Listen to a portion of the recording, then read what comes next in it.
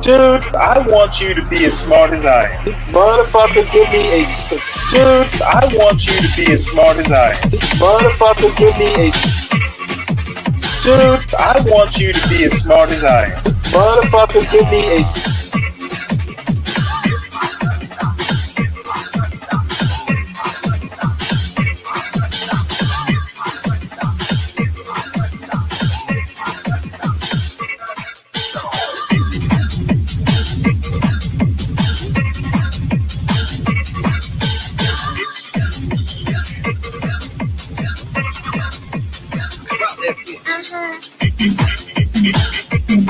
Dude, I want you to be as smart as I am.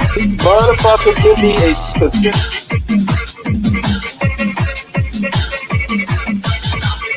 Dude, I want you to be as smart as I am. Motherfucker.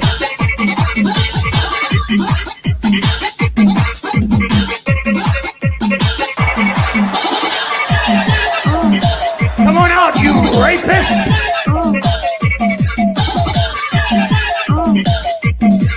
Dude, I want you to be as smart as I am.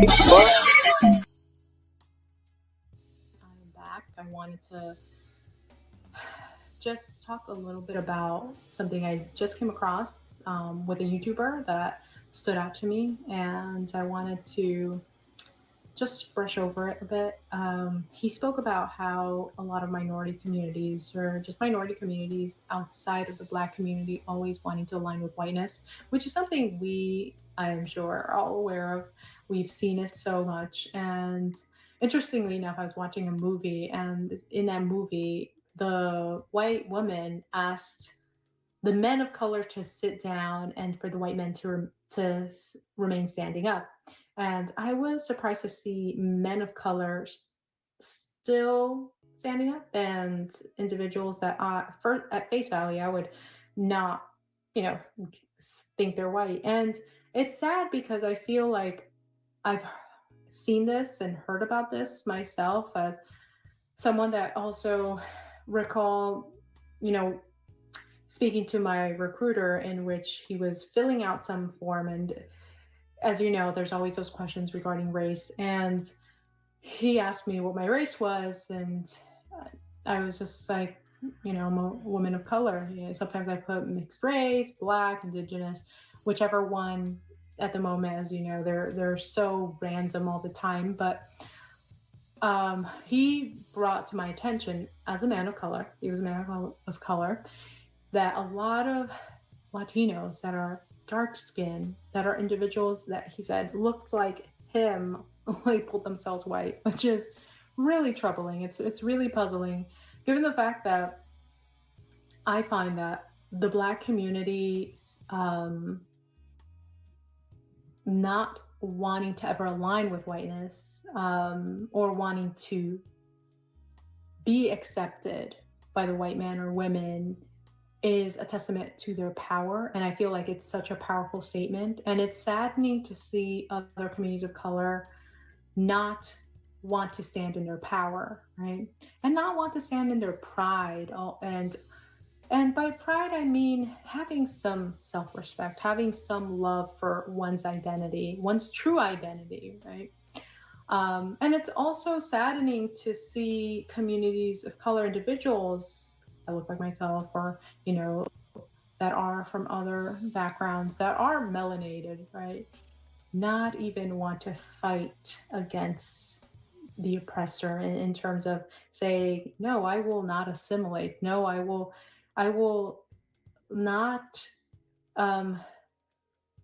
make myself palatable, to be honest, because it's like, not only are you trying, not only do they, or those that have the power, right, those that have colonized the world, have expected individuals to do so much, right, to one's appearance, but it's like also how you speak, how you dress, how it's always a lot, it's a list of expectations. And to be comfortable in your own skin, to be comfortable with who you are as a person, is a statement. And it's also a testament of to the respect for that you have for yourself, um, and the respect that you have and appreciation that you have for your very ancestors that once upon a time had to endure even more. And a lot of times I think about that. I think about my ancestors from my past, and I can't even imagine what they had to go through. And it really breaks my heart. And it breaks my heart to see um, our communities, right, communities of color, want to assimilate so often and not want to fight, right, against oppression that will and does not only affect us today but affect our generations to come. So I just want to say that I really want to encourage communities of color. And I actually was talking to my partner today. I was like, I really need to start speaking on this in Spanish. And I wish I knew Arabic too. I've mentioned in previous videos that I want to learn Arabic, and that's always been my dream language to learn. Perhaps at one point I can. But yeah, I should. I feel like the world should and people, because I do find that, and I've mentioned this as well in another video, excuse me, in another video where I spoke about how minority communities often are and minority communities and more so people of color in other places around the globe have other issues that they have to tackle, and therefore they haven't been able to address maybe other issues such as race, right? And I feel like bringing to attention, bringing it to light, and putting it out there, right, informing individuals, having people question a lot of these normalized behaviors that have been passed down historically from generation to generation that have not been conducive for oneself, right, as a person of color, and leading them to now hopefully change and make an impact and in their own communities, in their own places. So I feel like when you are able to bring it in your language, then it's like, okay, now it touches and reaches a different place around the globe that perhaps may not have focused on that, but knew to some degree, oh, something, why isn't treatment, right, equal across the board in in whatever country it may be? Why is it isn't mere coincidence, and there are many factors historically that contribute to the present, right, and what is happening. So yeah, I just want to say that much, and thank you so much for listening. For all of you, I've seen growth in this channel, and I appreciate each and every one of you. I've seen some of the beautiful messages from some of my sisters. I really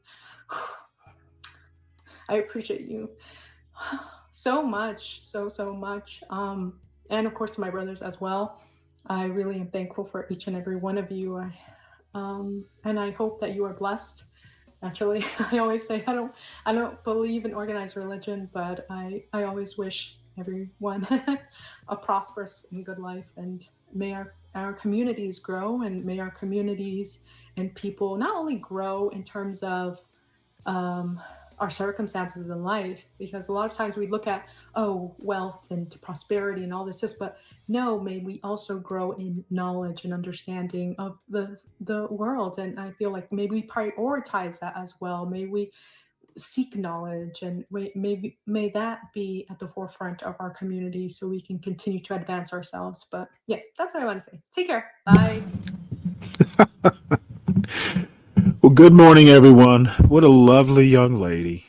I don't even know how I discovered her channel. She's got, it's a new channel. She's actually over 1,000 subscribers. Here's the deal. I have a friend of mine who lives out in the Bay Area. I know a few people through this channel, but even before, I know people in the Bay Area. This one particular guy always talks about, he's been on the channel before, Anon. He talks about all these young girls in the Bay Area who are woke, et cetera, et cetera. And I don't know. This young lady is interesting in that she actually hits some of the points that I attempt or sometimes make. I'm still, John Galt's talked about the Black Brown Alliance, which I think both of us agree has never really existed, or if it existed, it was back in like the Cesar Chavez days, back in the Black Panther days. It was always kind of loose, tenuous, and never nationwide.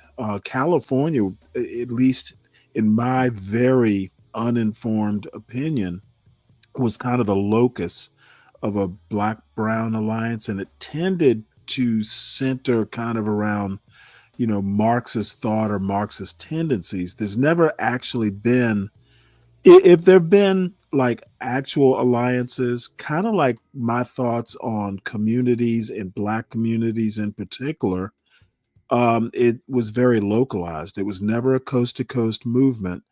And I also want to one more time emphasize the reason I tend to look locally at Black communities or even white communities. America has always been kind of a patchwork nation. We have federalism. When Robert E. Lee, for instance, quit because he was offered command of the entire U.S. Army at the time of the Civil War, and he said, "No, I'm loyal to my country." And when he said country, he meant Virginia. Um, America has always had federalism, and we are a country, but we are a country with very strong local people. Tend to be very strongly connected with their localities. It's just the nature of this country, and I think we really need to stop. We need to really rethink. And when I say we, I mean people who talk about race and culture and politics and all that stuff. We are an odd country in that we are a country, but everyone has very strong local roots. And we need to start understanding that when we talk politics, especially on this channel. We talk a lot in generalities. We personalize a lot of these political arguments that we attempt to make. We personalize much too much. People want to talk about, oh, we're data driven and all this bullshit. You're not. It is very rare that I come across people on this channel, on my panel, that actually understand what being objective means. And I'm not casting aspersions. I'm just saying, you may not be what you think you are. And anyway, well, enough of that. Lovely young lady. I think she's a bit woke. However, she's one of the better woke young ladies that I've run across. So anyway, welcome to Stanley versus the World, folks. This might be, oddly enough, kind of a longish show because there's some things I want to attempt to get to. Whether I get to them or not doesn't really matter. We can always do it tomorrow.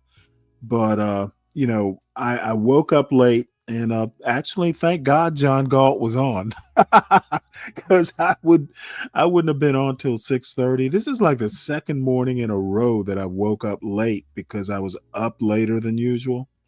So shout out to John Galt. He didn't step on my toes. He kind of gave me time to get my stuff together, because I do loosely plan the show, believe it or not. It's not just me coming on and kind of doing stuff. No, I don't know that it's going to be a 12-hour show, but you never know. I for the second time ordered beer via um, Uber Eats. So I'm getting a hang of it. I didn't even have to leave home. So I'm getting the hang of this newfangled technology. So I do have a bunch of news stories as usual. I do have at least 4 videos I want to try to get to. Once the news stories are done. 2 of them, Mo Love, my very not secret internet crush, has been doing a series of shows on men's mental health, which, to be honest, it's not a great interest of mine. However, I have actually had some personal experience, with things like grief counseling after my wife died. It was kind of odd, and maybe I'll get into the story, maybe I won't. Maybe I've been meaning to one of these days hop up on one of Mo's shows and talk about it. You know what? I was kind of in, a cloud. My head was in a cloud and I didn't even realize it. It was actually of all people, like my my mother, my father, my brother, my sister. It was like they all came up to Virginia and said, you know what? Um, we think you need to, go in for a checkup. But because I figured I could do everything myself, and it turned out that no man's an island. I've lived that. So anyway, Mo Love and 907 Good Eats, my favorite internet chef.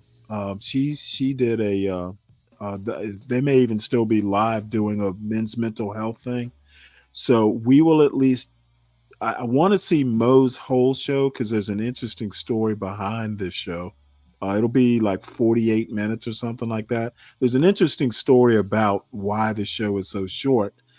And we go on from there. I'll just, whatever I forgot in the opening monologue, I'll remember along the way. So everything that's in the news, everything that is news is Trump's action in Iran. And like I said, I probably would not have done it. I'm not a Trump fan. I'm not a fan of his methods. However, he is president. He is commander in chief. He did what he did. And someone asked me a couple days ago, 3 days ago, what was going to be the result. And I'm like, Iran's not going to do shit. What can they do? They did do something, but it was, that shit you'll see what I mean, but Iran's not going to do shit. I mean, we got in there and got out and they don't think a shot was even fired. They had no clue we were there until we started dropping bombs. Iran's they may do shit, but I'm thinking, I have to give Trump credit. He more or less said, lest you forget, there can be regime change. And we already know he'll bomb their ass. So I have to give him credit. He got noticed. So anyway, let's get into the Washington Examiner here. One of their Congressman Britt, she is a female congressman from Alabama. She says there is no doubt Trump will win Nobel Peace Prize for Israel Iran ceasefire. I would be shocked if he did. And here's the reason why: he had to drop a goddamn bomb to get the peace. I don't, that's not exactly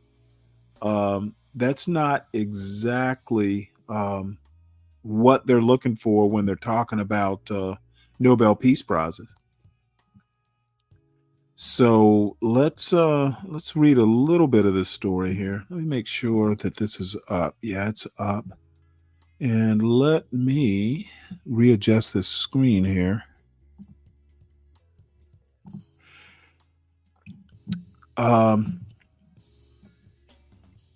So I don't think dropping bombs to get the peace is exactly what they mean, but who knows? She's a senator. I thought she was a congresswoman. Senator Katie Britt, Republican in Alabama, led a chorus of congressional Republicans arguing that President Donald Trump. Why would Congress be? Why aren't they legislating?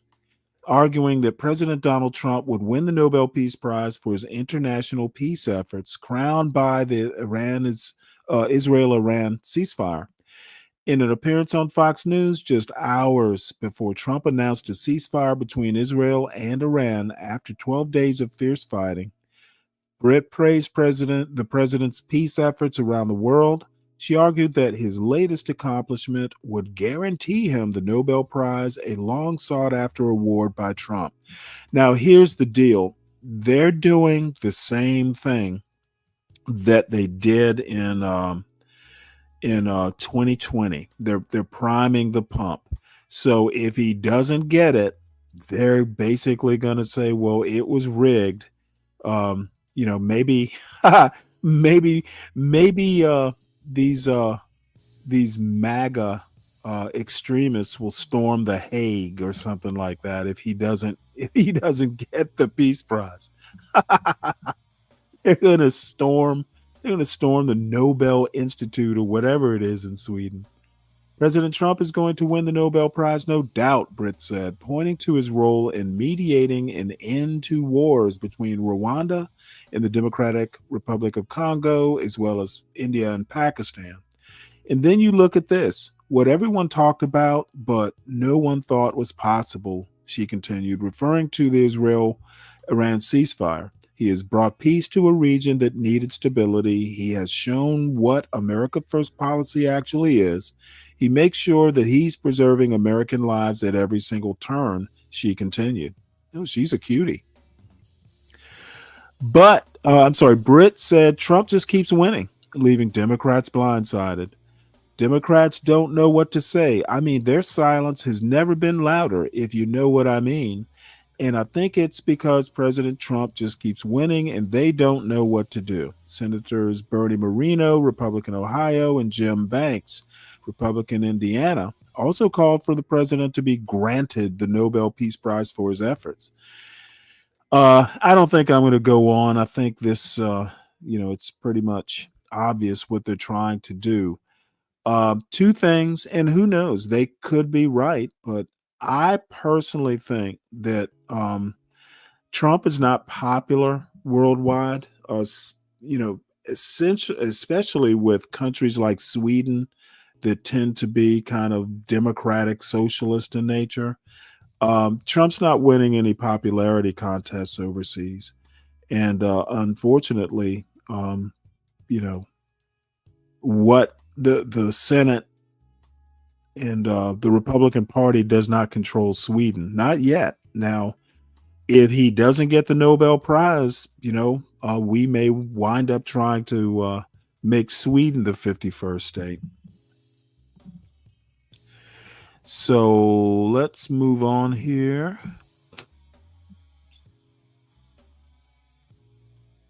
You know what? Let me take a look at this. This might be an old story. What is this? What date is this? Yeah, I think this is an old story. Let me skip this one.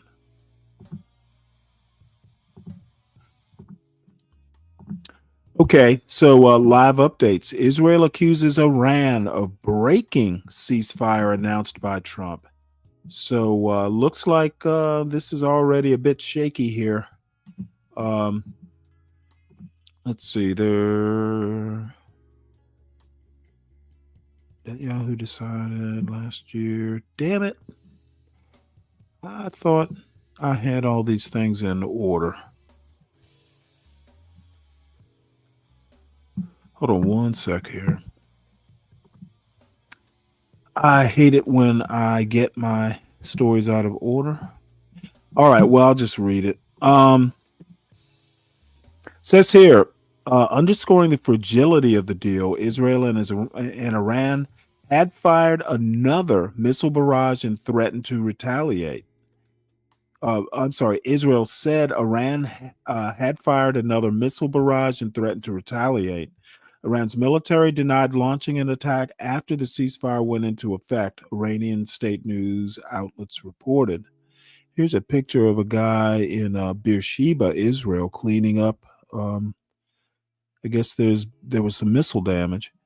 So it says here's the latest. The fate of a truce announced by President Trump that went into effect early Tuesday hung in the balance is the Israeli military said Iran had fired another missile barrage and vowed to retaliate. So now Israel's vowing to retaliate.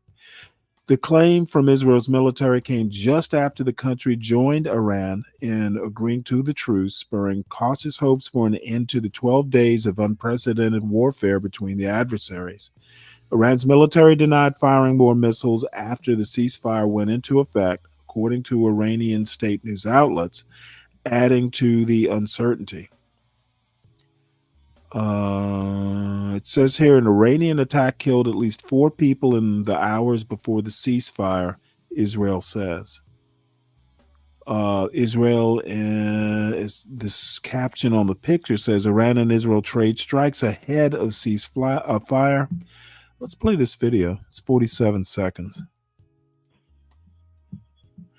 Verified surveillance video shows a missile heading towards residential buildings in southern Israel early Tuesday.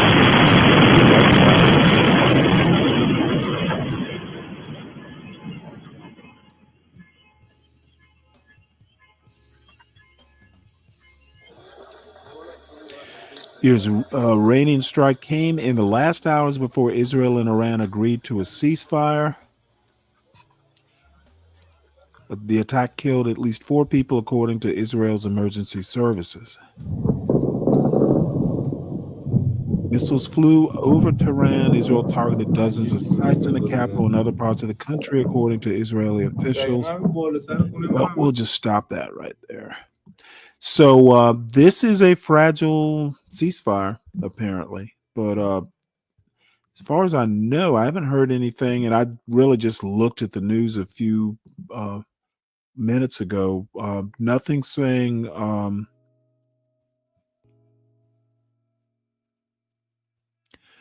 nothing recent. But this, let's see, this says Israel says Iran violating ceasefire announced by Trump, vows to respond with force. This is kind of like a little deeper dive into the story I just did. It says here on Tuesday, Israel accused Iran of breaching a ceasefire that had been declared the previous evening by U.S. President Donald Trump and pledged to retaliate with military force. Ceasefire came after 12 days of deadly strikes between the two nations. Israeli Defense Minister Israel Katz directed the military to launch vigorous attacks on key locations in Tehran and ordered high-intensity operations as a response. General Ayal Zamir highlighted the seriousness of the Iranian regime's breach of the ceasefire and declared that a strong military response would follow. Man, that is a shaky ceasefire. The incident suggests a fragile ceasefire with escalating tensions as Israel declared it had achieved key objectives and maintains readiness for further operations. So we're going to see, this is post-ceasefire saber rattling. And you know what? Israel is not famous for its restraint these days. Oh, Speak Radio, hold that thought. There are some interesting stories that are kind of sprouting up now. DiCaprio says, now that the two does have kissed and made up, is one of them still salty about the nuke strike by 47? It wasn't you mean the strike on the nuclear sites? Hold that thought, DiCaprio. There is an interesting story in that vein coming up here pretty soon. Says here, this is from this morning's Washington Post. Netanyahu decided on Iran war last year, then sought to recruit Trump. We're getting there. This old goes bananas. Oh God! Literally, sculpt and define your curls with a new. Fuck this shit. Over Iran's nuclear program through last year, then sought to recruit Trump, a news story written by Gary Shee, Warren Strobel, and Sued Mekanet, and read by an AI-generated voice. Jerusalem. In the fall, long before President Donald Trump embarked on an effort to resolve concerns over Iran's nuclear program through negotiations, Prime Minister Benjamin Netanyahu had already set Israel on the road to war, according to current and former Israeli officials. After Israel decimated Iran's air defenses in a missile skirmish and crippled its main ally, Hezbollah, in October, Netanyahu issued a general order to prepare for a strike, the current and former officials said. Israeli intelligence officials began huddling to compile lists of dozens of Iranian nuclear scientists and military leaders who could be targeted for assassination. Israel's Air Force began to systematically take out air defenses in Lebanon, Syria, and Iraq to clear the skies for future bombing runs against Iran. Meanwhile, Israeli officials were pursuing another track in their preparations, to sway Washington. Israeli officials have long believed that military action with U.S. participation to target the Iranian nuclear program would be more effective than Israel going alone. On Saturday, Trump indeed joined the conflict, ordering U.S. forces, including B-2 strategic bombers, to strike 3 Iranian nuclear sites. Throughout the fall, the Israelis had met with their Biden administration counterparts to discuss intelligence collected by both countries in the summer that showed Iranian nuclear scientists were gathering to resume theoretical research on weaponization, according to 3 people with knowledge of the matter. But U.S. intelligence analysts did not conclude that the Iranian leadership had made such a decision, an assessment U.S. spy agencies revisited and maintained throughout the spring under the new Trump administration, and up until the time Israel launched strikes, said 5 people familiar with the conclusions. In private conversations, however, senior Israeli government officials said they had already decided by March, weeks before Netanyahu met Trump in the Oval Office on April 7th, to strike Iran with or without U.S. participation by June at the latest, said 2 people with knowledge of the matter. The reasoning was that Iran would have rebuilt its air defenses by the latter half of the year, one of the people said. Ultimately, when Netanyahu finally launched his surprise attack on Iran in the early hours of June 13th, while Trump's negotiations were still underway, the decision was not so much driven by new intelligence indicating an Iranian sprint for a nuclear weapon or any imminent threat to Israel.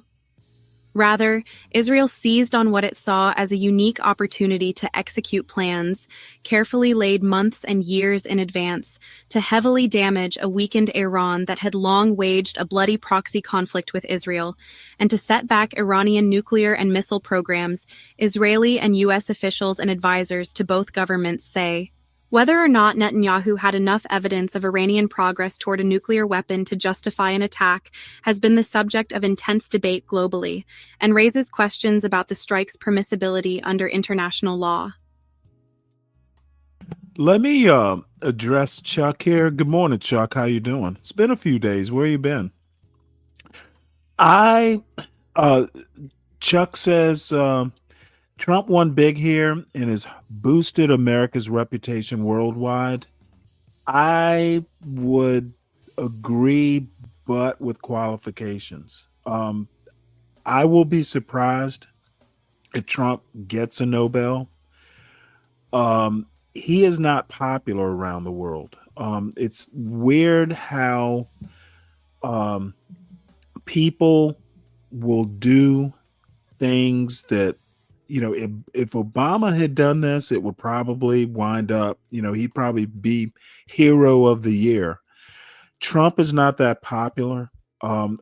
I don't think Trump necessarily did the right thing. In my opinion, Trump fucked up when he got rid of Obama's deal with Iran. He did that intentionally because he wanted to undo everything that Obama had done. Trump is one of these guys, like, he wants to reverse everything, whether he likes it or not, whether it's good or not. If Obama did it, it's bad. If Biden did it, it's bad. This did not have to happen, quite frankly. And lest we forget, Iran was amenable to the deal that Obama struck, 10 years ago or whatever? Well, probably more than that by now. But so this is not super heroic. It was probably bound to happen at some point, and there are a couple more stories. You'll see where I'm going with this. Um, my comments at the beginning of the show are Trump is president. He is commander in chief. It is done now. Whether I would have done it, I'm not president. So, it's kind of counterfactual. But Trump did what he did. It obviously was decisive. It obviously, our military is just, you better fear it. And if America's reputation in the world has been heightened, it's because we can reach out and touch you. You don't have to respect or fear does not require the world liking you. And if you're America, you want the world to like you and fear you. You don't want them to just fear you. That's what I think Donald Trump has proven. America is to be feared, not necessarily liked. And maybe that is the goal. But America's reputation as a bully has probably been boosted. America's reputation as the world's best military has been boosted. But, that boost is probably in some areas that neglects other areas. When you start withdrawing, food aid in Africa, and in lieu of that, you're bombing suspected nuclear weapon sites. I don't know that that's really that much of a trade-off. So, if you're MAGA, you're loving it. If you're not MAGA, you have questions. And I am definitely not MAGA. But it's your comment is not. I don't disagree with it. I'm just a little more guarded than you are. In recent days, the issue has appeared to generate friction inside the U.S. administration, with Trump repeatedly dismissing the assessment delivered in March by Director of National Intelligence Tulsi Gabbard that Iran's leadership has not ordered the development of a nuclear weapon, and telling reporters that he personally believed that Iran was very close to a bomb. Netanyahu, who has argued for decades that Iran was on the verge of acquiring nuclear weapons and should be halted by military strikes, has acknowledged in recent interviews that Iran was still months or a year away from a weapon. What was undisputed, he has said, was that Iran had enriched large amounts of uranium to a level well beyond what is required for civilian use and built up a dangerous arsenal of ballistic missiles. Israel's calculus for attacking Iran was driven by a sense of both opportunity and necessity, said an Israeli official who, like many others quoted in this article, spoke on the condition of anonymity to discuss internal deliberations. It is true there was no better time. Israelis have never been more well-practiced, and Iran and their proxies have never been weaker, said the Israeli official. But that's not enough for us to operate. The reason we operated is necessity and understanding there is no alternative. What if they break out toward a nuclear weapon and there is no way for us to notice? There is no safety zone left. U.S. intelligence agencies beginning late last year picked up on Israeli preparations for an attack and warned Washington policymakers that Israel was likely to strike in the first 6 months of 2025. But Netanyahu's plan was unexpectedly delayed when he was summoned to Washington to meet Trump and told that the United States would enter direct negotiations with Iran to solve the problem diplomatically. The Prime Minister's strong inclination to strike, however, remained unchanged, said a person with knowledge of the thinking of top Israeli officials. Going into the spring, there was also concern among Israeli officials that any potential deal between Trump envoy Steve Witkoff and Iran would still allow Iran to eventually possess a bomb, an Israeli official added. And, a former senior Israeli official said, the Israelis had been anticipating the scheduled retirement of General Michael E. Kurilla, the U.S. Central Command chief who had helped make war plans with Israel throughout the spring. In an interview Tuesday with pro-government channel 14 television, Netanyahu said that he had decided on the exact timing of the strike only 2 weeks earlier, but that he had made the difficult decision to carry out the operation several months ago and began fleshing out the plan and its element of surprise in April. The key was to eliminate the nuclear experts, Netanyahu said. Those were my instructions. We're going after the scientists. Take them out. In Israel, the majority of the security establishment and political parties have supported Netanyahu's decision to execute what they consider a preventative strike. For decades, a bedrock of Israeli strategic thinking has been the Begin Doctrine, named after former Prime Minister Menachem Begin, who defended Israel's 1981 bombing of the Osirak nuclear reactor in Iraq as anticipatory self-defense against a potential enemy making a weapon of mass destruction. But a minority of those have questioned the wisdom of carrying out a surprise attack while Trump was still pursuing the diplomatic route, and they say without proof that the Iranians had decided to construct a nuclear weapon. We should have given the political road a chance, said Danny Citrinowicz, a former head of the Iran desk in the research department of Israeli military intelligence. Now we got operational achievements, but the risks are enormous. We've never fought with a country like Iran. We find ourselves not knowing where the highly enriched uranium or centrifuges are. If we had an agreement, we would at least have less unknowns. Since Trump pulled out of the Obama-era nuclear deal with Iran in 2018, Iran has sharply increased its stockpile of near-weapons-grade enriched uranium, according to the International Atomic Energy Agency. But intelligence agencies have debated whether Iran has resumed its effort to build a weapon, known as Project Ahmad, that was halted by Ayatollah Ali Khamenei, Iran's supreme leader, in 2003. Last year, U.S. intelligence officials, including CIA Director William J. Burns, reviewed new intelligence and concluded that Iranian scientists were revisiting previously suspended nuclear weapons research, exploring paths that could allow them to more quickly make the leap to a crude nuclear bomb, if Khamenei so chose, 3 people familiar with the matter said. Israeli officials then came to the same realization. But U.S. intelligence officials did not conclude that Khamenei had changed his stance and sanctioned a bomb, said former U.S. and Israeli officials with knowledge of the matter. We knew they could speed up their timeline if they decided to change course, a former senior U.S. official said. The Israelis were more alarmed. The main difference between U.S. and Israeli views was tactical and not substantial, said a senior Israeli official. We did see that Iran was advancing with a project, the Israeli official added. It wasn't like Iran had a timeline, but the route that they had chosen was very concerning and dangerous. And some of the experts here had huge concerns. Jacob Nagel, a longtime advisor to Netanyahu on Iranian nuclear issues and a senior fellow at the Foundation for Defense of Democracies, said Iranian scientists were working in academic settings, and there was never a smoking gun showing they had broken new ground on aspects of weaponization that were prohibited under the 2015 nuclear agreement, such as a multi-point detonation device used to trigger a nuclear explosion.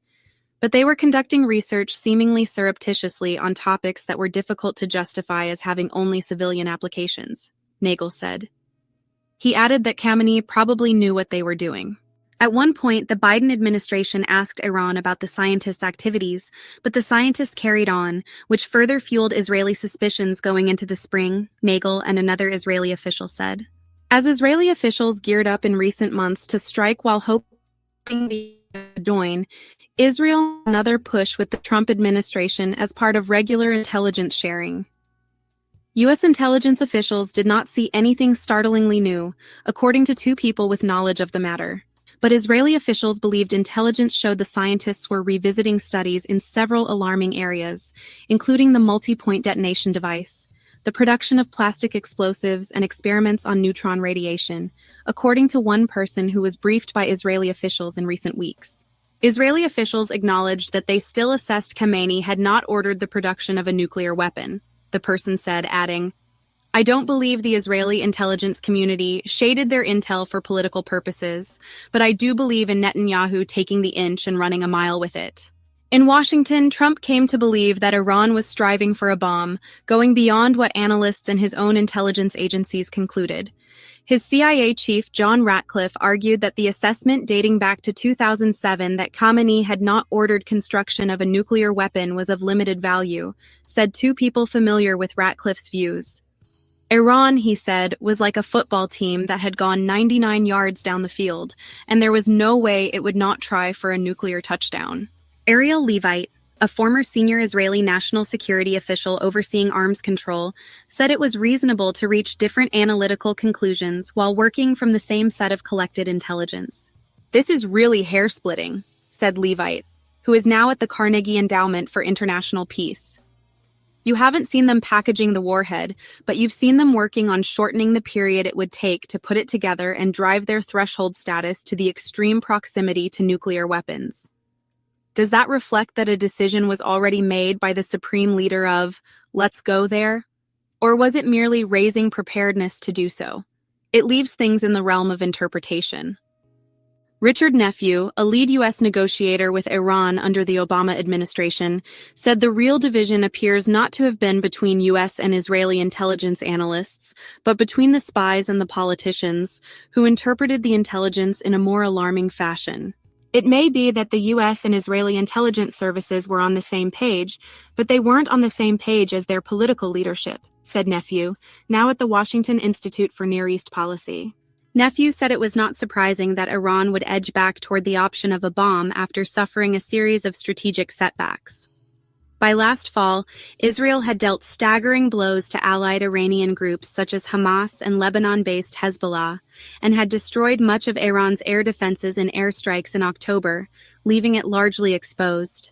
In recent months, Israeli intelligence officers were tracking the locations of various members of the scientist group, and Israeli Air Force pilots were training to simultaneously strike the Iranian scientists and military officers in their homes, an Israeli official said. By this month, Israeli pilots had honed their capability to use new software and munitions to carry out dozens of strikes simultaneously, a capability they did not possess even a few years ago, said Matan Kahana, an Israeli lawmaker who was an air squadron commander. An Israeli official said that Israel's external intelligence service, the Mossad, had spent years collecting intelligence about each of the scientists who would be targeted for assassination and their roles in Iran's nuclear program. Much of the agency's knowledge about the Iranian program came from agents who were recruited and handled by the Mossad and worked inside the Natanz and Fordow facilities. The Mossad also unfurled an elaborate covert mission that included smuggling and installing kamikaze drones and missile launchers inside Iran itself, an Israeli official said. There was a risk that the covert operation could have been discovered, and that consideration partly influenced the timing of the June 13th attack, but not Netanyahu's strategic decision, made months earlier, to set it in motion, Israeli government officials and advisors said.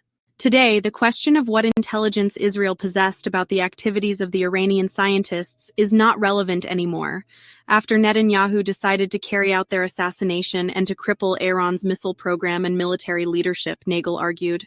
Since June 13th, Israel has killed 10 key scientists, and the U.S. and Israeli strikes have set back Iran's quest for a bomb, Israeli officials say. All the scientists who were sneaking around, Nagel said, most of them are now sneaking around in hell. Strobel and Mechanet reported from Washington.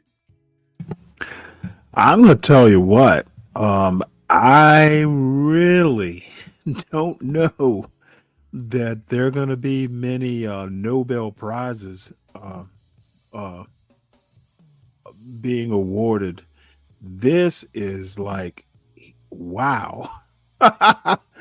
You know, America does not look that decisive after this story. It literally looks like Netanyahu has had Trump on a fucking string.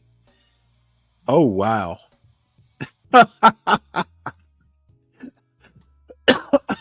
I'm definitely welcoming input now. I mean, is it me, or does it sound like Netanyahu played Trump like a fiddle? Holy shit. All right, well let's move on. I'm just not knowing Wow. So this let me try and play this. I don't know if it'll play, but this is Maggie Haberman, who is like the Trump whisperer, apparently. She understands Trump. If it will play, god damn it. You know, this played earlier. Why is it not playing now?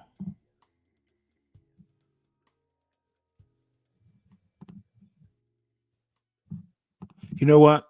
I am not sure why this won't play, but I'm gonna attempt it another way. Just give me one sec here, because she kind of this would be a perfect companion piece.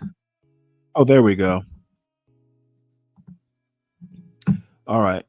Just got it to play. Let's see. It may be something with that StreamYard doesn't want to play. Yeah, I think it is a StreamYard issue. Let me try it another way.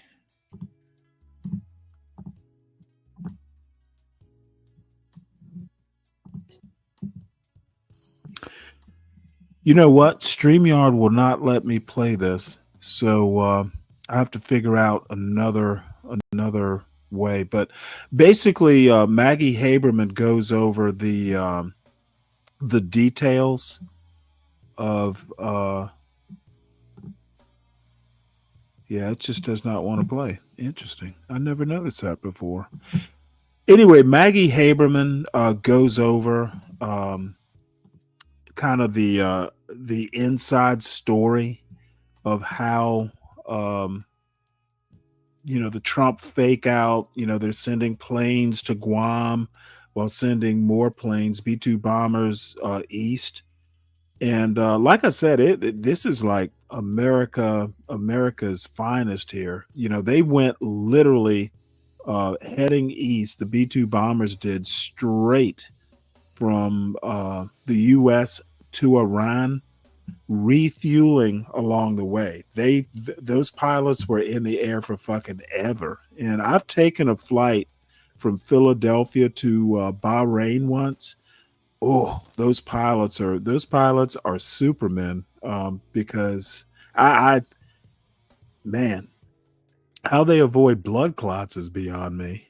There must be something in their pressure suits or something.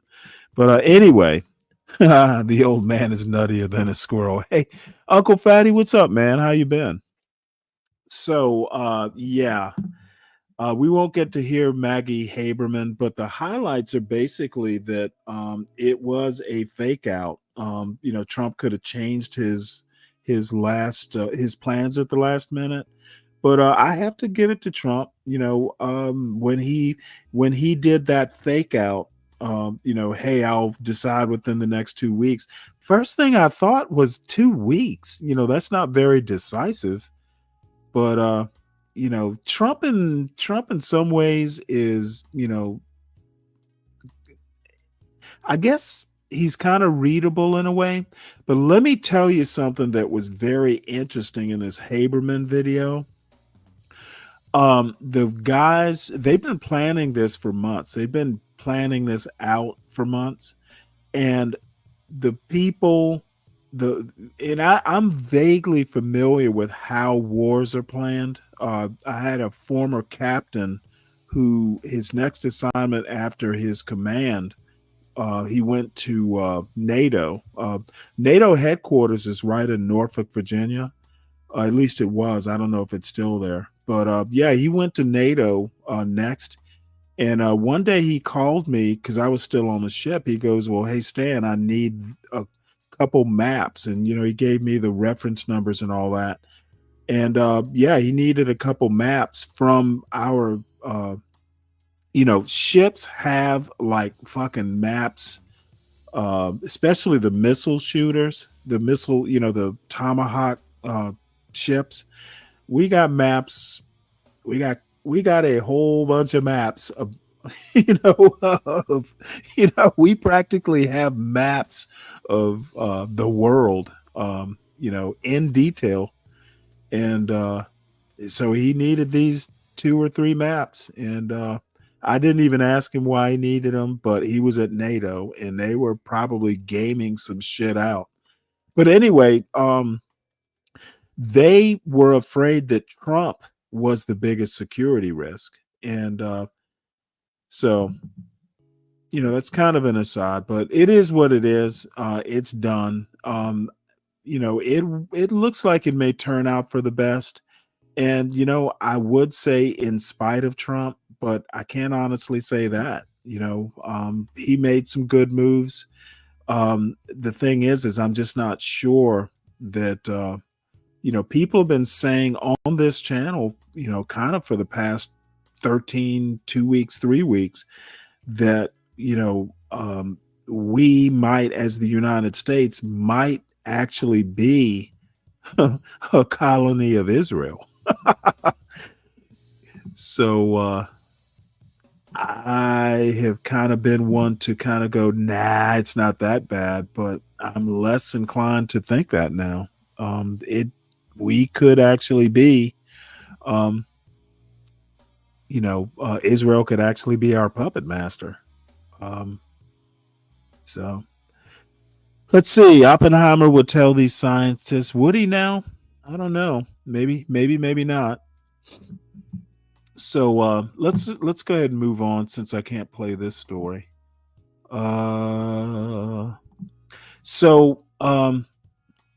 This was in the news yesterday. Donald Trump confirms Iran warned ahead of Qatar military base attack. So apparently, in retaliation, Iran fired on Qatar. Qatar. I pronounce it Qatar. I've heard it pronounced both ways. So if Black Raven is in the crowd, I will give him succor by informing him ahead of time that Qatar has two pronunciations. So on Monday, Iran retaliated for recent U.S. airstrikes targeting its nuclear facilities by firing 14 short and medium-range missiles at the U.S. Al Udeid air base in Qatar. The missile attack followed an unprecedented U.S. stealth bomber assault using bunker buster bombs on 3 Iranian nuclear facilities, escalating tensions in the region. Qatar condemned the attack, and Qatar condemned the attack and successfully intercepted 13 missiles. Holy shit. Allowing 1 non-threatening missile to pass, and no casualties were reported among U.S. and Qatari personnel. Wow, I didn't realize they intercepted 13 of them. 13 of 14. President Donald Trump confirmed Iran gave early notice of the attack, which helped prevent casualties, called Iran's response very weak, and urged peace and harmony in the region. Meanwhile, Israel continued strikes on Iranian sites, symbolic of the regime, signaling ongoing conflict escalation and raising fears of a broader regional instability. Now that's amazing. Trump calls a truce, and Iran is still striking Iranian sites. Apparently, Israel is not ready to end the conflict. Richard, what's up? How you doing? Duali, what's up? So I don't know what to say. It's a fragile peace. Okay, Israeli warning call to top Iranian general. You have 12 hours to escape. This is another one of those intrigue cases, like we just heard. We were trying to hear the behind the scenes planning for the U.S. and we heard it for Israel, and now this is some more intrigue here. You're listening to Israeli warning call to top Iranian general. You have 12 hours to escape. A news story written by Warren Strobel, Sued Mekanet, and Yeganeh Torbati, and read by an AI-generated voice. In the hours after Israel launched its first wave of strikes against Iran on June 13th, killing top military leaders and nuclear scientists, Israeli intelligence operatives launched a covert campaign to intimidate senior officials with the apparent aim of dividing and destabilizing Tehran's theocratic regime, according to 3 people familiar with the operation.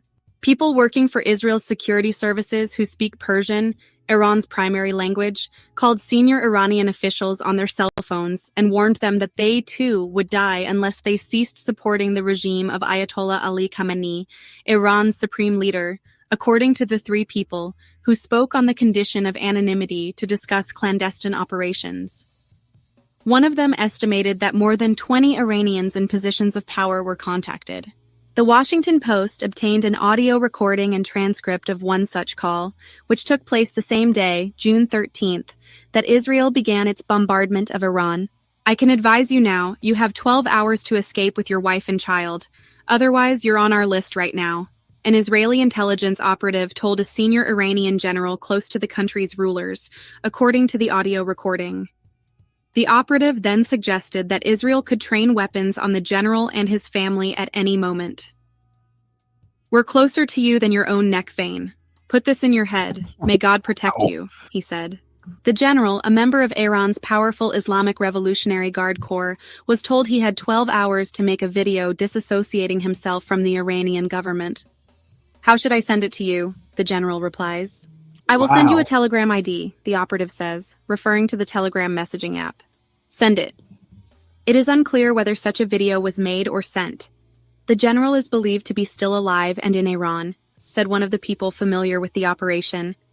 But a primary goal of the operation was to deter and confuse the Tehran leadership, a second person said. Israeli Prime Minister Benjamin Netanyahu's office did not reply to a request for comment. The audio recording and an English-language transcript were made available by an Israeli individual who obtained the material and shared it with the Post, along with a description of a second such call to another senior Iranian official close to Khamenei. The Post prepared its own English-language transcript of the nearly 4-minute audio recording of the conversation, which was conducted in Persian. The individual who provided the recording said the content of the audio was not manipulated in any way, other than to mask the voice of the Israeli intelligence operative to protect his identity. The Post obtained the Iranian general's name but is not publishing it and has removed his voice from the recording to conceal his identity. The phone calls to top Iranian military and security figures were one node of what Israeli security officials have described as a broad covert action campaign that complemented Israel's military assault of nuclear sites, weapons production facilities, and missile launchers. The overall operation, dubbed Rising Lion by the Israeli government, relied on the activation of clandestine intelligence teams, pre-positioned weapons caches, and other capabilities that had lain dormant inside Iranian territory for weeks or even months, Israeli officials said. Netanyahu said Israel launched the surprise operation, now in its second week, to prevent Iran from building a nuclear weapon. The Israeli government said that in recent months, Iran was getting closer to being able to turn its stockpile of enriched uranium into a nuclear weapon. Israel has offered no new detailed evidence of Iran's nuclear weapons ambitions or weaponization efforts. Yeah, I think we get the gist here. Let's listen to this recording here. It says here, Washington Post obtained. Let me move up a bit. It says here, the Washington Post obtained the audio file of an Israeli intelligence operative's June 13 call to a senior Iranian commander. Let's see what we got here.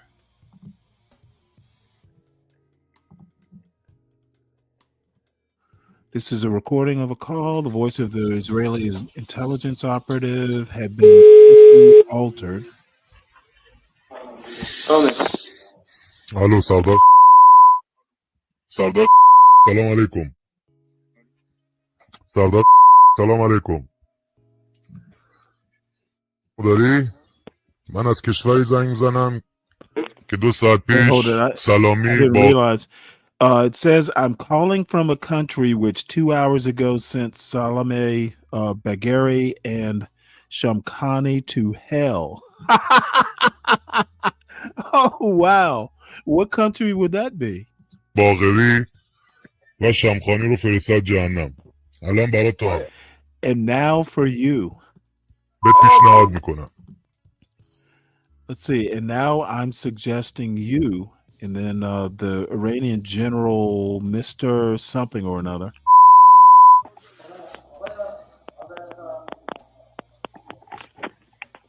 اومد رو خط بیارش Did you come on the line? Bring him on the line. That's the Israeli رو خط. intelligence agent. الان صدامو داری؟ گوش کن. من از کشوری زنگ میزنم به I'm calling from a country that I'll explain to you. Listen carefully. توضیح میدم. خوب گوش کن. من از کشوری زنگ میزنم که 2 ساعت پیش باقری، سلامی، شمخانی رو دونه دونه Gary Salami, فرستاد جهنم. Shamkhani, one by one to الان hell. تنها پیشنهادی هم که به تو میکنم هم میتونم به Oh, wait. It says the only advice I'm giving you right now, I can advise you now, you have 12 hours to escape with your wife and child. پیشنهاد کنم 12 ساعت وقت داری که پاتو بگیری با زن و بچت فرار کنی وگرنه تو الان طول Otherwise, you're on our list now. You, all of you, one by one, are on the list that I'm looking at, and you're our next targets. لیست مایی تو دونه دونه تو لیستی که من دارم نگاه میکنم و هدف بعدی ما هستیم با خاک. We will hit you, your family, your children, everyone with the dirt. I only called to tell you, look, as long as there's time.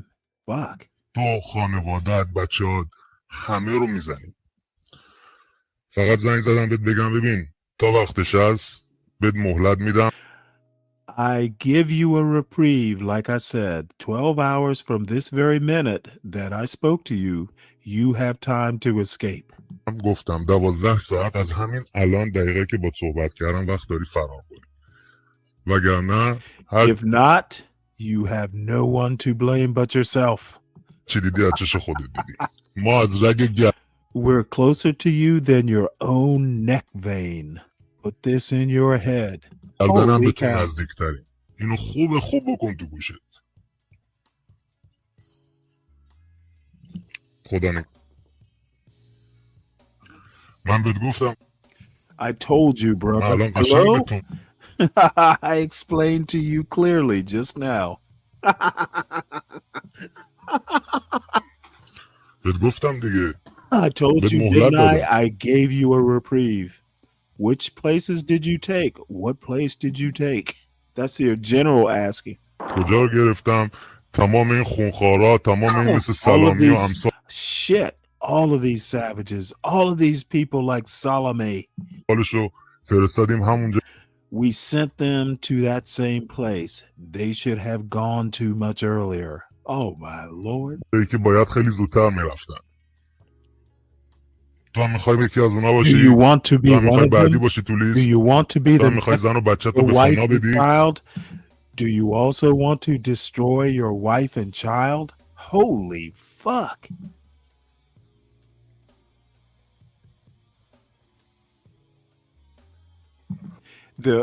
The Iranian general is asking, so what should I do now? Damn. خب دارم بهت میگم. بهت پیشنهاد I'm telling you right now, I gave you a proposal. دادم. زنگ زدم بهت بگم 12 ساعت وقت You have 12 hours to make a video saying we have walked away from the government and we are unwilling to sacrifice our lives. Oh my lord. داری یه فیلم درست کنید ما از این حکومت دست کشیدیم و نمیخوایم جونمون رو قربونی آدمایی کنیم که زدن کشور For people who destroyed our country, unwilling to give our lives for people who destroyed our country for 46 years. Damn. رو 46 سال نابود کردن. فقط کشتن، فقط دزدیدن، فقط بردن، فقط They only cut the children of this country into pieces. The general's responding, well, how should I send it to you? که کردن. How should من I send آدرس it to you? تلگرام The Israeli guy says, I will send you a Telegram ID. Send it. برات میدم بفرست. Say it. Say it. The general responds. برات میفرستم الان Oh, SMSش میکنم. shit. He's SMSing it right now. شمارتو دارم. ببین So the general goes, well, where are you going to SMS it? The intelligence operative responds, I have your number. Look, we have everything on you. It seems you haven't understood. همه چی تو داریم. تو انگار نفهمیدی. God damn it. اصلا من It's clear you don't even understand where you are right now. Holy fuck. معلومه اصلا نمیفهمی کجایی. It's clear. دارم بهت میگم I'm telling you, we hit all your leaders. They went into the air. We turned them into powder. تمام سرانتون رو زدیم رفت تو هوا پودرشون کردیم. بعد نشستی اینجا. Now you're sitting here and you think you're talking to me. You thought what you're sitting. Let's see. You thought what you're sitting there. I don't even understand what that فکر means. میکنی حالا داری با من حرف میزنی فکر کردی که چی اونجا نشستی. زنگ زدم دارم. I'm calling to give you a proposal to save your wife and child, you wretch. Are you confused? Damn. پیشنهاد میدم که زن و بچه تو نجات بدی. بدبخت. منگی. The general responds, well, I'm saying, how should I send it to you? مگه من برات میفرستم. I'm saying I'll send it to you, the operative says. Hello? با تو. I'm with you. I hear you. دارم.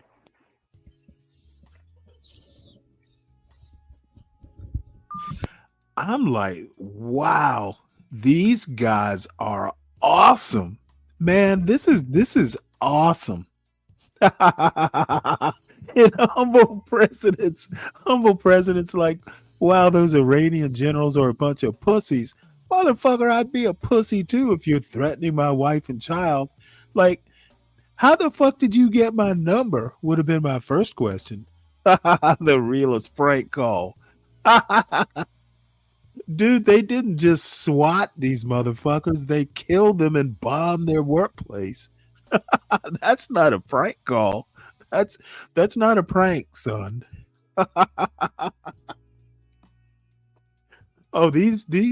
I don't know what to say, but that shit. Could you imagine just getting a call like that out of the blue? Man. All right, well, let enough fun. Let's let's move on.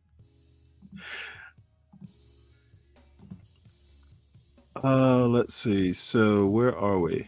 Okay, so no, the president is not allowed to just bomb Iran.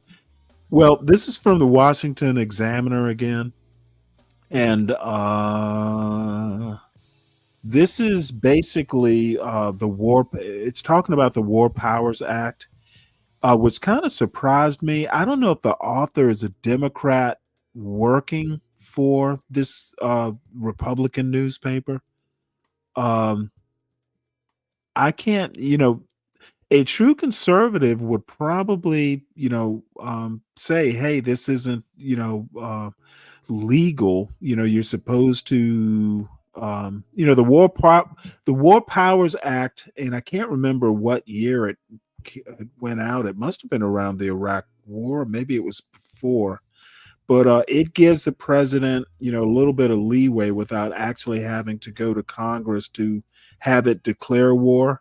The Constitution says war has to be declared by Congress. I think the Senate specifically. But anyway, there's some people out there in Washington Examiner, is a conservative newspaper, saying that what Trump did was illegal and even outside even the War Powers Act. I think that's what this says. I haven't read the article. It says President Donald Trump on Saturday night entered the U.S. into Israel's war against Iran. I agree with that.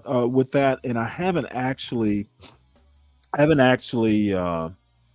commented on it. Essentially, joining Israel wasn't, what the U.S. did was an act of war. if Israel and Iran's one thing, but all of a sudden we're a third party. So um, there are always technicalities. If everything goes according to plan, we're done after this bombing raid. That's what Trump said. Israel can do the mop up work, and Iran won't retaliate against the U.S. Whatever comes after Trump's acts of war against Iran, we ought to also talk about what happened before or what didn't happen. Trump, in his very public deliberations over whether or not to deploy the U.S. military against Iran, never once asked or received authorization from Congress. Oh, okay. So this isn't Pro War Powers Act. This dude is like back in like the fucking 1940s with this article.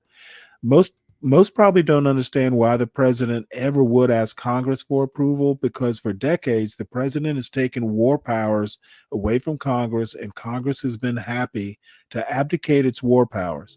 But still, the Constitution and federal statute are clear. The president needs Congress's authorization, as in a resolution that passes both chambers before he can enter into a war. There's no special 60 days of free war clause. There's instead a right of the president to respond quickly to a sudden attack by the other side. It would take quite the stretch to apply this to an attack on Iran. And then he's going to go into the Constitution. Article 1, Section 8 of the Constitution enumerates Congress's powers. The Congress shall have power to declare war, grant letters of marque and reprisal, and make rules concerning captures on land and water. Article 2, Section 2 establishes the president shall be commander in chief of the Army and Navy and of the United States. It's quite clear that the president's job is to carry out the wars Congress has told him to carry out. And everybody's pretty much, let's see, the relevant portion of the War Powers Act reads thus: constitutional powers of the president as commander-in-chief to introduce United States armed forces into hostilities are only pursuant to: 1, a declaration of war; 2, specific statutory authorization; or 3, a national emergency created by attack upon the United States, its territories or possessions, or its armed forces. And you don't really need to even go farther than that. Yeah, what Trump did is actually illegal, but he's got immunity, if you all will remember. And the interesting thing about the United States government is how complicated it can be sometimes. Yeah, according to the War Powers Act, which is actually a law, a statute, the president, what Trump did, he can't do, or it's illegal. However, if it's within, his line of duty, the Supreme Court has basically said he's above prosecution. So in a way, this is kind of just like words, words for us to read. It really doesn't mean anything. Trump did what he did. Nobody's going to do anything about it, even if they wanted to. And that's that. And sometimes, that's just the way it is. Let's see. DiCapriona says, I was listening to a song today called Dead or Alive by the Mighty Sparrow. Very foreboding tune for all those named within it. What kind of music do you listen to? What's up, Solid Snake? What's up, Humble Presidents? Been happy to give. They've been happy to give unchecked power to a president. Yeah, well, you know what? This has been kind of a slow ride towards, the War Powers Act we're talking about now. It's been a slow fall to, the president basically, becoming a unitary executive for probably ever, probably for 250 years. And that it's been this slow might be somewhat remarkable, to be honest. So we're going to switch gears here. The next story, U.S. Supreme Court allows, for now, third country deportations. So it's still being adjudicated, I guess. But the Supreme Court on Monday blocked a lower court order that required 15 days notice to individuals the Trump administration is trying to deport to countries other than their own. Notice to individuals the Trump administration is trying to deport to countries other than their own. The high court's action, at least for now, reversed the lower court's order requiring that those being deported have enough time to contact their lawyers and present evidence that would show their lives would be in danger if deported to certain countries. The order focused on the flight carrying several men from various countries, including Myanmar, Laos, Vietnam, Cuba, and Mexico, which was initially headed to South Sudan but ended up in the East African country of Djibouti, in order to give the men, in order to give the men, I lost my place, in order to give men time to dispute their final destination. The U.S. government says the men are violent criminals convicted of crimes including murder, sexual assault, kidnapping, and robbery, said they don't deserve to stay in the U.S. But Judge Brian Murphy of the U.S. District Court for the District of Massachusetts last month said people still must get a so-called credible fear interview in their native language to be able to dispute being sent to a country they're not originally from. He said people must get at least 15 days to challenge their deportations. Monday's unsigned Supreme Court order puts the decision on hold while the legal process continues in the lower courts. In a searing dissent, the court's three liberals accused the conservative majority of rewarding lawlessness. Writing for the three, Justice Sonia Sotomayor said the government has made it clear in word and deed that it feels itself unconstrained by law, free to deport anyone, anywhere without notice or an opportunity to be heard. Sotomayor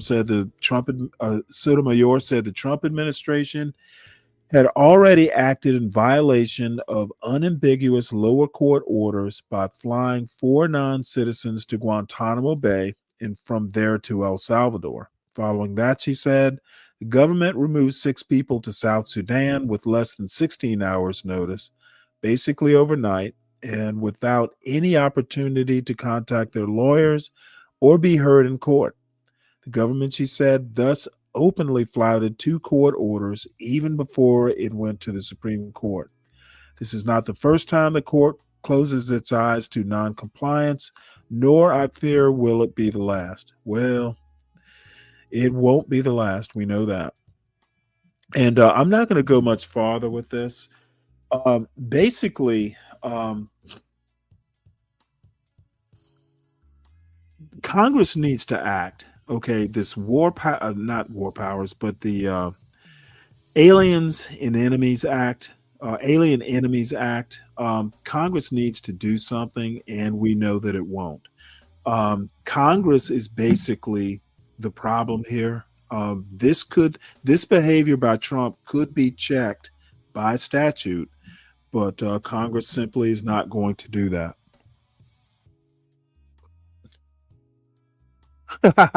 Oh, wow.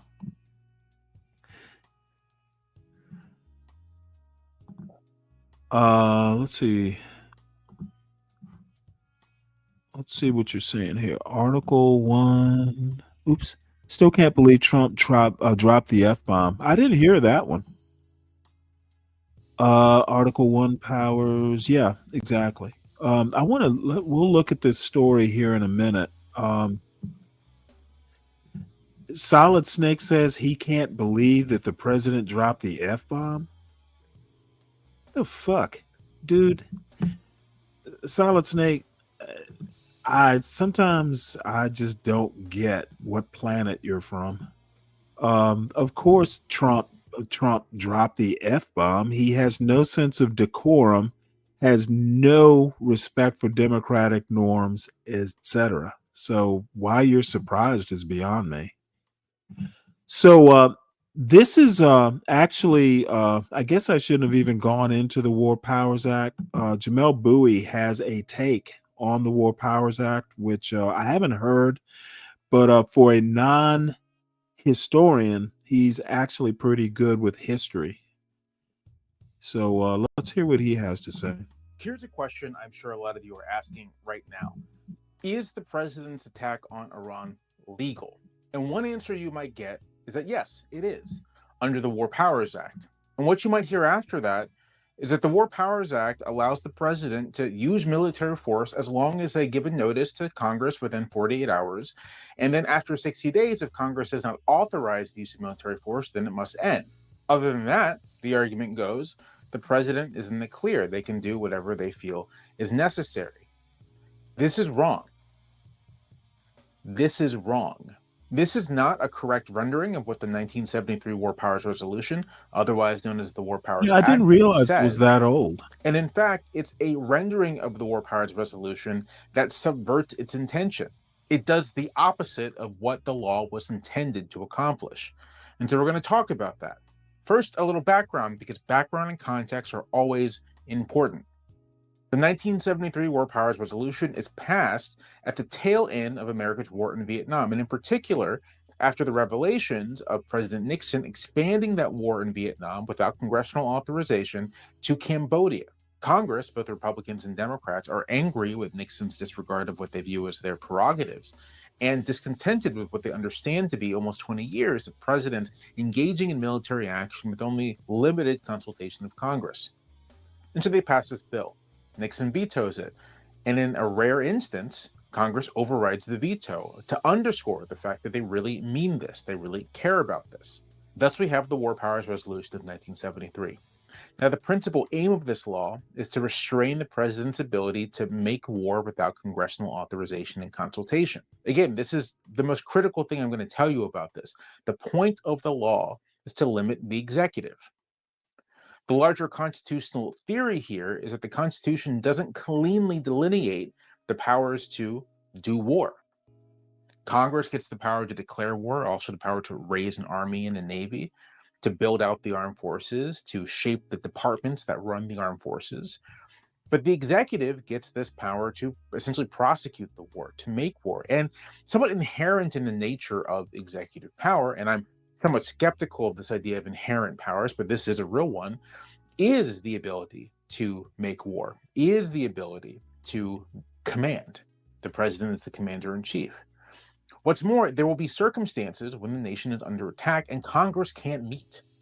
And so what does the nation do? And then it's the responsibility of the executive to respond. So you could say that the president has an inherent authority to respond to imminent threats without congressional authorization. But beyond that, there's a lot of fuzzy area. It's not exactly clear. And with the War Powers Resolution, Congress is making its claim to how all of this should work. Now let's go to the law itself. It's relatively short, 6 pages, and we're going to focus on some of the critical sections of the law. First, there's Section 2, subsection B, where Congress essentially explains where it gets the authority to pass this law. Under Article 1, Section 8 of the Constitution, it is specifically provided that the Congress shall have the power to make all laws necessary and proper for carrying into execution not only its own powers, but all of the other powers vested by the Constitution in the government of the United States, or any department or officer thereof. Now, what comes next is critical to understanding how this law works. Subsection C.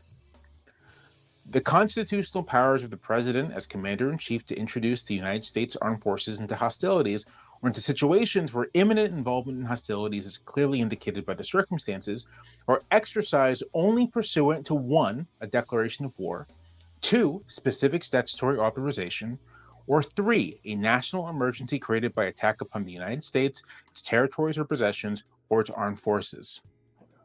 To reiterate that, to restate that, the War Powers Resolution restates what Congress believes the Constitution to say, which is that the president can only introduce United States armed forces into imminent hostilities. Basically, you're about to start shooting. If there's been a declaration of war or an authorization of military force. And there's a whole conversation to have about how declarations of war fell out of favor and authorizations of military force became the main means through which Congress gave its assent to military action, or if there's an imminent threat to the homeland or its territories or its armed forces. Those three criteria are the criteria under which the president can lawfully deploy U.S. troops to imminent hostilities. And in the absence of those criteria, the use of military force is unlawful. Now, the reporting requirements are logically dependent on this. This isn't a statement and then the next set of things is unrelated. It's if-then. If the use of military force is lawful, then this is what is supposed to happen. Section 3. The president in every possible instance shall consult with Congress before introducing United States armed forces into hostilities or into situations where imminent involvement in hostilities is clearly indicated by the circumstances. And after every such introduction shall consult regularly with the Congress until United States armed forces are no longer engaged in hostilities or have been removed from such situations. And then here we get Section 4, the specific criteria for notification. The president shall submit within 48 hours to the Speaker of the House of Representatives and to the President pro tempore of the Senate a report in writing setting forth the circumstances necessitating the introduction of the United States Armed Forces, the constitutional and legislative authority under which such introduction took place, and the estimated scope and duration of the hostilities or involvement. So the War Powers Resolution presupposes that the military action in question is lawful. Now, if this is an illegal military action, if it's unlawful, then Congress can just shut it down with the resolution. You don't need a whole new legal framework to stop the president from engaging in an unlawful war or military action. You can just tell him to stop. And in any case, part of the point of the War Powers Resolution is to create a set of circumstances, a framework under which presidents will be strongly encouraged to just inform the Congress about whatever military action they're going to take.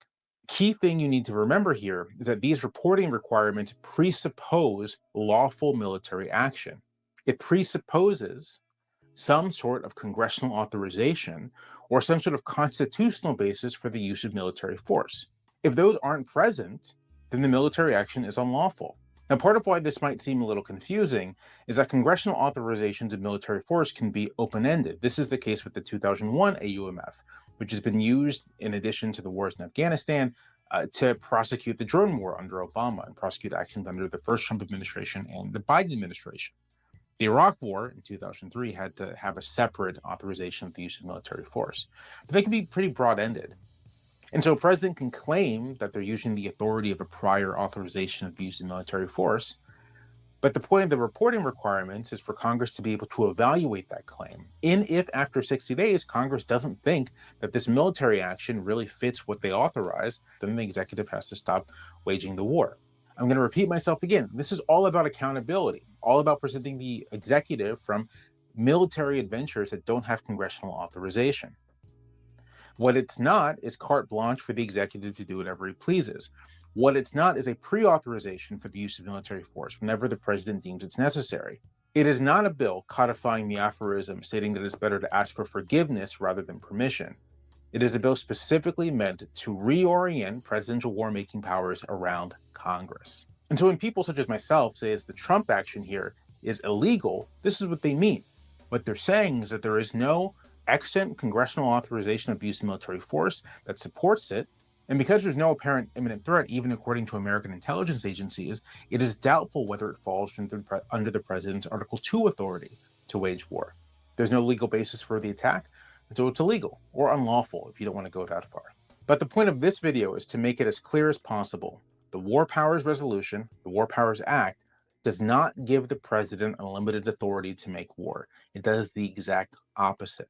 And claims that it does are attempts to mislead you into thinking that everything here is above board. This goes for Trump's action. This goes for any Biden actions that broke the law. This goes for any Obama actions that broke the law. This is just what the law is. And even though Congress doesn't seem very interested in enforcing the law, we should still care about it. When the public stops caring what the law and the Constitution means, then we'll know we've really lost everything. Well, here's the deal. I actually think that the War Powers Act needs to be revisited. Even back in like 1973, it was easier to hide, or faint or whatever it is you're going to do. These days, because of social media and everything from satellite technology to who knows what else, if going to Congress and saying, hey, I want to do this, there's almost no way you're going to keep that contained. There's no way you're not going to telegraph what you want to do to whoever it is you want to strike. So once again, back in 1973, this probably would have been a big deal. The president shouldn't be doing shit like this without letting Congress know. The excuse in 2025 is, hey, you know what? If I had taken the 2 weeks, for instance, that Trump, faked everybody out with, that 2 weeks, if he'd gone to Congress seeking, cutting through the red tape and all that, Iran would have known, what was coming and, prepared for it. So, it's a little bit more complicated than, hey, the War Powers Act, spanking the president for breaking the War Powers Act. I mean, he had a goal. And, let's not even talk about whether the goal was necessary or not, because I don't think the strike was necessary at all. But I'm not privy to what Trump knows. He is the president. He has far more input and data and all that stuff than I have, the armchair president. So I'm going to give him that benefit of the doubt. In 2025, going to Congress would be telegraphing what you're going to do. We need to update the law, is essentially what I'm saying. So 1973 is not 2025. This just saw this live updates. Trump lashes out at Israel and Iran as fragile truce is tested. Mr. Trump suggested that both Israel and Iran had continued fighting despite a ceasefire that both had agreed to hours before. He warned Israel that further attacks would be a major violation. So now he's warning Israel. Oh shit! In expletive-laced remarks to reporters, Mr. Trump accused both sides of launching attacks, pledging to see if I can stop it. In a Truth Social post, the president warned Israel not to drop those bombs and demanded the country bring your pilots home now. President Trump says ceasefire remains in force after he demanded Israel refrain from retaliating for an Iranian missile that he said was fired after the truce came into effect. Israel is not going to attack Iran. All planes will turn around and head home while doing a friendly plane wave to what? While doing a friendly plane wave to Iran. Nobody will be hurt. The ceasefire is in effect. Thank you for your attention to this matter, he wrote on social media. There was no immediate comment from Israel's. What? This dude is weird. So he wants Israeli pilots to do a plane wave, you waggle your wings over Iran and then return home. Okay, folks, that is weird. Our president, that is weird. Why the friendly plane wave? Oh wow. So I apologize. I got that Supreme Court thing about third-party countries out of order. I woke up late, and I thank John Galt for actually being on. That gave me a little bit more time to actually prepare and organize. But, it was still kind of a last-minute thing, and I got a few stories out of order here by accident. So, and while I'm thinking about it, speaking of John Galt, subscribe to his channel, the John Gall Urban Landlord channel. Please make sure you share it out. There's always stuff that's gonna happen here. Top Gun plane wave. Make sure you all hit the like button. Please hit it now. It's free. It needs to be done. And it's just plain old Minnesota nice. So make sure you support your host, me, Stanley Cross. It's not quite the weekend yet, but I have just discovered that in Georgia, which is actually kind of surprising, I can get beer delivered to the house via Uber. So my world is just getting better and better, folks. So why not support your host? Those having beer. You know what? In my wildest dreams, back when I was 18, funny story. I literally, the first like full drink to get drunk I ever had, I was 21 and the legal drinking age was 18. I didn't drink in high school. I kind of had strict parents. Um, and, I was raised Catholic, strict, all boys Catholic military school, all that boring stuff. So no, I was literally 21. I went a year, like 2 years of college or something like that, and never drank. One day I just did. It's 5 o'clock somewhere. The household I grew up in, Uncle Fatty, it was 5 o'clock nowhere. We had 11-hour clocks. It went right from four in the afternoon to dinner time. There was no 5 o'clock. I'm just joking. But all that to say, I want to thank supporter of the show, Mr. DiCapriono. He not only supports his host's very, very dubious habit, he also contributes to show titles. You know what? He's already given me a show title for tomorrow. His one-liners are superb. So thank you, DiCapriono, for supporting the show in several different ways. And Republic Tea Room. This was a shock. The Republic Tea Room, who we, had a brief encounter up on my panel. I guess it was a couple days ago now. You know what? It is very pleasant when you talk to someone that you disagree with politically, and even, in her culture critique. However, you know what? Like I said then, that you disagree with me, at least I understand how you got to your decision. And you know what? We see the same thing and we just interpret things differently. However, I honestly have to say, I appreciate her. I've sniped at her in Be Brave's chat and that sort of thing, and I'm still going to snipe at her. However, I'm going to snipe with respect.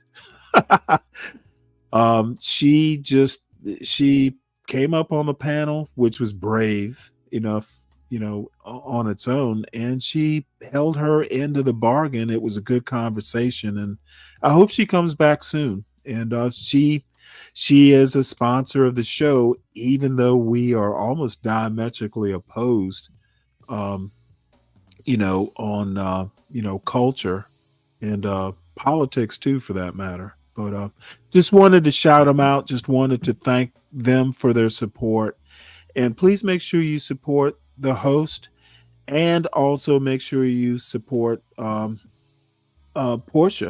who is our executive producer.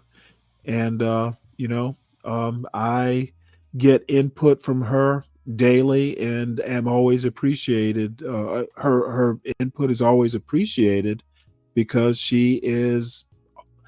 I don't think I've ever seen Portia give anything but constructive criticism. And maybe it's because she's a teacher, or maybe she's just a good person.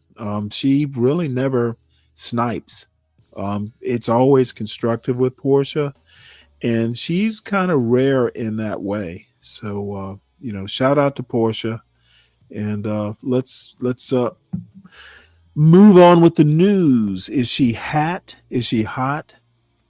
Come on, Kelvin. You know what? I do realize you are in your 20s, so I guess I just have to kind of, meet you where you are, which is take a cold shower. Take a cold shower, son. She's not age appropriate for you, by the way. I don't even know that she's age appropriate for me. But she's closer to what I would consider hot than you, Calvin. Oh, I'm sorry, Kelvin. So let's move on. This is the immigration story that should have been paired up with that Supreme Court decision story for third party deportations. Basically, Kilmar Abrego Garcia, he was, I think, if not the first, one of the first, maybe he was the second famous case where he was just kind of scooped up for no apparent reason. And he was a, quote, administrative error. Sent him to El Salvador, would not bring him back. Finally, I guess it was the Supreme Court that said bring him back. And the response was, okay, well, we're going to charge him with some federal, crimes. I think one of them was trafficking, sex trafficking or something like that. Well, they want to hold him in custody, and a judge has said that government failed to prove he poses a danger. And I knew, as a matter of fact, he's not going to jail. Trump is just trying to save face here. You're listening to Judge Says Government's Failed to prove Kilmar Abrego Garcia poses a danger. A news story written by Maria Sacchetti and Jeremy Roebuck and read by an AI-generated voice. A federal judge on Sunday ruled that Kilmar Abrego Garcia, a Maryland resident wrongly deported to El Salvador, is eligible for release from criminal custody, saying the government's allegations that he is a flight risk or a danger to the community are based on problematic testimony and scenarios that defy common sense. U.S. Magistrate Judge Barbara D. Holmes said the government failed to prove the Trump administration's allegations that Abrego Garcia poses enough of a danger to society that he should be held while he awaits trial on charges that he participated in a migrant smuggling ring for nearly a decade. She issued her 51-page decision more than a week after a highly unusual, hours-long hearing in U.S. District Court in Nashville earlier this month. U.S. officials returned Abrego Garcia, who is married to a U.S. citizen, to the country in early June after forcibly deporting him and more than 200 others to a notorious mega-prison in El Salvador in March.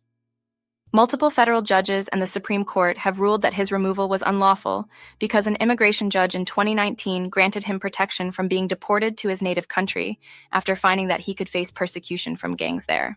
Holmes scheduled a hearing for Wednesday to arrange the conditions for his release, while also acknowledging that Abrego Garcia is unlikely to be freed from federal custody. U.S. immigration officials have said they are likely to detain him for civil deportation proceedings, she wrote. Still, the judge's ruling marked a defeat for the Justice Department's criminal investigation into Abrego Garcia, which his lawyers say is an effort to cover up the administration's illegal actions in this case. A federal investigator said he was assigned to the case on April 28, after the Supreme Court ordered the government to facilitate Abrego Garcia's return to the United States.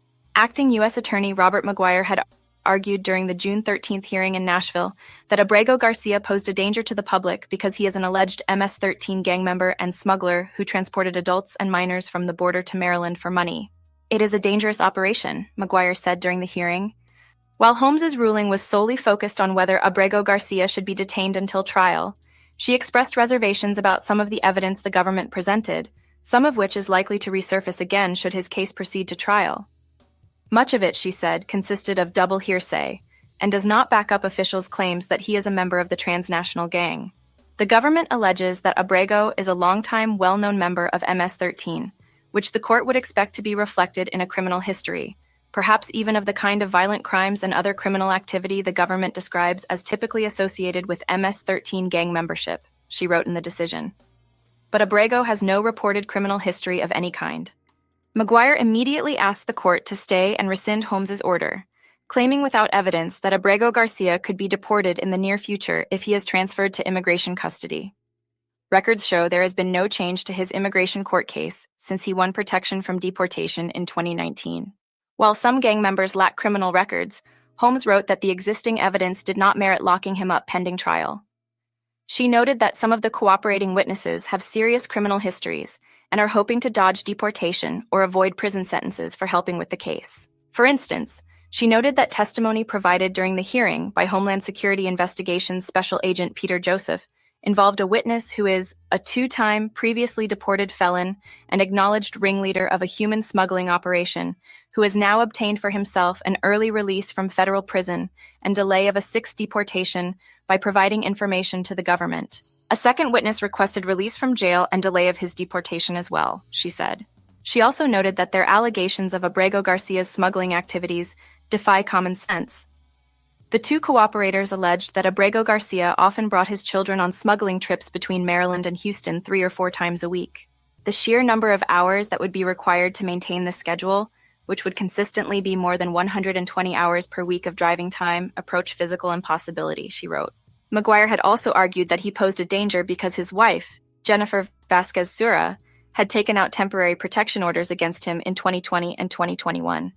But Holmes noted that the allegations were several years old and that both were dismissed within a month and without a final evidentiary hearing.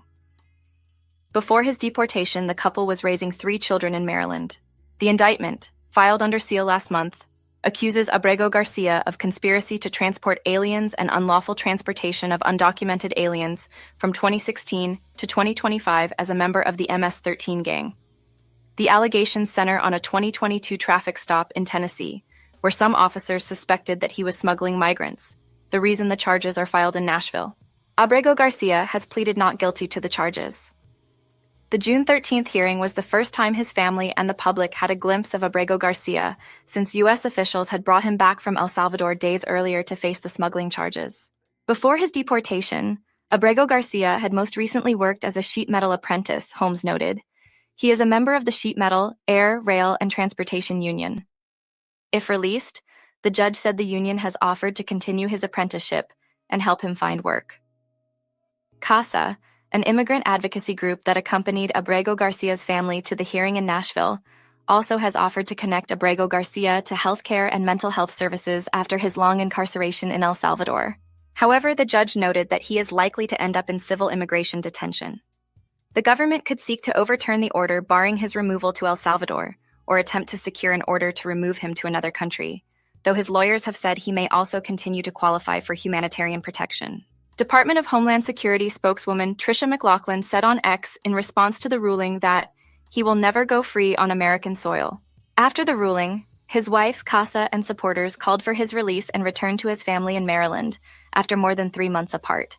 Kilmar has missed birthdays, Mother's Day, Kilmar Jr.'s kindergarten graduation, and spent Father's Day alone, Kilmar's wife Jennifer said in a statement. Only God knows the darkness he has experienced in these last 3 months. We just want Kilmar home with us, where he belongs. Kilmar should never have been deported, and he should not be in jail today, Lydia Walther Rodriguez, chief of organizing and leadership at CASA, said in a statement. The government tried to retroactively justify an illegal deportation by bringing new charges, but the judge ruled they don't have the power to keep him jailed.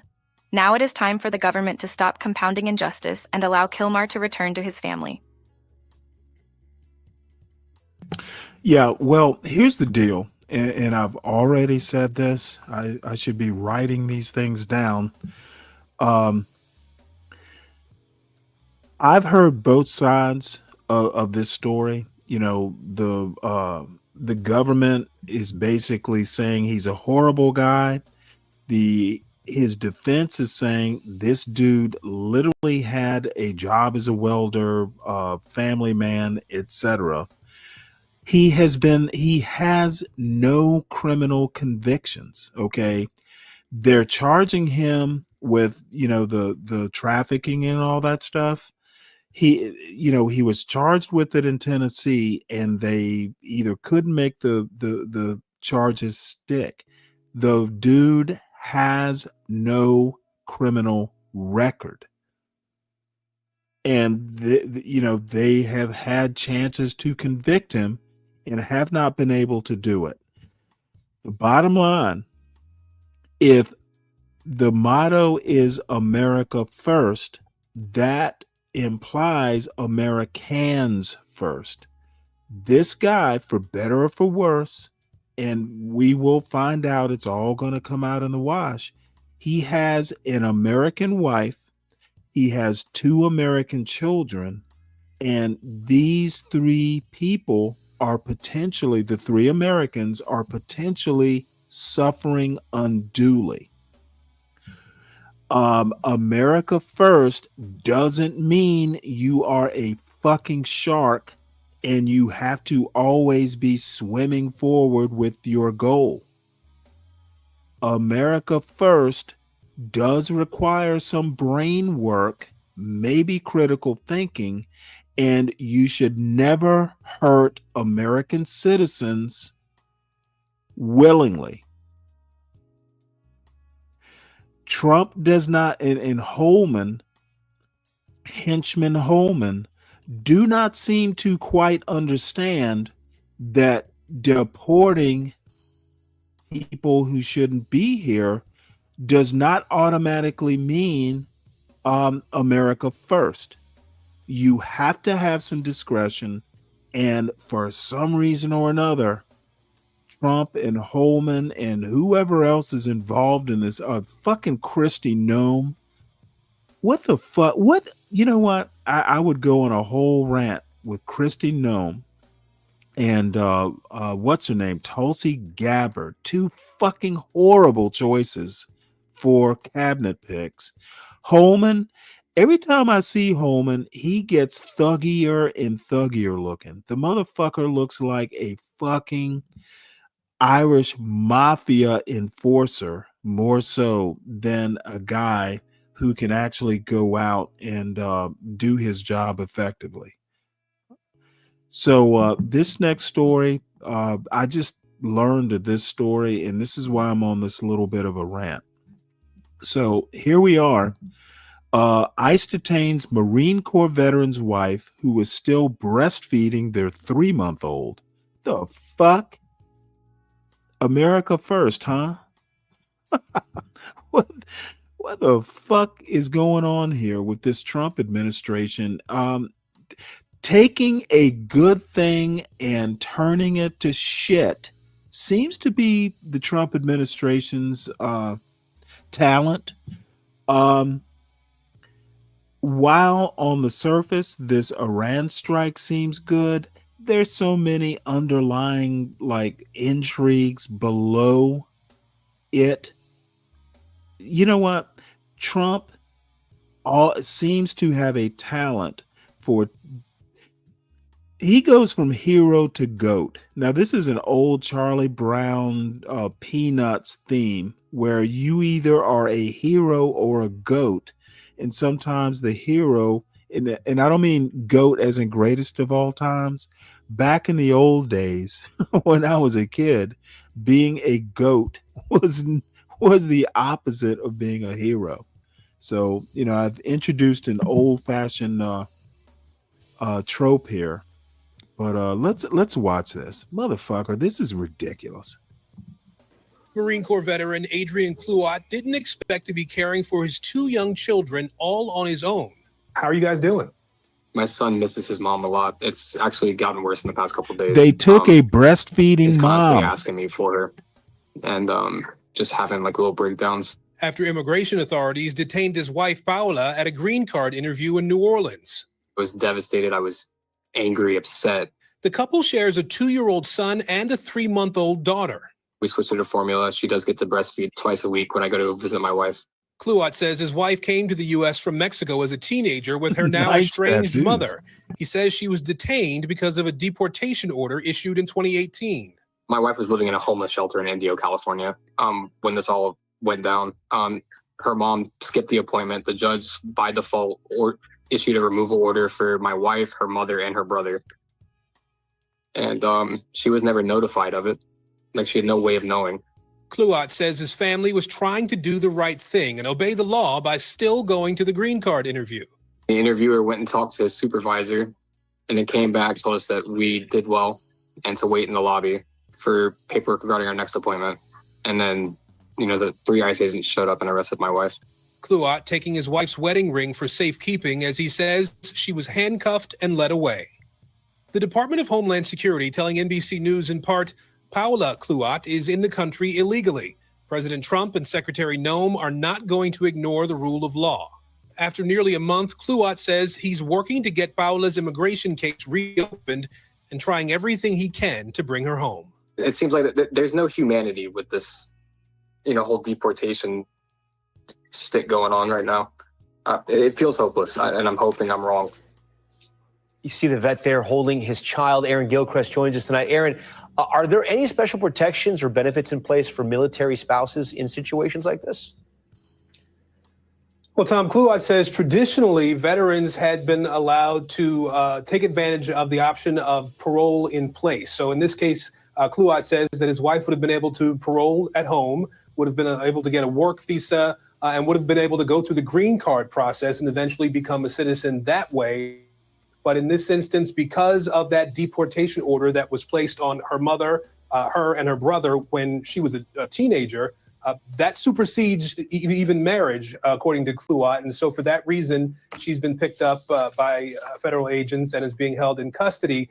They are waiting now for a decision by a judge in California on whether to reopen that deportation case. That is something that we're told has been really moving very slowly. And so the concern is that they don't know when this judge's signature might come through and allow them to try to make their case again for the asylum that was granted to this to the wife and her family previous to her marriage to this Marine Corps veteran.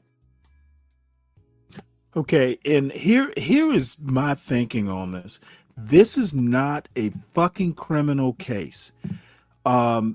You're breaking up a family. The law has always The Trump administration is appealing a federal judge's new.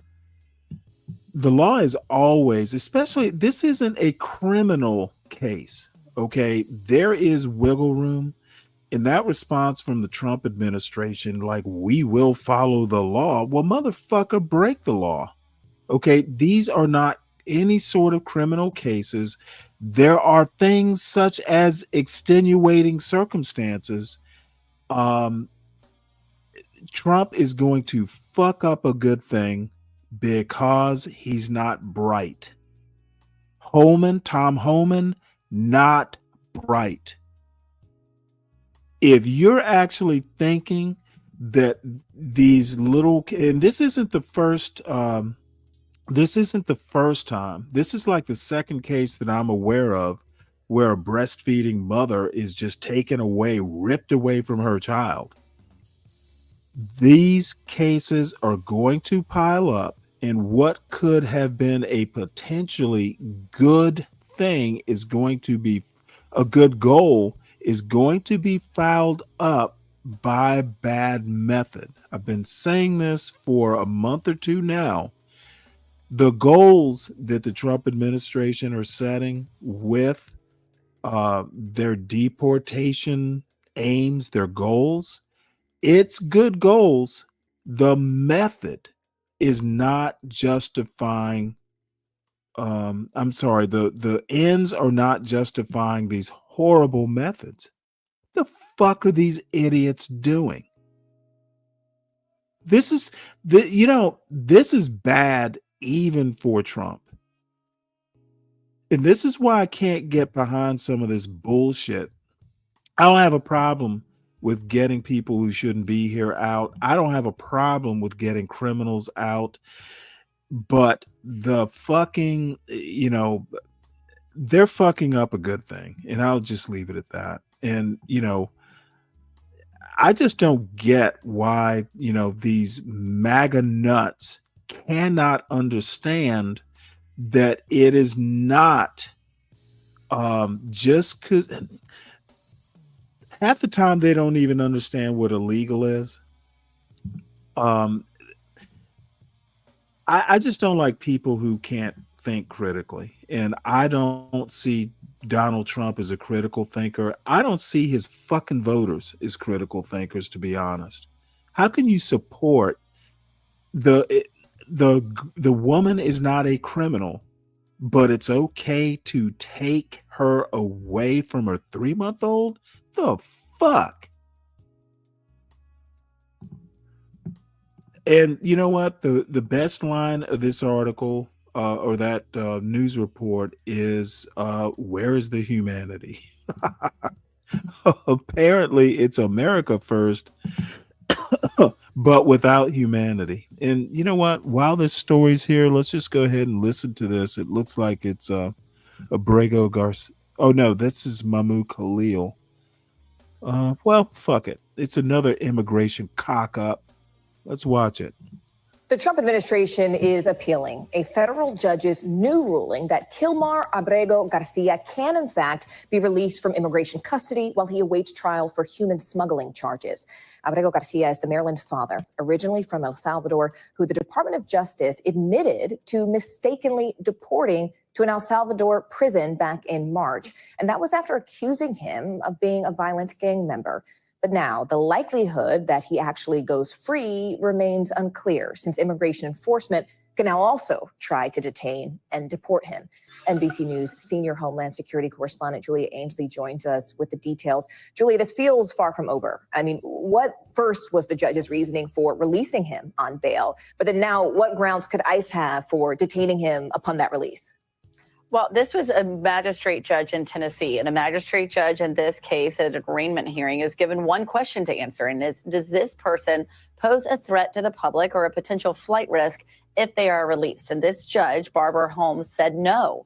In fact, she did not think that the government had proven to her that he was either of those things and didn't think he was a risk. Now, remember, since Abrego Garcia was deported and it's come out that it was a mistake, he did have a withholding of removal order in 2019, the government has since charged him criminally. We saw Attorney General Pam Bondi come out, charge him with conspiracy to transport aliens and unlawful transportation of undocumented aliens, all coming from a traffic stop in Tennessee years prior. That's why this is a judge in Tennessee who is deciding this today.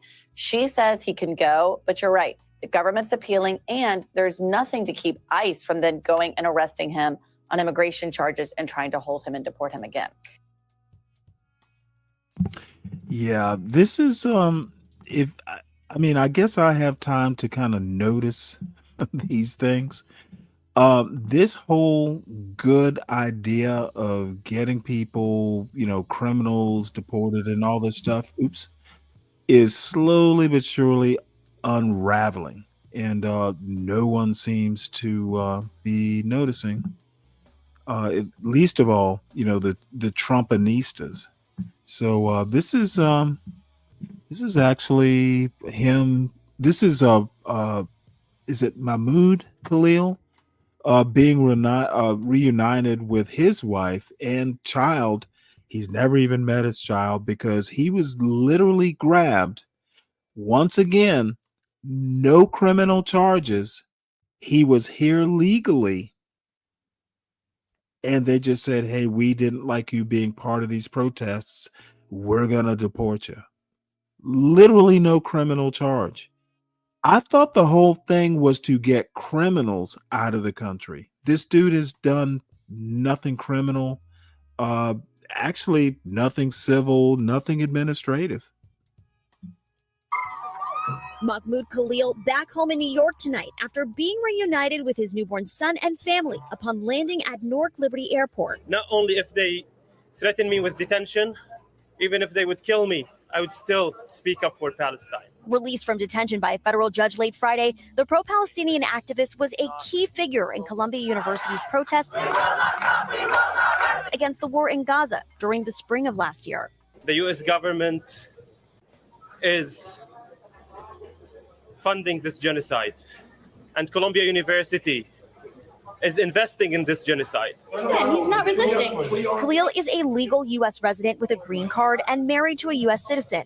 Never charged with a crime, he was detained by immigration agents in March and held for 104 days in a Louisiana detention center. Release Mahmoud right now! His arrest triggering nationwide demonstrations against the Trump administration's crackdown on campus protests. They're agitators. They don't love our country. We ought to get them the hell out. The Trump administration filed a notice of appeal just minutes after Khalil's release. The 30-year-old missed the birth of his son while in detention in Louisiana and says for now he will be spending time with his family and then continuing to protest. Whether you are a citizen, an immigrant, anyone on this land, you're not illegal. That doesn't make you less of a human. Maya Eaglin joins me now from outside Columbia University. Maya, what does Khalil's legal team say comes Ooh, next? she's cute. Jose, Mahmoud Khalil remains at risk of deportation given the powers an immigration law gives the Secretary of State. A judge's previous ruling said he cannot be deported, but the Trump administration is now appealing that decision as well. Jose? All right. Well, this is a little one story I was going to look at is just turning into all kinds of problems that the Trump administration is generating. So don't care if you're mad. Don't care if you don't like it. Fuck it. Leave if you don't like the criticism. But taking something that is a good idea and fouling it up seems to be Donald Trump Jr. or Donald Trump Sr.'s talent. It's amazing.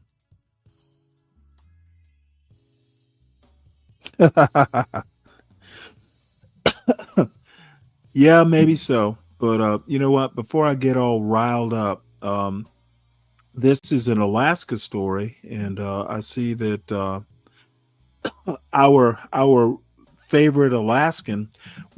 Now, your favorite Alaskan, my second favorite Alaskan, is not here. Neither are here. Trump administration to end protections for 50 million acres, of national forest in Alaska. Trump administration to end protections for 58 million acres of national forests. This article is by Lisa Friedman and read by an automated voice. The Trump administration said on Monday that it would open up 58 million acres of backcountry and national forests to road construction and development, removing protections that had been in place for a quarter century.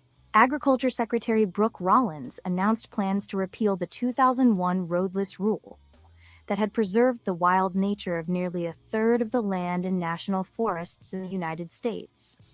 Ms. Rollins said the regulation was outdated. Once again, President Trump is removing absurd obstacles to common sense management of our natural resources by rescinding the overly restrictive roadless rule, Ms. Rollins said in a statement.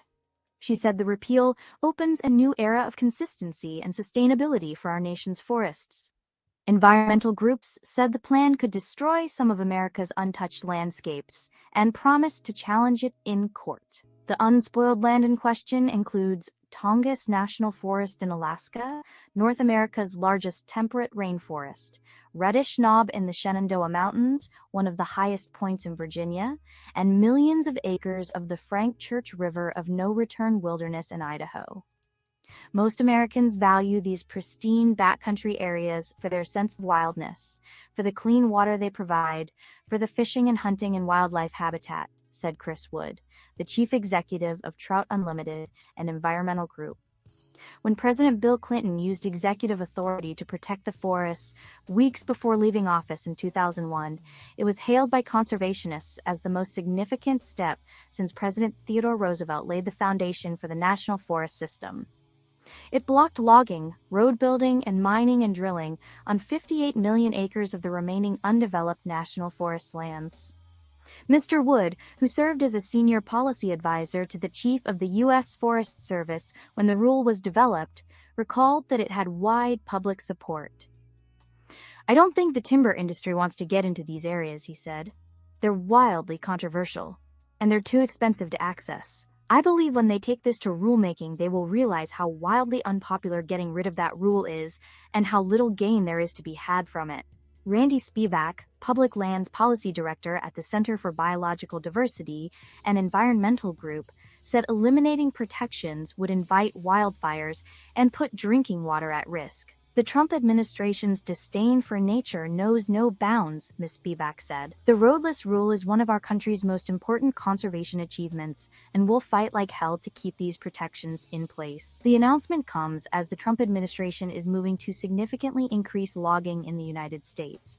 President Trump has called on cabinet secretaries to bypass endangered species laws and other environmental protections in order to boost the domestic supply of timber. Ray White of Harold White Lumber and Millworks in Kentucky said he was glad to see an end to restrictions on the land and an opportunity to gain access to new timber. We're very pleased to see a little common sense being brought back, Mr. White said. It certainly does give the opportunity now to get to a large part of these forests. On Capitol Hill, Republican lawmakers are currently writing a plan to sell off federal lands as part of their domestic policy and tax package. The effort has drawn an intense backlash from Democrats, environmental activists, and some Republicans.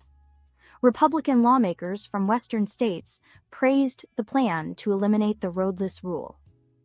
Representative Nick Begich, Republican of Alaska, called the Trump administration decision yet another a major victory for the state and said the regulation had blocked access to critical resources and halted economic opportunity, particularly in Alaska, where 92% of the Tongass National Forest was off-limits.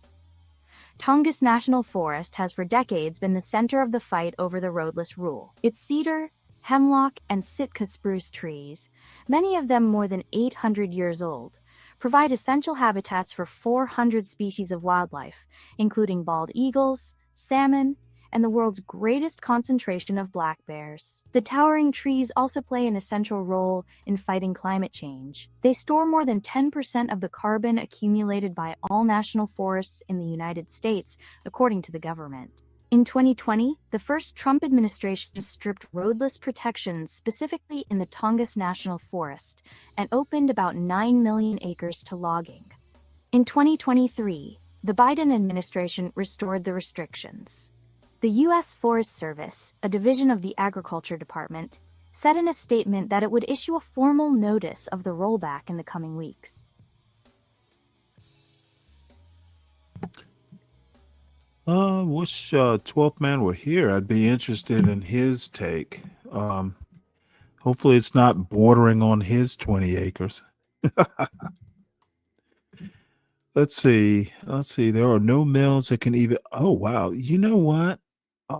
How does that work? Uncle Fatty, you would know. I mean, how do you break that down?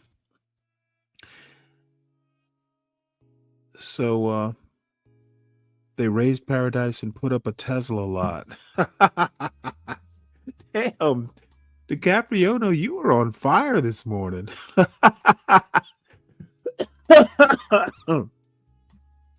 All right, God. All right, I'm gonna have to write that one down because Portia does not like us putting too many show titles. See, I'm too lazy to write them down. I just copy them and just make future shows with them. And Portia hates it when I do that. So let's see. I might be able to get away with this. Give me one sec.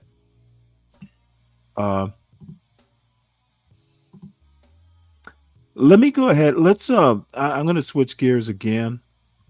And that's, man, if anybody wants this story, let me know. I'm looking at the picture that's on the screen. It's stunning. In the background, this is up on a mountain. And if you look straight ahead, I don't know if you could see it on your phone, but it's like a lagoon or something, or maybe it's just a piece of shore, but it looks kind of like a lagoon. This is fucking stunning. This must be like 9,000 feet up or something. I would love to build a house there. So maybe Trump's doing a good thing. If he could just give me this particular plot of land and let me build a house, I would support him. So anyway, let's move on. Cuomo and Mamdani, I talked a little bit about this. Essentially, the Democratic race in New York has come down, surprisingly enough, to Zoran Mamdani, who is from, where's he from? I think he's from Uganda. He's an Indian, but born in Uganda. And if you know anything about, and I know very little about African history, but Indians in places like Uganda are essentially natives. They've been there for generations. So anyway, he was born in Uganda versus Cuomo. Mamdani is a democratic socialist. Cuomo is kind of a straight line normie Democrat.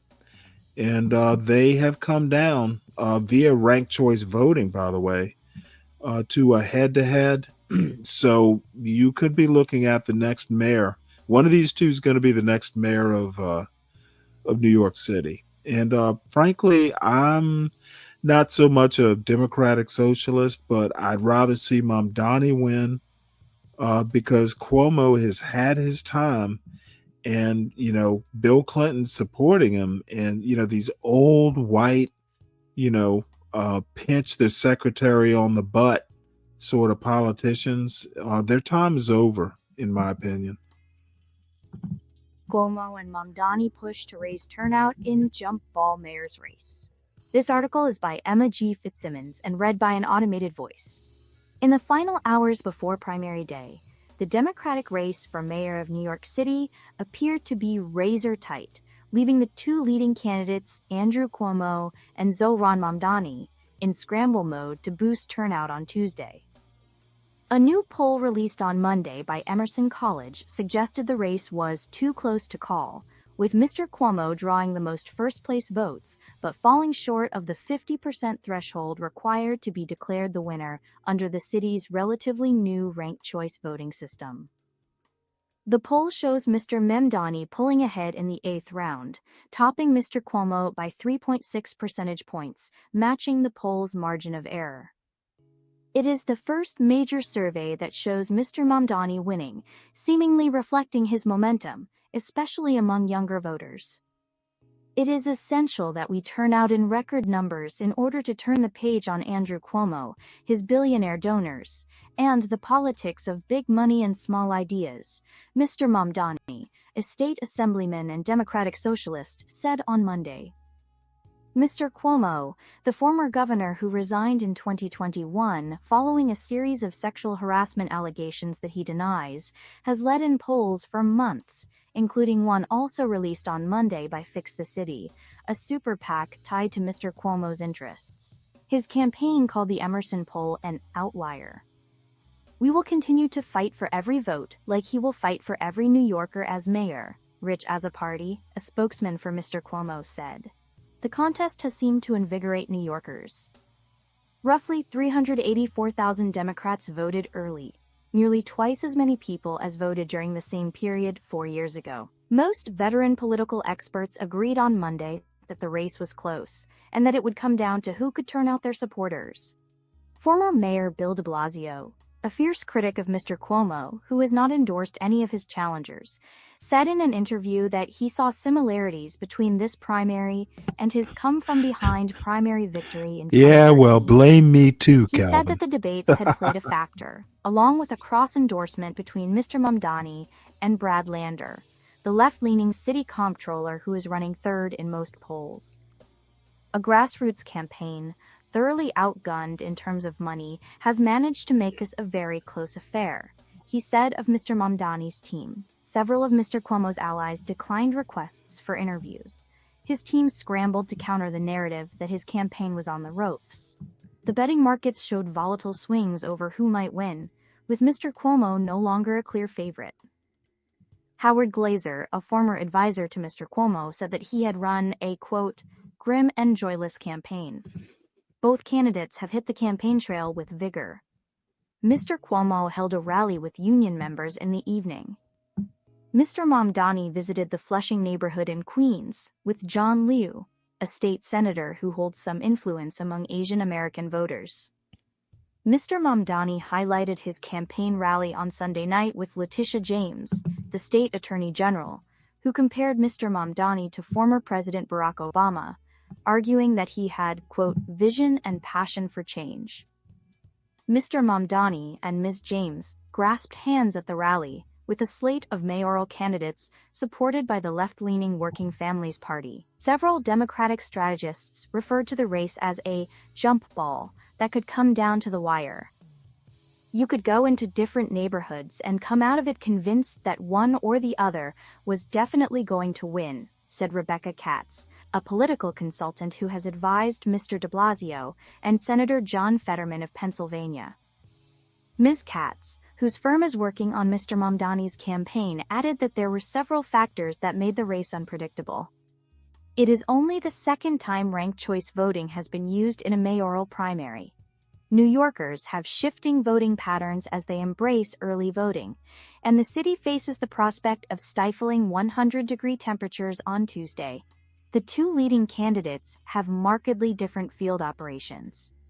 Mr. Cuomo is relying on union members and paid volunteers to get supporters, who tend to be older and could be worried about the sweltering weather, to the polls.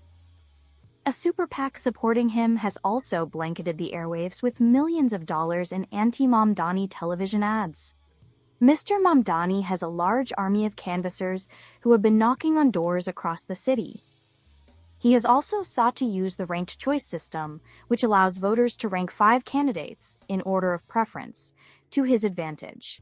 Mr. Mamdani has campaigned with Mr. Lander, hoping that the cross endorsement will send enough of Mr. Lander's votes his way. The two were scheduled to appear together Monday on The Late Show with Stephen Colbert. Several candidates who are aligned with Mr. Mamdani also use their ad money to attack Mr. Cuomo. Mr. Lander, who received attention over being arrested by ICE agents last week, released a television commercial attacking Mr. Cuomo and drawing attention to the sexual harassment allegations against the former governor. Michael Blake, a former state lawmaker from the Bronx who also made a cross-endorsement with Mr. Mamdani, used his recent influx of public matching funds to release a television advertisement that said clearly, "Do not rank Andrew Cuomo."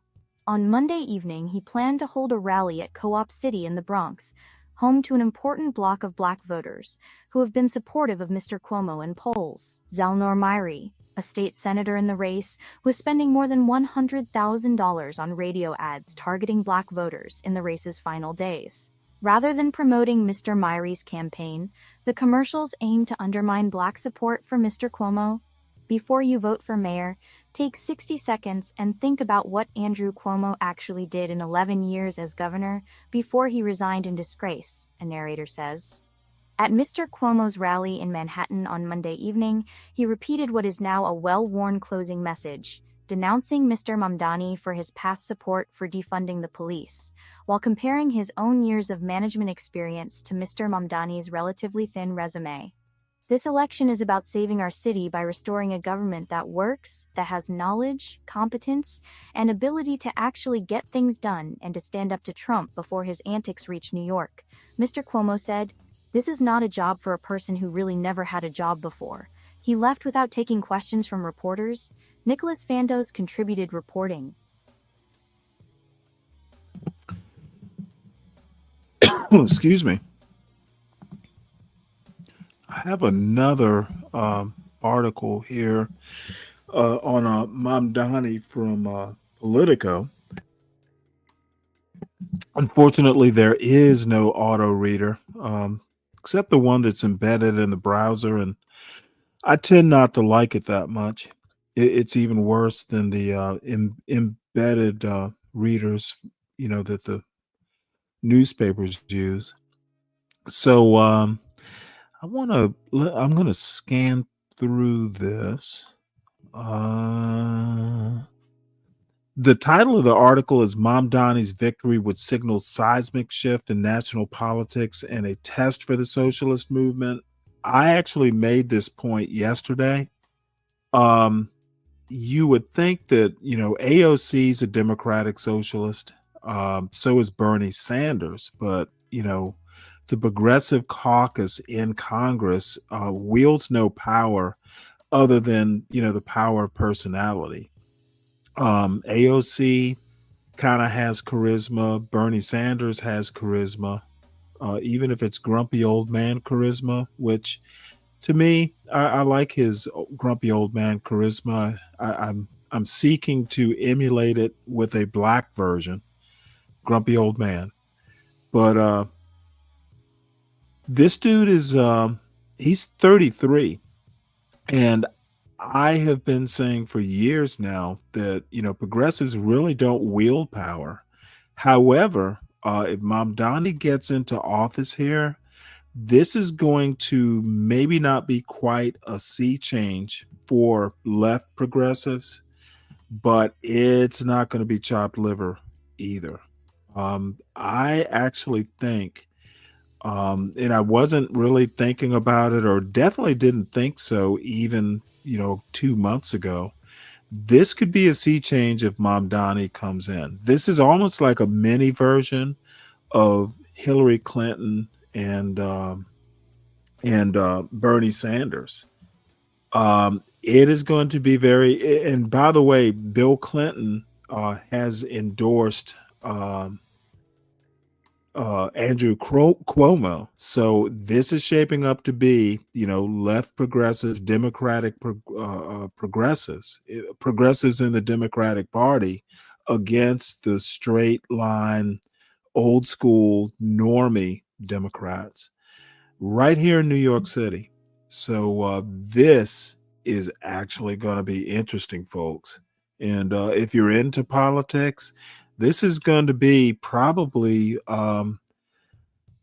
what's going to be. I think it's going to be a political highlight of the year. So I'm waiting for Trump to weigh in. This is taking some of his limelight. So let's see here. I don't know that I want to read through all of this. Let me scan through it and see if there's anything interesting.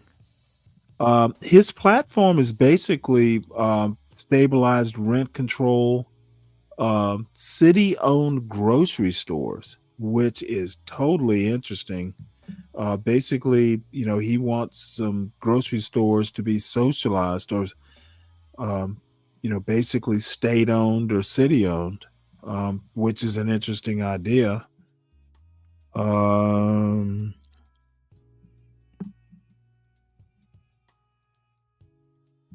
Here, let's have a look at this. Let me bring this up in another tab.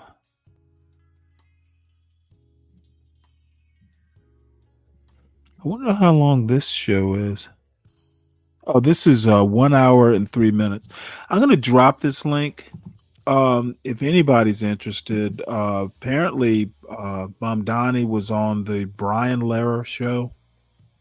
He's an interviewer, like a radio, like podcast interviewer in New York City. So if you want to hear like an interview with this guy, I'll just drop it. And again, I'm not necessarily a democratic socialist. There are some problems with some of their agenda. I'm inclined to at least lean towards their agenda, say, because democratic socialists are populists. They're left populists versus MAGA, the right populists. And I'm always going to be more inclined to, left populism than MAGA, because MAGA has no brain. It's all reactionary, in my opinion. And the left can be reactionary too, but at least they're more humanitarian in nature. Right populism is very authoritarian by nature. And very prone to the word now is cult, but they're very prone to cults of personality. And, I won't be talking about Mustache Man or, the Italian, the Italian uh, um, dictator. But I've found over, in my reading of history that the right populism tends to be a lot more cult of personality. So let me drop this link. This is, let me make sure I'm spelling his name right.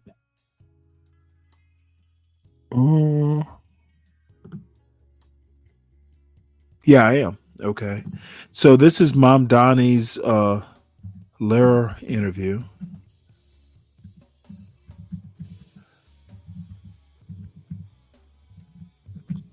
And I actually doubt that anyone in the audience right now is inclined to be a democratic socialist, but hope springs eternal.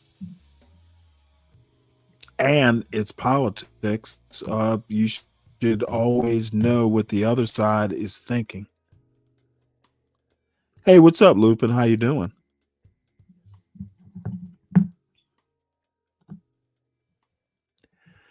All right, so let's move on.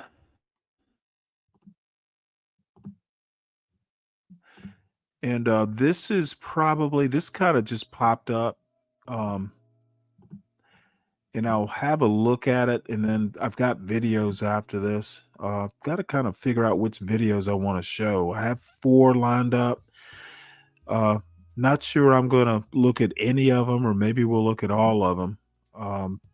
I said this was going to be a longish show, but I'm in doubt now.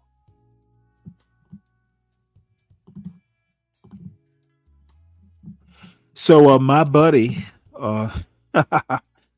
Curtis Yarvin, I haven't even read this article, but it says here, BFT podcast, America's leading monarchist seems unwell. And I hope he's not sick. But here's a video here that I guess it's commentary. I don't know if it's an interview, but Curtis Yarvin literally is a monarchist. And what are they? He's like some, the left, not the left, he's like a tech bro who is kind of like aligned with people like Elon Musk and Donald Trump, directly or indirectly, but he's a tech bro who thinks he's a political philosopher.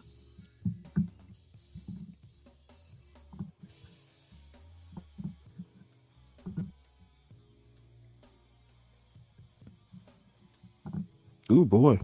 Folks, Denny here. Welcome to another Bad Faith Times podcast. Sorry, it's been a while. I've been working on other stuff, one of my other 14 podcasts. This one's called Things of That Nature, and I'm doing it as a side project with Patrick Doherty. You may know him from Roto World. He's otherwise known as Roto Pat on social media, including on Blue Sky, where we need him to post more. Folks, Blue Sky needs Roto Pat more than he knows. So I encourage that from my man. Things of That Nature can be found on Apple Podcasts. It can be found on YouTube. What's up, Be Brave? First episode was about optimization, which I know you love because I've written about it at Bad Faith Times 15 times over the past couple years. Second episode was about are we out of takes as a society? It's a question worth considering. In that episode, I say that I hate the show The Bear, which has proven to be an unpopular opinion. Anyway, I wanted to talk today. Actually, I don't want to talk, but I have no choice. I've been left with no choice but to talk about Curtis Yarvin today. I've written about Yarvin twice now for Bad Faith Times. Once after his lengthy, rambling interview with the New York Times, both in print and for their a podcast that New York Times distributes, in which Yarvin spreads his pro-monarchy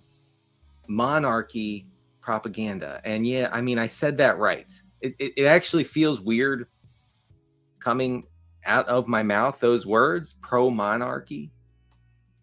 Yarvin is a monarchist. living in the year 2025. So hundreds and thousands of years living under the rule of despots and kings has produced a generation in the 2020s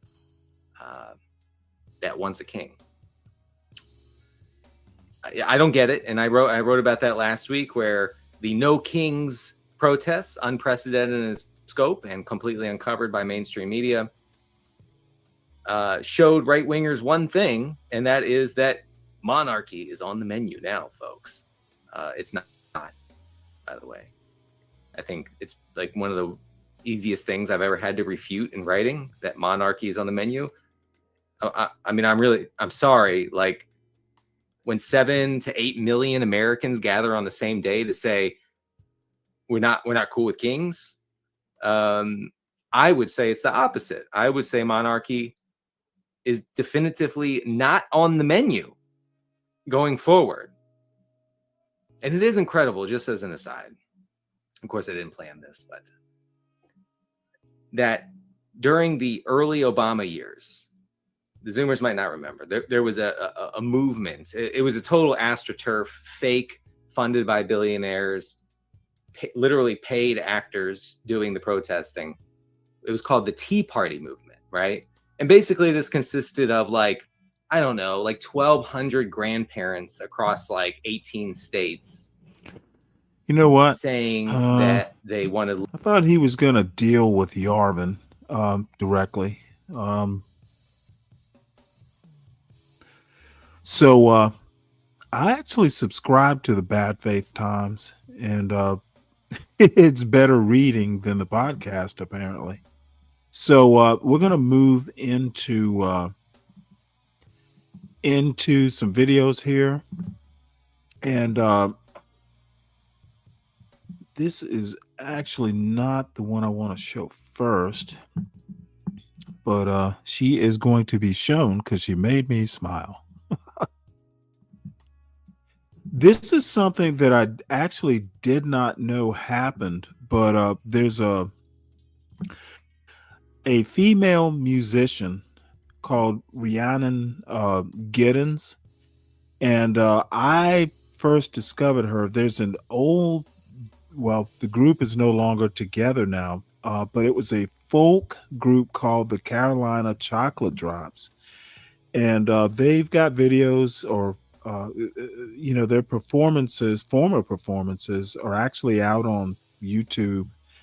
And if you're into kind of folk music, they are probably royalty. But I wanted to show. Apparently, she wrote a play that has won a Tony Award, and I had no clue because I don't generally keep up with stuff like that.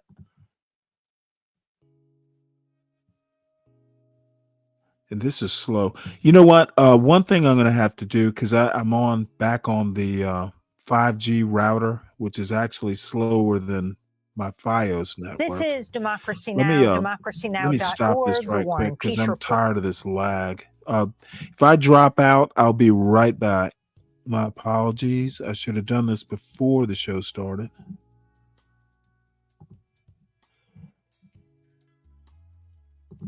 Let's see here.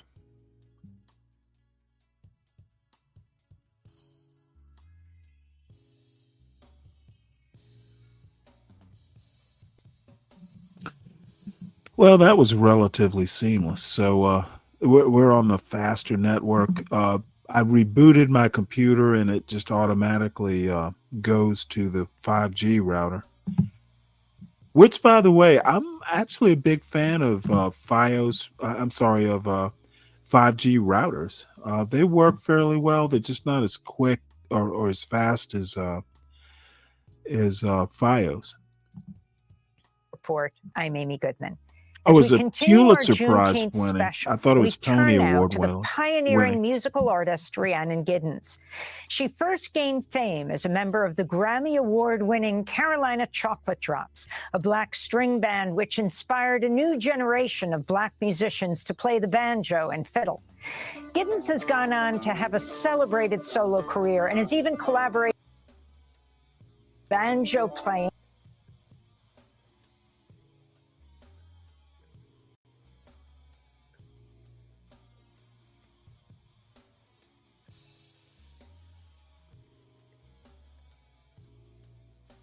about Omar ibn Said, a Muslim scholar chart. In 2023, Rhiannon Giddens won a Pulitzer Prize for her opera Omar, about Omar ibn Said, a Muslim scholar in Africa sold into slavery and forcefully brought to Charleston, South Carolina in 18. If you folks don't know about this story of Said, it is totally fascinating. He was like literally African royalty that was kidnapped by accident. And he spoke Arabic for some reason or another. He just caught people's attention. But I've never seen the opera or play or whatever it is. But it's a fascinating story.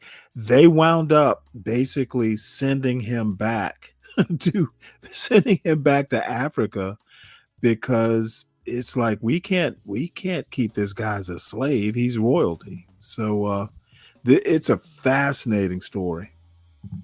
1807. In a moment, we'll hear Rhiannon Giddens talk about Omar. But first, an excerpt from the song Julie's aria from the opera Omar. My daddy wore a cap like yours.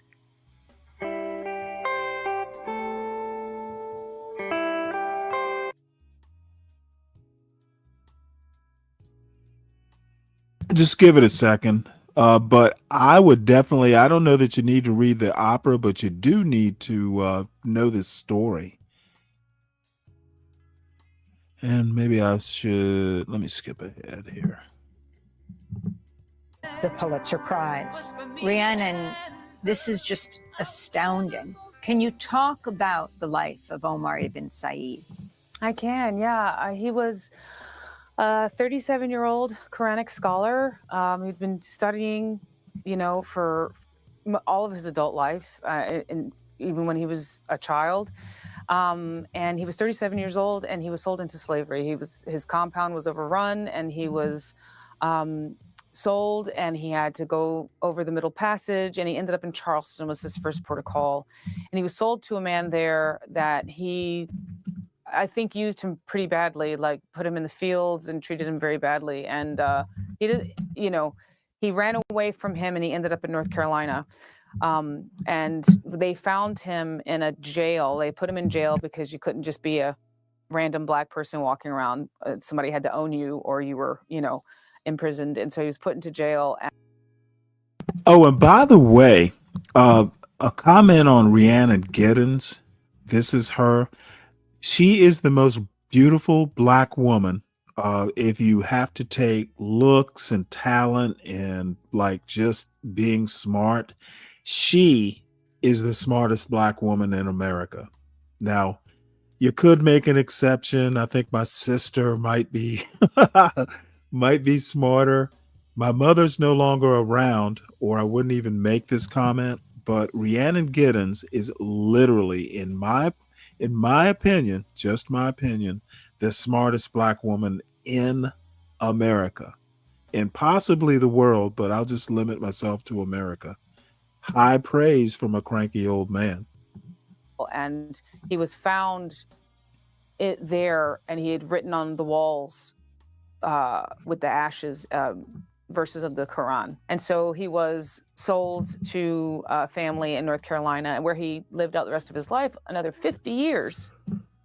He lived into his 80s and was never freed. And the reason we know who he is that he wrote an autobiography in Arabic. So This is life, a different, there's another Arabic my guy life. who wound up going back. This was 20 to years Africa. after he had been brought to the United States. And it's just a remarkable document. It's the only, as best as the scholars who've told me know, it's the only autobiography written by an enslaved person while they are enslaved that we have, anywhere in the United States. And it's definitely the only document written in Arabic by an enslaved person. So it's a really special thing that we have it. And I was commissioned by the Spoleto Festivals, the first opera they commissioned. Spoleto, To write an Charleston. opera. And I brought in Michael Abels, who's an incredible composer and film scorer, and who knows the orchestra and knows how to write for orchestra. I know how to write for banjo and for voice. So between the two of us, we created the score for Omar, and I wrote the libretto. And it was a really intense experience, you know. But it's just so amazing that Omar's story has been is being lifted by this opera, being lifted by the existence of this work, and more I more gotta people are knowing fucking about see him. this Because the whole opera. point for me was to complicate the again the complication to complicate the American narrative, like who gets to say that they represent the American story. You know, why is the Mayflowers, you know, somebody who came on the Mayflower, why is that held up as representational when Omar's is just as representational? It's just not as, you know, it's not as pleasant. It's very challenging. And also that there were so many Muslims that were brought over to the United States, and they have, you know, a massive impact on the culture. And By the way, there is a book, and it's kind of unrelated, but the Muslim point. There's a book called Thomas Jefferson's Quran, and I'll find it while this video is playing. It is a fascinating book. It talks about Islam in the young United States. Fascinating book. I actually own a copy. I think it might even be a first edition. But Islam in America is fascinating, by the way. So let's get back to the beautiful Rhiannon Giddens.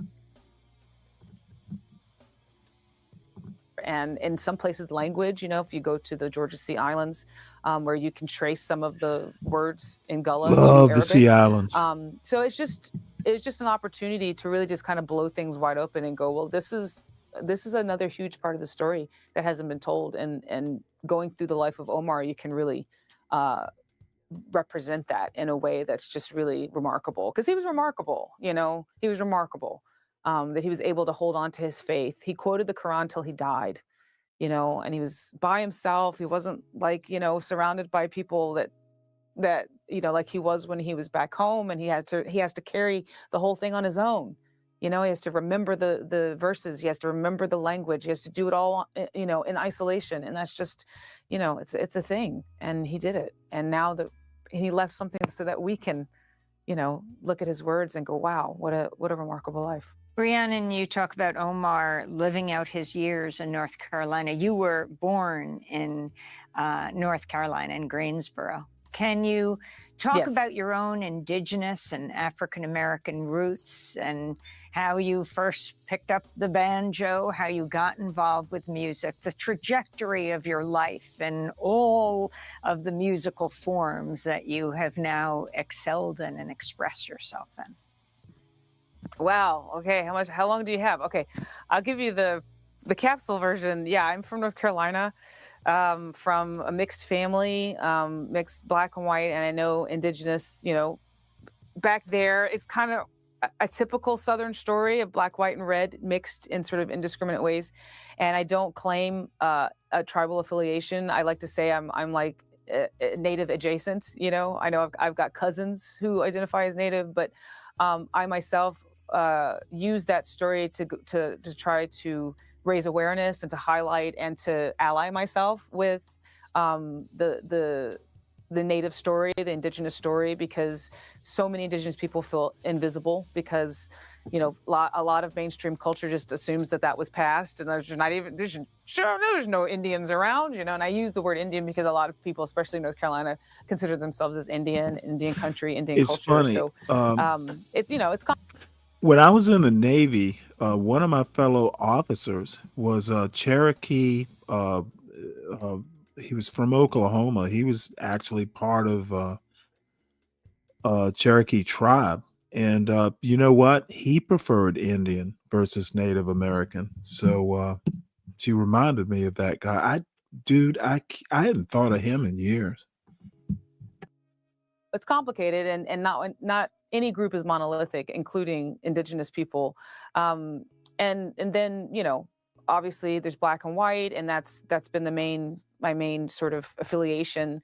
And I didn't know anything about Omar's story, which made me so mad because I was born and raised in North Carolina. But anyway, that's you know, that's another thing. So I just grew up, you know, as a Southerner, and I grew up with my grandparents first, and living out in the country and listening to hee-haw and listening to blues and jazz records and just whatever they were listening to. And, you know, over the years, I got a lot of different music from different people, my dad, my sister, my mom, my grandparents, and just sort of took it all in and went to Oberlin, graduated with a bachelor's in music, loved opera. I loved it. I still love it. Soprano. I did a bunch of operas. It was Juliet. It was all of these things. And then I came back home and I was like, what am I doing? What am I doing in opera that like a million other sopranos can't do as good or better than me? Like, what am I bringing? I remember thinking this, and while I was trying to figure that out, I started contra dancing. It's like square dancing, but in long lines. It's a community dance, and that's when I fell in love with the banjo, because there were always live bands and a lot of old time bands. And then I found out the history of the banjo, and then I was kind of record scratch time. That was it. It wasn't just because I love the banjo, but I felt the injustice of having been raised in North Carolina, surrounded by banjo music, not knowing the true history of the banjo. Wanting to learn the banjo and feeling like I had to ask permission, and then finding out that the banjo itself is a Black instrument and that the tradition itself is a Creole tradition that's a cross-cultural collaborative tradition, and that I didn't have to ask any permission to play this music because it was my music, and I just got really upset, I just got mad. I was just like, why haven't I been told this? Why don't I know this? And then immediately falling on the heels of that question was, because in whose best history interest is it that I don't education know in this thing? America is And so that suppressed just kind of set me off on into my path of, patriotic trying education. to That's why, Rihanna. uncover, to discover, to shine a light, and I've just kind of gone where I've been led, really, because I love all the stories that we don't hear, in our school system, the stories that aren't deemed interesting enough, or that deviate from the narrative of this is white and this is Black and brown doesn't exist, and let's keep everything separated so that they don't realize that we're schnookering them all. So talk about being a part of the Carolina Chocolate Drops, and then I want to ask you about Our Native Daughters, Rhiannon. Of course, yeah. The Carolina Chocolate Drops is a Black string band that was formed around 2006, and kind of the center of it was learning from Joe Thompson, who was an 86-year-old African-American fiddler from Mebane, North Carolina, that was one of the last proponents of the old string band position. Not the only Black fiddler, left in the country, but one of the last of that kind of old time, Black string band tradition, rural tradition, where it had been passed down as an oral tradition from the time of slavery. And so, we wanted to take that out into the world, and educate about.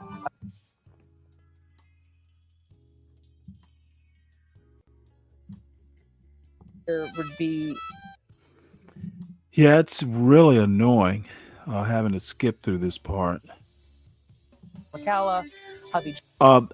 You know what? I have to tell you a story how I even discovered them. Then Our Native Daughter. Oh, God damn it.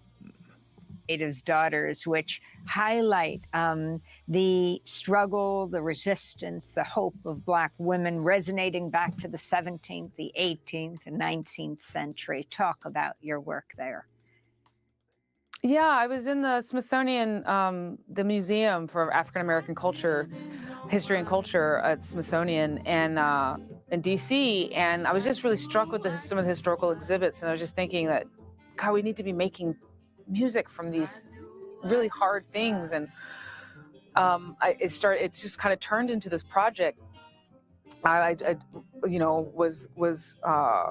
They asked me to record something for them, and I said, I'm just thinking, okay, here's the project. I want to do something with these historical.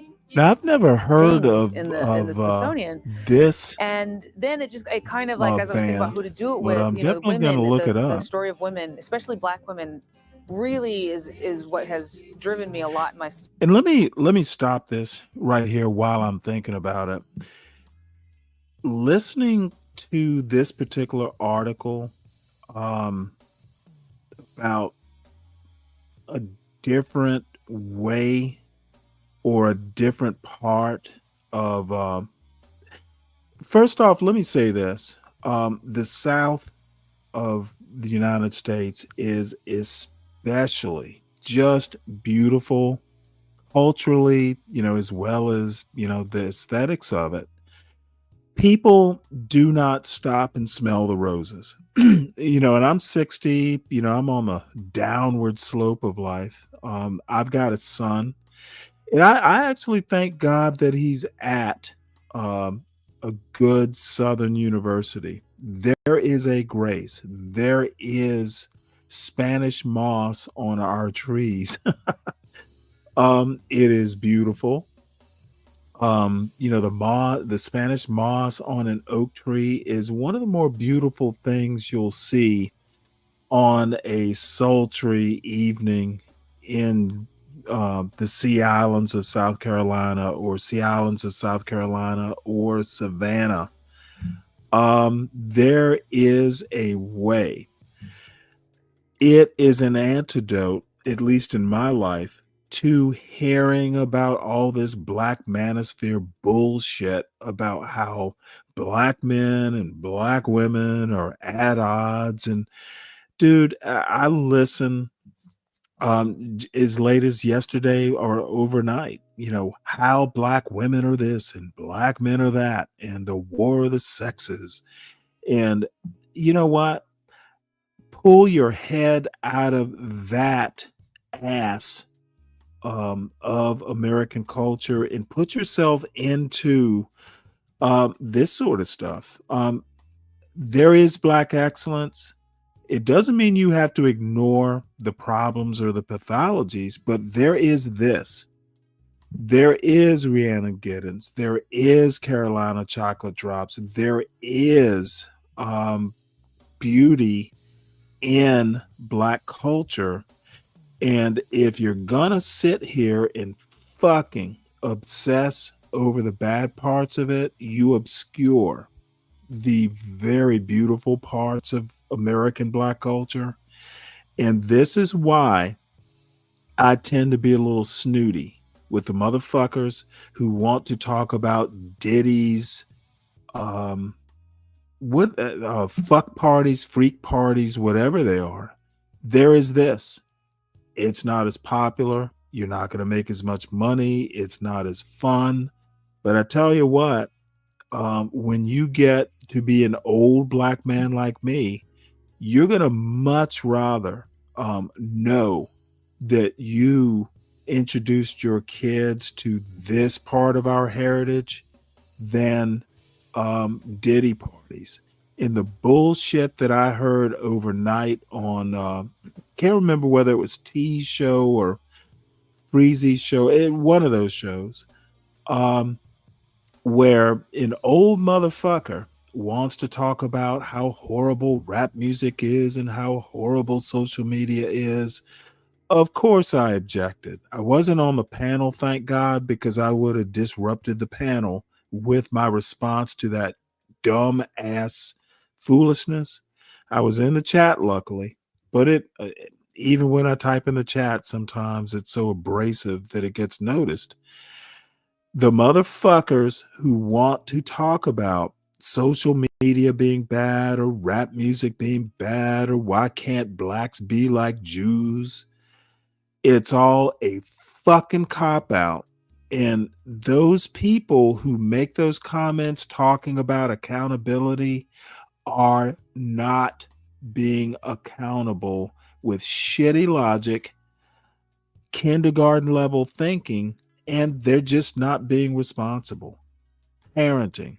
That's what every motherfucker who has the problem about Black culture and all this stuff, it all stems on parenting. If you're not concentrating on making better parents, then you are dropping the ball. Fuck rap music, it's already here. Fuck the toxicity, it's already here. We can't let it go. We have to put efforts into making all the toxicities, either eliminating them or, just kind of isolating them or whatever. But if your number one goal isn't making better young people into responsible and good parents, then you have lost the bubble. And this is why I have no patience with motherfuckers talking about rap music or social media or, the war between the sexes and, red pill, black pill, manosphere. You're all motherfucking idiots. And I keep trying to say this. Other people besides myself are trying to say this, and I will keep saying it. And I will have 12 people in my audience because I don't give a fuck about your feelings. You're fucked up. Stop being fucked up. It's your only hope. If you're going to do a show about the fucking rap music industry, then you're missing the point. Rap music has absolutely nothing to do with good parenting.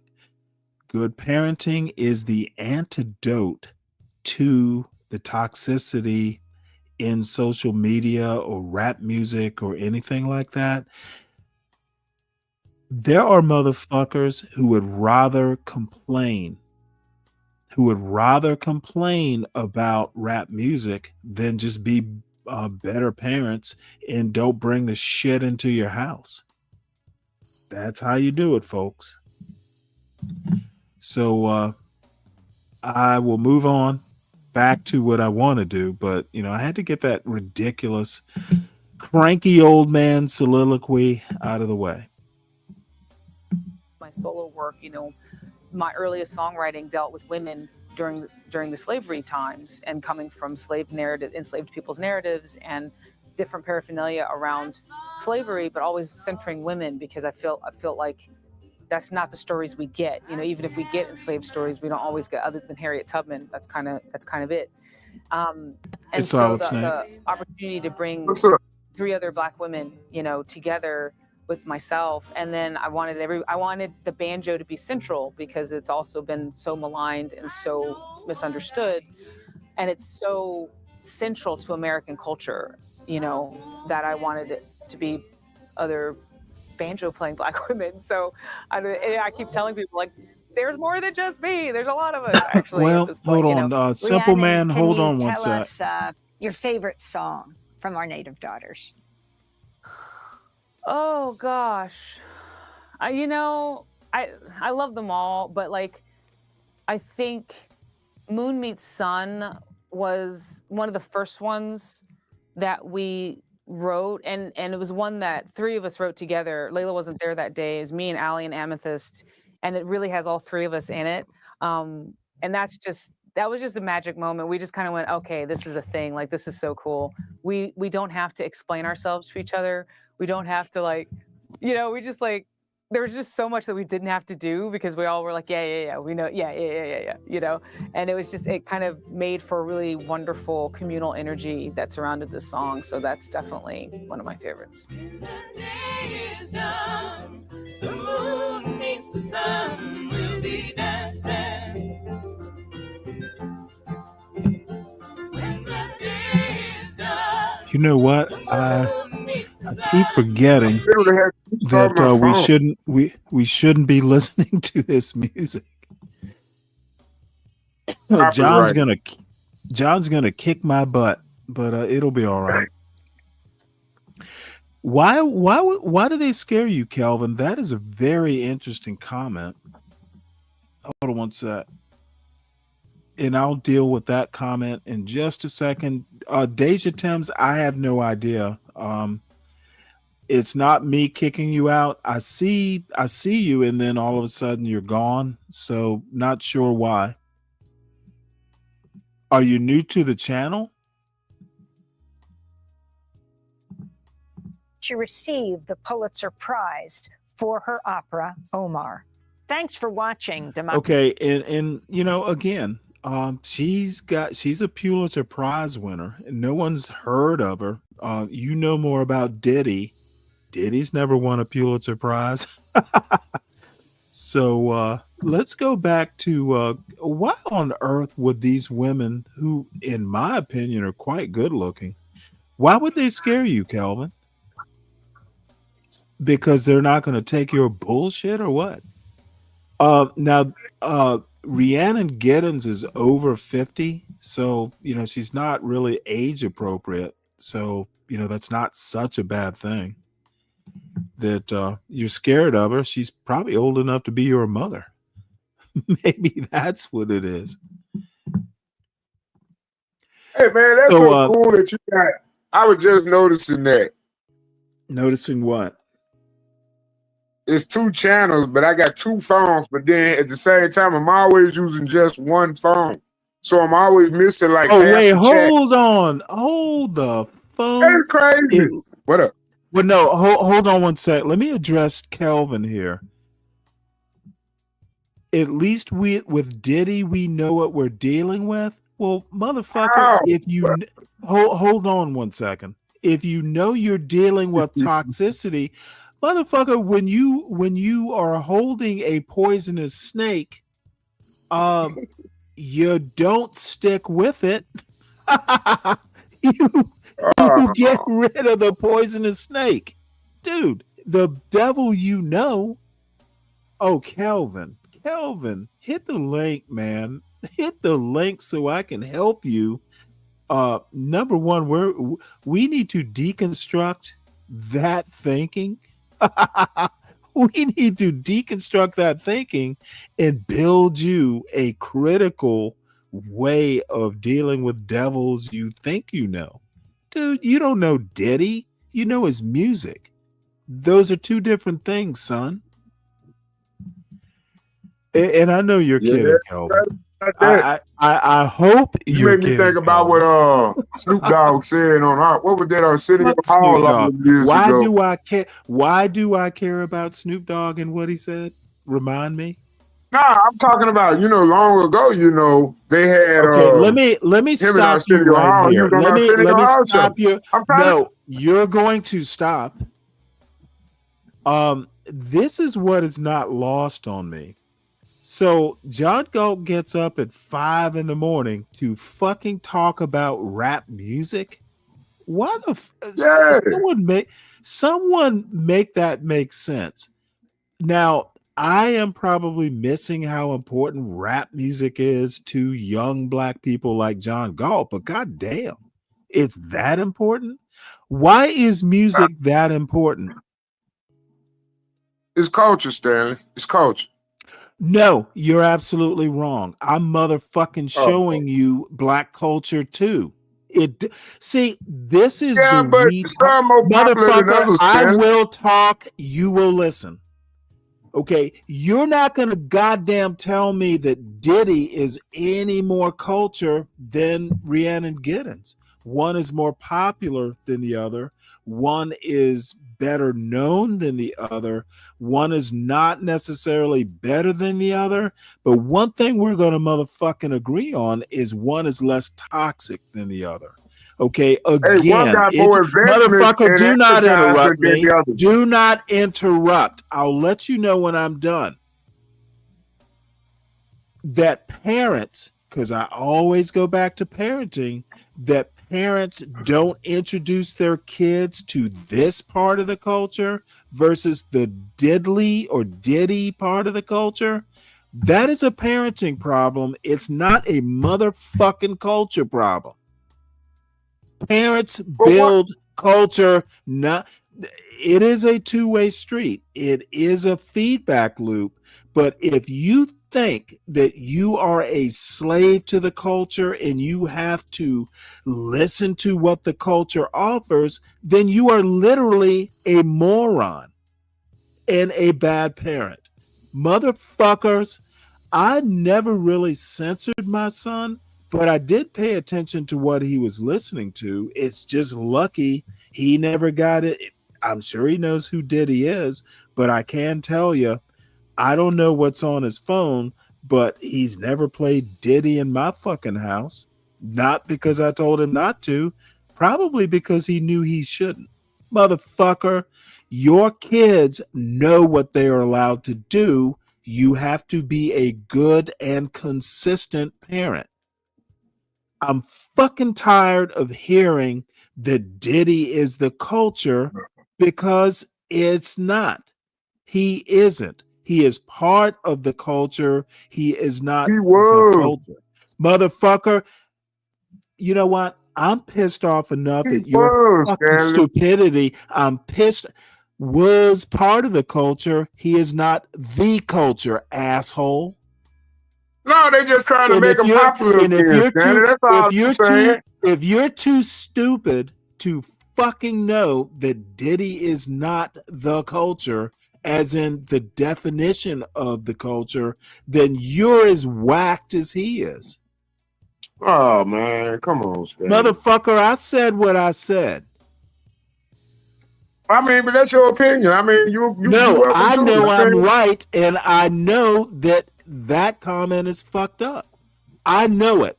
It's not just my opinion. I think we can all at this point agree that Diddy and his lifestyle and his contribution to the culture is a little bit depraved. But Diddy does not define black culture. That just showed me you don't know what you're talking about. Okay, it shows me you're a goddamn moron. Is what it shows me. No. I said what I said. I said what I said. I will not back down. I will not back down. Motherfucker, when I'm right, I don't back down. You back down, I don't have to. I don't back down. I just succeed. Motherfucker, I might win. I might lose the battle, but I ain't gonna never lose the war, Stanley. Motherfucker, there's no war, asshole. There is a war. There is a war for your mind. You are literally tilting at windmills. You're a fucking clown. There is no war. Why are you fighting it? Really? All these white motherfuckers have told you there's a war, and your dumb ass believed it. See, this is motherfucker. You will shut up and listen to good advice. The white people are telling you there's a war, and you are stupid enough to fight it. You know what the problem is? What motherfucking black war people don't is realize there? it's a war at all. No, motherfucker. You're not black. You're dumb. You are not black. You are dumb. Dumb. All of a sudden, I'm starting to believe dumb is a race. There is a race of dumb people. You're not black. You're not white. You are dumb. Why don't you come back to the African American community? I'm right goddamn here saying what I'm saying, and you will accept it or you won't. Come back to the African American community, though, Stanley. Okay, motherfucker, you're not part of the African American community. You're part of the dumb community. Oh, okay. As a black man, am taking your black card until you learn how to be black. Well, when you learn you have no motherfucking clue. You have no motherfucking clue. You have no motherfucking clue how to be black. You have lost your way, little black boy. No, you remind me like you like a crossbreed of Wilford Brimley. You are now a part of the dumb race. Come on, man. Motherfucker, I'm saying what I'm saying. Why I gotta be the dumb race though? You have no black card. No. Your black card has expired. Well, goddamn it, God ain't said that, so I don't know what the fuck you talking about. Motherfucker, God's gonna take your black card. Man, listen. You gonna have me, motherfucker? I don't have to. What? Listen to what? A dumbass? Some motherfuckers don't know what you're doing. You dumb motherfuckers don't know what you're doing. You're out here on YouTube street. You need to. Advertising and propagating the lifestyle that don't nobody fucking agree with, Stanley. Okay. Don't you know it's over for the Democratic Party? I told you this 6 months ago. Solid And you Snake. still Okay, dumbass, you want to talk democratic politics? I'm telling you, you're not a black man. Motherfucker, you are not black. You are dumb. You have independently formed your own demographic. I keep holding on. That's what you're doing, Stanley. You're still holding on, man. Let it go. Let it go. Let it go, man. You know what? I have let it go, and your dumb ass is No, on you're your not. No, own. you're not. I just sat up here and heard you crying about a fucking Muslim You terrorist. are on. You literally on just got up here and cried about a Muslim terrorist. You are on. You want me to dumbass cry island. for a Muslim terrorist? I have no idea what you're talking about now. That's what I you want did. to finish, That's what you did. motherfucker. I will. Hey, I will put you in the back, and you can watch this from the back. Your choice. I'm not tolerating your bullshit. Okay, and speaking of Omar, the play, Islam in America, there's a whole book that I just mentioned a bit ago called Thomas Jefferson's Quran. He actually owned one. Now, it's not like he was any sort of expert or, he had a lot of books that he probably never got around to reading. There is evidence that he did read it. By the way, his Quran is in the Library of Congress. So, there is actually it's a history book. One thing that's never talked about is the influence. Do you know where the Muslims stand? Motherfucker, I'm talking. I shall not be disturbed. I'll let you know when I'm done. The influence of Islam in American slavery, there are whole books about it. I don't know that much about it other than the two stories that I mentioned. And I got Rhiannon Giddens' opera, the story behind it, wrong. There are two cases of Islamic royalty winding up in America. This guy, that Rhiannon talks about, wrote an autobiography in Arabic. There's another story of royalty. Maybe he wasn't Islamic, but there is a story about African royalty brought to the United States. He was literate, very literate, and they actually wound up sending him back to Africa, to his family or something like that. And maybe I'll look it up for tomorrow. Extremely interesting story, very rare. So my point is that there's a lot about American history, and I'm not saying this should be taught in high school. It's kind of a sidebar to straight American history, but dumb fucks who don't know a lot about Black culture and what made Black culture, this is one of those asides. Okay, if you think Diddy is Black culture, then you're a goddamn moron. I didn't say he was Black culture. Motherfucker, you're in the back. I don't need to be interrupted. All I'm saying is that nary a motherfucker in this John Galt space knows a lot about Black culture. You know Diddy, you know Jay-Z, and you know Beyonce, and you don't know much else about Black culture.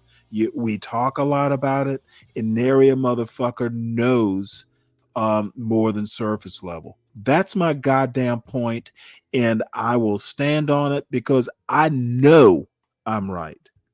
I have no doubts. This isn't my opinion. It is my pronouncement. So don't motherfucking come up here and talk to me about Black culture because none of y'all motherfuckers know it. I don't even know it. Really?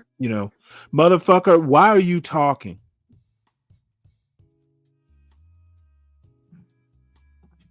You don't know shit about Black culture. Stop pretending you do. What is Black culture, Stanley? Motherfucker, find out. I know American culture. I've talked about my opinions about what it is 1,000 times over the last year.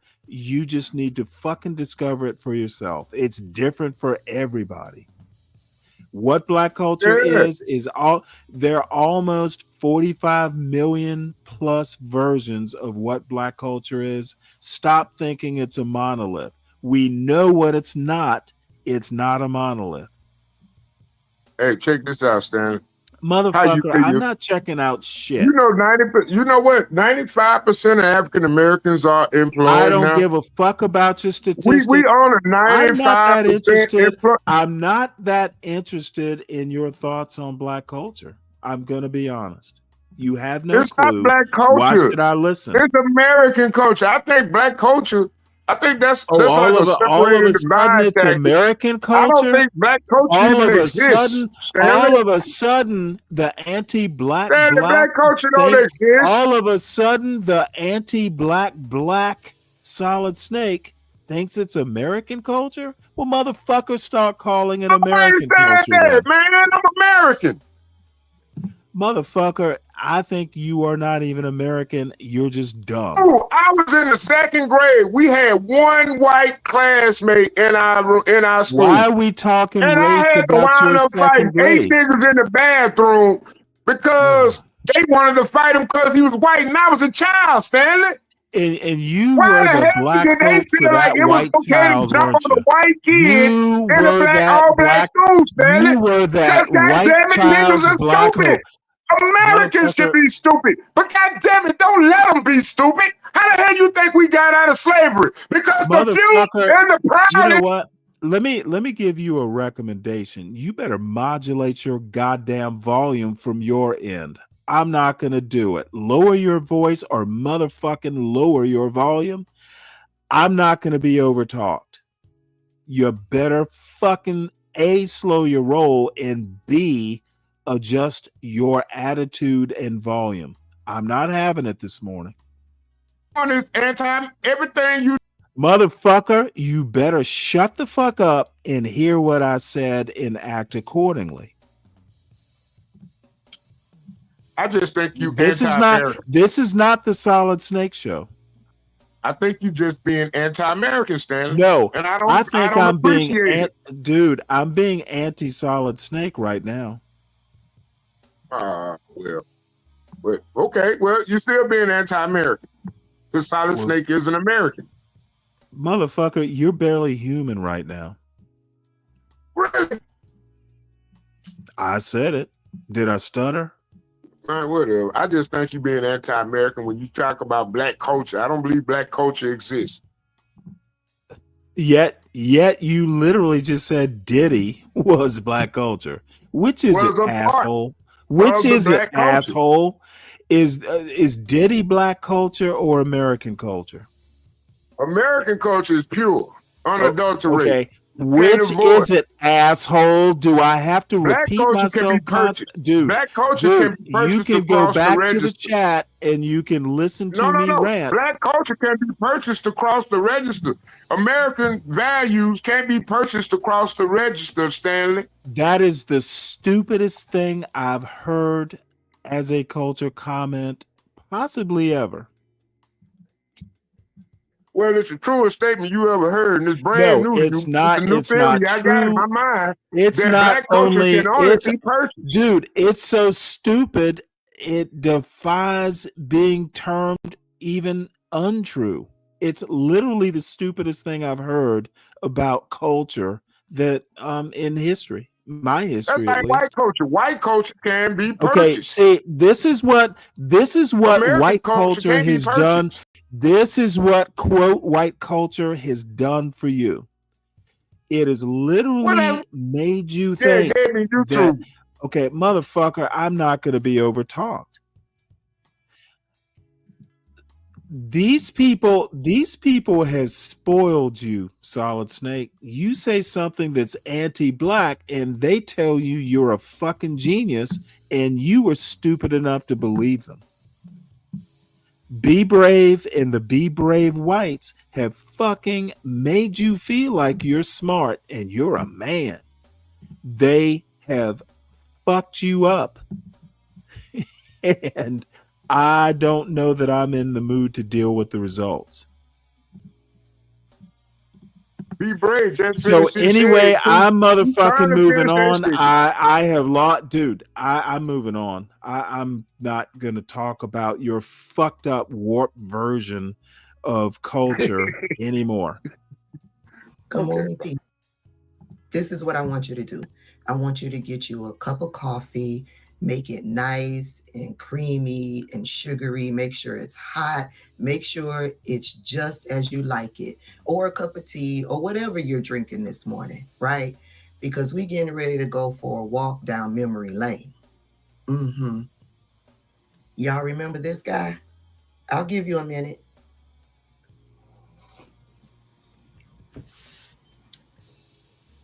You got it? Okay, I'm going to tell you. This is former Lieutenant Governor of North Carolina, Mark Robinson. Mark Robinson is a Black Trumper, a vile, hateful Black Trumper. Let me refresh your memory. You know I got video. The people that were talking about reparations in this country, they wanted reparations. Hold up, just to be clear, the people who were talking about reparations are Black people. So in this speech that he's given, it's to Black people. The people that were talking about reparations in this country, they wanted reparations. And I remember I made this particular liberal so angry at me because I told them right to their face, nobody owes you anything for slavery. If you want to tell the truth about it, it is you who owes. It's you who owes. Why do you owe? Because somebody in those fields took stripes for you. Somebody, after those fields were ended and slavery was ended, somebody had to walk through Jim Crow for you. Somebody fought wars and died for you. Somebody lived less than because they didn't have what you have, and they did it for you. There are people in their graves right now, and they are there because they were willing to stand up and fight for you. Those folks on the Edmund Pettus Bridge, carrying American flags, take that, Colin Kaepernick, living in a society that he could scarcely acknowledge, something that he has never known, living with a bigotry that none of us can imagine. Carried American flags on that bridge, and when they were hit upside the head with nightsticks and shot with water hoses and knocked to the ground, they got up and picked those flags up and kept marching. And they did it for you. Nobody owes you anything. If anybody owes, it's you. Because you've been the benefactor of freedom. You are the one that owes. And what do you owe?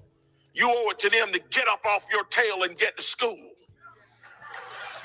And when you get to school, you owe it to them to get up off your tail at school and get to work and get some learning in your head. And once you get that schooling in your head and get out of that school, you owe it to them to get to work. And then when you get to work and you get married, you owe it to them to take care of your children and not let the government take care of your children. It's you who owe. Nobody owes you a single solitary thing. The sacrifice and blood that has been laid out in this nation on your behalf, there is a bill at your feet for it. It's time you got up off your tail and went and go pay it.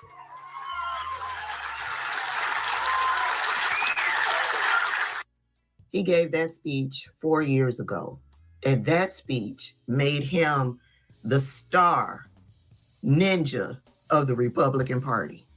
Yes, him going before a mostly white crowd and preach to them that it's Black people who owes reparations because our ancestors were the ones who did all of the fighting.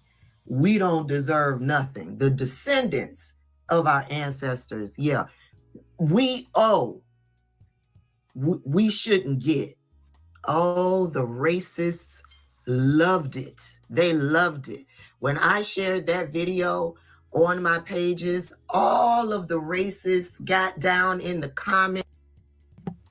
Let me make one additional point here. See, all of a sudden, people forget how litigious American society or American culture has been over the years. See, Mark Robinson wants to make this into a moral argument. The reparations argument is not about morality. It is a damage done argument. Okay, when you have a car wreck, no one is telling you, well, you ought to be grateful you survived. The person who hit your car and maimed you, you just need to be thankful you're alive. Hell, you might owe them money for not hitting your car harder. That's what Mark Robinson's argument is. And people like apparently Daniel Nixon can't think deeper than motherfucker. The reparations argument is not about what your forefathers did. It's what your forefathers weren't paid to hand down generational wealth. Look up Bruce's Beach in California. It's an example I talk about all the time where untold generational wealth did not get transferred down through the Bruce family for damn near 100 years. $0 were handed down. Kids didn't go to college. Kids didn't get new shoes for school, etc., because their land was taken by eminent domain.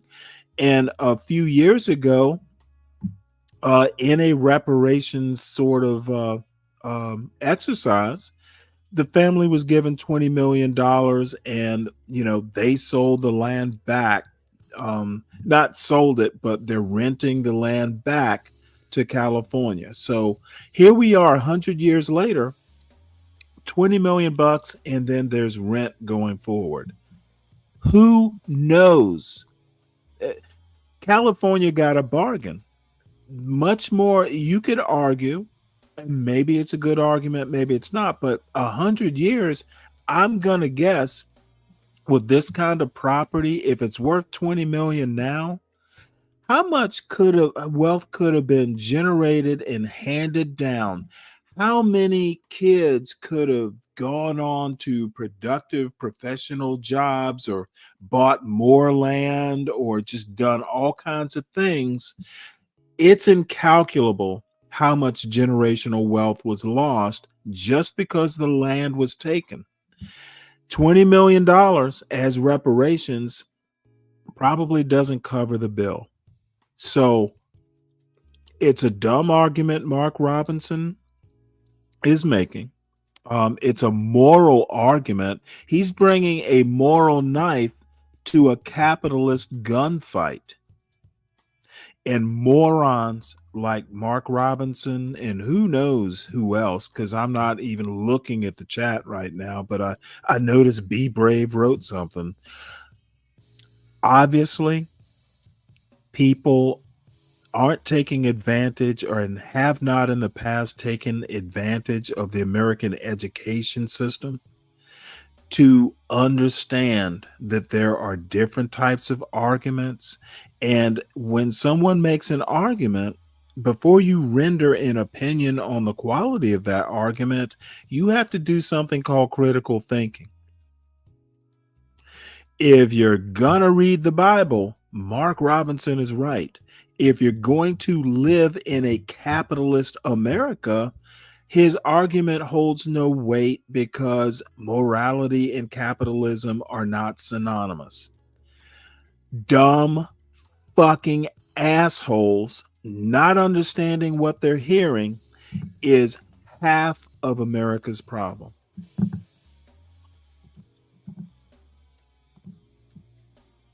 Comment section and praised him and said he was going to be the next governor. They got down in my comment section and told me that I have done nothing to deserve reparations. Yes, He lit a fire under hateful racists to go out and attack Black people, especially Black content creators who spoke on political issues. He gave them the fire to go out and harass and abuse all of us. It didn't stop there. He went on to say this. Governor Mark Robinson at a church in Seagrove, delivering a speech that has offended members of the LGBTQ community and general public. Here's a clip. I'm saying this now, and I've been saying it, and I don't care who likes it. Those issues have no place in a school. There's no reason anybody anywhere in America should be telling any child about transgenderism, homosexuality, any of that filth. And yes, I called it filth. And if you don't like it that I called it filth, come see me and I'll explain it to you. He called the members of the LGBTQIA plus community filth. That took him over the top. That got him on Donald Trump's radar. He was speaking at Donald Trump's campaign rallies. He was speaking alongside other prominent Republicans of the party. Yeah, he was on his way to being governor of North Carolina. But then that doggone meddling CNN came out with this bombshell investigative report. You see, in this explosive expose investigative report, CNN exposed the fact that Mark Robinson had some kinks. And you know what? If you got some kinks that helps you to float your boat, do what you do. But according to this report from CNN, Mark Robinson's kink is driven by Black degradation. Yeah, that's a good term. Baby, I remember the generalization of the report. I needed to have some bullet points. So I went on over and had a conversation with Alfred. For those of you who do not know, Alfred has replaced Mildred. So I asked Alfred to dig up this investigative report, provide me with the link to the report. Alfred did that. And then I said, can you pull 5 bullet points of the problematic issues with Mark Robinson as a result of this report? And Alfred came back. I got it up over here on the big screen. Alfred said, sure, Tabitha, no problem. Here's number 1. He made inflammatory online comments. Mark Robinson, under the username Mini Soldier, posted a series of controversial and offensive comments on a pornography website message board between 2008 and 2012, years before he entered politics.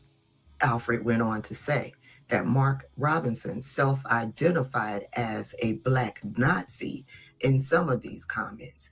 Robinson referred to himself as a Black Nazi in online posts, which drew significant attention and controversy. Alfred said, Tabitha, you won't believe what he said about slavery. Well, Alfred didn't really say that, but this is what Alfred said about slavery.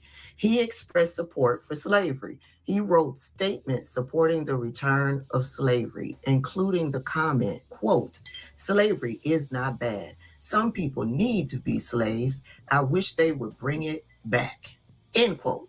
Alfred went on to point out that in this report, Mark Robinson used derogatory and offensive language. Robinson's posts included racial, anti-Semitic, and homophobic slurs, as well as disparaging remarks about civil rights leader Martin Luther King, calling him a, quote, commie bastard and worse than a maggot, end quote.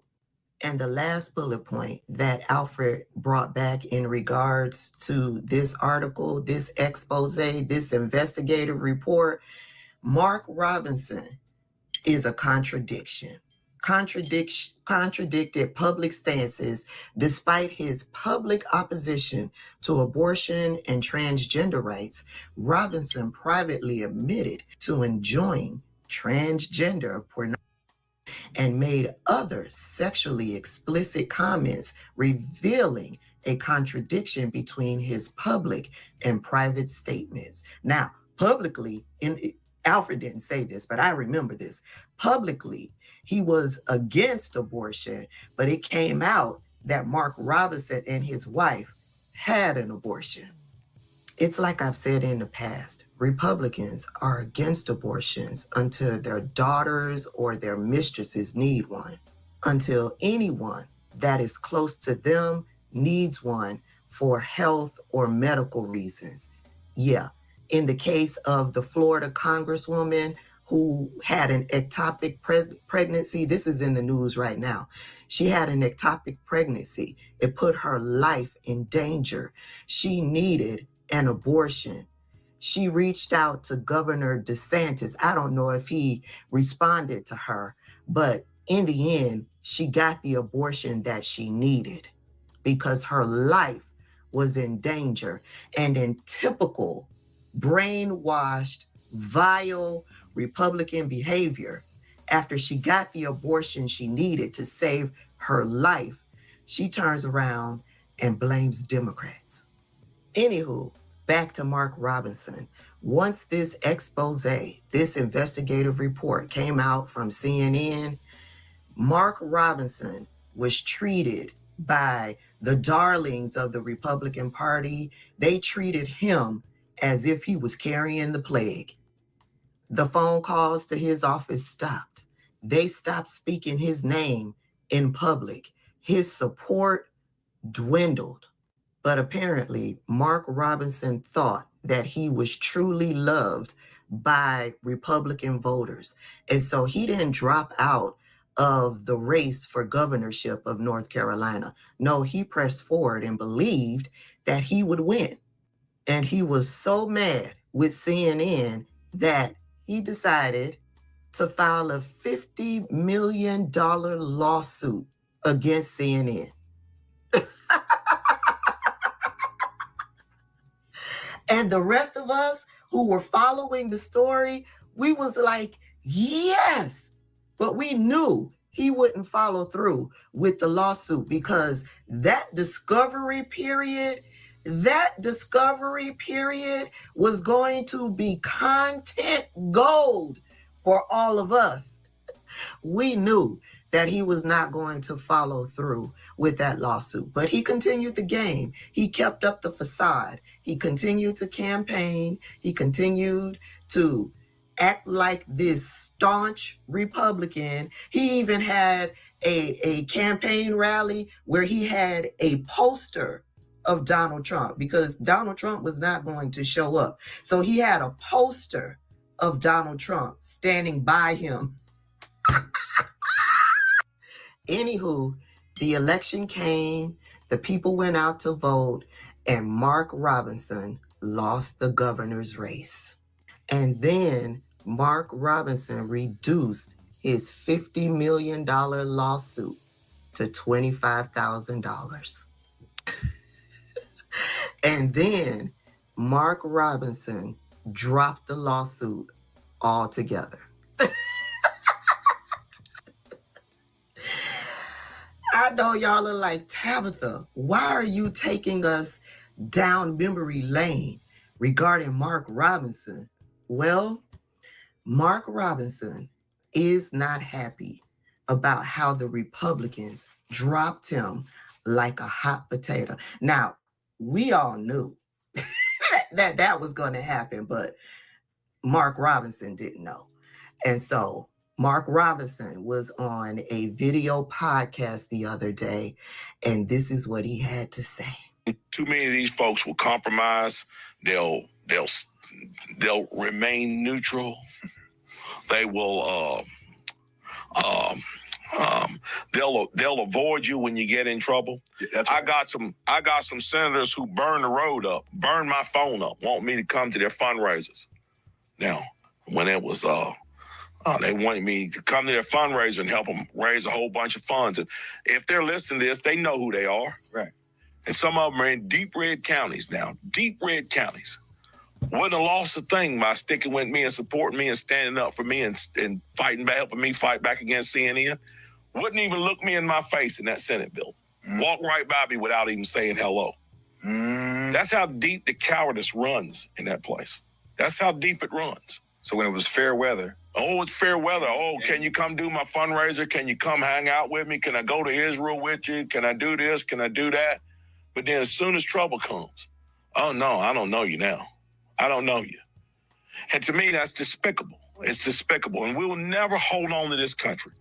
And we will never win this battle to keep this country that God has given us with cowardly men. And I'm talking men specifically. Yes, sir. Cowardly men like that in place. Right. We have to stand up and fight for each other. Right. And we have to recognize when these attacks come. You see, Mark Robinson, it's like this. When you are high and you are speaking their language and they could use you against the Black community, they will rock with you. But as soon as troubled waters come your way, they don't want anything to do with you because you're a Black man. You see, all of them up there still support Donald Trump. And Donald Trump is a 34-count convicted felon. He is a sexual assaulter. He is a criminal. He is a con artist. He is a liar. And they still stand by him. Why? Because he's a white man.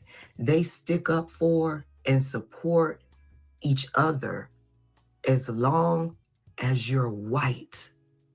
You're not white. Therefore, the minute troubled waters came your way, you were expendable. You weren't worth fighting for. You're just another Black man to them. They are fighting for their dominance. They are fighting for them to have power. Their fight doesn't include you, Mark Robinson. Yeah, you denigrated the Black community. You talked down to the Black community. You were vile and disrespectful towards the Black community. You, a Black man, did that to the Black community. May you continue to fall.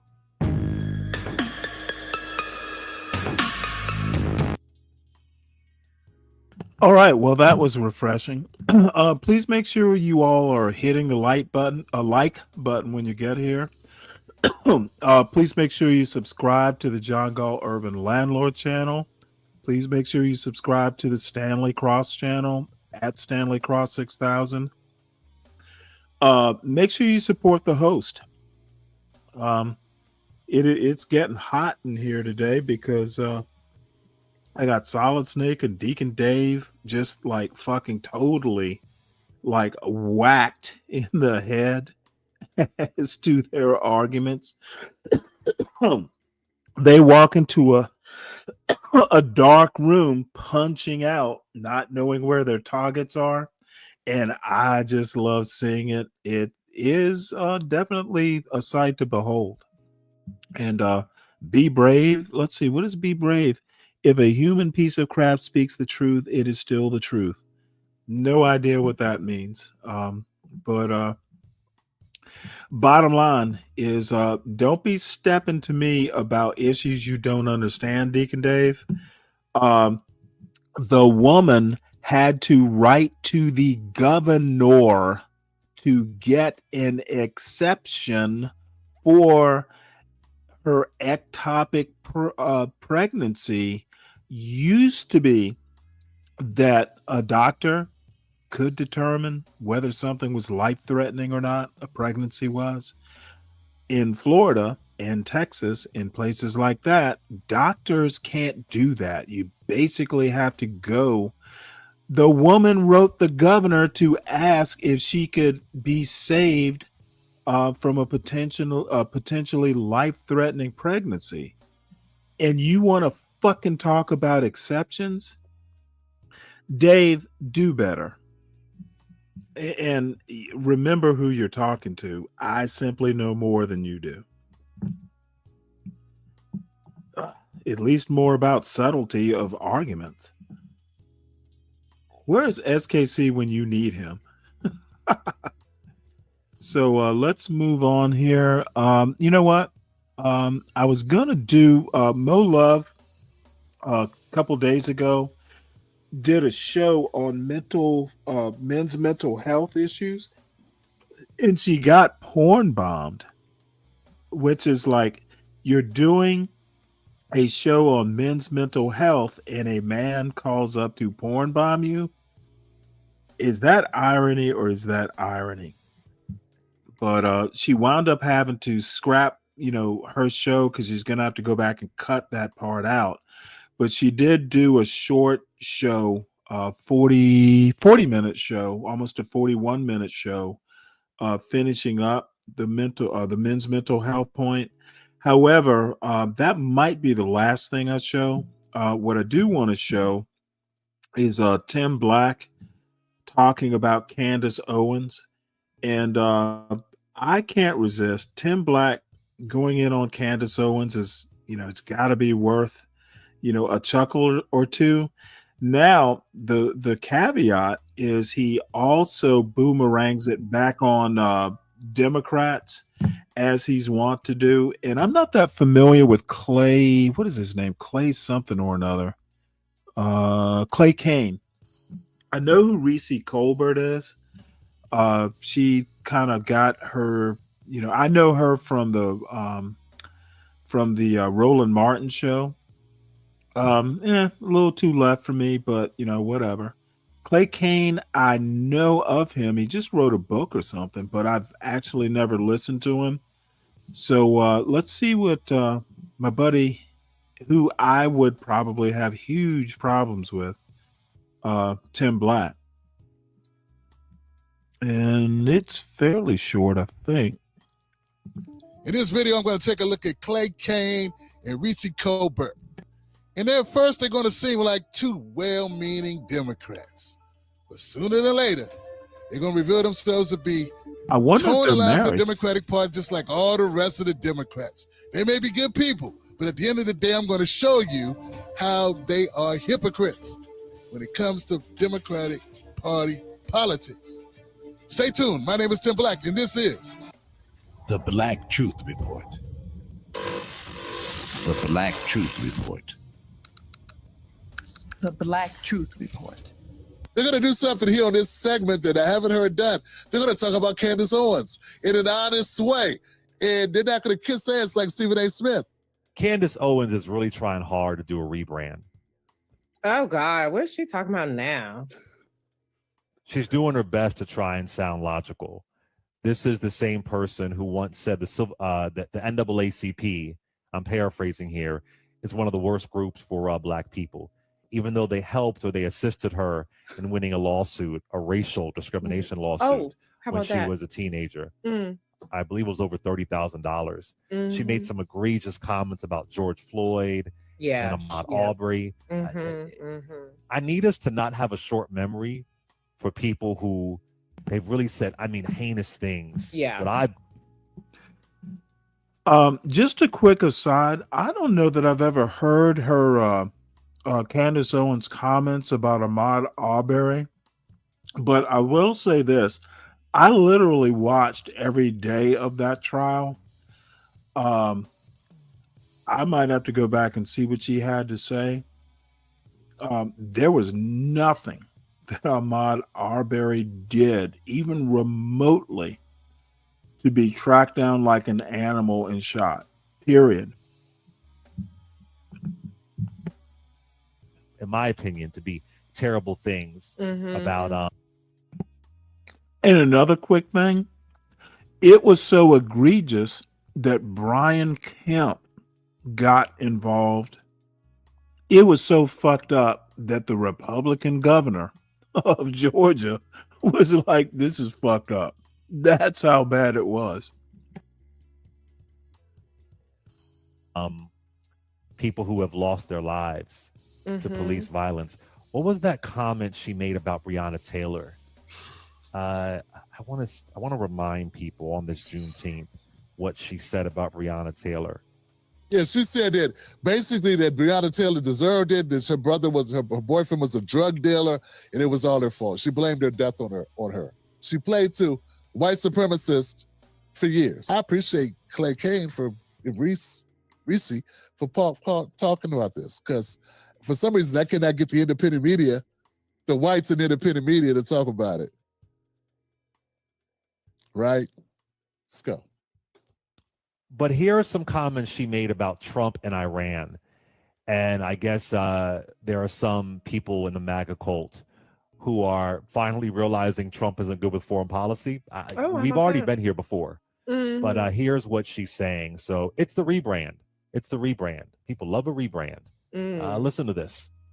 So right now, the lack of consistency, it is stunning to watch Trump do this. He's all over the place right now on social media. I mean, he initially signaled right away that America had nothing to do with what happened in Iran, that America was not going to get involved, that he was negotiating peace. Then he signaled that he didn't have any idea that the attack was coming, but also that he did know that the attack was coming. And now he's tweeting we. He's literally using we to describe what is happening in Iran right now. Let's just take a look at some of these tweets. We now have complete and total control of the skies over Iran. Iran had good sky trackers and other defensive equipment and plenty of it, but it doesn't compare to American-made, conceived, and manufactured stuff. Nobody does it better than the good old USA. Oh, well, hey, yeah, we've got our planes in the skies. Okay, American troops might die, but USA, USA, USA, because our stuff is so good and good looking in the sky. The big bad American planes are in the sky. What does he think? We're stupid? And the people online that are trying to pretend that we are the ones betraying Trump for holding him accountable to his promises that he made to us when we voted for him, when we encouraged other people to vote for him. You're pretending that we're the ones that are problematic? This level of gaslighting that's taking place. You got Laura Loomer out there saying, screenshot every tweet that's against Donald Trump. Let me tell you something, sweetheart. You better start capturing Donald Trump's tweets that are going out right now, because they seem pretty against Donald Trump's ideas of yesteryear. That's all I'm saying. Let me say this. You don't get to wipe the slate clean after years of being loud, wrong, and harmful commentary. This is the same person that said the NRA was a civil rights group created for black folk to fight back against the KKK. Yeah, and they threw her on Fox News, right? She wasn't out there just having different opinions. Yeah, she was saying things that were factually incorrect, things that were harmful against her own people. If she identifies in that way, it was like a full-time job. Right, all right. So now she has this little soft rebrand, and what she said, sure, is it true? But folks been saying that. There isn't anything groundbreaking about what she said. Right. But I guess that conservative check ran out, and now you want to try and have some sense. Trump is not the foreign policy guy. No, he pulled out of the Iran nuclear deal, which is part of the reason why we're here today. And as Victor Lagrune said yesterday, what might happen if we don't go to war is Trump will basically try and reinstate another version of the Iran nuclear deal and go back to what Obama did. Like that if anything sensible happens, that might be what it is, to go back to what Obama had. Well, that's what they were. That's what they've been working on before Israel started bombing Iran. So exactly, but we didn't have to be here. No, 100% avoid. We didn't have to be 100%. And so this bullshit from her, I can recall she called Black Lives Matter a scam, and it is. Girl, you're the scam. Yeah, for sure. Both things can be true. But that's my problem I got with this. Like I love what they're saying about her, because I agree in so many ways. She said a trailer load of garbage about us, shitting on us for 5-6 years for money. And now you're going to ignore it because she's right about that one little thing, because now she's going after Ben Shapiro? For real, that's what we're doing. But then the problem I got with Clay and Reese is, yeah, like BLM is bullshit. Yeah, that's true. It is. Like at this point, you still want to admit reality? If that was a Republican organization, if the Tea Party or some splinter group of it or whatever had their hand in the cookie jar the way the BLM girls did, ladies did, whatever, you'd be calling that shit out. You wouldn't. You know, it makes me wonder sometimes, and I'm sitting here watching this. It is stunning how bad political analysis has gotten over the years.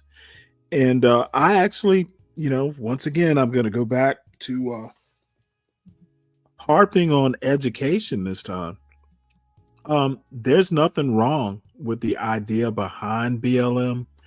It's what BLM became and how the movement was executed that's the problem. And, people like a Clay Kane make the same mistake that a John Galt makes. They make broad generalizations when they make a point. And then when you say, well, why are you making such a broad statement? They go, well, you know what I mean. Well, fuck no. Say what you mean so I know what you mean. There are people just do not know how to communicate their messages these days. If you mean the idea behind BLM, and I don't know what he meant by BLM because it was such a broad statement. Hey, Stanley. I hold on one second, please. I don't have a problem with the idea of BLM or why it's formed. When that is very specific. That part of BLM was good. It's what it became in practice, because one of its problems is BLM was very decentralized. There really was no leadership. It was all local leadership with, some folks at the top. What it became very easy to demonize the group and even the idea behind it. The left, young left, folks like Clay Kane and Reese Colbert, and I kind of like Reese Colbert actually, but the young people criticizing politics don't have the gift of language. They don't use language well. Same thing on the right. You don't have a bunch of people on Fox News outside of maybe what's his name? I can't remember the dude who does the news during the day. He's good with language. Almost no one else is. People like pretty much no one on Fox News besides this one guy, and it'll take me a minute to remember his name. They're horrible with language. They make broad generalizations. And the thing is you're supposed to know what they mean, which means that they're speaking to in an echo chamber. Everybody in that echo chamber knows what you mean. The people outside the echo chamber want to ask questions, and then the response is, you know what I mean, and if you don't, get the fuck out. So, hey, John. Hey, so I thought Deacon Dave was up here. I didn't know who's up here. No, he's in the chat. Solid Snake is up here, but he's been silent, so I assume he passed out or something. Put the people up so we can see who's talking. Well, I guess Snake ain't doing much talking, so it doesn't matter. But I thought Deacon Dave was up here. I was going to say, Stanley, about the whole Black Lives Matter thing. I don't really care one way or the other about it. But what I do think is when people say it's a fake or a fraud or something like that, and all of the things that you mentioned, decentralized and things like that, one could say that was, a feature and not a bug, in that, it was meant to be a feature. It turned out to be a bug. Well, no, I don't think so. I think that if they I know so. I think for the people that look at it and they say if it had been centralized, it would have been easier to attack, kind of like the Ku Klux Klan. It would have been easier to hold it to account as well. Right, I mean, that's there correct, is no right way to do a protest organization. Well, but there I'm is not a big fan. I'm not a big fan of decentralizing these sort of things Right, because it and leads to 1,000 different messages.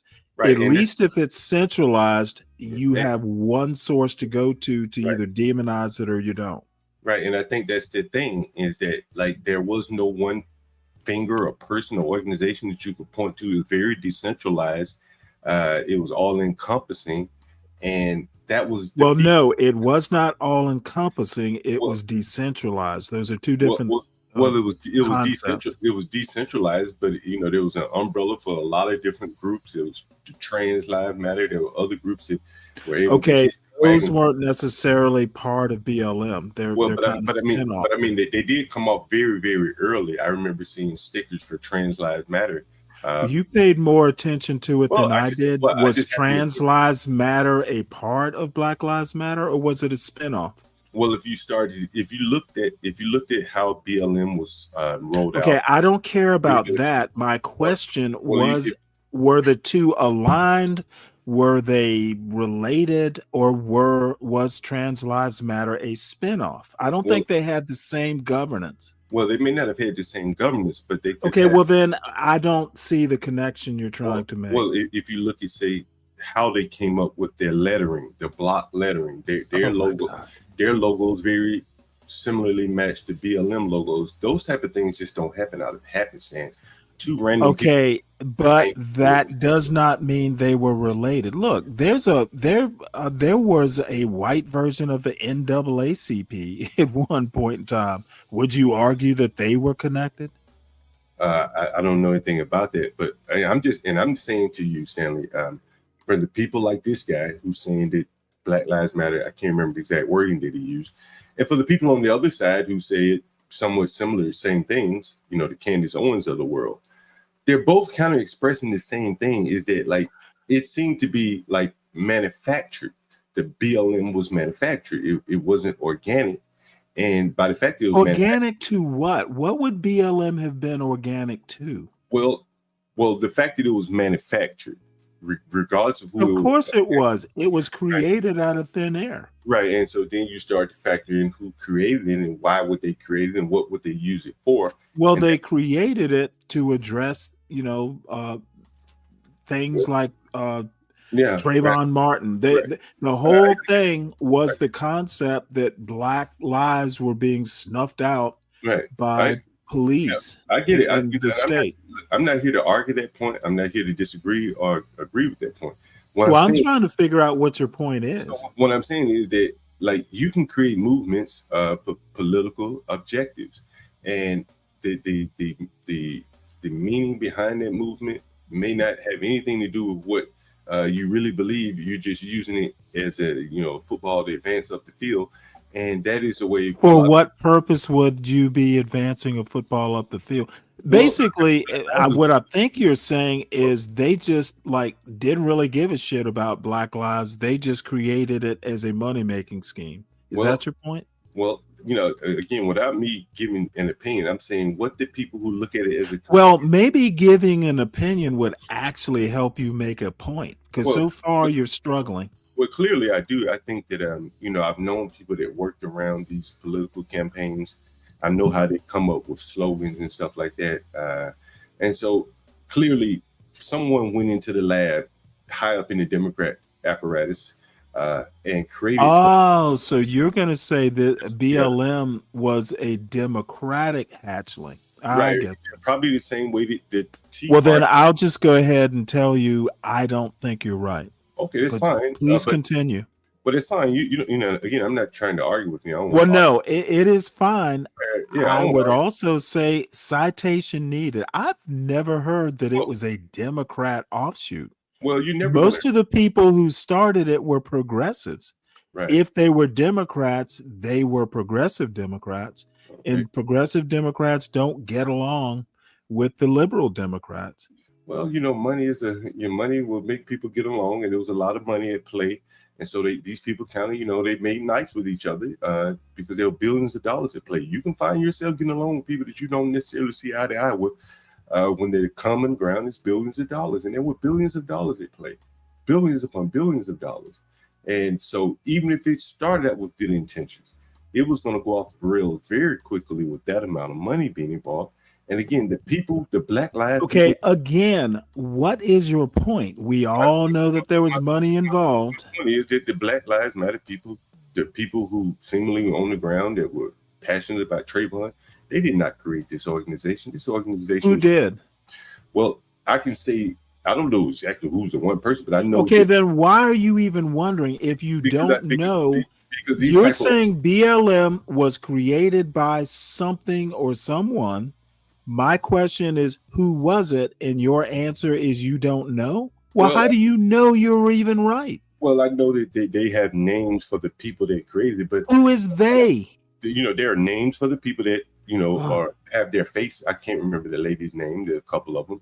But I think the bigger point that this Tim Black guy and the Candace Owens is saying is that these agendas are like astroturfs. That's what they're saying on both sides. Okay, I have no clue what you're saying. Right. Well, I'm saying that, Stanley, many people, this guy and Candace, do not believe that Black Lives Matter sprang up just out of organically. Okay, well, John, there is nothing in this video.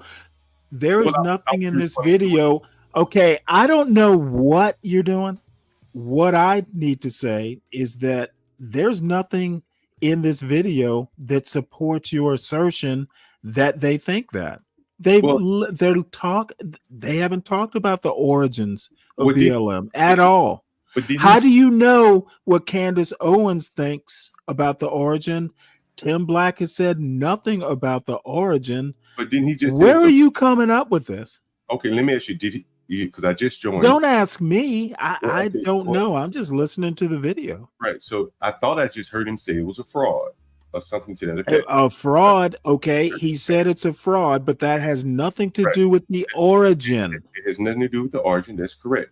And so what I'm saying is. Well, I know it's correct, John. I don't need you to affirm that part. I got it. It's unnecessary speech.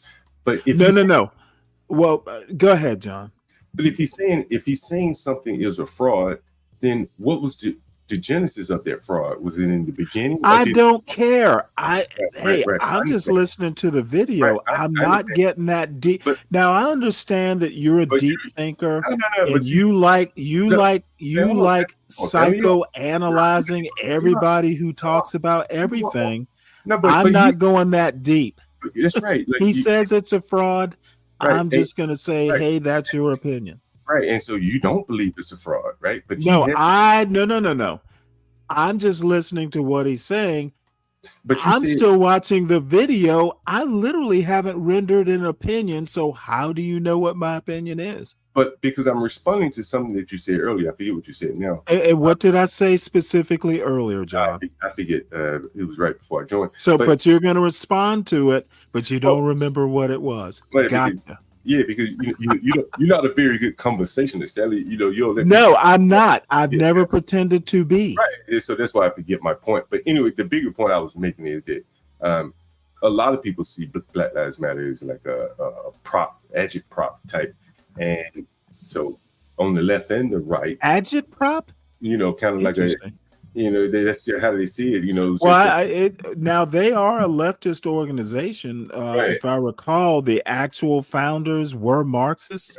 So it's interesting that you say agitprop. You might get that part right. And so again, that is what a lot of people think, that it is not a real organization, that the government has kind of looked the other way, or maybe even created this organization for whatever reason. I'm not sure. So the government created BLM? So let me back up. I'm not sure what the conspiracy theorist people believe, and maybe that's the wrong word. But the Tim Blacks of the world, the Candace Owens, and there are a lot of people in between that see these things as kind of astroturf and not real.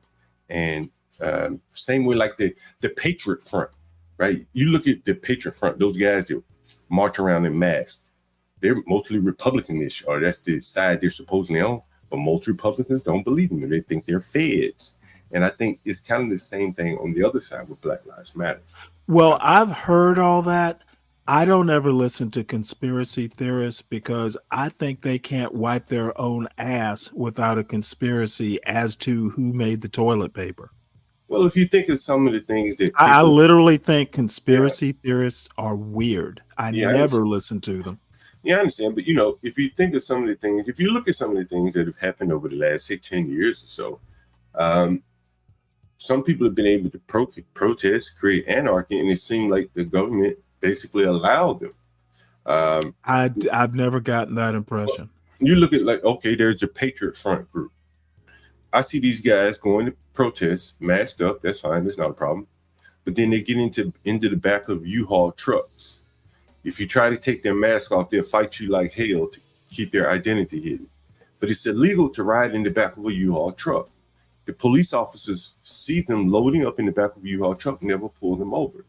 For the people that see these things and say, wait a minute, something ain't right. Why don't the police pull these people over? Why are they fighting so hard to keep their mask on? You know, there's something ain't right there. And the fact that they can get in that U-Haul, not get pulled over when the police see them, sometimes I think they don't even have tags on their cars. You know, it's just weird, you know, and it makes people skeptical. Well, I mean, it is weird to ride in the back of a U-Haul truck or U-Haul trailer. It's illegal. That part we agree on. That's now, illegal. why It's not weird. That's illegal. why people do it, I just never care to think what I'm saying about to you, why they do it, other than were you not listening? Other than I said they show up at protests and then they get back into the U-Haul van to leave the protest. The police see them. That's clearly against the law, and they don't stop them. And so the people who are looking at this from the Republican side, and these people are apparently marching for Republican issues, and they're saying the government is trying to provoke a reaction by sending these people out here, and they're not enforcing the law. They're riding in the back of a U-Haul. The same thing happened in St. Louis during Mike Brown. There was a white guy that went up and started knocking windows out. And then other people started knocking windows out. It's like, and who's the white guy that knocked the windows out? He just disappeared into the night. And, you know, those. Well, John, I actually saw that video. And you know what? Other than, that's weird, I never really thought that deeply about it. Weird things happen during riots. Well, but you know, to see the police, and these weren't during riots, I'm talking about the Patriot Front, the police just let them load up in the back of a U-Haul. If you did, there were police who let the January 6th rioters into right. I mean, That's right. if you hadn't noticed, there were a few police officers who were part of the folks arrested in the January 6th stuff. So cops are not above being partisan. Well, I think in this case, though, Stanley, it seems to me, or to a lot of people, because I've seen it too, bro. I've seen protests show up in DC like Antifa, and clearly the police can see what I'm seeing, and they don't intervene. And okay, let me ask you a question: should police intervene just because they know somebody's Antifa? I think if you have protests. Okay, I need you to answer the question. Just because the police know that these are Antifa protesters, assuming they're not rioters or breaking the law, is being identified as Antifa good enough for cops to just stop you and interfere? No, but some of their activities, for instance. Okay, so now we made it to what activities do you think the cops in DC that Antifa happened to be there protesting, I assume, what activities did the cops not stop or interfere with? Quite a few. You have unlawful assembly. Well, quite a few. Any specifics you care to share with us? I guess it would be something like unlawful assembly, riding around with work vehicles, hauling around people. That's clearly they did all that in DC. Yeah, I saw that. I had pictures of it. Yeah, they would interesting. They would have like storage vans, and then they would drop people off, and they pile out of there with all their like shields and shit and umbrellas and all this shit.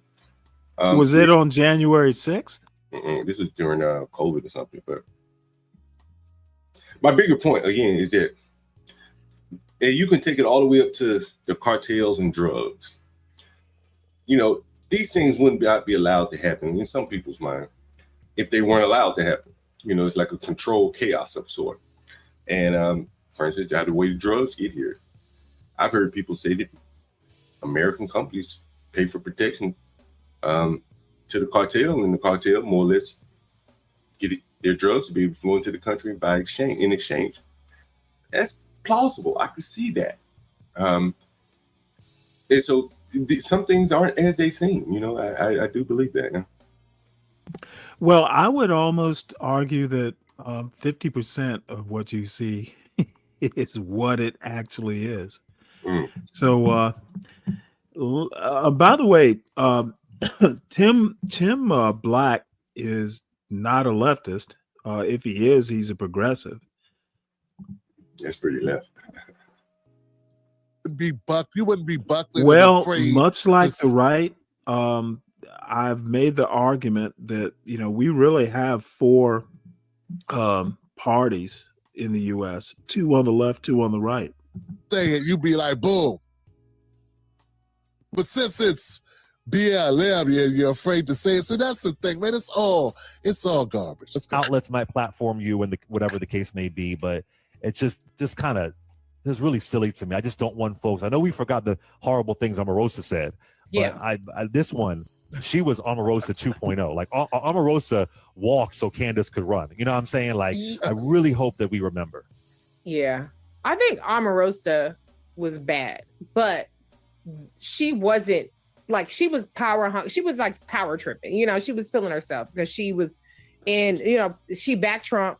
Everybody thought Trump was going to lose. He won. And she kind of felt like, you know, I backed the right horse. But she also worked in the administration. She did. Really egregious. She did. She did. And I, you know, like I said, she was power hungry, but she was never like a level of insidiousness about the nature of Black people or about, you know, like.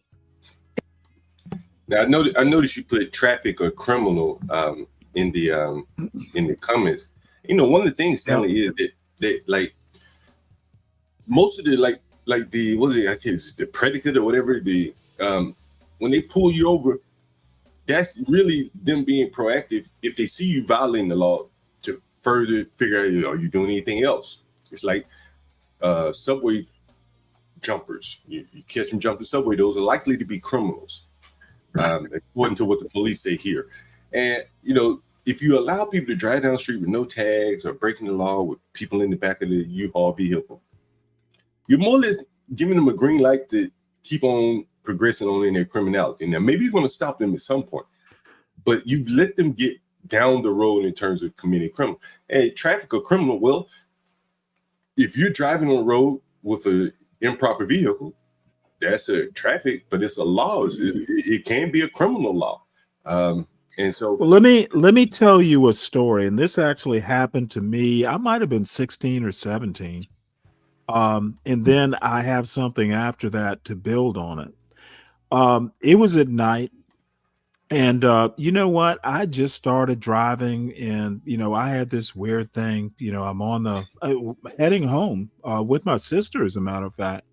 So a car loops around to pass me, and I'm feeling a little randy. I'm like, no, you know what? I'm not going to let you pass me. Well, this went on for about 5 minutes, and all of a sudden the car that was trying to pass me dipped back behind me and threw on lights, police lights. It was a cop that was trying to pass me. It was dark, and I didn't even know it was a cop car. So, you know what? It was a female cop. She came up to the window and she's like, you know what? I would give you a ticket, but I'm on my way to something more important. The speed limit is 55. Do it. And she walked away, went along her business. Cops don't always enforce traffic violations because they may have more important things to do. The bullshit, I while you're not wrong, you're not allowing for subtleties. Okay, she could have fucking, who knows, maybe she was on her way to a murder. However, she wasn't going to stop and give me a ticket. She could have, But Stanley, but she had more important things to do. hold on. You're Stanley, not going to convince me that there's some grand, horrible conspiracy theory because cops aren't enforcing traffic violations. Maybe they have something better to do. Maybe they just don't care. But Stanley, one could argue that you said Well, she maybe pulled. he's just a rookie. Okay, Solid Snake, I don't even, you woke up? Hey, but Stanley, you Oh, know, no, I was dealing with the electrician. I got an electrician over here doing work. hey, but one could argue, Stanley, that you said she pulled you over, right? Yes. Right, and one could argue that, and she gave you a warning. That is kind of enforcing the law. She didn't even, well, told you to slow it is down. kind of enforcing the law. Yeah, she told you to slow But you down. know what? But you know what? She could have just sped ahead. It was Right, every she time she sped up, I sped up. I was Right. kind of pushing it. So who knows? I can't remember. I might have been speeding to begin with. Right, but she, you know, If you go 1 mile over the speed limit, you can be stopped, but usually cops will give you up to 9 miles over the speed limit. At least they used to. My if you point, got a and good see, attitude. you guys want to get into detail when someone challenges you, but like I said, I don't think you have an answer that will refute. It's a traffic violation. It's not that important. A cop has discretion. Deal with it. okay, yeah, it's fine. You know, hey, you know, I'm just saying that, you know, when people see things like this, like she made it a point to stop and pull you over, but you see someone. Well, she made a point to single me out because every time she sped up, I sped out. She had a reason. Right, and you know, we see people get arrested. Otherwise, if I hadn't sped up, I'd have never known she was a cop. Right, and You can't even see that, can you? You have to fucking stop and quibble over something that doesn't matter just to make a point. But you said she wasn't enforcing the law. Okay, no. You are escaping my point. My point was that cops have discretion, not the woulda, coulda, shoulda bullshit. Right. She could have gone on. She didn't because I kept provoking her. But my point is cops have discretion. Traffic violations, they don't stop. If a cop stopped for every traffic violation they saw in a day, they would never catch any criminals. That's my point. Gotcha. So they have to be selective about who they stop. No, you just have to keep hammering on a non-point. But I'm saying- That's actually but- what this seems to be. No, I'm saying the cops clearly could pull people over every second of the day, but they don't. They selectively choose people, and I'm assuming they choose people that commit blatant violence. I don't know what their reasoning is. It probably depends on the cop. There's probably no rhyme or reason. Probably depends on the context. If you have, say, an organization or protest coming in town, you're seeing people unloading people illegally, you might want to look into that. Maybe, maybe not. You know, it's a matter of subjectivity. But those are the things that people see that you know, gets the ire up. You know, they will arrest certain people for certain things, and then they will look the other way at other people for even more. You know what? It was dark. She didn't know who I was. I obviously didn't know who she was. Who are you talking about? You talking back in those days, dark was dark. I don't know what you're talking about, but okay. The cop didn't know who I was. I didn't know she was a cop at all. It was a traffic violation. She could have, by all rights, ticketed me for reckless driving, which is a little bit more serious than speeding. Yeah, that's However, she had something that was so important, she didn't have time to deal with me. Stanley, was you And drunk? thank God, I would have gotten in so much fucking trouble there that you know what? I thank goodness for that cop every day. Well, the bigger point about the Black Lives Matter, I think, is that either, no matter how it was created, we see how it turned out. And, And by the way, to your point about broken windows, I kind of learned a lesson and did not speed so much anymore. So in that case, her not enforcing the law did not spur me into a life of criminality. And tropes. Let me help you out here. There are two definitions for Randy. The first definition, having a coarse manner. The second is lustful or lecherous. So the way I used it is proper. Hopefully you agree. But regardless of, I think yes, she was a female cop. Was she attractive? Dude, it was dark and I was sweating and hoping my sister didn't fucking tell. regardless of She had something to hold over my head for a while. Well, regardless of the origins of Black Lives Matter, we see how it turned out. Not unlike many other like civil rights type movements, in that maybe it benefits the elites. Some people may say. But down on the ground, Well, I'm surprised you said civil rights. I was expecting you to say snivel rights. But down on the ground, I think a lot of the people, it's just not organic down on the ground. It's more of a political movement. What's not organic? BLM or civil rights movement? I think a little bit of both of them, to be honest with you. I didn't live during the civil rights movement, but I've talked to some older people. But I did live through the Black Lives Matter, and I think that a lot of people, they were willing to go along with it, but they weren't supporters. It wasn't organic supporters. They weren't wearing the buttons. They weren't out there protesting. It was just like, okay, another thing going on. Right. Well, here's my thoughts on your thoughts. You know what? You could call the Whiskey Rebellion or Shays Rebellion or Bacon's Rebellion a civil rights movement.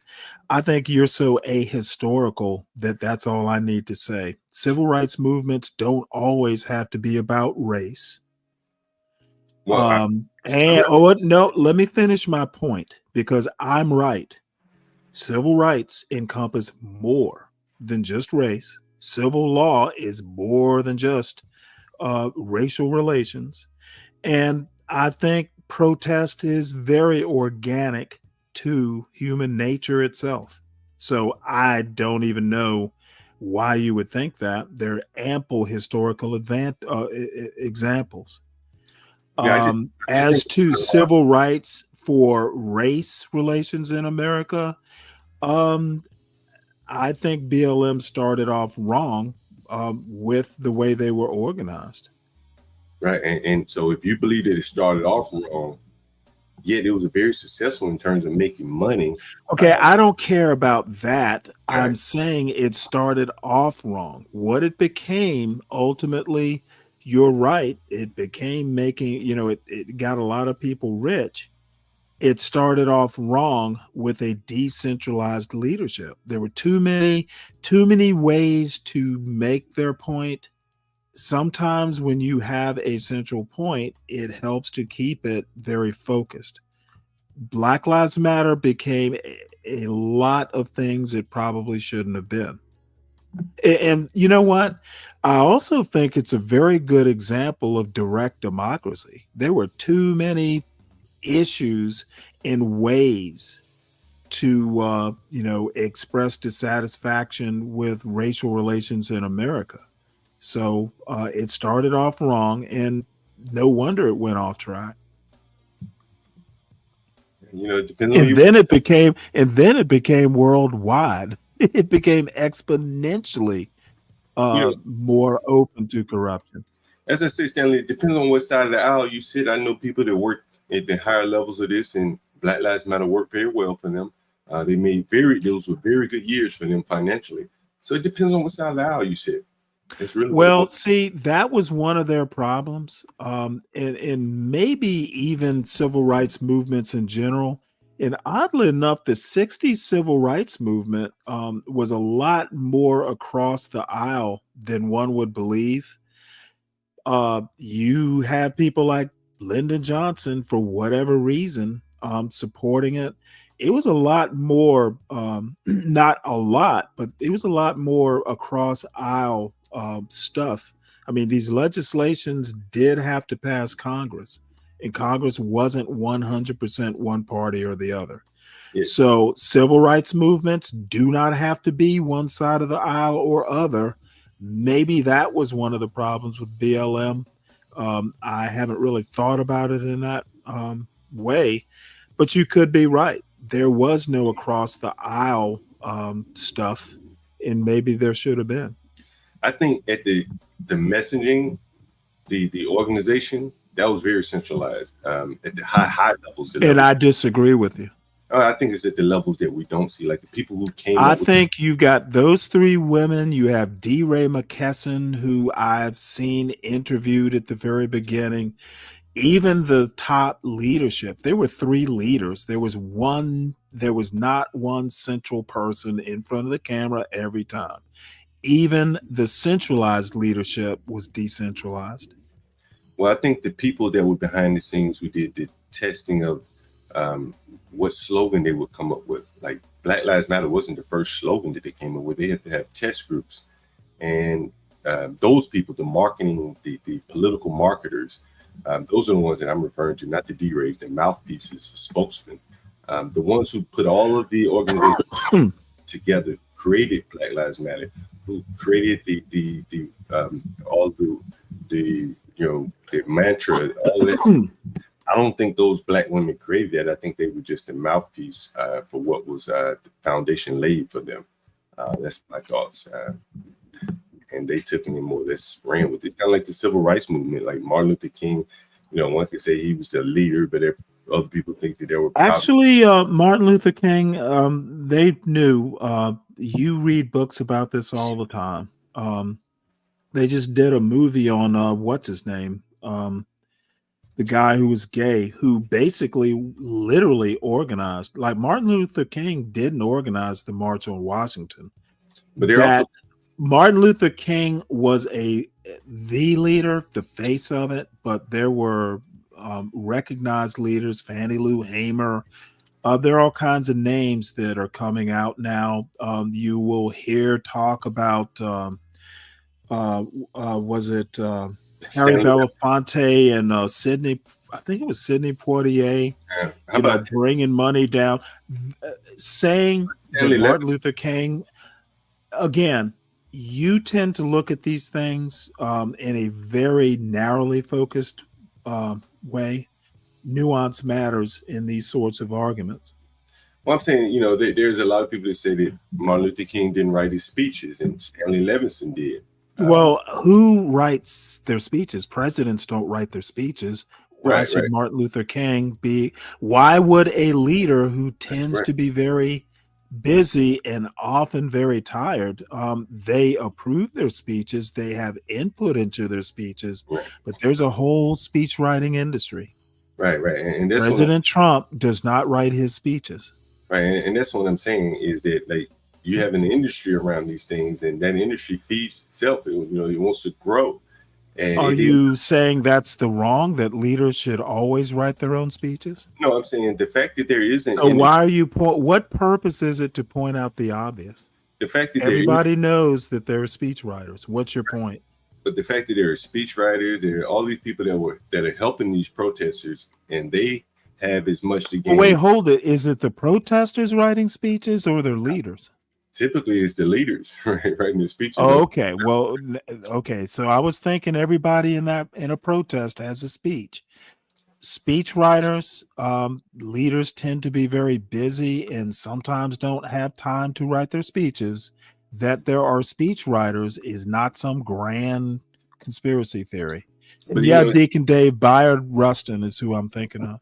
But sometimes the speech, the message of the speech can veer away from the the meaning of the person giving the speech. I disagree with that. The speaker, the leader, presidents literally approve the speeches they give. They have input. They don't write the speeches at the last minute, generally.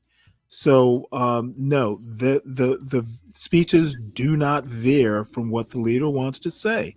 The leader can ball it up and throw it away if they choose. Mhm.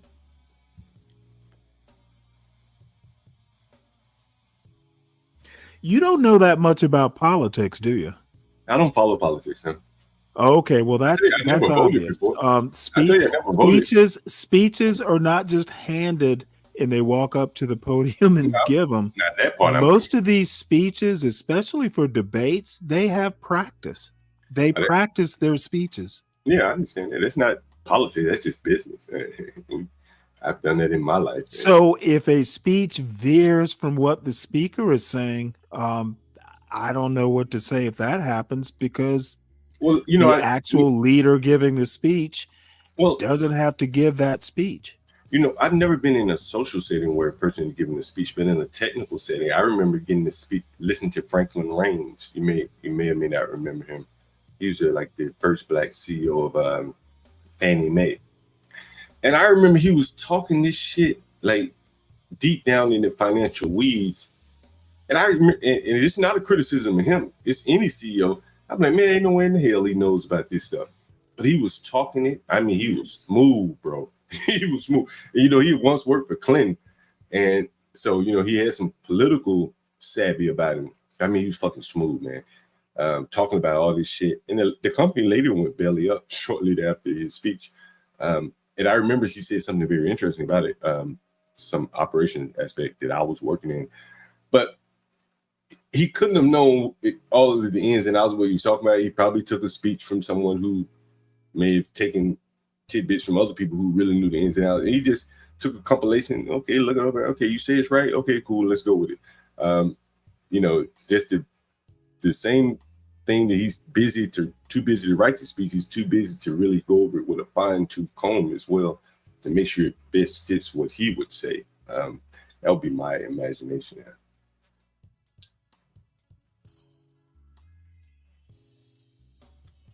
That's my thoughts. Yep. So let's see what else Tim has to say. Things that have happened in Black history. Like, I don't recall her saying things Right. are anywhere in the ballpark of Candace Owens. That's I mean, she would attack a lot of Black folks, like her stunt at the at NABJ with Ed Gordon, and she did a lot of personal attacks, really weird She stuff. was just mean and nasty. But it was personal. Right. It wasn't like Black people ain't shit. Like, you know what I'm saying? Like, it was just like Candace was different. it's like I said, a little power. Candace was Candace. Nah, see, Omarosa attacks certain Black people. Candace attacks Blackness. And that's the difference. That's white supremacist shit. You could have critique. I had critique for Jasmine Crockett, but I love Black people and I would defend Black people till I'm gone. To my death, I'm going to do that. But I could call out Candace Owens and call out Jasmine Crockett in the same breath. No problem. That's not the same thing as what Candace was doing. She was like, all these Black people. And she othered Black people away from her. That's what she did. And now it's Black people like Stephen A. and Charlemagne to give her a pathway back. They gave her a pathway back to a place she never was. They let her reinvent herself. Now I expect that from Andrew Scholes. He's a white guy with a I don't know, a deck of Irish playing cards or something. I don't even know what he is. Italian, I don't know what he is. Jewish, I don't know what he is. I really don't know. But Charlemagne was really no excuse. Let me She's a lot address more, a I point. see her out, that, and she a lot more humble now. She's a lot more demure, very mindful, very demure. Hey, Tropes, how you doing? I haven't seen you in a bit. I think that your point about protest fatigue is maybe you being fatigued of protests. And like you said earlier, it is a very limited number of people. There are times when, say, Donald Trump kind of refreshes the urge to protest. There are protests coming up on July 4th. There are protests coming up on July 17th. My response is, what protest fatigue? All of a sudden in the next, over these next couple months, there seems to be a lot of protests coming up. Who's tired? Of course she is. Of course they all Stacey. I don't believe in it's the same. protest It's straight from. I think I what it don't is, really care what you believe in. It's besides my point. It's such a. It's what you have. What is it? What is it with you anti-black blacks that you want to put yourselves into the middle of everything? No one asked about whether you approve of protests or not. The point was protest fatigue. I don't think there's protest fatigue. Maybe people are tired of people protesting, but the actual protesters don't seem to be fatigued. There are more protests planned. There are protests being organized. My response is, what protest fatigue? We have plenty of protests. Obvious. I don't think no protest is going to be. It doesn't really go everybody off. saying Then they when they gonna get be, sense, man. a lot of I'm folks telling You know what? credit. Can you Well, how come they didn't explain have sense before? how every time I start the video, you start talking? What do you have to say I about don't know. You protests? don't ever say, "Let me start the video." You just finished Okay, talking, so I be wanting to say because you something, should and so I just just go know. ahead and say it. But you hit the play button. Okay, well, touche. Fair use, everybody. Fair use. Oh, everybody, hit that like button. Hit that subscribe button. Support the channel. Hey, hit that cash app. I know I sound like a damn corner store gigolo, but hey, man, we got that John Galt dope on deck, man. Hey, man, hit the cash app, man. Support the channel. Support the host. You go ahead. My bad. Okay.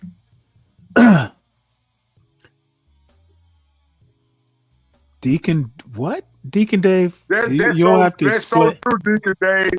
I promise you to God, I had to get on the nigga ass the other day because I was trying to holler at a female. And I wanted to ask this nigga, like, because I know he a Kamala supporter.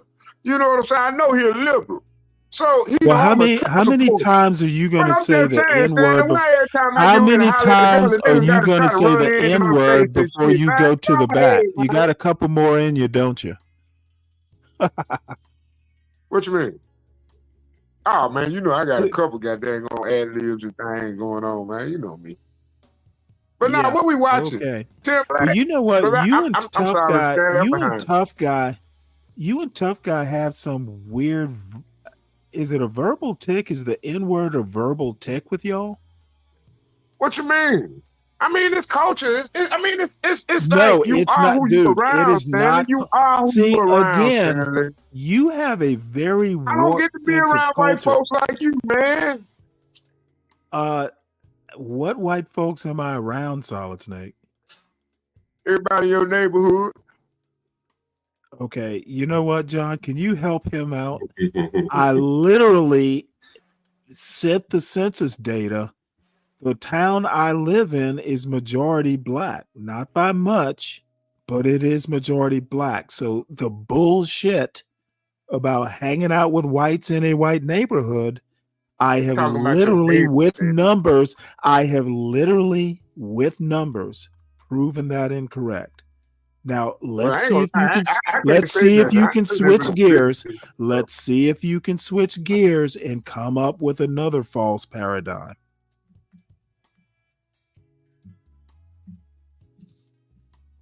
They knew better. They changed who they were to become someone else to get access to power. And then when that access to power goes away, then you want to start complaining and act like that you're somehow above it all when you're actually in the thick of the shit, you know? Yeah.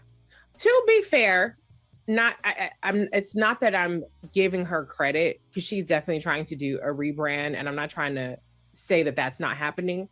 But to be fair, Donald Trump is the one who ran on America First, America ain't getting involved in other people's shit. We ain't got time for it. We only got time to worry about ourselves. Now, he's always been full of shit about that. I mean, he was the one who dropped the mother of bombs in his first term. He couldn't wait to start bombing motherfuckers when he got in there the first time. But that's not the pitch that he has made. That's not true, man. Everybody leaned on Trump to do that. He should not have capitulated on that. He should not have capitulated on that mother of bombs, whatever. But that, to me, was him buckling to all those people he had. If he does this with Iran, it's off the table. Americans. He's never made the pitch that we're going to be in endless wars. We're going to be doing regime changes. We're going to be doing all of these things that, you know, that a lot of Republican warmongers want to see happen. Between Donald Trump's actions and how Donald Trump positioned himself as a candidate in both campaigns, he positioned himself as an America. Now, he was just talking. He talked a lot of shit. He talks. But what did he do? That's the difference. He talked about doing stuff for North Korea. And actually, he's talking about Iran. He has actually done it. Once again. Who was not interested in getting in wars and regime changes and things like that. That's how he's always positioned himself as a candidate. The reality of his conduct has shown that he will bomb the shit out of somebody. Suspect. Let's see how this goes. Okay, again, this drives me crazy. Okay, the man is president of the United States. Now maybe he should have said, I don't want to, but I might have to. Maybe that would have been a better way to phrase it, but that you would sit there, and a president is not going to fucking sit there. And, if Iran bombs New York City, is the president bound by a promise not to go to war?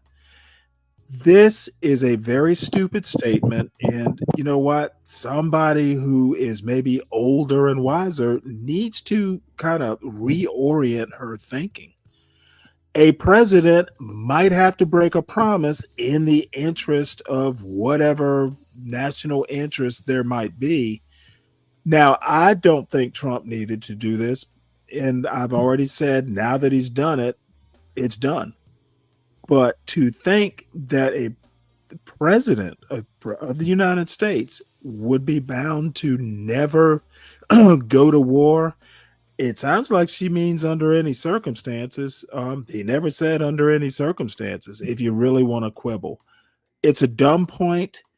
She needs to be checked on that shit. This is a problem with the progressive left. Since when has any politician, since when does the fucking progressive left trust politicians, for that matter?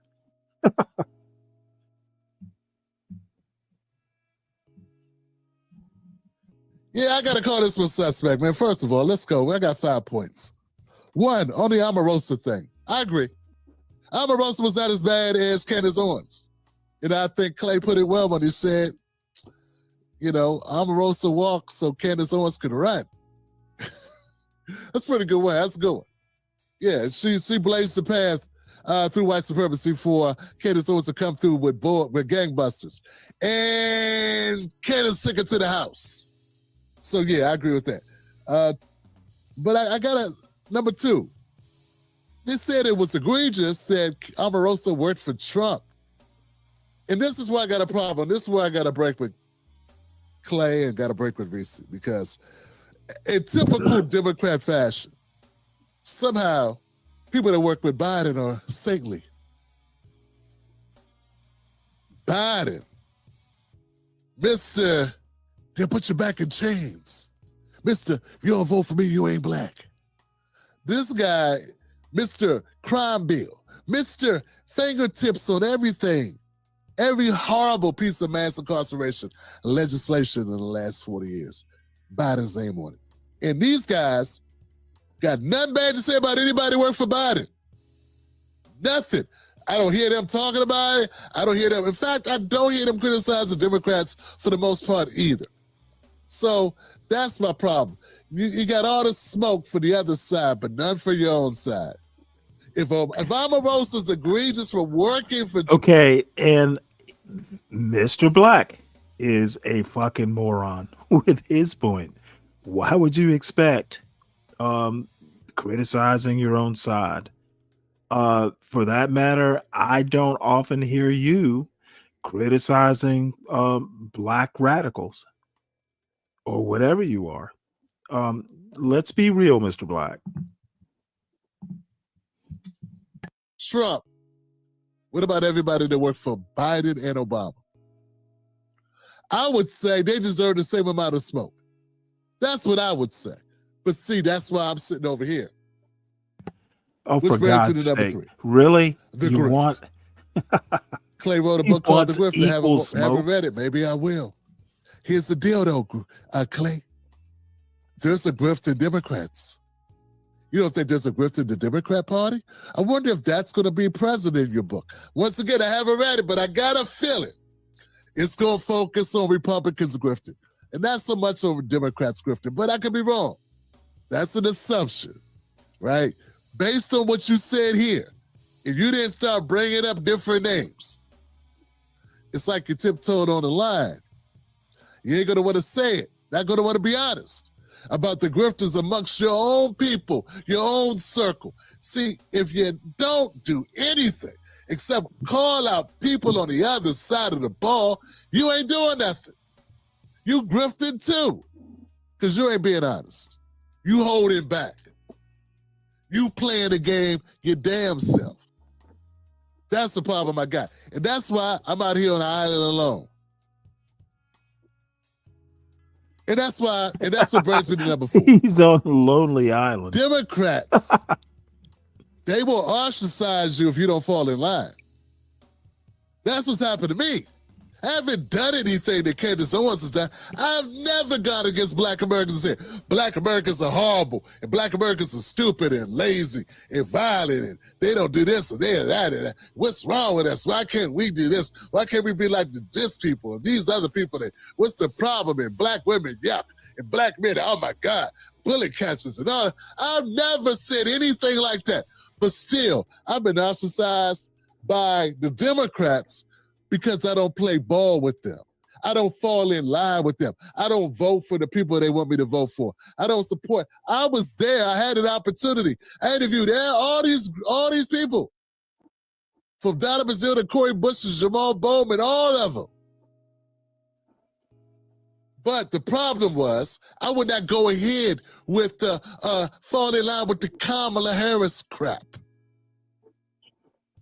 So with Democrats, they don't care. So the reason why Candace Owens can get her way back is because she only shitted on black people. And that's not a deal breaker for the Democrats. You don't think I'm being honest? You don't believe me? Ask Megyn Kelly. Megyn Kelly shitted on black people for several years on Fox News. And what was she able to do? Go right over to MSNBC and get a job. Why?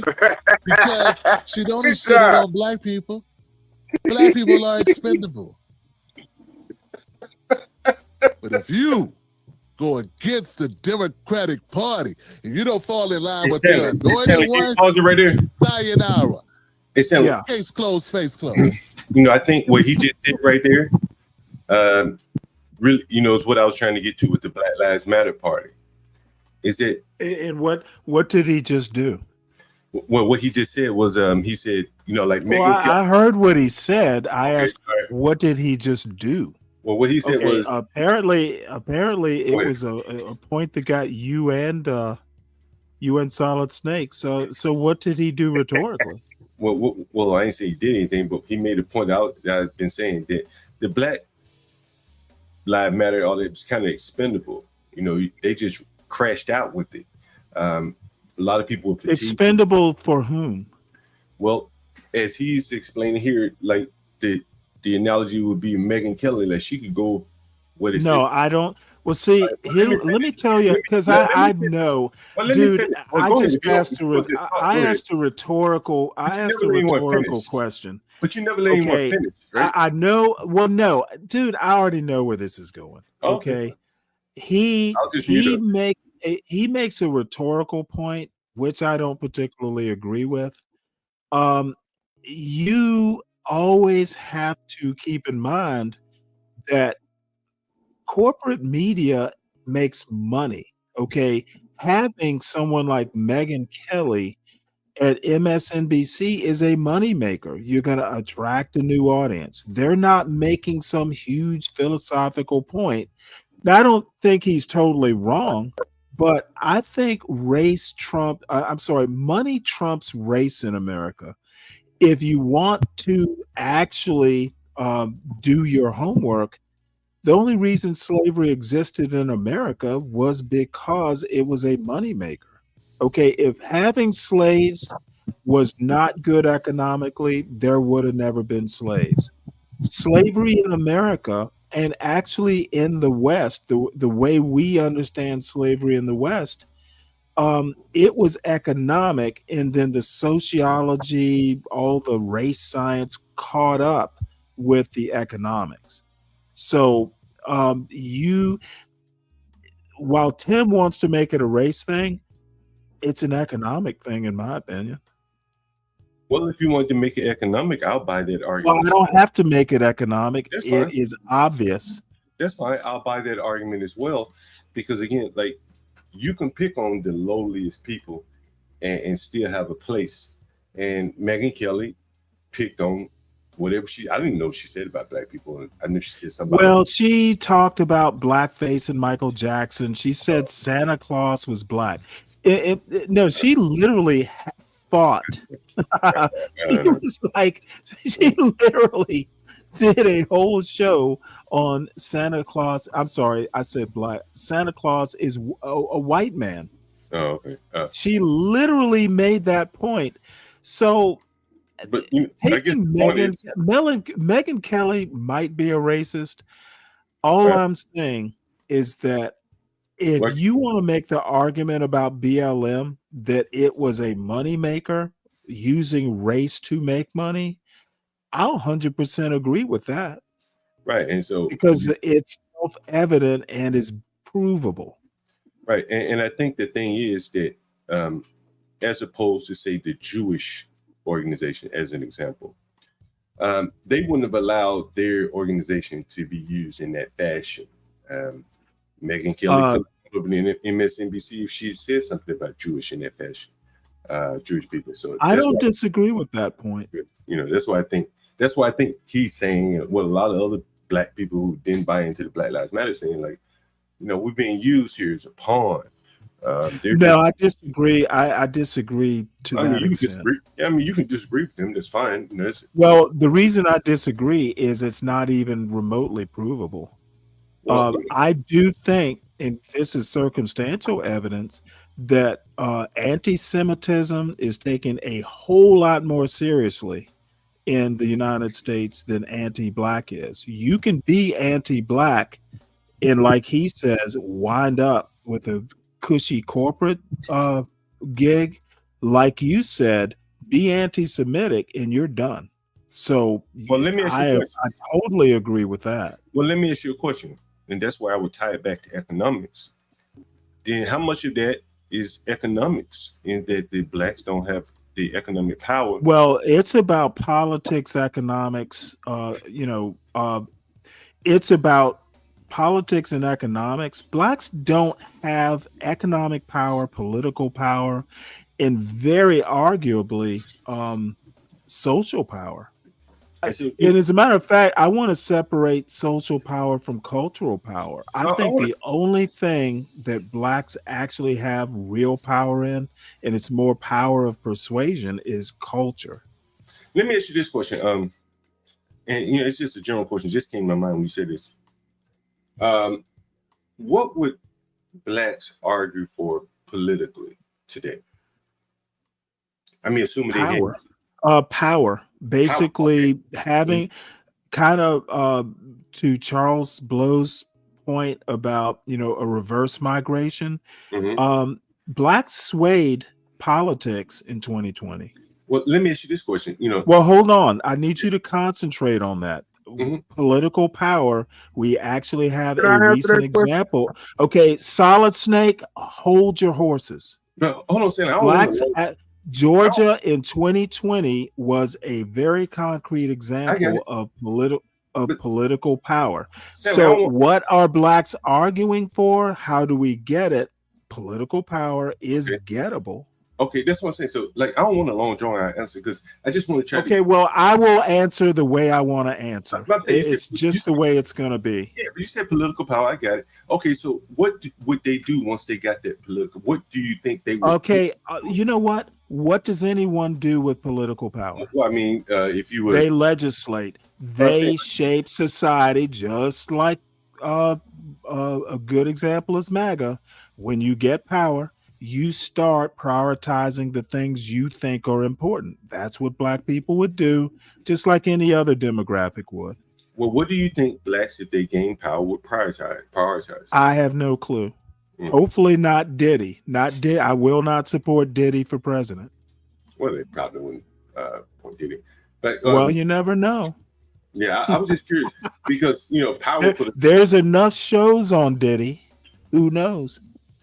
Power for the pursuit of power. I would wonder what would be their priorities once they attain. No idea. Yeah. But we'll never know, at least not in the short term.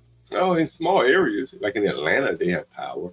Black people have power, at least in the city. No, they don't have the power you think. Okay. The capital, Brian Kemp lives in Atlanta. And Yeah. when, what was it? Keisha Lance Bottoms wanted, there was something she wanted, maybe it was curfews or something like that the governor said no. So blacks have power in Atlanta, except it's the capital of the state, and they have power as long as they're allowed to have power. Kemp can step in, as he did. He overruled the mayor. So she wanted curfews and he didn't allow. I think I'm not. Don't hold me to curfews.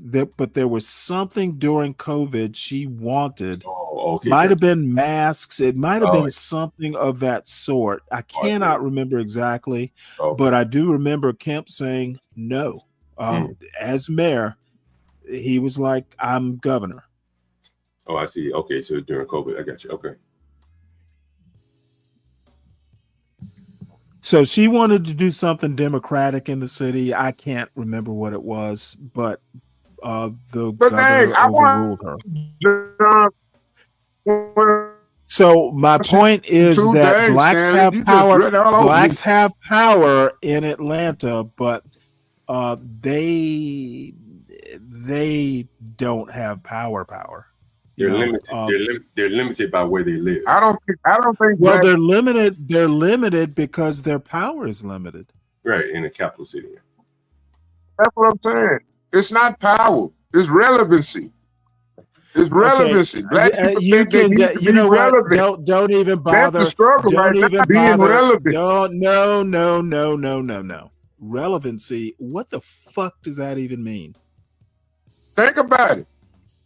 I'm thinking What we about gonna it. be in It the took me next 5 2 years? You seconds. think we're gonna be as relevant as we are today?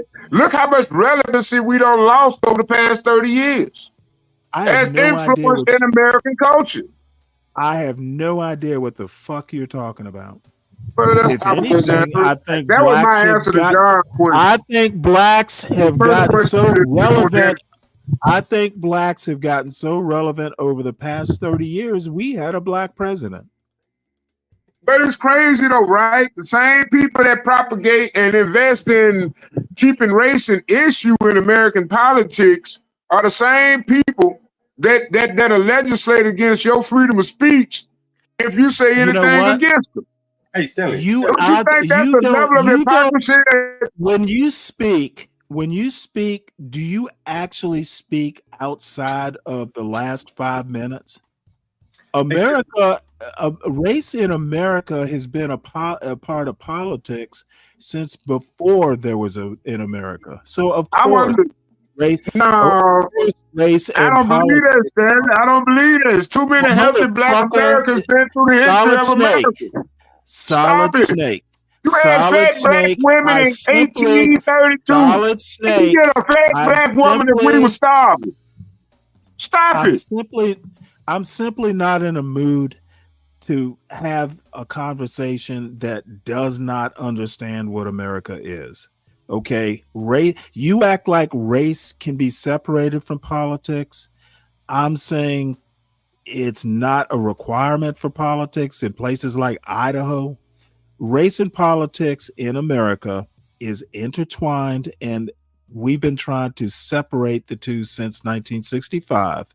What I need you to do is don't tell me to think. I need to tell you to know what the fuck you're talking about. You are often clueless, and your sense of history goes back no longer than 5 minutes. Hey Stanley, I was on Nightish show, listening to Nightish last night. He did a show, CT, whatever. Yeah, I saw it. I couldn't watch it. I was too tired. But anyway, so they were saying how someone said they flagged his channel to the point he was banned, whatever, demonetized, whatever. Last night?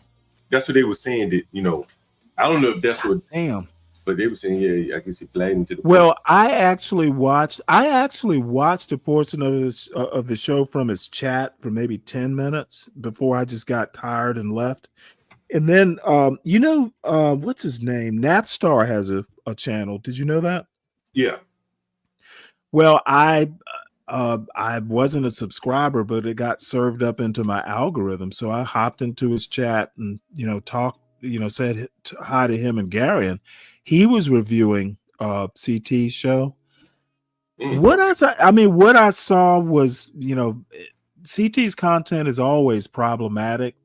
Some people would go, it is worthy of it's edgy. But I didn't see anything remotely ban worthy. It's what I just thought of as you were talking about it. I think you ever heard of like diminishing returns in like economics? Yes. You know what I'm talking about, right? And so it's like you go to the well too often, and sooner or later the energy you expend to go to the well is not worth the water you bring out of the well. John, I hadn't thought of it in those terms, but I think you got something there. And so, and I think because at some point the people who don't like what you're saying, right, they got energy, right? Because they want to shut your ass up. And yeah, but you know what? It's hard for me to believe that. Like, I watch CT's show every now and again. Shit, I was up on his panel. It was me and him because he did his edgelord thing. Hey, I only want to talk to liberals about Trump or something. Mm-hmm. So no other liberals were going up. So I did. And you know what? We had a good, solid conversation for 30 minutes. And I'm like, well, you know what? CT is an edgelord, but he doesn't have to be. My point being is I would imagine that people who don't like his show would have given up a long time ago. He's got 350 people in his chats. Yeah. I was listening to some people remember I told you Ava was doing critiquing, and I was looking at his chat, and you get a lot of people questioning where is he from. Not that it matters. Yeah. You know what I mean? Yeah, somebody called him a tether. Yeah, I think he's Nigerian though. Not that it matters, but I think it doesn't. I think that it becomes a matter of authenticity. You'd have to help me with that because now he is authentically CT, and maybe you just kind of get used to it. I don't. I mean, when you say authenticity, in what way? I mean, he's authentically anti-black. Well, like Ava was showing us some videos of him, I guess a while back. I'd never seen the videos before, and they weren't very far back, a couple of years ago, something like that, before he became CT, I guess. in another role or something like that. And it's a totally different person. Yeah. You know what I mean? Yeah, Like, but Kevin Samuels did that. yeah. I don't know what Kevin Samuels did before that, so I can't really speak. Believe me, he was nothing. And if you go back and you do just a little bit of research just in YouTube, he was a nerd, and he kind of evolved into what he wound up becoming. So having someone kind of evolve on YouTube, it happens. Yeah. I mean, somewhat. I think it would be hard for me to pitch being,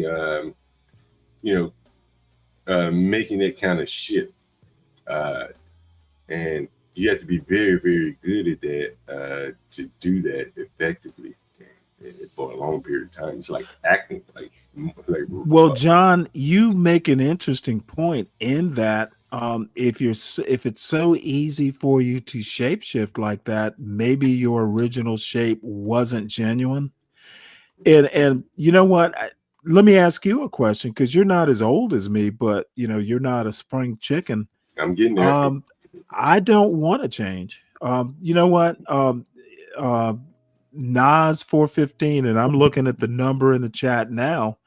Some days, I'll have 30 people. Some days, like right now, I'll have 9.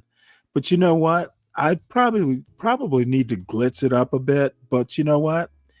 It's not like I'm going to derive a whole living out of this. And every now and again, I get a surprise that makes my day. Like having Republic tea room up here. Was it? It's a Republican tea room. You know what? That made my day. We got along. Who knew? That was worth 40 people in the chat. I'll say this, man. I've built a business before, and it's and I'm not equating that to this, but well, it can be. Well, it's still kind of the same thing. You got to put in a lot of work, and so you got to be a bit passionate about it. Sometimes you get up here. You be like, hey, I could be doing something else. You still come up and do an hour or two or more.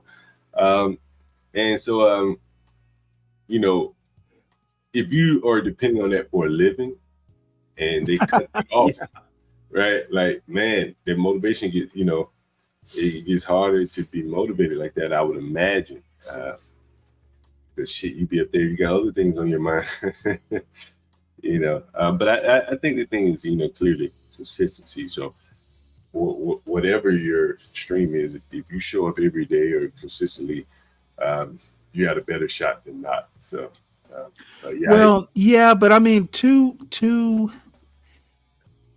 look, I see the same cast of characters, a few days a week, and they kind of know me, I kind of know them, and people kind of shift in and out. Some stay, some don't. It is, I like the news. I like, the culture part of it. I like the, the news, politics, and culture. And it'll be okay. Yeah, that's it's what they call it, steady as she goes, as they say sometimes. Exactly. But yeah, I saw that, man. That's because what's interesting. I think I told you this. Maybe it was like a day or two before. I think they demonetized. I didn't know he was still demonetized. He said on Brave's channel, he's kind of a braggadocious. He said, "I would never say this on my channel, but I make a living off YouTube." And I said at that point, like, bro, like it doesn't matter whose channel you said it on, somebody will see it, and that really brings out the vultures. You know what I mean? It shouldn't be that. Well, look, I actually, I made a comment. It might have been to CT himself. I actually said, you know what, CT, I like you. I just don't like your panels. CT's good. It's the people on his panel that I just don't even. like I said, I wouldn't have gone up on the panel at all had he had like 8 people up there. John, I have actually kind of drifted away from wanting to have 9 people on a panel. Yeah. I'm kind of like you. I notice, you know what? You'll get up on a show and be perfectly happy just bullshitting around and doing your thing. Yeah. People can kind of be distracting. So,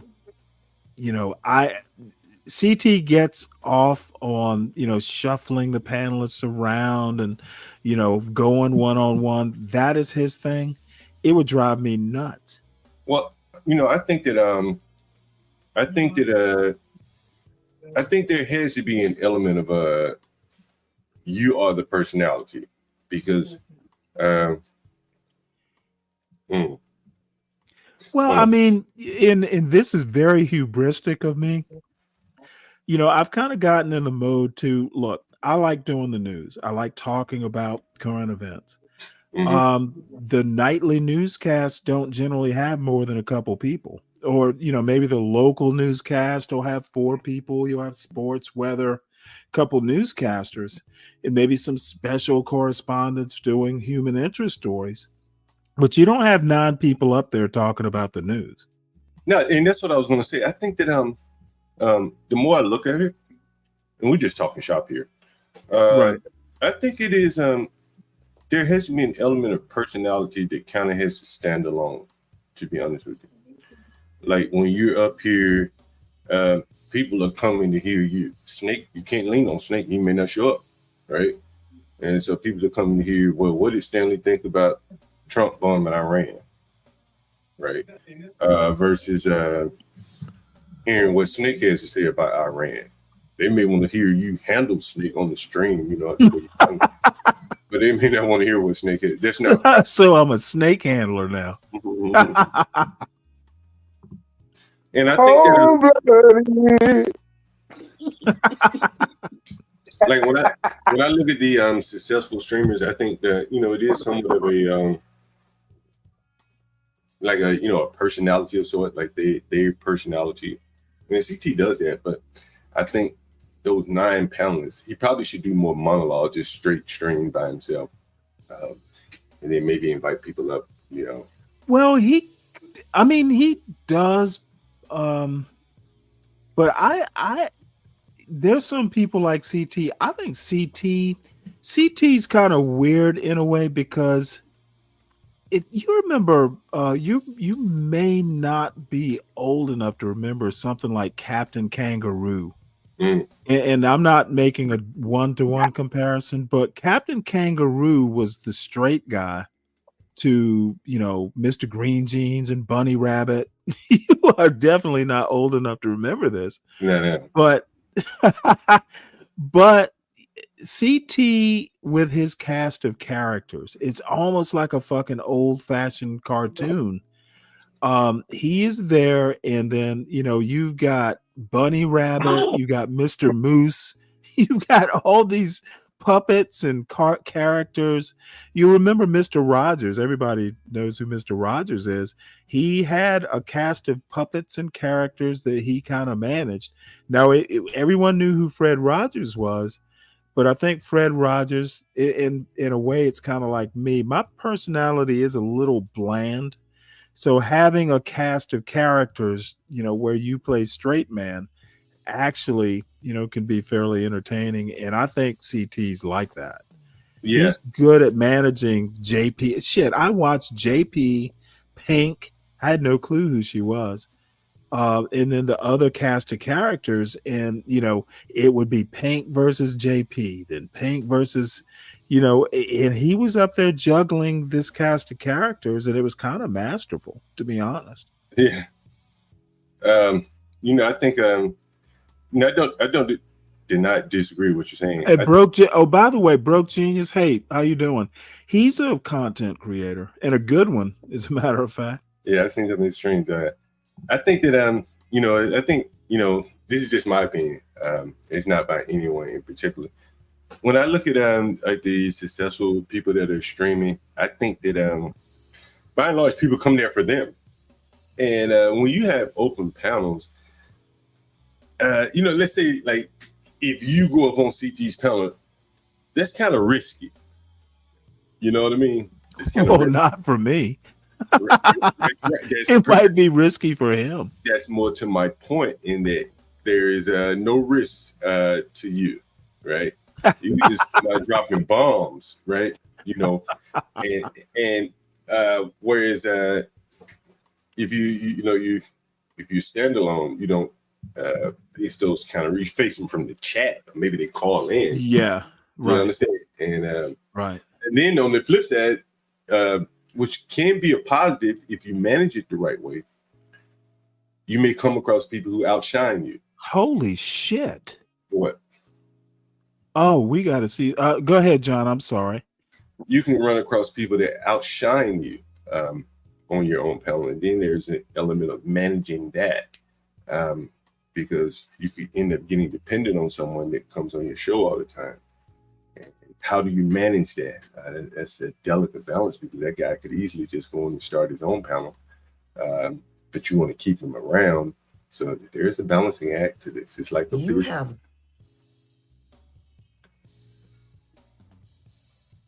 Broke Genius, hit the link if you want. I don't know. Is Portia has not pinned it. Yeah, I think she's busy. What Broke Genius is talking about here is that there are a lot of YouTube streamers that you'll see streams that, hey, I got monetized in a month, and they went viral. Yes. They got a lot of hours from say one video that may not even be relevant to the content that they that they put out on a regular basis. Maybe they were at a riot or something, and so they have a lot of subscribers relative to their viewers in the audience. So it's kind of quality versus quantity in that instance there. Yeah. Well,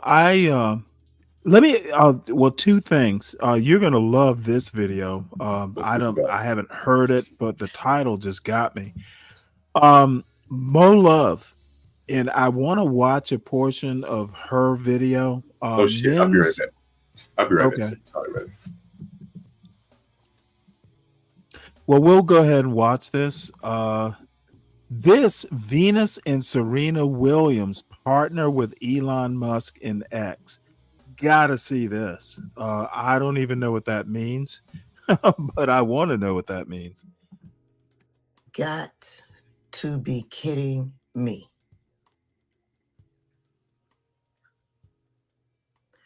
Tennis legends Venus and Serena Williams have partnered with Elon Musk's platform X, formerly Twitter, to bring their podcast Unfiltered Truth to the platform. Two Black women have a podcast titled Unfiltered Truth, and they are going to debut that podcast on a platform that is operated and owned by a white supremacist. They have partnered with a platform where on that platform. Let me stop this right here. So fucking what? See, this is where, and I love Tabitha. I think she's cute as a button, and she's age appropriate. Who is this? One day. Who is she? Tabitha Speaks Politics. She's got like, I think she's got like 100,000 subscribers, and she is quite. Oh shit, she's got 357,000 subscribers. So let me ask you: Are they labeling Elon as a what did she call him? What's in the Well, title? she is a straight line Democrat as near as I can tell, and I like her. But you know, everyone has problems. She is basically criticizing Venus and Serena Williams for doing a podcast. Elon Musk has pretty much, and I don't even know that it's personal negotiations. She doesn't know that. What do you mean? Hey, hold on. What is Elon Musk have podcast?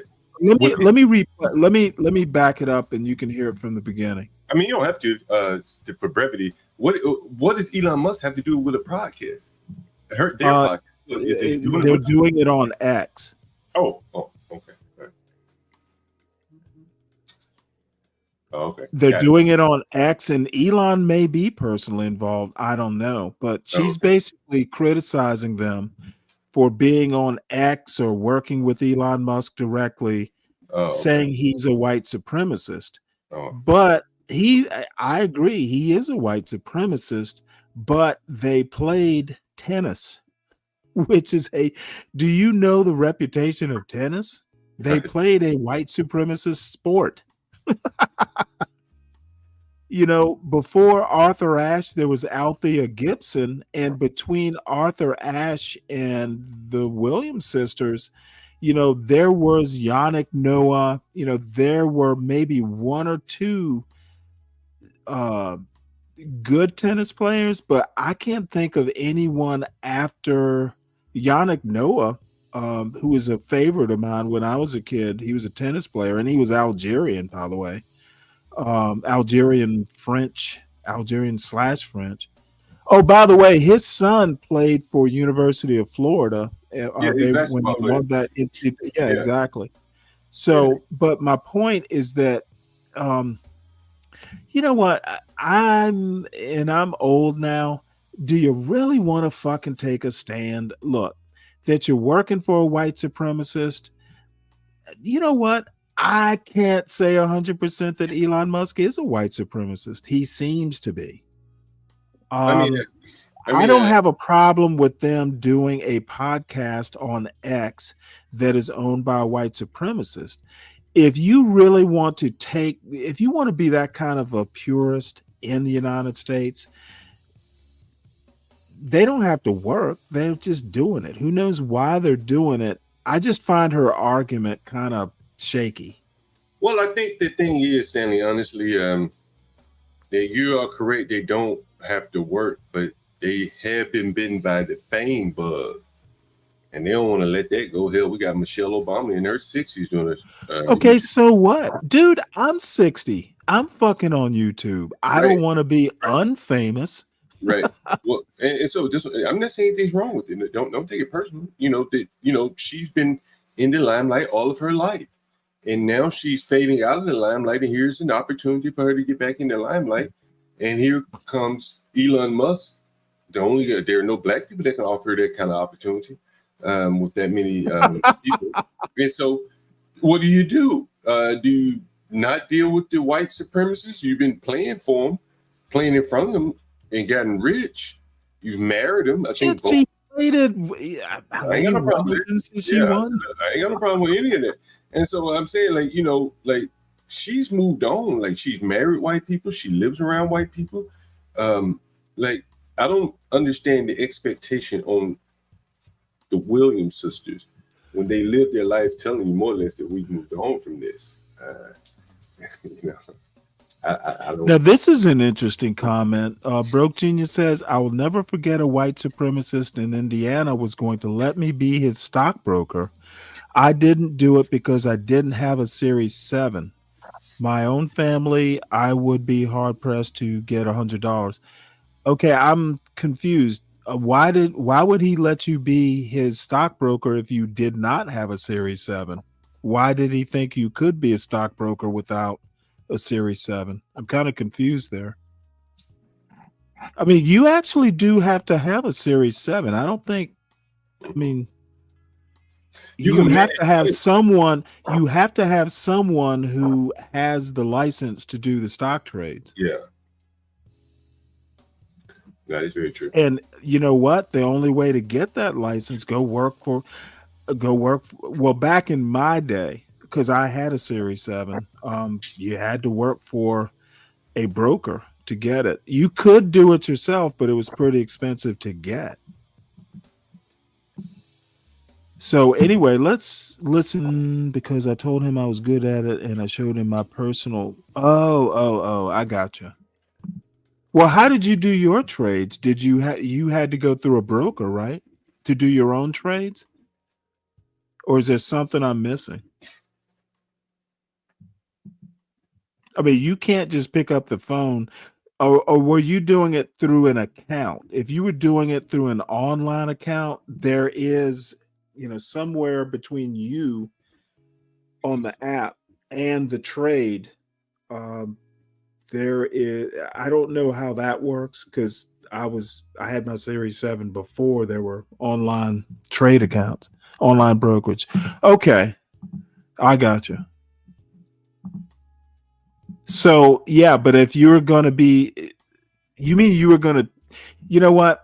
Next time you're up here, let's talk about it because I'm going to be asking 1,000 questions and you're in the chat. He's busy, can't come up. So let's hear the details of this. And I disagree that Tabitha is an extremist. Whoever said that, was it Brian? Is it Brian who said that? I don't agree that, or Daniel, I don't agree that she's an extremist. I think she is a straight line Black Democrat, and Black Democrats can lack nuance sometimes. Form. It is riddled with lies and conspiracy theories where dis and misinformation is used to keep This is the just electorate. horrible. So fucking annoying. They're not, God damn it, they're doing a podcast. Okay, so the platform, they're doing a podcast. And here's the deal. You can do a podcast with iHeartMedia or one of the others, but I bet he's just saying, hey, if you're going to do a podcast, I'm going to give you a bunch of money. I think that's the thing. That's the thing, Stanley. Honestly, like there is no Black person to give them the money, and so they get the big deal with Elon Musk, and then to this Black woman, I guess they've sold out. But shit, who else was gonna give them a deal? Right? Yeah, but let's not even go to that point. You know what? I think Be Brave is a racist, but I hang out with him. I mean, this is America. You know, everybody this is America. Everybody has their peccadillos. I just don't find her. I think her argument is a bit. It's very old-fashioned civil rights. You know, you can't be making a deal with a man. For you know what? For all I know, Serena Williams is rich. Her husband is a tech billionaire. For all we know, she's known him for 20 years. Maybe she doesn't think he's a racist. I mean, as a matter of fact, Alex Ohanian, her husband, I think he was part of PayPal, right?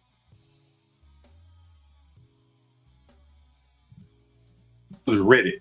That was Reddit. Oh, okay. Okay. Well, you know what? I don't know how tech billionaires couldn't know each other. She may even kind of know him like, you know, as a friend of her husband. I think she's bro, just, when you're in those circles, man. I mean, you bumping into each other everywhere, bro. It's just the way it goes, yeah. Right, but I'm saying she may not think he's a racist. You know, sometimes that's subjective, and I just think I understand Tabitha's point, but being older, life is very nuanced, and you know, I know personally, back in my 20s, I was a very black and white. It's either this way or it's not.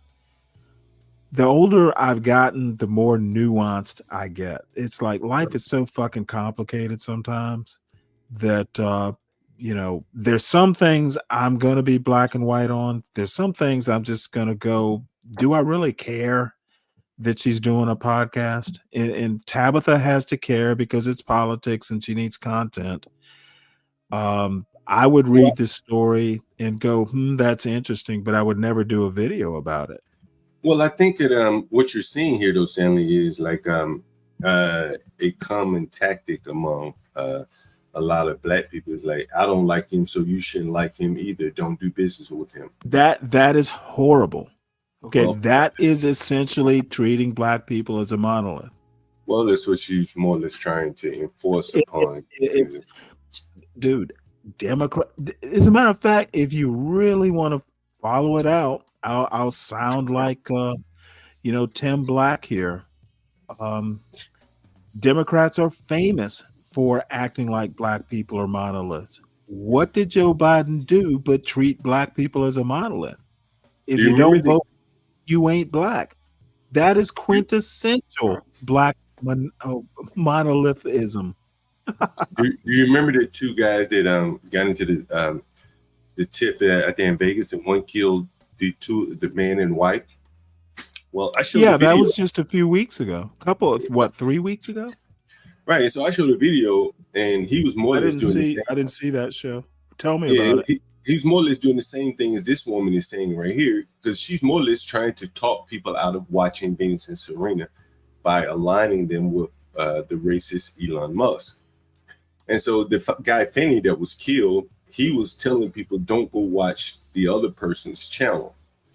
That seemed rather trivial to me, considering there are billions of people tuning into YouTube. They can watch whatever they like. You're not going to win by swaying someone away from someone else's channel. But that's more or less what she's trying to do. She's trying to tell her audience, don't go listen to or watch Serena Williams, trying to cancel them in her own little way there. So that's kind of interesting. I can't say you're wrong. I just kind of read it as, I don't know, to be honest, if I had to use a term, this is kind of pro-black, like black people need to stick together. And I just honestly, she is as bad as an anti-black black. We are all the same. I don't think what she's doing is something that I would approve of. And what she's saying is that we do all need to stick together. And you know my thoughts on that. Yeah, I know. We need to stick together locally, right? But there is no coast to coast.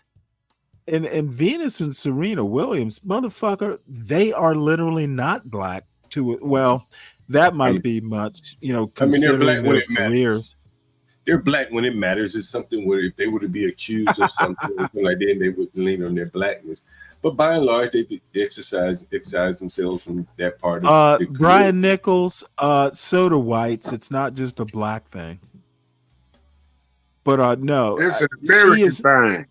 She is not doing something that's remotely approved of by a person like me. Treating black people, this is shit. White people do it. Be Brave does it. All black people are not the same, and 70% of black people are not the same. So she's very guilty of this. And she's not going to get a lot of black people, I would imagine, to listen to her and abide by her advice, even the ones that listen to her. You know what? That's an interesting question. I don't know what her audience demographics look like, to be honest, but I don't know what to say. Yeah, I don't think you get those kinds of numbers on YouTube and have 357,000 black people only. Well, this says she's black only. What I said was, I don't think she'll be able to convince her audience not to go listen to someone else. She's not that persuasive. I don't think many YouTube content creators are persuasive enough to tell their audience what not to watch. Maybe what to watch, but not what not to watch. I don't think she wants to tell them. I think she wants to give her opinion. Well, that's, she's giving an opinion to make you feel like you're doing business. Well, see, I don't think she's going to say don't do it. She's going to give her opinion. I think she probably knows that she does not, she's not their parent. She's just an opinionator. Yeah, I just think if you label someone with the label white supremacist, right? She wouldn't be the first with Elon Musk. Right, but you're telling someone, hey, why? You're more or less saying, why are you doing business with the white supremacist? Which is reasonable. That's the next logical conclusion. If he's a white supremacist, why are you doing business with him? And so, in that sense, you have to. The next logical conclusion from there is she's telling people not to go watch these people. But let me ask you a question now that you want to introduce the word logic into any of this. I think that any sort of racial analysis or racial point should never be exposed to logic because it never stands up.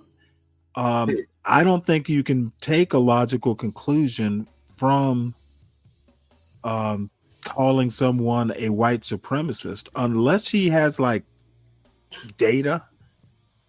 It's her opinion, and opinions don't necessarily have to be logical. So there is no logical conclusion, is my point. You know, the other thing is really what I think it really boils down to is that like there is no alternative. You know, she's more or less saying Elon's a racist, but he's offering her an opportunity to do whatever they're going to do. But she doesn't have an alternative. She can tell you what not to do, but she has nothing to tell you what to do. Why would she be expected to give a solution? Well, if I'm telling you, hey man, don't sign that deal with Elon, then she didn't say don't sign that deal. She's telling you what they did and giving you her opinion on what they did. That's fair. And as a matter of fact, I would venture to say if he said, "Hey, I'm gonna pick up your YouTube channel and I'm gonna monetize it," I bet she'd fucking do it. Hell yeah, she do it in a heartbeat. Dumb and uneducated. 2 black women have partnered with a white supremacy to debut their podcast on a platform where racism, bigotry, xenophobia, homophobia runs rampant. You know what? I might not be able to finish this. There is also Black Twitter. Look, America. I don't know. Those are your fellow constituents. My fellow what? Look, this is frustrating. Your fellow constituents. Them your fellow voting constituents. Oh, I'm just saying. They vote for the same people you vote for. Yeah. Okay, I don't know why you have to bring it back to who I vote for. I'm just kind of criticizing. I'm well, hell, if I was the insect, if I had a business where I had the insect repel, I know what insects I need to eat to provide your growth, microphone's and cracking it up. have to be. Is your phone drunk too? It probably is shit. I will literally criticize her too. This is just fucking weak. As a matter of fact, I was going to make a specific point and I can't remember what it is now, but this is just, let me play a little bit more. I may have to just move on. You got to be kidding me. Venus and Serena Williams. Who is in your camp? Oh, I know what I was going to say. In a nominally free speech platform, you're going to get a lot of different points of view. Dude, you've got Black Twitter, you got Elon Musk. I just don't see, I honestly don't see why she cares that much. Is she like into Serena and Venus? I don't get why this. I don't get why this matters. I think I explained to you, Stanley. It's probably and I don't buy. Yeah. Dude, I heard what you said. Yeah, I wouldn't call it an explanation. Yeah, no, I just think that sometimes we care too much, and maybe this is just content. I have never known either. It's not like they're selling out. That's the other thing. Maybe I missed something, and it's certainly possible, but I've never known Venus or Serena to be like civil rights crusaders. Well, see, this is some of the things that you missed, Stanley. Some of the cultural stuff downstream that you missed. Let me give you an example. You're not even going to be aware of this, probably. Serena Williams performed at the Super Bowl. She was up on stage. Oh, that's right. Yeah, they're not like us. But was that a civil rights anthem? That was that. What do you think "not like us" means? Well, Right? it was specifically that what's his name? Drake is not dark-skinned black, questioning his blackness. And by the way, he's Canadian. Is he even American? Well, that's part of Okay, it. but again, that's not a civil rights song. It's a racial song. I would not call "They're Not Like Us" a civil rights anthem. It's not "We Shall Overcome." But her getting up there, and again, I'm not criticizing her. To a lot of people, that signals she chose a side of her blackness, right? Okay, and again, choosing your blackness is not a civil rights crusade. Follow my logic, though, Stanley. 6 months ago, Serena Williams was not like us. Today, she signs a deal with Elon Musk. I bet you 6 months ago, this black woman probably was talking about Serena Williams. She like us. She up there. She did. Okay, let me ask you, and maybe you are into that sort of music. No, I'm not. No, I'm not, because I don't like the song. I don't listen to it. I've never streamed it, but I'm familiar with what's going on. And I bet you that 6 months ago, she's probably a Kendrick Lamar fan. I probably would bet that. She probably was cheering Serena on when Serena was aligning herself with black issues, not like us. And now, fast forward, Serena signs a deal with Elon, and she's not like us anymore. Okay, well, let me educate you. Yeah. They're Not Like Us. Was that about black and white, or was it lighter black? Was it about colorism within the black community? I think it was it meant different things to different people. For some, it was colorism. Okay, well, to me, it meant colorism has nothing to do with white people in general. I had no clue that rap battle was about white people. I thought it was between like mixed race and who's the real black. Intraracial. No, the other thing though, Stanley, is that Drake is half Jewish. And okay, well, to me, Jewish is white. He's half white. Can I finish though? Let me finish. I understand. Okay. I'm not disputing. And so Drake apparently has a pretty good deal with the record industry relative to the other more black rappers. And so that is what part of the anger comes from. I did a stream today about T-Pain. He talked about how black rappers took advantage of him as a child. Drake came into the industry as an adult. He had family in the business. So he would have known the business coming into it. He wouldn't have been taken advantage of the same way that some of these other people are. Right. And so I think it kind of, that's the not like us from the business angle. The blacks are down at the bottom, being taken advantage of, scrounging for. Well, I'll have to take your see, and again, I understand your point exactly, but you can't blame Drake, and Kendrick Lamar should not blame Drake because of who his father is. I'm not blaming anyone. He got fucking lucky. I'm not blaming anyone, right? I'm just giving you. I didn't say you. I said Kendrick Lamar. Oh yeah, right.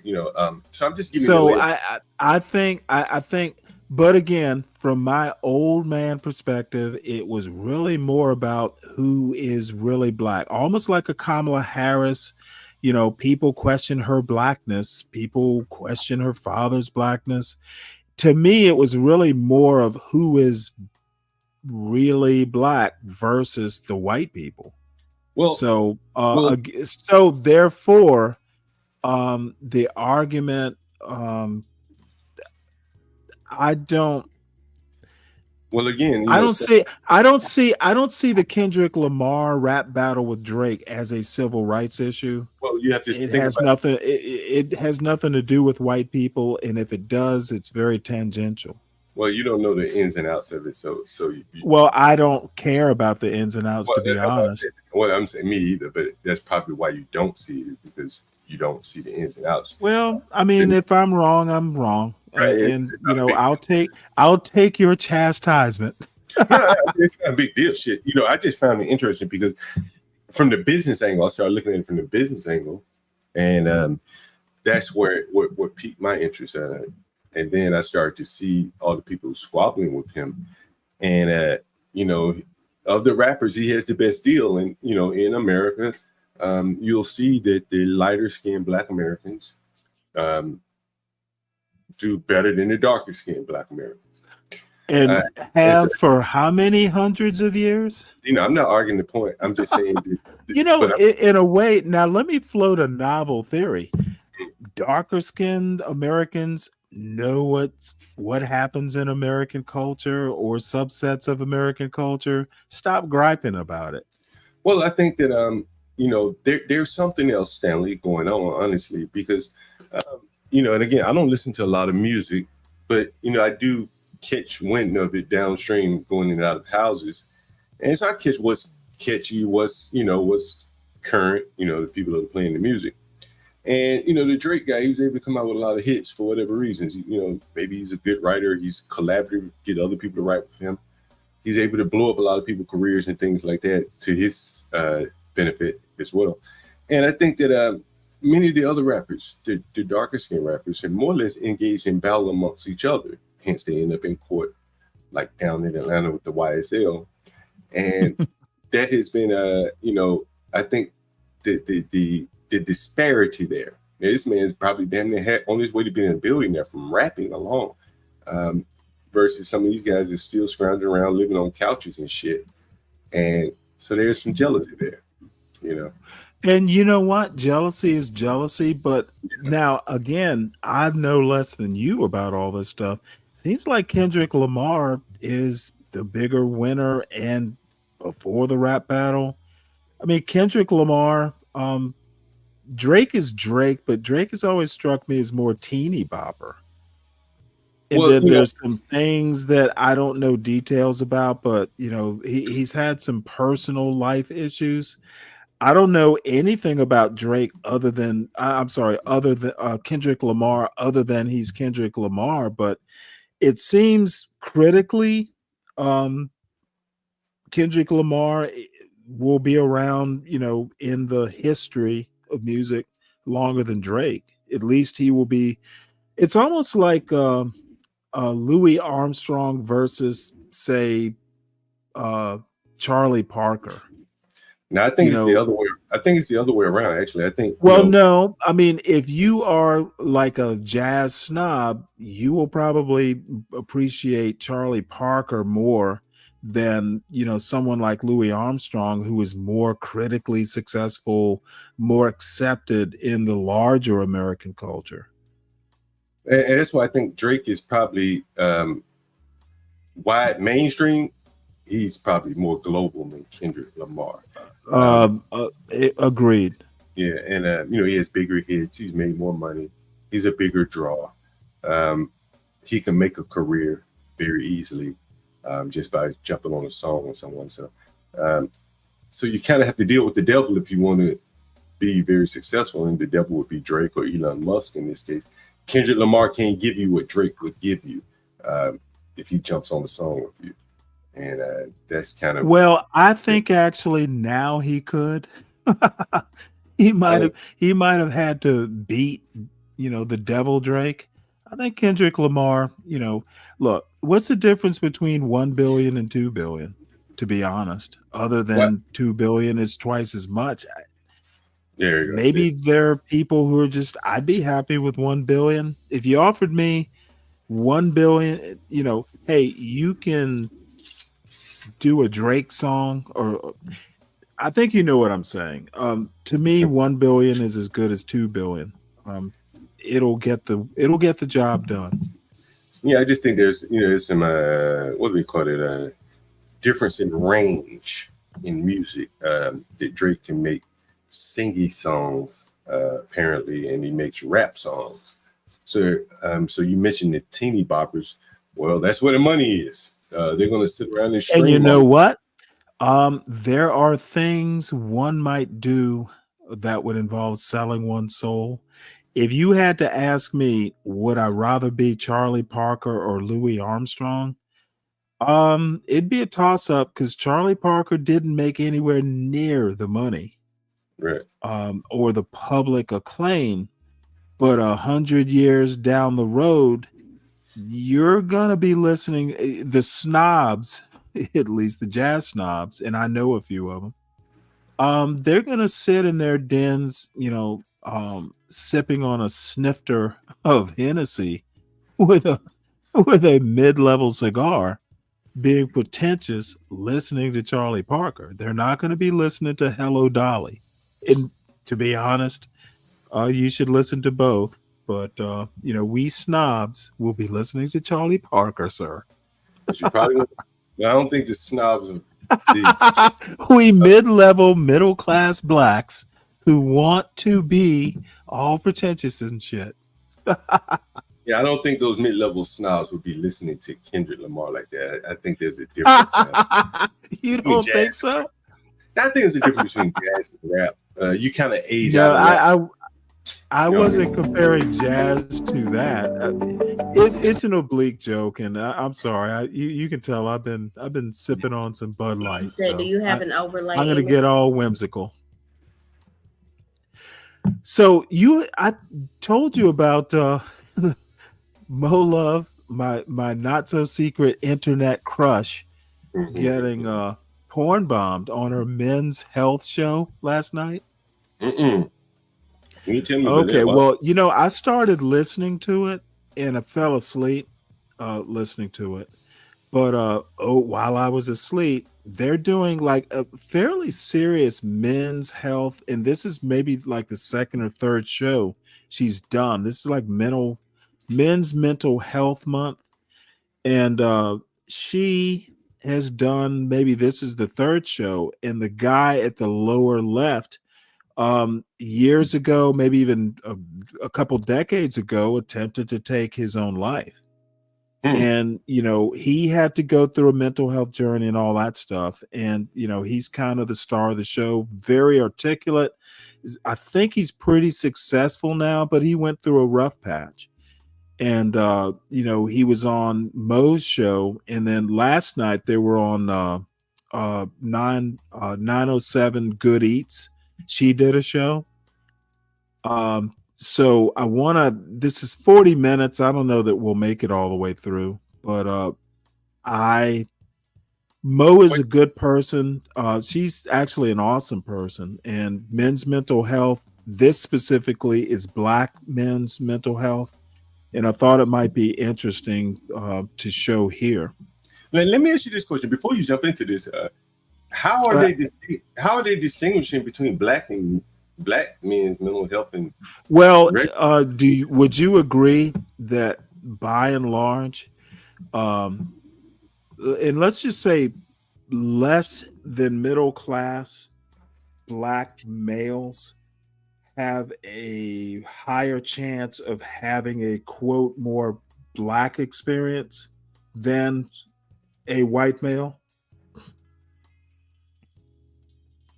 Say that one more time.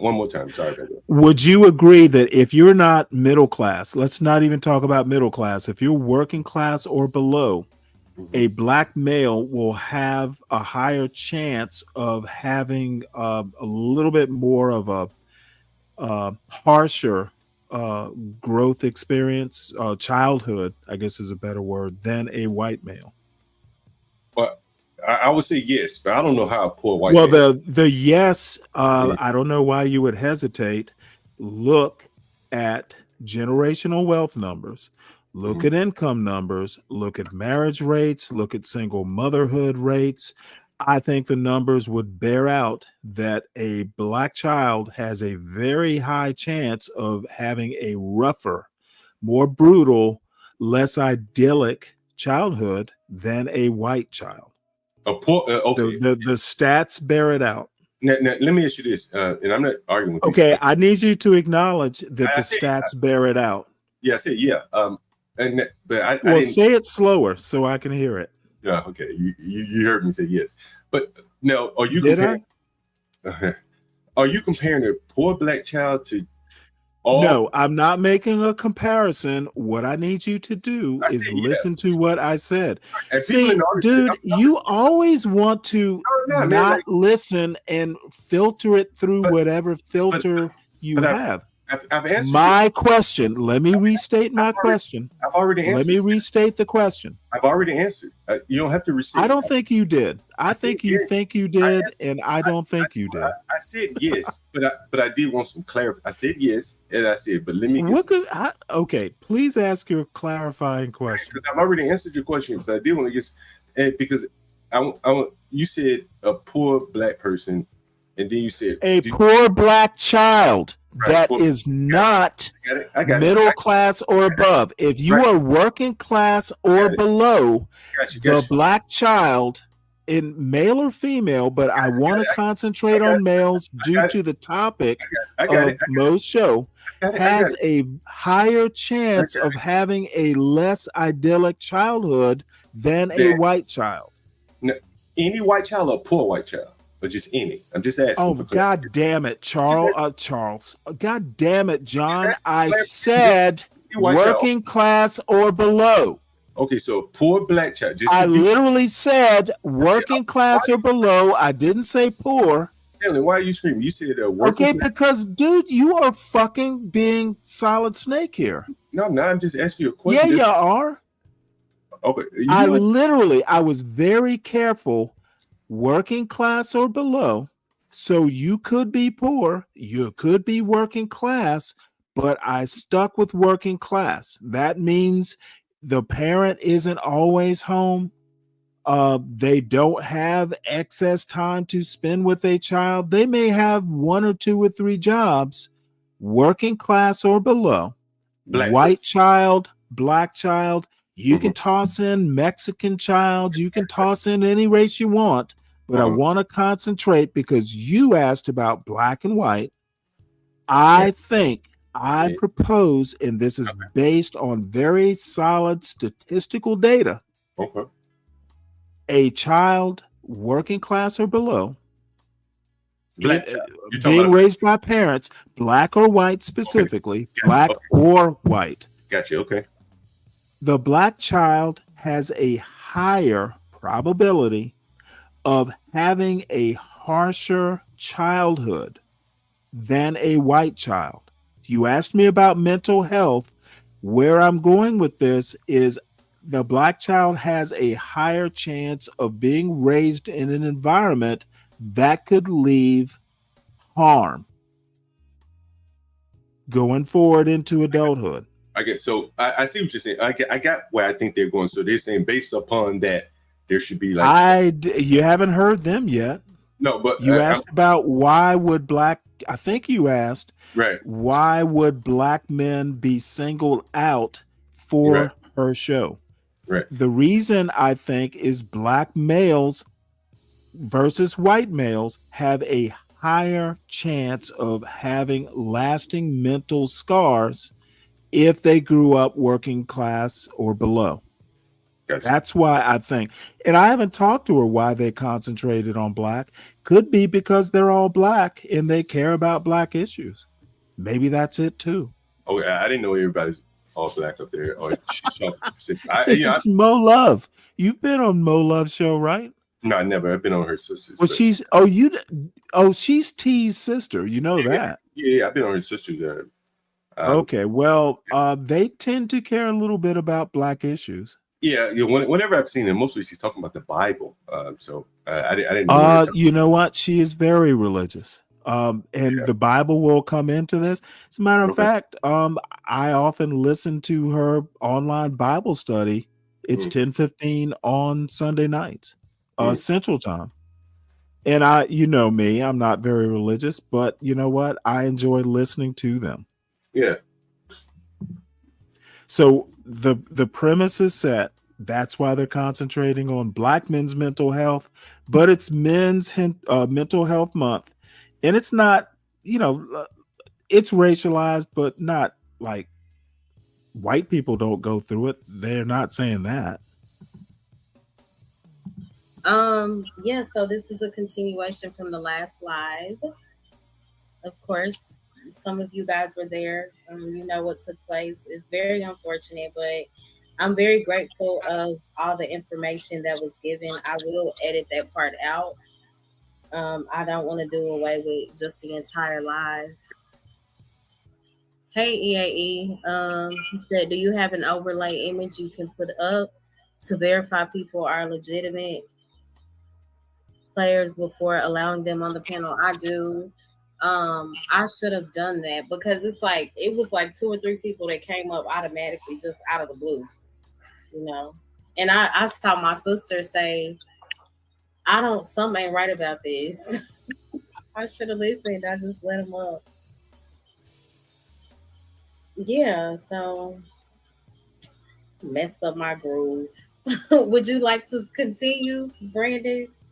Yeah, absolutely. I mean, there's so much more we can cover. I don't want to bloviate, but there's a lot of Ooh, data I bloviate. haven't And by the covered way, yet. I haven't heard the show. So, if you would, pick a certain topic that you'd like to address, and we'll give a good hard look at the data and look at what we can do about helping the people that are suffering.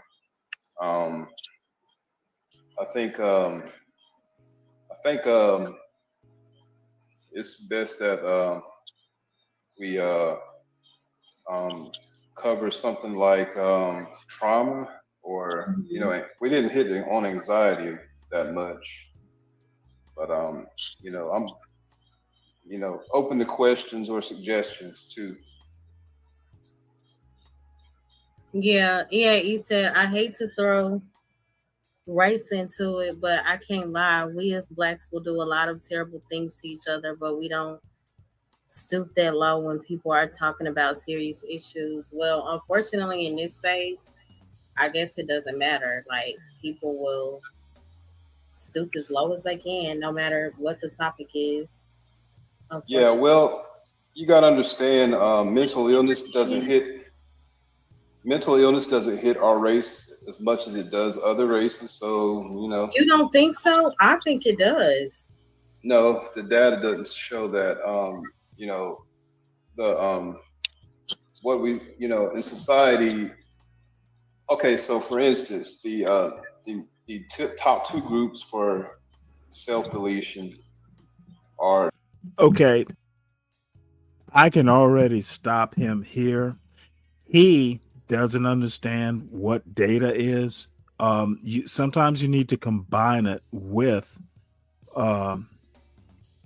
look, self-deletion rates are a measure, but if you're talking overall trauma, he isn't aware of all the statistics. I think you could argue that poverty rates and generational poverty rates are a sign, not directly, but they are an indicator of mental issues.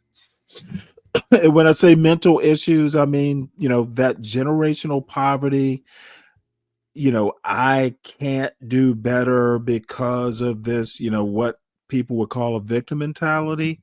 That is literally a mental state. So I just off the bat, and like I said, I haven't heard the show. I started listening to the original show, and eventually it was porn bombed or something, and I fell asleep. And then I came across this once I woke up early this morning. I think he's wrong. I think what he needs to do, he's not a psychologist or psychotherapist. He's not Universal Jones. He needs to stick to what he knows personally. He needs to not make broad generalizations, and he's welcome to do it, but he opens himself up to scrutiny for bad thinking. Native Americans, 1, and number 2 is our Caucasian cohorts. So obviously, as a consequence of what we count in that realm, mental issues definitely affecting them to a much higher. Wrong conclusion. God damn it! I might have to just you cannot make that kind of blanket statement from one set of numbers. I agree. Or is that just what's being reported? Are they more likely to be open about their struggles? That's a very good question because, Because I think we struggle just as much. We just don't. It's just not reported. See, that's where the data gets kind of sketchy because, like the CDC said, it's hard to count. All right, so like in the U.S. Census, it's hard to count for Black people or, Hispanics because we don't really report our data to the census. But like a lot of it's just hard to get a numerical grasp on us as a as a race, and we do know that race is determined by the census. In 2019, they added 2 more racial categories, just as a side note. So they are the ones who determine what race actually is. Which Ryan, if you want, you can hit the link, and you're right. This dude, I don't know. Maybe I shouldn't be watching this. I'm watching it more for Mo Love, but yeah, he's just making. Just take this. This guy will talk about his own situation and what he knows. Pay attention to that. His broader points about mental health at large. He is in no way qualified to make these assumptions. DNA is 99.9% identical. Mm-hmm. And according to the Human Genome Project, the only thing that race is merely a manifestation of physical characteristics and adaptation to the equatorial regions of the globe. So you're going to have darker skin as you're closer in proximity to the equator. But, even that part is wrong. Anyway, It's I the digress. opposite of what he said. So, yeah, you It's might not be, you the could be right. You could be very right. But the adaptations happened once people started moving away from the equator.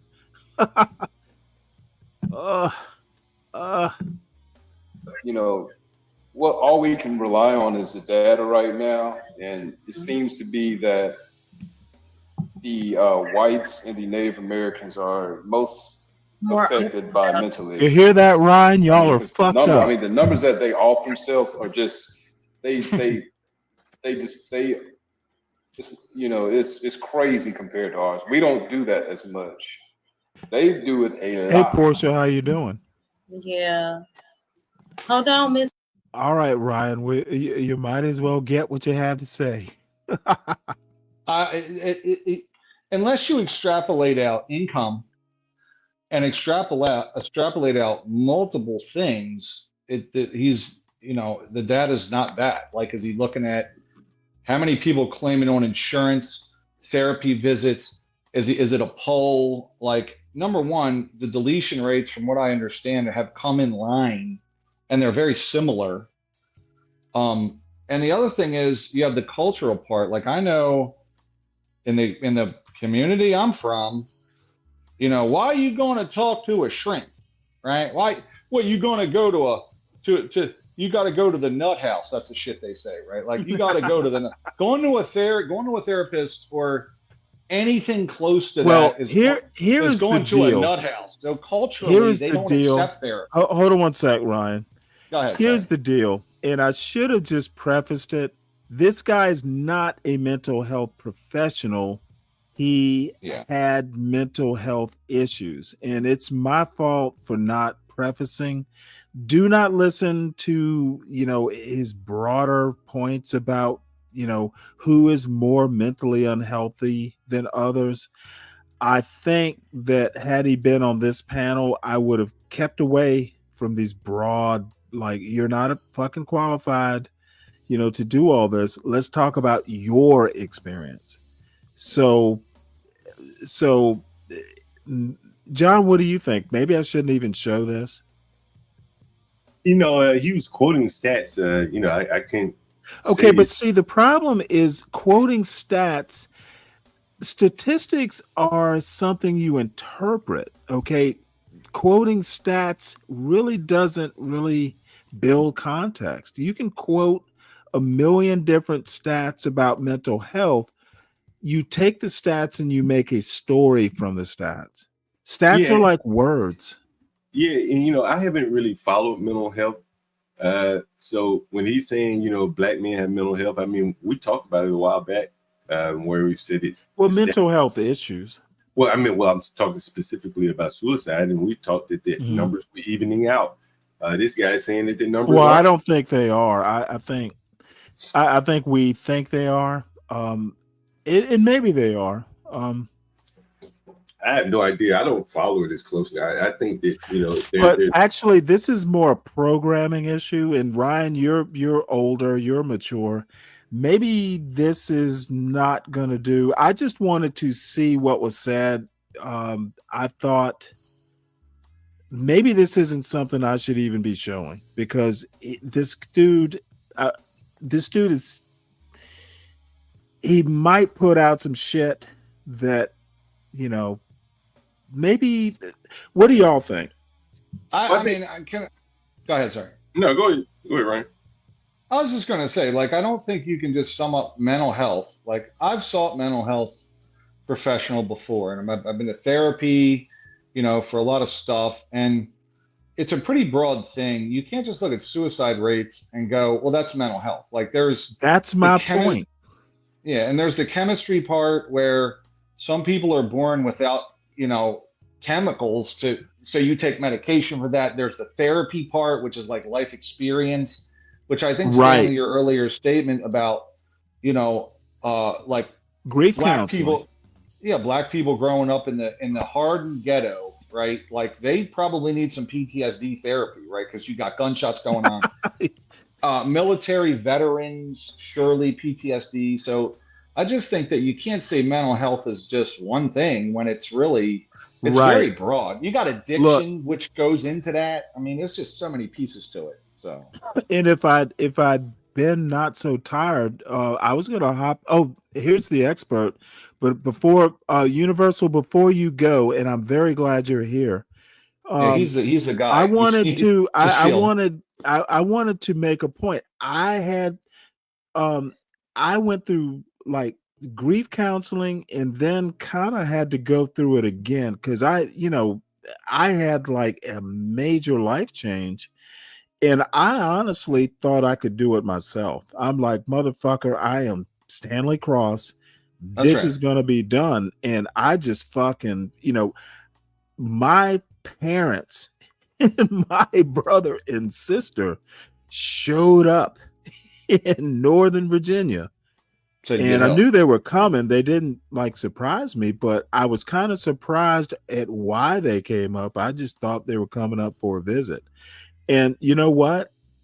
That's what family's for. I was kind of just set on automatic. And but anyway, you're right. Mental health is sometimes necessary, if only for the conversation. And I will tell you about a specific thing, like my therapist, and this was VA therapy, luckily. So he knew my background, all that stuff.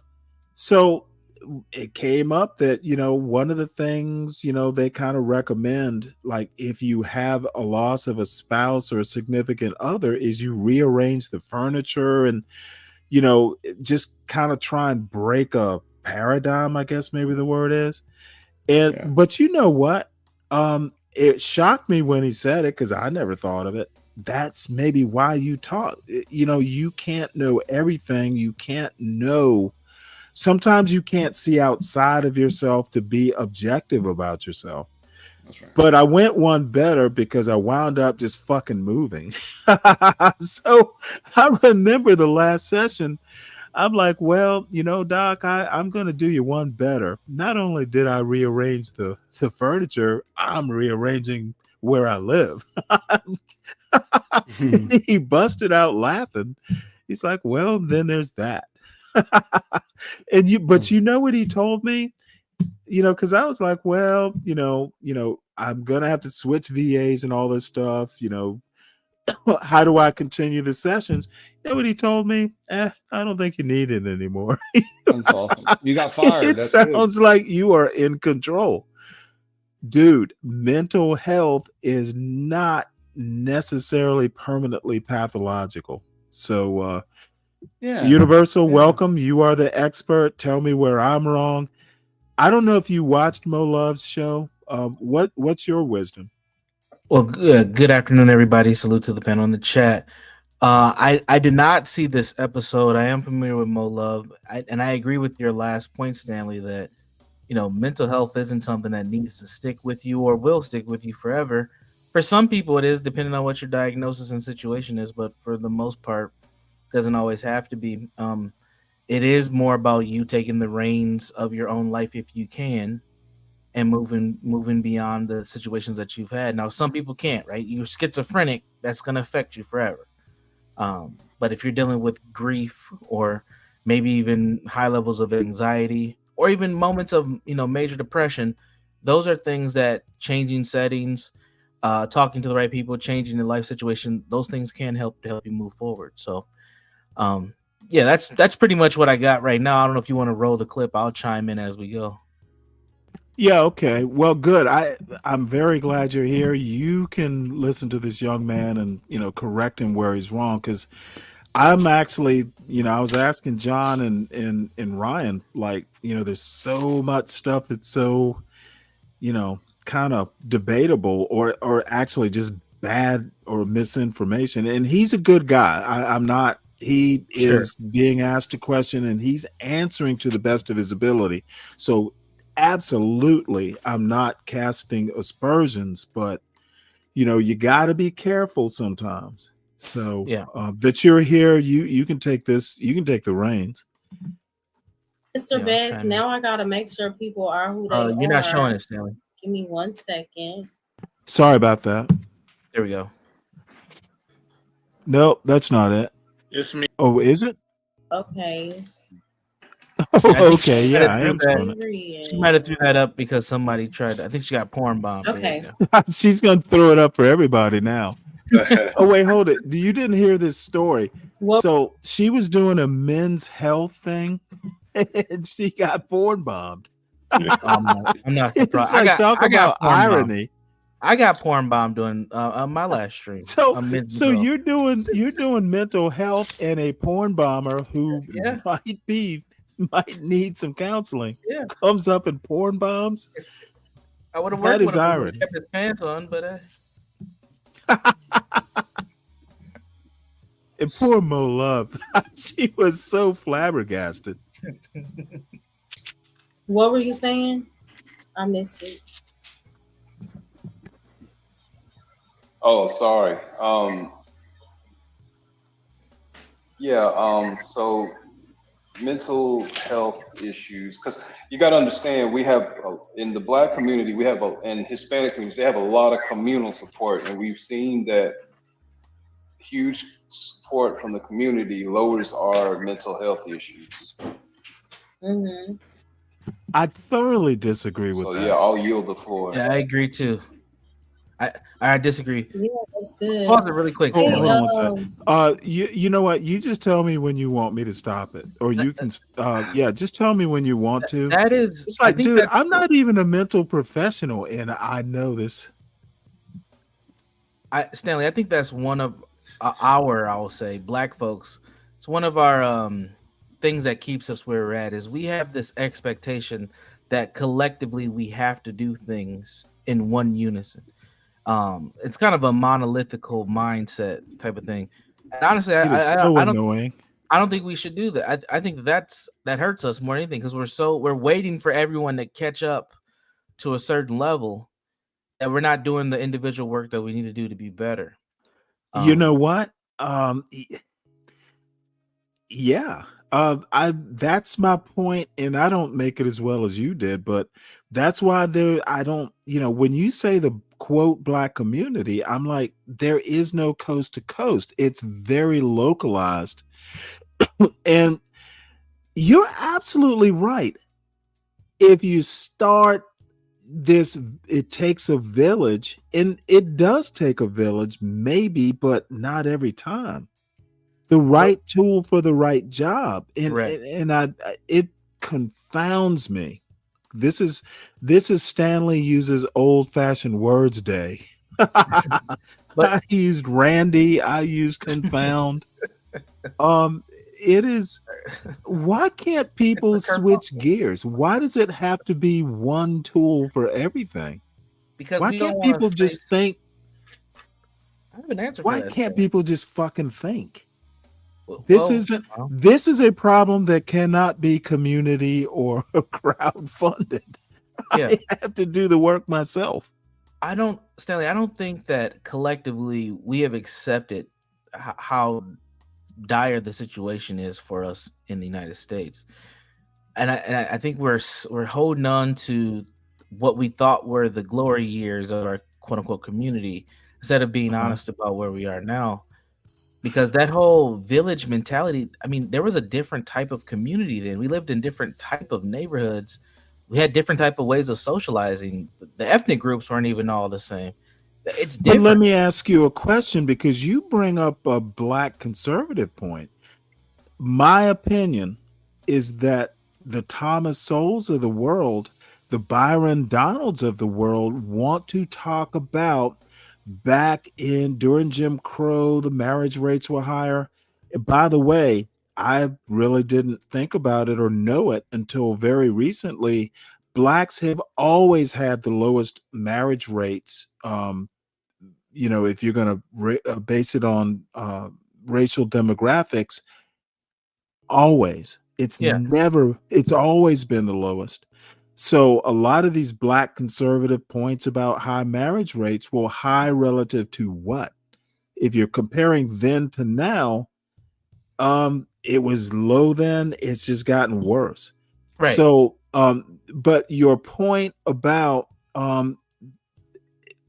where we are now, I think black conservatives, and I really don't want to make this political, but now, in my opinion, is not then. I think since 1964 and integration specifically, we have been scattered to the winds in a lot of different ways, and we are not a community. We're getting less and less every year. Correct. I agree. And honestly, I don't think we should work collectively as a community. We should think more about nationality. And this is where my conservative standpoint comes in. We should think more of nationality and honestly, even smaller than that, communal. I live in this community. I'm doing the best for this community. Right. This is where my kids are raised. This is where I pay taxes. This is where, I cultivate my network, whatever. I think that'd be better for us. Well, see, maybe you and I should talk more often, because I have been saying for a while, black culture begins within your four walls, and then it projects out. But see, but then then it goes to black male female dynamics, and that's if you're doing the black thing, right? Because let's be honest, it might be better. Well, no, dude. I think whatever the culture is, and you're right, but you know what? Probably the blackest thing in my room, as I said, here is me. I'm looking at my John Deere hat and avoiding mowing the lawn. So black culture is me. I am my black culture. Doing what everyone says is black culture. And I think you know where I'm going with this. When I say black culture, it's because I'm black. My parents are black. If it intersects, I dated a lot of women before I met my wife, and I will be honest, we probably were more culturally aligned than any black woman I dated. We never talked.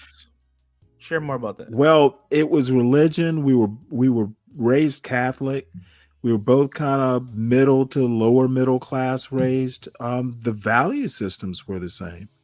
Now, so and see, that's the wonderful thing about America is there are a lot of intersections culturally. This is why I grew up in a black neighborhood, but you know what? I my wife, if I'd grown up with my wife, in the same neighborhood, she would have been perfectly comfortable. And the kicker was our parents met each other after we got married. Shit, my father-in-law sent my father a birthday card the other day. Men don't fucking send birthday cards. Our parents got along. Yeah. So my sister met my father-in-law a while ago, and we were my sister and I went to Savannah for my father's birthday. It happened that my father-in-law, who happens to be white, was gonna be in town. So you know what? Yeah, Pam, you and I can go to Savannah. My son, who is an adult, kinda, but grandpa's here. He has adult supervision. Let's go. My sister met my father-in-law, hadn't seen him in a while. They hugged, talked for a while before we left. We have known each other for years. You have to forgive me, Universal. I've had a couple, so I'm a little long-winded, but I won't say it was seamless because I told you about her grandmother going, why can't she find a white man? But you know what? She wound up loving me too. But my point is that culturally, we were readers. We like the same things. We like to fish. Just sometimes you have to stop looking at the color of the you have to stop looking at color of skin and look at content of character. I am the Martin Luther King marriage counselor here. Yeah, but see, that's the problem though, Stanley, because if we really start looking at the content of character, it's going to highlight there's something going on amongst the black collective. There's something different here. They're not doing what you did with But your then wife. don't look at the pathology collectively. Look at it individually. There's Stop so saying many all individuals. black women are one way or all black men are another way. Just look at the individual. But when I go to the club, and I have been to the club, Universal. Oh, I know. Hey guys, can I tell you guys a quick story? I'm gonna post this video to the Pop on. Yo, man, I just got a phone call. I had to call the probation officer for the sex offender that I rented to. And I'm gonna post the link up there shortly. She's like, yo, I got a whole slew of people looking for housing. She's a sex offender housing provider. And so she was like, yo, I can fill up all your houses. I was like, wow. With sex offenders? Tell us your business model. Hell yeah, because she needs to get those people housed. If she found somebody who's willing to take them, she'll make sure they're there. She'll have the down payment ready and everything. That makes her job easy. Man, that's I've shown you the homeless provider network we've had, and just on this stream alone, we've had homeless provider networks, we've had trans housing provider networks, and now we have sex offender provider networks. I mean, this shit is fucking amazing, bro. Like all these organizations that are basically slicing and dicing these groups, and they're doing duplicitous services here. They got a housing provider, housing jobs, right?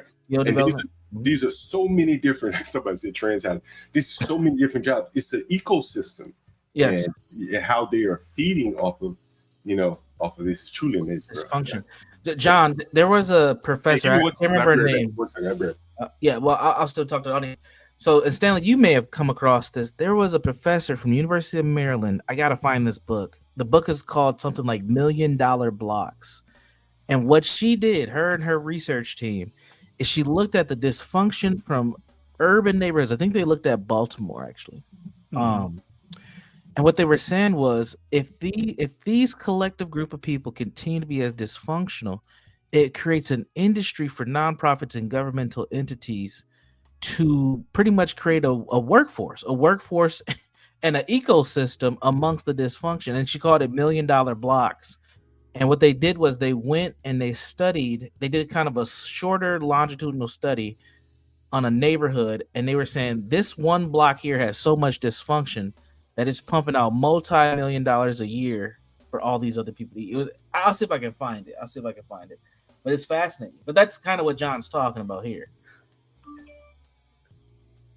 I couldn't believe it, bro. Like, Deacon Dave, let me when y'all are done, let me address Deacon Dave. This you're lying part, I have a little bit of an annoyance with. I'm not Be Brave. Okay, when I say that black marriage rates have always been less than white in other ethnicities' marriage rates, why would I lie about that? I have no point to prove. So what you need to do, Mr. Dave, is go and fucking, if you think I'm wrong, don't put in the chat that I'm lying. Go and do your own research, sir. Sorry about that.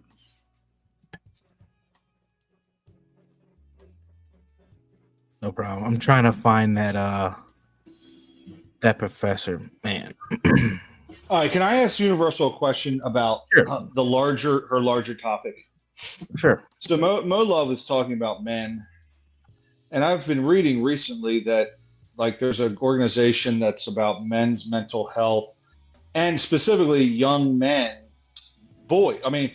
teenagers and young boys, how they're falling behind in every category, education to women, right? Substantially falling behind in pretty much across the board in all major categories. Mm-hmm. And so what is your take on that? Why is that happening? Women are 60% of graduate students, for example, right? Mm-hmm. So what is going on there as a mental health professional? Yeah, well, we as a mental health professional, is an interesting way to answer that question. As a mental health professional, I would say what's happening here is we quote unquote society, we're correcting our wrongs through patriarchy, and we're giving women opportunities that they have been suppressed to have.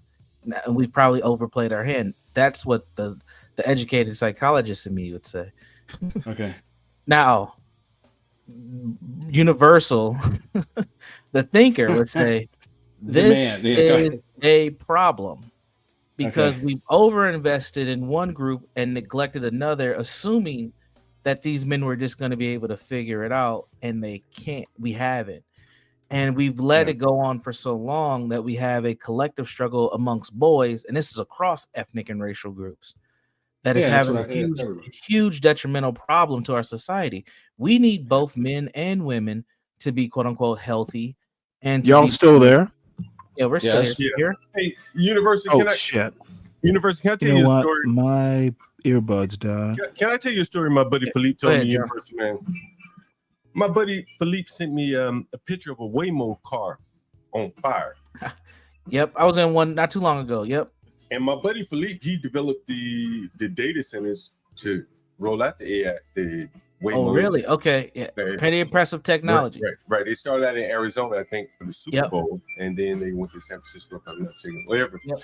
And so he was telling me, he said, man, look at these people gleefully destroying this car that they could never, their mind would never take them to the limit where they could build this. Correct. But they can destroy almost instantaneously. Yep. And you're seeing a lot of that, man. Like, where you some mental health, like they're facing a lot of things where they know that instinctively they cannot create this shit. They can even maintain this world. Yeah. Right. All around them, everybody, man, I can't do this shit. Yeah, it's easier to suppress or destroy it than to invest and understand. Right. And you see that on many different levels in people's lives, man. You bring some new information to somebody, they don't want to hear it. They'll kick you out the group for bringing something in that could be helpful to everybody. Because people love it's comfort zone. People love to be comfortable, even if it is dysfunctional, even if it does hurt them. they can predict it. They know what's happening. So same thing with Yeah. men's mental health. It is Men's Mental Health Month. We haven't really seen a huge push for this. Pride usually Well, let takes me for anything. look. But, I have. It's Mo Love and yeah. my other new internet crush, 907 Good Eats. And we'll be watching more of her content. She's a chef, so she does cooking videos. Believe it or not. What's the 907? So Is that her area code or something? she's in Alaska. Oh, and I didn't she's got a beautiful kitchen, god damn it. I might have to. I think she's married, but 12 man. I hesitated. My joke was like, I'm not going to tell 12 man about this because he'll be wanting to meet up. So you know how he likes black women who can cook in Alaska. You can tell yourself, Sam. You can see yourself. I'm not going to Alaska. And she's anyway. I was gonna ask. Look, someone brought up the point about. You know me. As I've gotten older, look at everything. Run it through a history filter at least once, and I think mental health in the white manhood community and the black manhood community, there are going to be thousands of intersections, but there are going to be divergences. And childhood, how you're raised, single mother homes, that's kind of like the hatching ground for mental illness. And then, as you get older, there's going to be, I was in the military or not, or, what have you. My personal theory is that I think you are more prone to run into external factors or the nurture, maybe that's a better term, that's going to produce an young adult male that is more prone to mental issues. And I'm looking at statistics. If you have a higher chance of growing up in a single mother home, you're going to be more prone to have some things that aren't going to be ideal as you're growing into manhood. Yeah, I definitely agree. I gotta step away for a second though. I'm gonna be in the back. I'll pop back up in a minute. All right. Well, happy Jay Slappy. My Lord.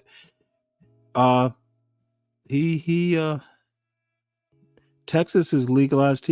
Oh, really? I thought Abbott might veto that though. So I haven't really kept up. I did know.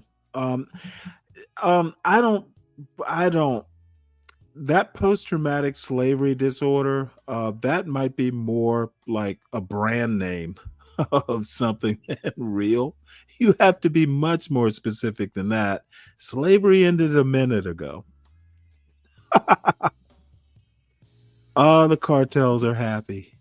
Interesting. Happy, hit the fucking link. Why are the cartels happy? I mean, if hemp and growing weed and stuff like that's legal, why would the cartels benefit or be happy? You have to explain that part. Yep, here's Deacon Dave. What's up, Dave? Good afternoon. How's it going? Well, wait, hold it. Hold on one sec. So the cartels grow weed legally? What's up, Deacon Dave? What's up? What's going on, John? What's up, Universal? What's up here? Would you come up to fuss at something I said, Brian? Dave? Nah, I came up. I don't have time, but I do have a link, and I guess you can read that at your own leisure. You know how I'm we bringing it up now. Historical marriage trends from 1890 to 2010. Summarize it. Now, the statement that you made was that blacks have never had a higher marriage rate than whites. That's Hey, true. Now, let me also help you out here. I'm talking from 1940 when they started actually measuring married couples. If you go before 1940, you're not going to be able to make your case. well, the trend I starts forgot at to add, I 1950. forgot to add that part. I can take your article, I can counter it with another article about census data. So you don't have you're not making the argument you think you can make. The census, Well, US the stats, Census did the not link is right there. It does hold say on before you babble on. 1950. 1940 is when they started measuring married couples by race. So if it's before 1940, in my opinion at least, you don't have an argument. And I should have made that point, my bad. However, it has always been historically low compared to white people. Well, even this will tell you that it was higher before that and after that. So it Okay, doesn't matter. and I'm saying I mean, you do what you're you full want of with it. shit. You fine. put up this. I'm saying the measurement I'm talking about, and this is always the problem with statistics and census data. I'm looking from 1940 forward. Okay. And Here's the link. I'll have to go back. I'll figure out how to get you the numbers I'm talking about. All right. Yeah, we'll put it in the machine. And by the way, 1940, middle of Jim Crow.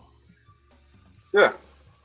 I do know that right after slavery, there was a huge bump in marriage rates because legal marriage for slaves never really existed.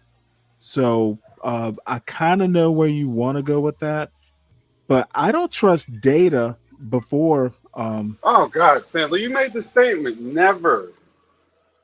Now No, you just I'm. you're painting Whoa, you're whoa, whoa, painting a whoa, little whoa, circle. You say whoa, land in this whoa! circle right Listen now. to what Don't I'm try to trim it saying. down. It is what it is. Okay, no, I haven't changed my opinion. Blacks have never had the marriage rate that Definitively. whites have. It's historically the lowest. That hasn't changed. I said it Right. was higher. If I said it was no, I didn't say it was higher than white marriage rates. I said there was a bump. It was high, but Well, I'm not saying, you said and I don't know this never. for fact or not. I don't think it was higher than white marriage rates. And even if it was, I'm not going to trust the marriage data, Well, then what's the point? married couple by race data before 1940, because that's when the census created the category. Okay. What they used to do before 1940 is they would ask men, "Are you married?" or ask women, "Are you married?" After 1940, they created a new category, and I can't remember what it is exactly, but they actually started looking at household marriage rate. I think that was the category. Because you can be married and not live in a household. So, we can quibble. And this is the problem with statistics. You have to quibble sometimes. In order for me to prove anything to you, it has to go through the same No, filter. you see, the problem is you are silly enough to think that statistics prove stuff. Now, wait a Statistics, minute. I have to no, no, no, qualify no, it no. based Let me on what you're finish, going to throw out versus Mr. reality. Math I get it. Genius, Mr. I get Math it. Genius. Statistics do not prove they prove trends. They are not truths. This is what people don't seem to understand. Statistics measure trends. That's why there are rates. When But you you didn't talk qualify about your statement before you said that. when you talk about per capita, that's not necessarily the truth. It is a trend. You can make it a truth. You can make rhetorical points, but statistics don't prove truth. And I'm They not saying prove. that you're not right or that you can't Well, be I right. know I'm right. You don't have to. I don't need your judgment whether No, I'm right no, or no, wrong. Stanley, what I you are actually know what doing, I'm talking about. you're shrinking the goalpost, and that's fine. That's right. I'm not moving goalposts. I'm You're just I'm shrinking it. taking the That's all. goalposts and being more specific with my goalposts. I get it. Hey, I get it. Now, all I'm saying is your statistics, while valuable, are not the capital T truth. And stop acting like they are. Too many politicians and people who like to talk about what we like to talk about want to treat these as hard and fast truths when they're really just trends.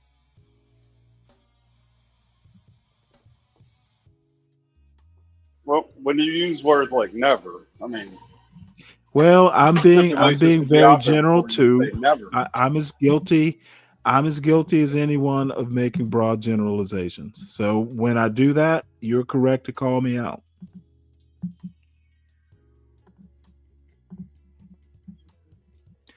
And I will read Sorry, this because so much noise here. I will read this because it looks pretty interesting. This is interesting. A public rhetoric often decries a societal retreat from marriage, that it is increasingly an increasingly obsolete institution. Here, let's put this on screen until Universal comes back. And let's see if I can enlarge it. And I'm going to scan through it. There's a whole paper. Did you read the paper? No, I just got you Dave? the link. Okay, got you a link. well, I'll do you one better. We will read the paper. It's 27 pages. I'll read it overnight because now I'm really interested. It'll either make or break my argument. So thank you for this. This is, and let me make a bigger point. And Dave is the perfect example. He has a contention. He doesn't like my argument, and Dave is the patron saint of a Stanley versus the world panelist. Motherfucker, I'm bringing data. Read this. I love it. Y'all start doing what Dave just did. And SKC will do it too. He will put shit in the back. I'm going to blow up your argument, and here is the data, dude. You either know my data, familiarize. I love it. Familiarize yourself with my argument. Motherfucker is bringing an argument, a substantive argument that stops my bullshit in its tracks. And now I have to take the two arguments, figure out who's right, or figure out why, the exceptions. This is what SKC does, and apparently now it's what Deacon Dave does. Y'all silly motherfuckers start doing what Dave just did. It's boring, it's tedious, but motherfucker, I will say I'm wrong if you prove me wrong, and I might even love the pain of the humiliation. Now, what That is intrigued me is that I just wanted to challenge it. That's all. But like, I don't no, do the it's head not, nod. but Like, it's a I just agree totally with you. valid. You know what I mean? But dude, this is the way to challenge somebody. Boom, here's my data. Motherfucker, that is a true challenge. I'm in awe. Why don't more people do this? I have the time to read this stuff. So Dave, I'll stop fawning. But bottom line is I wish more people would do what you just did. So salute to you, Dave. Hey, appreciate it. Hey, I'm gonna go back to the chat. This is too loud in here. All right. Well, I will read this overnight, and who knows? You might get to come up and roast me. We'll consider it my third win. 3 and like 28 or something like that. You know, like, Hey, you're that's all right. I'm counting. going for number 3. You're counting. Not really, but it's something like that. All right, y'all. I'm out. Hey, a win is a win. A win is a win. Thank you, Mr. Folks, Deacon Dave. Wow. That is, you know what? And that is also a huge sign of respect. This motherfucker comes up here. It's like, hey, old man, guess what I got? Boom. Love it. So, Genesee Ben, why don't you hit the link? So you got something to say, John, or I can go back to this video. May even move on. You're on mute. Oh no, I have nothing to say. But go right ahead. All right. Anybody wants to hit the link? I'll drop it again. John, can you pin the link? Yeah, I'll do it. Okay, because Portia usually does it. She's probably busy. And frankly, I kind of like not having the link pin, but you know, I guess I'm at the open chat part of it. You know you have all those names. Hey, intellectual soapbox. I always call you that. Did you want to add to the topic? It's really only 2 to be honest, but okay. Yeah. Like, do I call you best You in the world? Do I call you 84? Do I call you intellectual soapbox? I mean, yeah, you could call me any of the above, but you know, if it's more best in the world at 84, that'll probably be better. Because intellectual soapbox is more than just me. It's the lady you see up there, you know, God rest her soul. It's a lot of other people as well.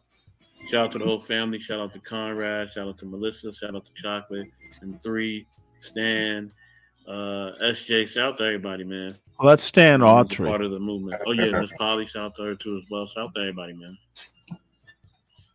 Yeah. The first stream was so good.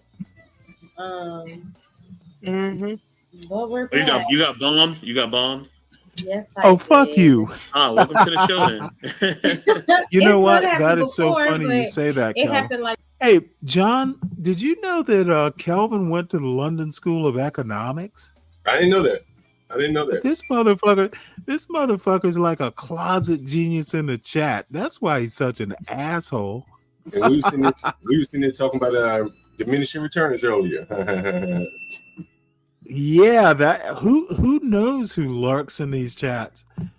That's like a major. That's like there's I don't know the British system, but London School of Economics is like didn't John F. Kennedy go there? There's some famous Americans who've gone there. This is like Cambridge and Oxford level. So good for you, young man. Did Bill Clinton go there? I can't remember. No, he went to Oxford, I think, both he and Hillary.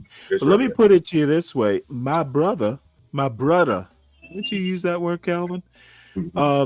He has Nigerian heritage. So, you know, as an older gentleman like myself, I'm happy to see a young African heritage young man, fucking do that shit.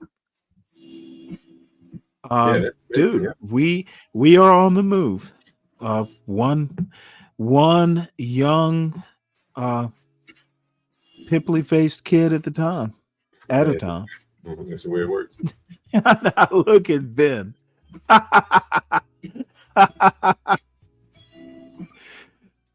So all right, well, we got a goddamn genius in the chat. Good to know, actually. We got Ryan too. We got like 2 years ago. Some folks. We are building a chat room of people who don't care about American politics for sure.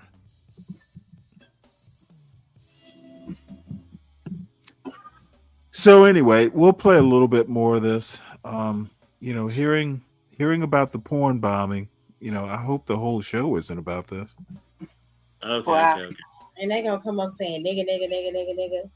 I'm like, what? Oh, What wow. is that? And he came up as like a regular person talking. So I'm like, do they record those videos first and They then probably just do, to play be them? honest. I don't understand how they do that. It was just weird.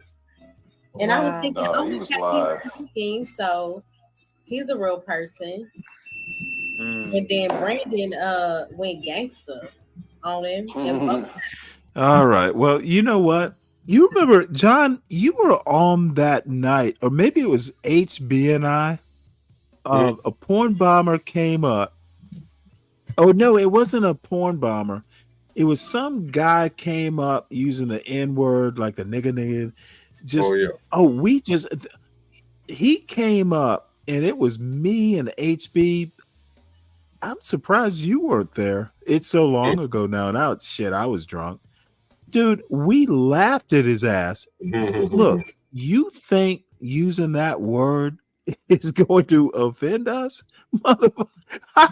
My comment was like, dude, I know black people that are more racist than you. Let us give you a lesson. Dude, we shamed this dude off the panel. He just fucking roasted his weak ass. It was so funny. I know Portia probably has a clip of that somewhere. It was hilarious. You gotta find it. Portia knows all. If she doesn't, I might have to go back and find that one because it was I guarantee you she's clipped it already. But it was funny. So I don't know. Maybe we move on from here or jump towards the end because I think the end was pretty good. He does talk specifically about his issues, I think. Call me anytime y'all need help. I'm here to help. Their song, cut my life into depression, which I don't necessarily see how your brain synapses would, but yeah, I mean he's exactly right. It's kind of crazy, yeah. So listening to music that reinforces negative moods, it seems like can actually cause depression. That's crazy. because it gets in your spirit. I forgot what Bolo said. Music is the only thing that doesn't need permission to penetrate something. Was it the Music song? is the other thing that doesn't need permission to penetrate your spirit. Oh, sounds like a Diddy party. What? Yeah. But that is so true. Like, was a Diddy party like a that porn bombing, maybe? will get into your spirit. Like, music is very influential. Wait, Wow, Happy that's Slappy, that's that crazy. is I a never thought about hairstyle, by the that. way. And the data supports it. Yeah, that's a big one. I think that's why so many people are led astray today. Music, following behind what the music is saying. Man, yeah, maybe I need to change what I listen to. What do you listen to normally? Mostly a lot of '90s R&B, Jodeci, Drew Hill. I like a lot of rock. I like my favorite is funk. I love funk, but sometimes I'll this is with the rock, like Really, listening to Kelvin? rock and maybe some country songs. You got to watch it because they can one of my favorite songs is Papa Roach. I used to sing that when I was depressed and wanting to delete myself, and that would be my song to amp up my urge to delete myself. What was it about? Like, was it a Motherfucker, positive song? you listen No, to classical let me music. check. It's a hugely popular song. Cut my You know what? life I might into have to break pieces. out some classical This is my music here last soon. resort. Suffocation. Animal therapy. No breathing. Everybody knows that song. Funny. I've heard Yeah, it's a huge song. Yeah, Papa Roach. Okay. And yeah, I used to. That was my amp up. That was my pregame to self harm rituals. So yeah, man. A lot of times with the music we listen to, we can be like conjuring up demons and not even be aware. Yeah, that blows my mind. Who said that? That's a big W to you. Who said that? Me? In the chat. Love? No. Somebody in the chat. Was that you or somebody in the chat? Which one? Which comment? that made the assertion that music can cause depression? Daniel said that. That's very true. Oh, okay, yeah, huge W. Hey, y'all, I gotta drop off. My battery's on 1%. I just seen it, but I gotta catch a flight tomorrow. Oh, thank you so much, Brandon, for coming up. Travel mercy. Absolutely. And anybody that trip. please do not be afraid to call me. Really? 9-inch I have my number in the nails. chat post. Please call me anytime y'all need help. I'm here to help. Wait, before you go, did you get the e-bus though? Because I sent you a No, test it wasn't. email and stuff Come on, like dog. that. So if you got it though, then I know I can just send a further one though, you know?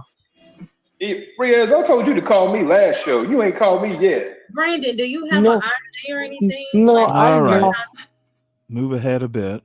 the faith-based music. I just listen to something that is, you know, something I can relate to when it comes to my faith. So, and I say that with respect though. So Vaughn said, I love to listen to the intricacy of progressive jazz. Listening to its rhythmic tones and signature beats, I can pick out each instrument occupies my mind, but yet allows me to my own thought. Yeah, jazz is just, it's so calming. I agree. Okay. Yeah, so I think I'm gonna end it here. We got a lot done. I'm gonna edit the first live we did before the Yeah, all right.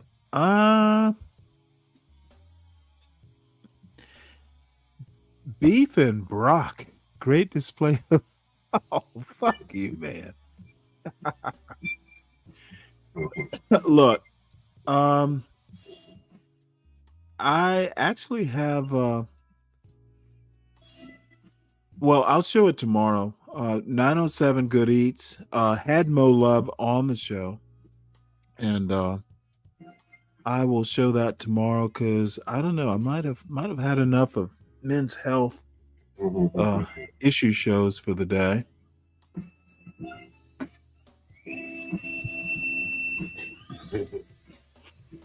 John, what is that you're listening to?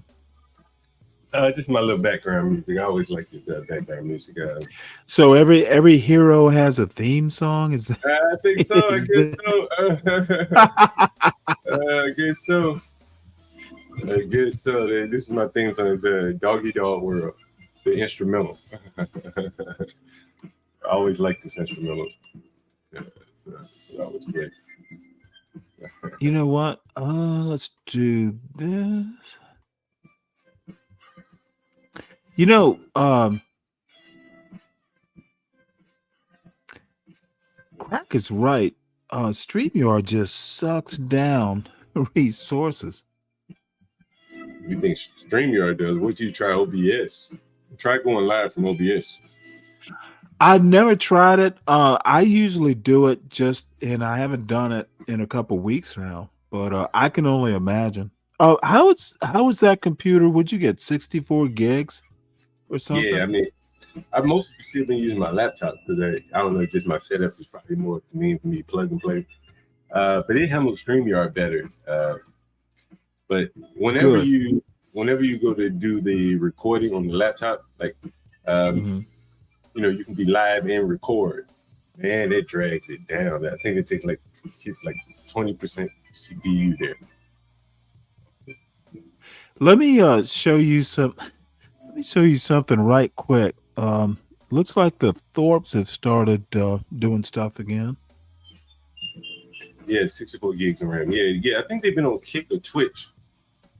They're back on YouTube. Yeah, I think they're making their money on Kick or Twitch though. Keeping me from harm. Put your hand in my hand. And we'll So they're doing karaoke now? let the sky fall when it crumbles. I think this We is will live. stand tall, we'll face it all. Together, let the sky fall when it crumbles. We will stand tall, we'll face it all. Together at skyfall. Let the sky fall. When it crumbles. We don't have the McRib anymore. I'm so sorry. That's a seasonal offer. Sky fall.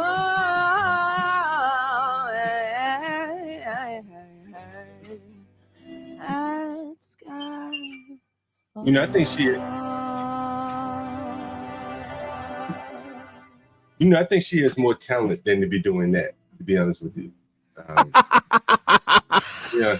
I can't tell. I mean, she could be doing a lot of other stuff other than that. Okay, so tell me why you think that. That could be okay. Kelvin thinks she has the voice of an angel. Like, you know what? I think she has the voice of an avenging angel. I think in this new world, I think that there are a lot of things that she can do. You know what I'm saying? Honestly, she could definitely sell. She's very assertive, confident in herself. She could definitely sell. She just hasn't gotten there yet. That's my thoughts. I've always said it. John, let me put it to you this way. She's got to be 24, maybe even close to 25 now. And I am very kind of hardline on this. If she were on the road to doing something, she'd already be there. And she has two parents who were married at some point. If she were on a road to somewhere, she'd be on it now. It is too late. Yeah, that's why I said she has so much potential. She's here. Bad parenting. Yeah, that's why I said she has a lot of potential to be wasted here. You know? I don't think she has potential anymore. I think she's reached it. She does not, even at her advanced age. She is nowhere near being married. She is nowhere near having a job. They have been entrepreneurs for quite some time, and her daddy is her CEO. He is nowhere near successful. This might be kind of I don't think they're going to starve. I think they will land, even if it's not on a feather bed. This is literally black people couldn't be doing what she's doing. Could a black girl do what Grace is doing now? I mean, there are some like okay, don't tell me what you mean. Name me one. I mean, isn't Cooking with Kaya more or less about the same thing? Just, okay, Cooking with Kaya, motherfucker, has more viewers than they do. I don't know. Why are you even making the comparison? I don't know much about. Have you ever seen Grace cook? She spilled half the fucking Family Dollar macaroni on the floor.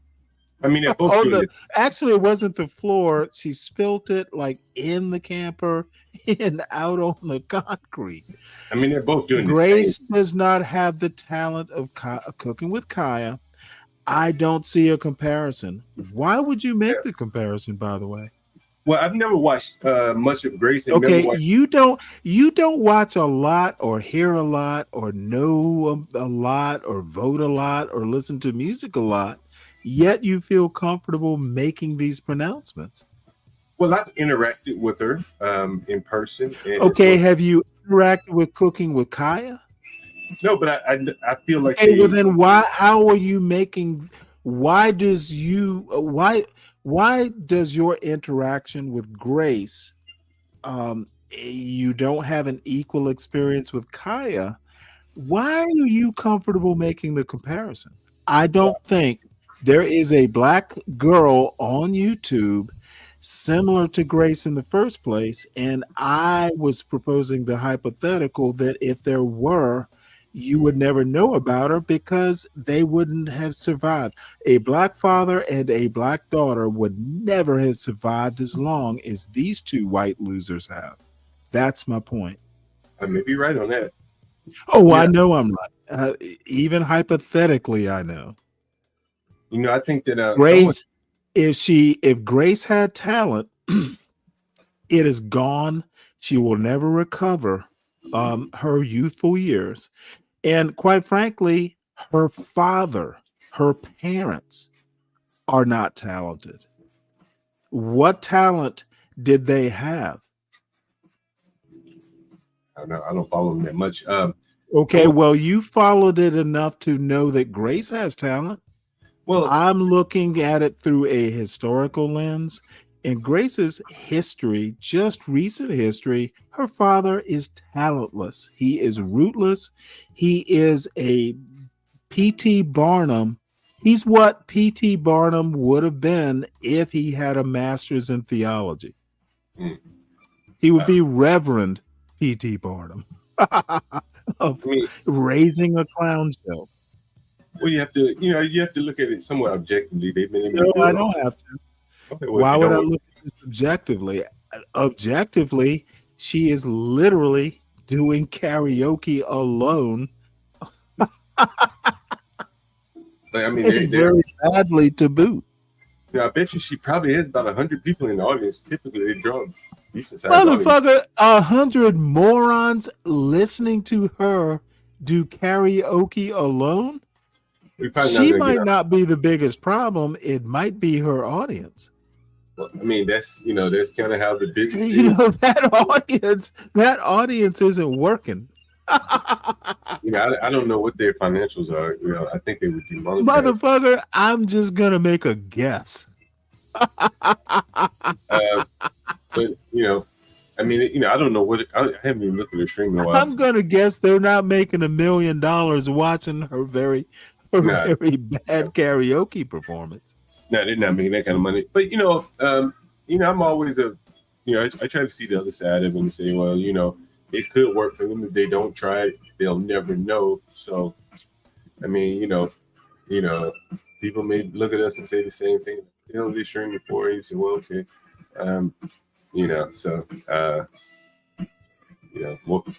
good luck to them. Something she could do probably better than this is my thoughts. That's my thoughts.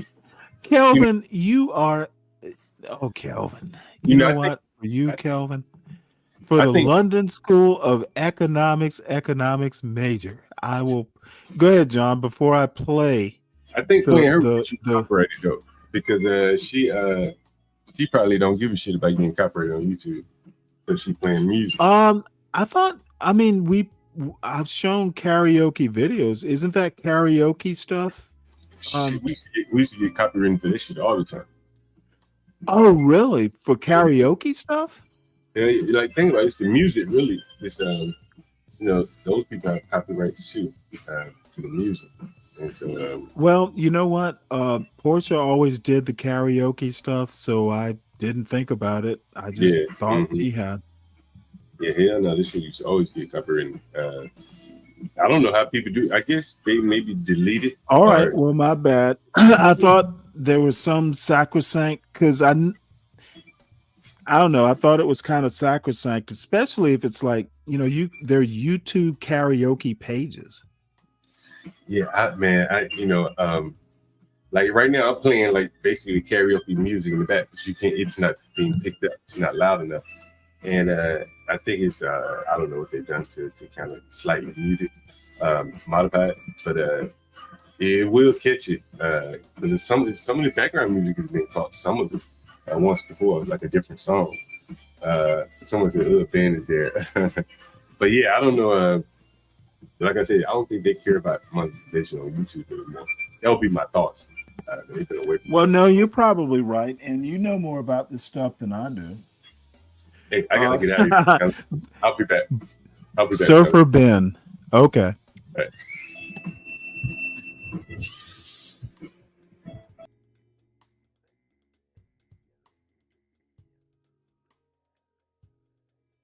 So I made a joke in their audience because they've just gotten back to YouTube that I've noticed.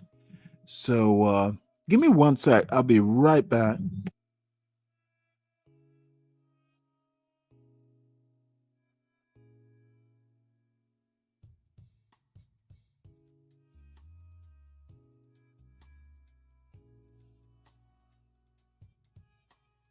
Sorry about that. So Button up ninja.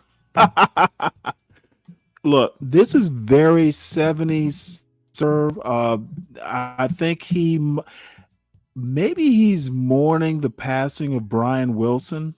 You know, Brian Wilson was either the founder or one of the main founders and the main songwriter for quite some time of the Beach Boys.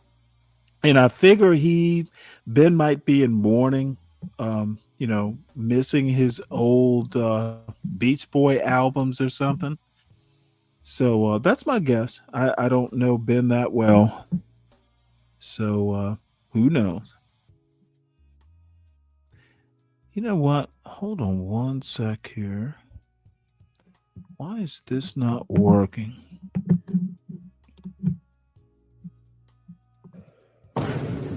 Oh, there we go. And she's like, I'm going surfing. And she said, do you ever surf? And I'm like, see, I told you, culture. it's a She's Beach like, "You sound Boys like that thing. kind of guy." Wow.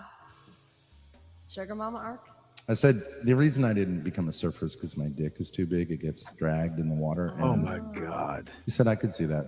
Now, this is the most interesting So, thing.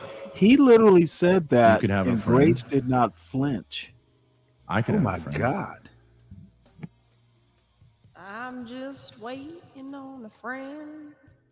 He's a You've Zoomer, got so a you know what I mean? friend in me. He's a Zoomer guy, so Oh my you know what I mean? God. Valid reason. If she gets scared or something happens, she needs something fixed, I'll head up there and you know what I mean? Yeah. Did they fix the cable? Now I have to say, look at Grace's hair. She's becoming more and more trailer trash worthy. My little no, that was my chance. They're literally on their channel doing this shit. Let's see what the chat is saying. Oh my lady, she went wrong. Oh my God. So they've got 7 people in the audience. She went down that line, and I didn't see that woman. Ooh, run down the line. Oh my God. That was very good. And then the music review guy changed the audio. This button is broken. I need to. I have to clear the effect. It's broken. Doesn't work. You can call it whatever they want. I need to. Which one is this? I don't use that. I just typed into When the I chat first heard that that track, Ben it is changed my mourning whole persona. I Brian knew Wilson. from then on, I couldn't believe the lyrical masterpiece. What did his fingers? What was going He's on with his got- fingers on the? I fretboard? shouldn't even be We still don't watching know this. to this day. He was so facile. Will Ben be Really? Will Ben be as good? Just playing one note. Purple micro. Okay, change this one. Dad, we now that we're getting jobs, we have to Getting practice jobs. What kind of jobs? Drive-through. Detlef Murray. drive-through voices. So this is an example. Hi, welcome to McDonald's. How can I help you today? We have a 2 for $3 special, and also we have our Cardi B meal. McDonald's has. Give it a try. I'll have the. McDonald's has. No, you're the seller. No, I got to be the hard customer. McDonald's I don't has have any 2 money for right $3 now, but specials? can I get some fries? Oh. Montiero Sorry, says sir, this we is the can't end offer of the you, Thorpes. Food. By the way, Doubt the guy it. behind me is asleep at the wheel. I think he's drunk. Okay, sir, pull up to the next window, please. Do I need to call security? No, now you pretend. No, I'm not doing that. I'm not your monkey. Say hi, welcome to McDonald's. Oh my God. Welcome to McDonald's. How can I help you today? The home of the Happy Meal. Got any kids on board?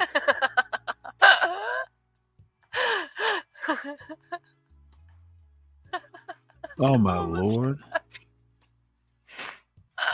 Well, I asked Montiero Please exit the why line, they're sir. ending. Ben but seems like he would fit He in doesn't better at answer Taco Bell. soon. I have to go With all the because weed smokers.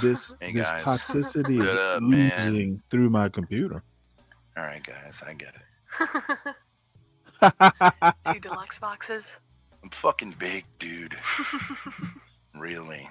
Wouldn't have guessed from the dreadlock cap you're wearing. Dude. Scored some crazy shit. That's great. How's the burrito looking? Do you actually have any money?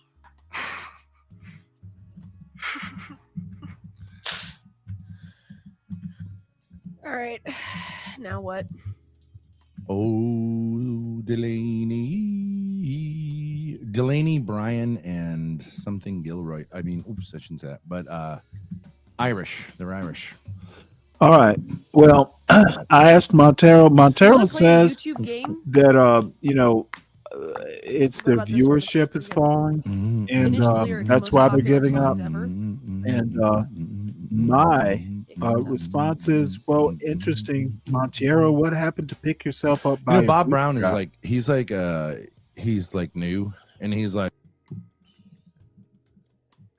so maybe it's the scent of failure. I tried recruiting Stanley on their behalf. What? You tried dude, I would why okay, Kelvin, I remember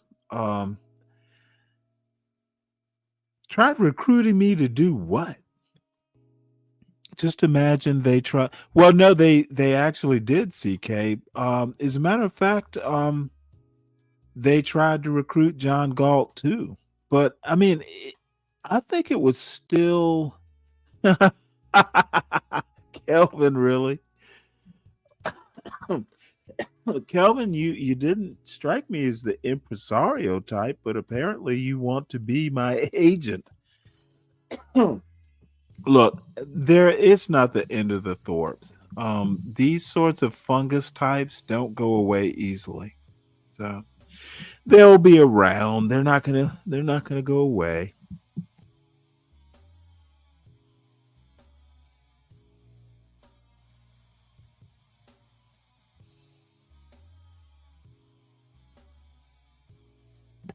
So let's see what we got here. We should do something more. Oh, this is interesting.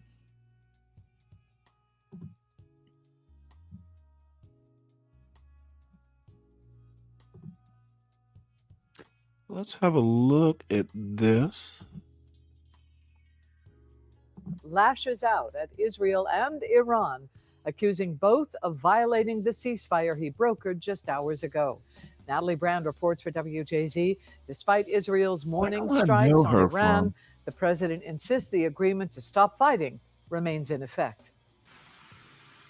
After announcing a ceasefire between Israel and You Iran, were, President Trump used colorful language to express his frustration the two sides weren't following it. We basically have two countries that have been fighting so long and so hard that they don't know what the they're doing. Do you understand that? The president warning Israel not to Holy drop shit, any more he bombs. is pissed. As soon as we made the deal, they came out and they dropped a load of bombs, the likes of which I'd never seen before. The biggest load that we've seen. I'm not happy with Israel. Ahead of the ceasefire, there are some attacks right now. We can hear them. Israeli defense forces say they struck targets in Tehran, killing hundreds of security forces. Iran then fired back with missile strikes that killed 4 citizens in Beersheba. After speaking with reporters and taking off from the White House, President Trump called Israel's Prime Minister Benjamin Netanyahu and then posted on social media, Israel is not going to attack Iran. The ceasefire is in effect. I wouldn't be prepared to write this truce off just yet. Retired General Frank McKenzie, the former head of Central Command, said the U.S. is working to learn more about the impact of its weekend airstrikes on Iran's nuclear program. We'll know in the days and weeks ahead if the Iranians were able to evacuate material before the strike. Despite the ceasefire, troops in the region are still on alert. This morning, the U.S. aircraft carrier, the Gerald Ford, left Virginia on a scheduled deployment to the Mediterranean, becoming the 3rd carrier group in the region. God damn it. Natalie I Brand, miss those CBS days. News, the White Leaving House. fucking Norfolk. I miss you, Norfolk. Look, I'm as sad as anyone about this. I fucking loved. I got to spend a week in Israel I've been to several places. I've been to Kuwait, I've been to Abu Dhabi. The Middle East is actually pretty cool. But you have to be American and have the money to, go to the good parts. I don't know the bad parts. I've been to Riyadh, I've been to Jabal. Um, so, but Israel, honestly, um, I liked Israel as good as Spain. Israel's Haifa specifically is just a fucking awesome city. So, but haven't been there in 30 years. So, one of these days I will go to Haifa specifically. I honestly loved it. You know how you go somewhere and you just feel at home. I remember walking down. I had this very bad habit of I like going where the tourists don't go. So one day I'm just walking down some kind of slum looking place in Haifa, and some kids see me. And it was almost like a movie. They're like, "Oh, are you American?" So I got all these little 4 and 5 year olds. Couldn't have been more than four or five. They were playing, and then they just kind of walked me down. And who knows? Maybe it was a mafia or something, like escorting me off the street. But you know what? I like kids. They can be cute. And it was just, dude, it was a nice warm day, and I was just wandering around the city, and kind of hanging out with the little kids in a foreign land. It was goddamn cool. Yeah, I liked it just fine, but you know how places like Riyadh, especially in Saudi Arabia back at that time, you had to wear your uniforms off the ship, mainly because um, Saudi wanted the heads covered. They wanted the female military to have head coverings. So they just kind of made everybody wear their dress uniforms. So, that's how that was. And, there's no alcohol, at least way back in those days. And we're talking early 90s. So, the only thing I really did was get Cuban cigars and kind of walk around. The coolest thing about Saudi Arabia for me was cigars. I'm sure I must have eaten somewhere, but it was Cuban cigars. Went to the cigar shops. So that is that. And I don't know, this show is getting long in the tooth, and I'm getting long in the slurring. So let's see, we're at 7 hours.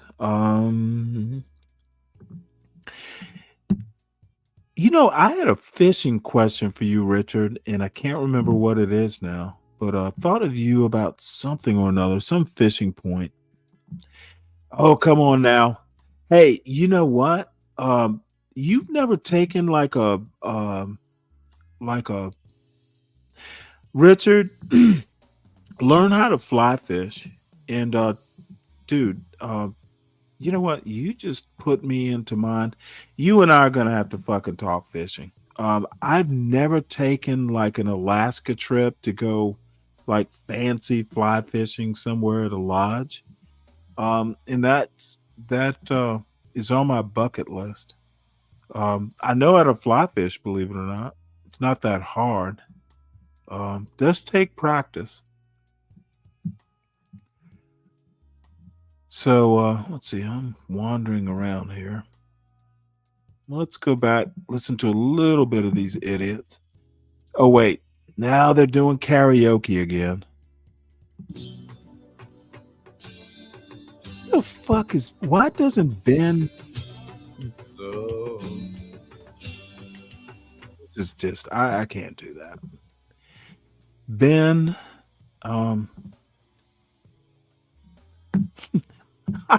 What the fuck are these? This dude is in his 50s. What is up with that?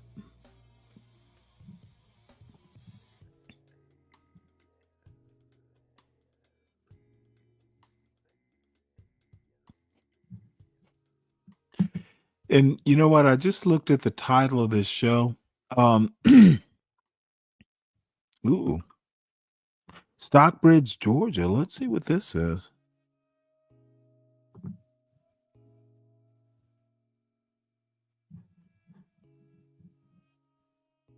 Thinking about moving to Stockbridge, Georgia? Let's talk about what you need to know before making the move.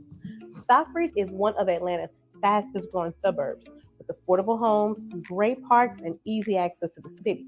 But before you go packing your bags, here are 7 things you need to Player. know. Up first is the cost Fuck of you, living. Calvin. That's Stockbridge is funny. still affordable, more affordable than many Atlanta suburbs, but prices are creeping up.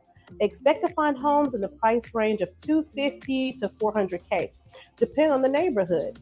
Number 2, housing market. There is a mix of new developments No, Richard, and I haven't established seen neighborhoods it. in Stockbridge. But with high demand, Put some the link in homes the get chat. We snatched up can look really, at really it. fast. Number 3, commute and traffic. Now, let's be real. Traffic on I-75 is no fun. You're looking at a 30-plus minute drive to downtown Atlanta, and in rush hour, even longer. However, go to number 4, schools and education. Stockbridge is a part of Henry County Schools, so man. with some options like school choice, private schools, and public schools. If schools matter to you, make sure you do your research on specific zones before buying. Number 5, jobs and local economy. Most people commute to Atlanta, but local jobs are growing. Healthcare, retail, and logistics are here with big companies expanding into the McDonough and Stockbridge area. Well, let me ask you all a question. Would you have her as your real estate agent? LaShonda Green, 85 subscribers, so it's fairly new, I guess. 2 thumbs up. I'm going to give her a thumbs up.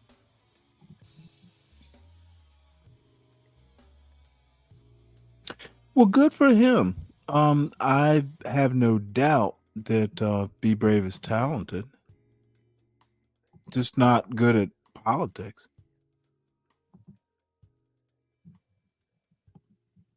Well, how are we doing this morning?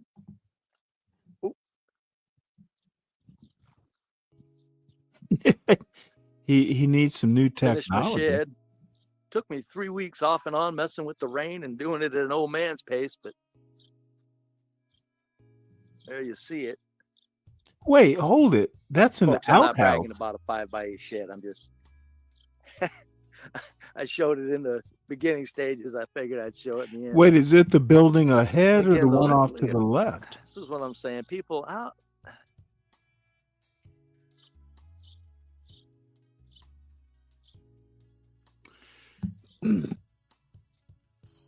Not too much of an eyesore for a white trash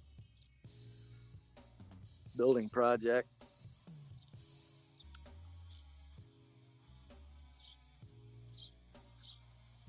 I'm amazed how peaceful we live here in the USA, folks. I really am.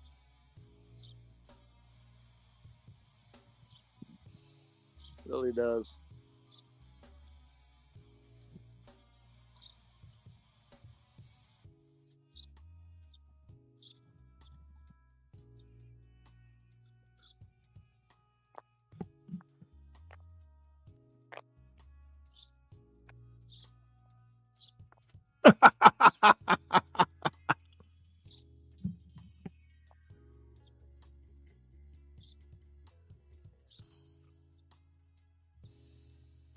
Just a regular old little 5-foot-by-8 storage shed. I'm gonna build a couple of them.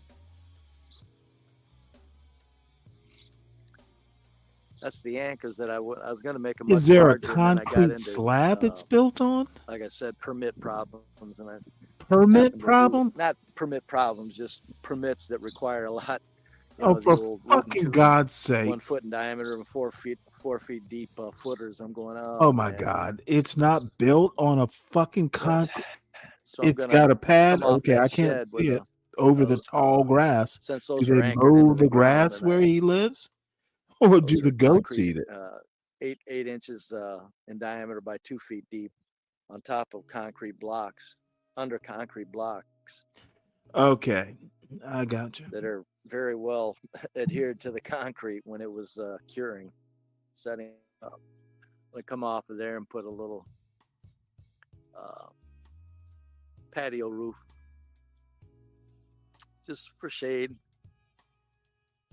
Kind of if anybody ever buys the house and it's a 2-bedroom house and they got kids and they need to get out of each other's hair, they can kind of have a place to get out because it's perfect under the sun. Hey, everybody. Yeah, it's perfect to get under the sun. It's faces east and west. So as the sun goes overhead at noon and then starts setting in the west, that you got pure shade. So be a nice little lean-to come out. Be about, let me see here. Yeah, be about 8 foot by 8 feet. Little patio, set under, get some shade. Get out of the house and get out of each other's hair in a small house. But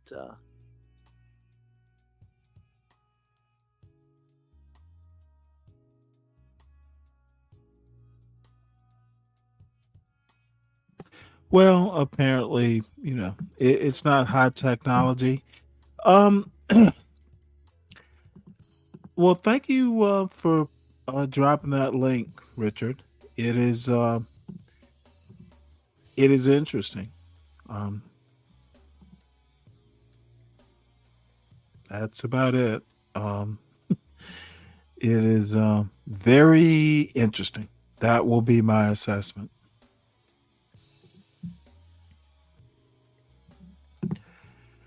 So let's go here. Let's look at what do I have here that can get us in trouble. And you know what? I am going over long here, longer than I should. It is almost 8 hours. Richard, yeah, it is acceptable. That's my assessment. It is acceptable, but that's it. That will be my critique. But I will also say that if that's the best of the white man's technology, after all the shit that Be Brave talks, I was expecting like fucking something that I was expecting cathedral level. This motherfucker talks a bunch of bullshit for what he wants to show us. And if he's happy with it, I'm happy with it. But motherfucker, this is not the best. That Be Brave is not doing the best. That he's not doing the best of. You know what? Let me just be blunt. This motherfucker wants to talk about the glories of white culture and technology and all that fucking how many millennia of white technology and math and science, and I hang out with the rich people, and motherfucker, it results in a fucking 5x2 shed. Motherfucker, don't you ever talk about fucking black culture again. Dude, you are not the best of white culture. All the 70%ers and all the glories. We should be thankful, black people. Be thankful, because if you were white like me, you'd be able to build this 5x2 shed that when you walk in, you have to bend down. You have to bend down to put stuff in this shed. And by the way, I couldn't build my Ayn Rand level cathedral to whiteness because there were permitting problems. Motherfucker, this is literally You shouldn't have shown this shit to me. You should not. I am sorry. I asked you to share the link. No, motherfucker, I'm gonna be goddamn mean. You don't come and you talk about shit you don't know and lie about what I said brazenly and not give, motherfucker, I'm not graceful. I have unsubscribed from B Brave's channel because he got my analysis of shit so wrong. I've unsubscribed and I'm not coming back. I don't give a fuck. There are some things you don't do. And if you are gonna come after me, make a criticism that is not bad faith. And Be Brave literally skipped over what I said about that fucking video he was so sloppily showed. And I'm not coming back. The motherfucker is bad faith. I am not his holy man. John Galt is. John Galt accepts fucking 5x2 shed fucking white people. I do not. And it is my fault. I was expecting better, is my point. Stop the cap. Shit that Yeah, right. Fuck this clown. Israel's bitch. That's all you are, dude. Just Israel's bitch. motherfucker. Wait, hold on one sec. I'm sorry, Richard. My father's motherfucking 82 years old and has built better shit. It's 70. Dude, my father, I saw him last week. I know what 70-year-olds are, what they can be. And my father's 82. So this is 12 years ago. My father was 70, and so was my mother, for that matter. Oh, motherfucker. Be Brave does not measure up to my father at 80. Motherfucker. You know, Be Brave, I understand he's a good guy and all that, but motherfucker, he doesn't even compare to my father. Talking shit about black people, he don't. Dude. You know what? Let's put it to you this way. If my father at 70, and he'd have built the motherfucker himself, and better yet, he would have hired professionals to. Dude, my father, and my brother, by the way, turned my grandmother's old house that's probably 80 years old. They motherfucking gutted the bitch.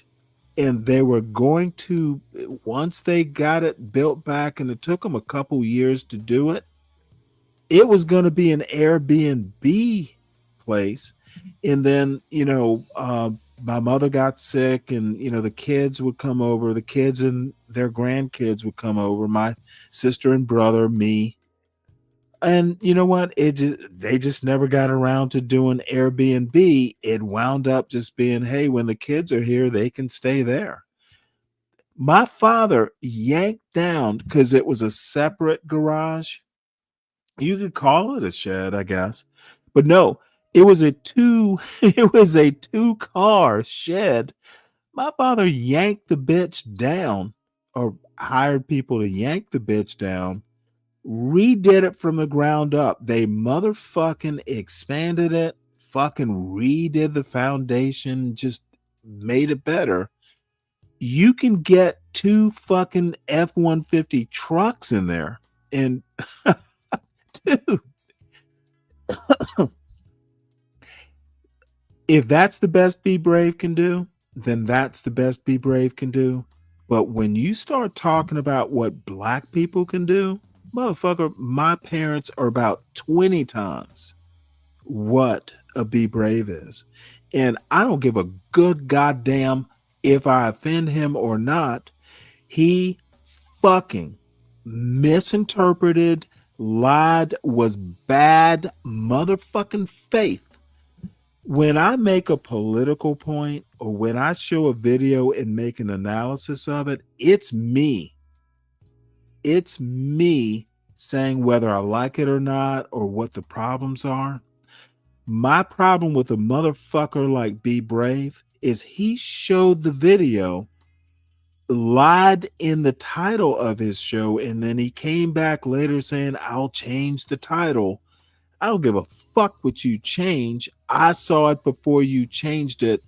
Literally said I approved of something, and then I motherfucking had to go back and review what I said to prove that I literally said I disapprove of it to a point.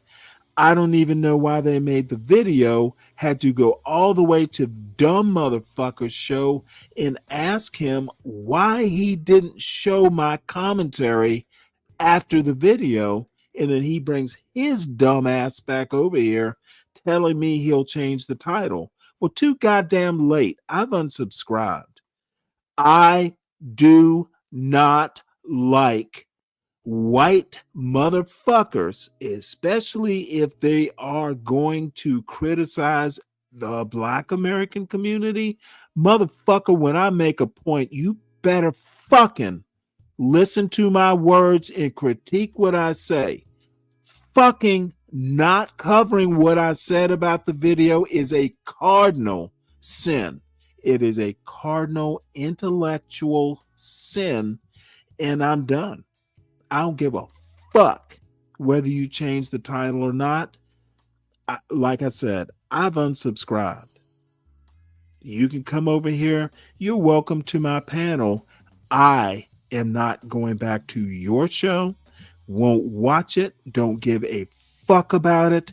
You proved that you are the type of white man I thought you were. Motherfucker, you lied about what I said, and now you want to talk about what black people are in 70%. Motherfucker, you couldn't even get a 5-minute critique of what I said right, and I'm supposed to trust or approve or give credence to your analysis of what black people say, think, or whatever. You failed, old man. You failed. And motherfucker, you can't go home again. I'm done with you. Don't fucking, you're always welcome in the chat. I might respond or not, but you can't repair what you broke, dumbass. And you didn't have to motherfucking do it. You got so wrapped up in your racist bullshit rhetoric that you thought you were going to pull a fast one, motherfucker. And I was there to catch your bad faith, white supremacist bullshit. What you need to do, because when I saw that shed, I'm like, he built an outhouse? It's a motherfucking outhouse. I swear to God, if I went there and opened up the door, it would just be a big hole in a fucking wooden box with an ass-sized place to sit. You built a motherfucking outhouse. It's outhouse sized. How do I know it's not an outhouse? How do I know it's not? Motherfucker, you didn't even open the door to show us what's inside it. It's a goddamn outhouse. You took 3 weeks to build an outhouse? And wait, why are you building an outhouse in fucking 2025? No, a pit latrine is not the same thing as an outhouse. Google outhouse, Kelvin. I don't even know. I'm sure they must have had a version of an outhouse in England, but in the American South, outhouses are structures. And that's, You know what? Let me go back and look at this. That shit literally. Oh shit! What the fuck? What the fuck? Oh, white people are showing out today.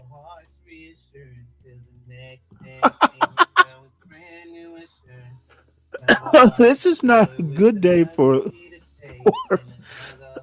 this is not a good day for white supremacy. He really grabs that mic hard. It's a firm grasp. It's not heavy. You know what? What the fuck? Let me go. What's going on? We lost it. No,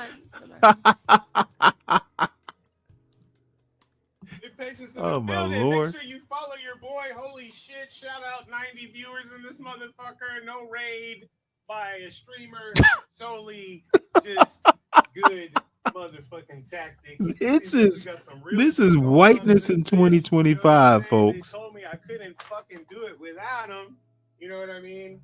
They want to call it view bots. It's not. All these niggas are talking. Sean Donovan's in the building. Money in the banks at Smurfs in the turf. W chat. Hold on. W's right now in the chat for yourselves being fucking vibing and cooling and shit. I see maybe 1 or 2 roasts. They ain't even feeling like roasting because the vibes are high. W's in this motherfucker. W's for the chat. We've been laid it down for a minute. We keeping the vibes good. We ain't about to go eat eggs. We ain't about to go do no crazy or eat eggs raw or whatever. Do no crazy engagement, baiting, rage bait, bullshit. Fuck that. God is watching me. And so are y'all. Here we are. Let's keep it boring. Let's keep winning with boring content. Type shit. It ain't his first rodeo. Talk to him, man. Talk to him, Smirk. Hey Daniel, I'm Ain't new to this, we true to this. Let's check that 2000. I am I'm not gonna cap. I'm looking at white Harambis. Bro, we're up right now. This is definitely worth. This is definitely. Big W's in the Mike, building. We up. if it's confirmed, it's confirmed. They know about it. You know what? Let me Yo, I'm not let me gonna mute lie. this right quick.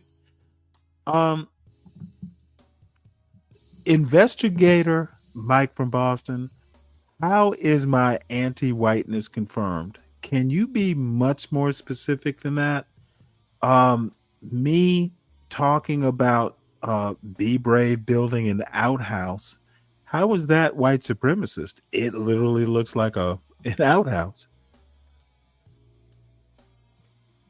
So please be more specific. Albino Harambis. They are hate watching. I have no clue what they're doing. The only reason is it amazes me that Ben looks so sad. I think he's been sad because his Beach Boy hero Brian Wilson has died. They can't all be California girls, son. You should know that by now.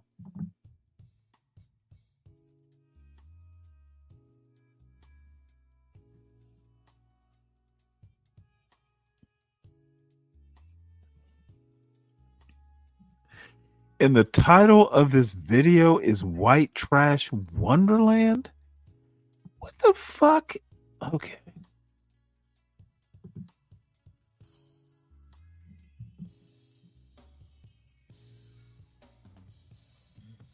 Gonna go back here. And then I'm going to go here. All right, let me put it full screen. And let me do this. All right. So here we go. I said 2 statements I don't like, why, especially when they talk about black. You know what? I'm sorry.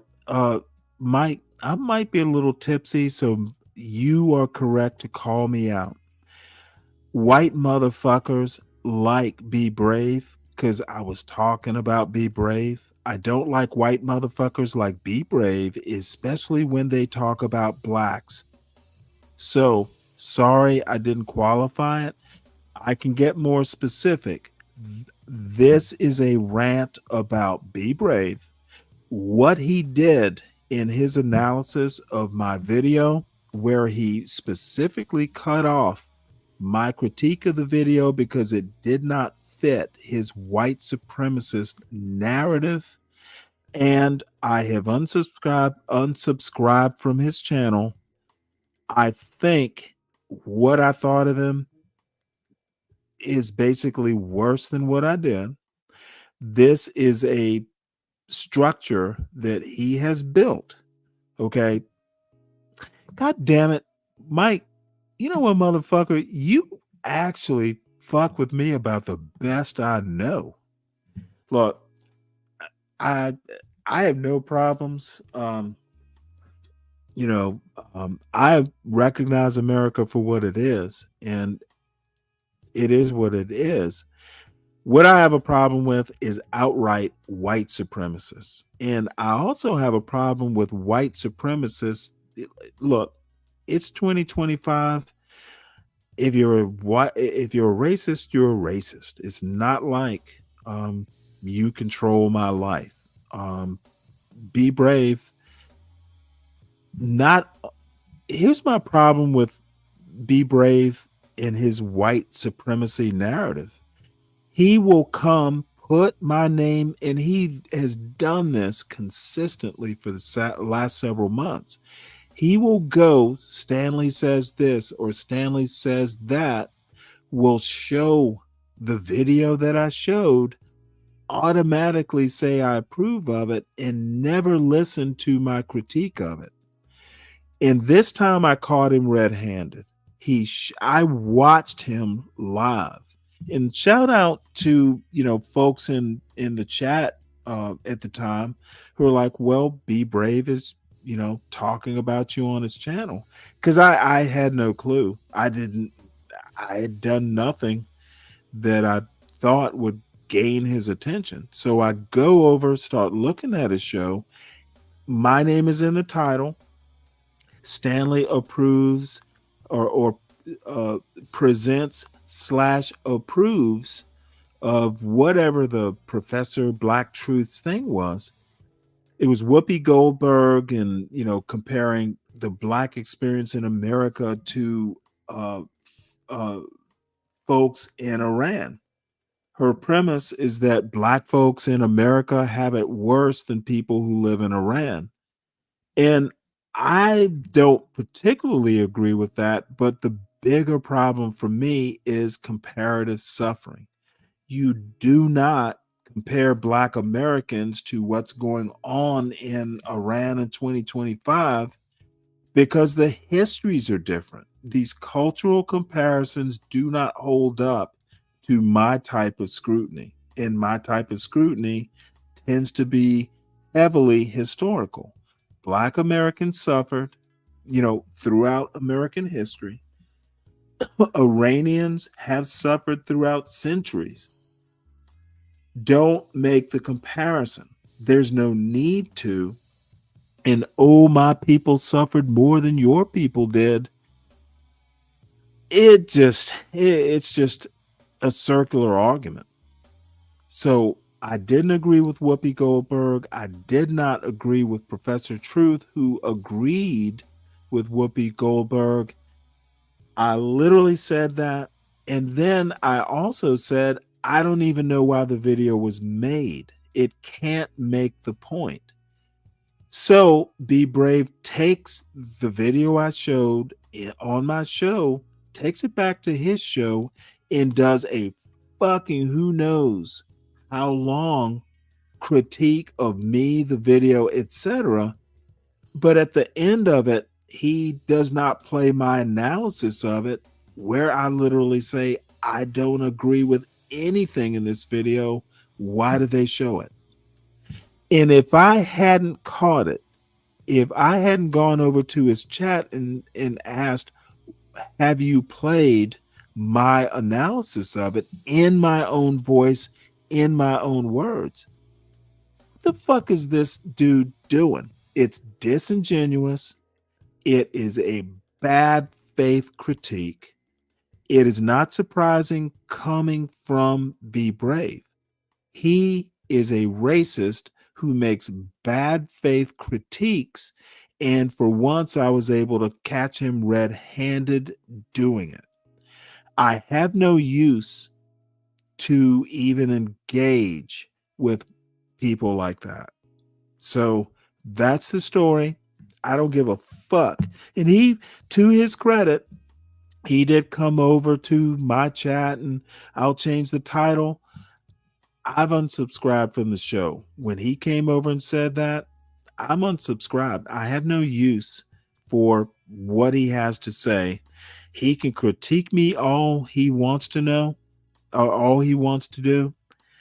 I will always think, well, you might have a critique, but it's probably a bad faith critique. I need not engage with a person of that caliber.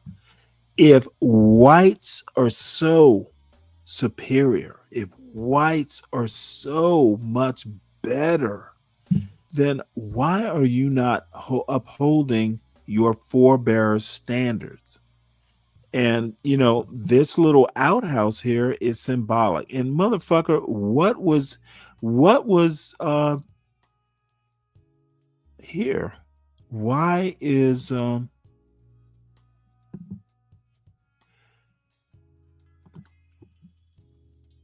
what was in this little space here? I bet it was something like that was there. If this is your idea of white supremacy, and it does say finished shed in the magnificence of white trash wonderland, well, yeah, it's white trash wonderland. That grass will grow back, but I don't recall seeing fuck it, Richard. He's not a goddamn culturalist. He is a fucking racist with nice white vanilla icing on top so it tastes sweet to people in 2025.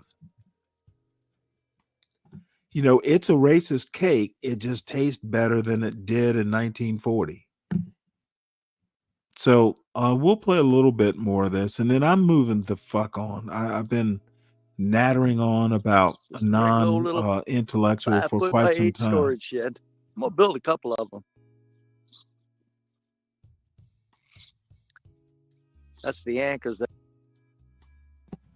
Oh, and by the way, Richard, if you go back and you look at that grass patch here, there's no concrete pad under this new structure. If there is, and could be, but I don't think so. This was built, probably maybe it's a wood floor or something. There's no concrete pad in this little brown patch of grass. I don't think there's a concrete pad under that. And maybe there shouldn't be. You know, it's a temporary structure. You tear it down and put up a new shack or new outhouse. So there we go. 5 foot by 8 storage shed. I'm gonna build a couple of them. Motherfucker, of course I'm diabolical. That's the anchors that I was I don't gonna think make Be them much Brave larger, quite and then I got understands me into that well. A footer? like I said, permit problems, and I happened to do Motherfucker, not permit problems. he Just poured a permits footer. that require a lot. Maybe I the don't old get rootin' what a tootin' footer is. 1 foot in I don't diameter, see a 4 feet concrete 4 feet pad. deep footers. That's I'm what going, I oh was man. looking for. But so I'm gonna come off that shed with It looked since those are anchored into the ground, and those are concrete 8 inches in diameter by 2 feet deep. Oh, on top of okay. concrete blocks. Oh, under okay. concrete So it's blocks just blocks. It's not a fucking foundation. They're that are footers. very Okay, well I get it. adhered to the concrete. It's when I not a was, goddamn curing them, foundation. setting up. I come off of there and put a little patio roof. Motherfuckers, those are just for fancy shade. cinder. Look, it's a fancy cinder block. That's all that is. It's not a fucking foundation. Fuck that. Kind of if anybody ever buys the house and it's a 2-bedroom house and they got kids and they need to get out of each other's hair, they can kind of have a place to get out because it's perfect under the sun. Hey, everybody. Yeah, it's perfect to get under the sun. It's faces east and west, so It's an if the sun outhouse. goes That's what he's overhead going at to put noon, in then it. starts setting in the And west. You got Clarence, pure I'm not shade. a So construction guy, so I a have nice to little lean-to come out. Be I mean, about, it's let me see essentially here. Clarence, it's essentially cinder Yeah, blocks. be about 8 foot by 8 feet. Little patio, set under, get some shade. Get out of the house and get out of each other's hair in a small house. Why the fuck would you go into that structure to get away from the house? That's weird. Ugh. All right. Well, anyway, enough of this. Your nattering roots are ironically. What the fuck are you talking about? And by the way, you misspelled nattering. Substitute the D's with T's and you'll get it right. Well, maybe it's a different term. Pit latrine. I mean, an outhouse to me is different. Anyway, you know what? We're getting into stuff that doesn't really matter. Oh, I don't have a problem with the shed. I have a problem with the builder of the shed, Richard. Don't get, the quality of his work mixed up with the quality of his intellectualism. He's better at building these little sheds than he is at building an argument.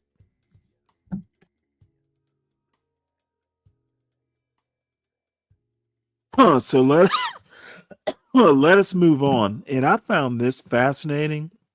CKJ3, Admiral, are you still out there? You're going to love this next video if you are. Let me know if you are. Because since I'm not capable of doing it. Oh, look at these fools. There you go, Kelvin. There you go. Ha ha. Ha ha ha. This is, oh my Lord. You know what? I think they're going to wind up renting Be Brave's shed. Chat. Just discussing a solution for you guys. Oh, these are going to be the new tenants. A struggle session with chat.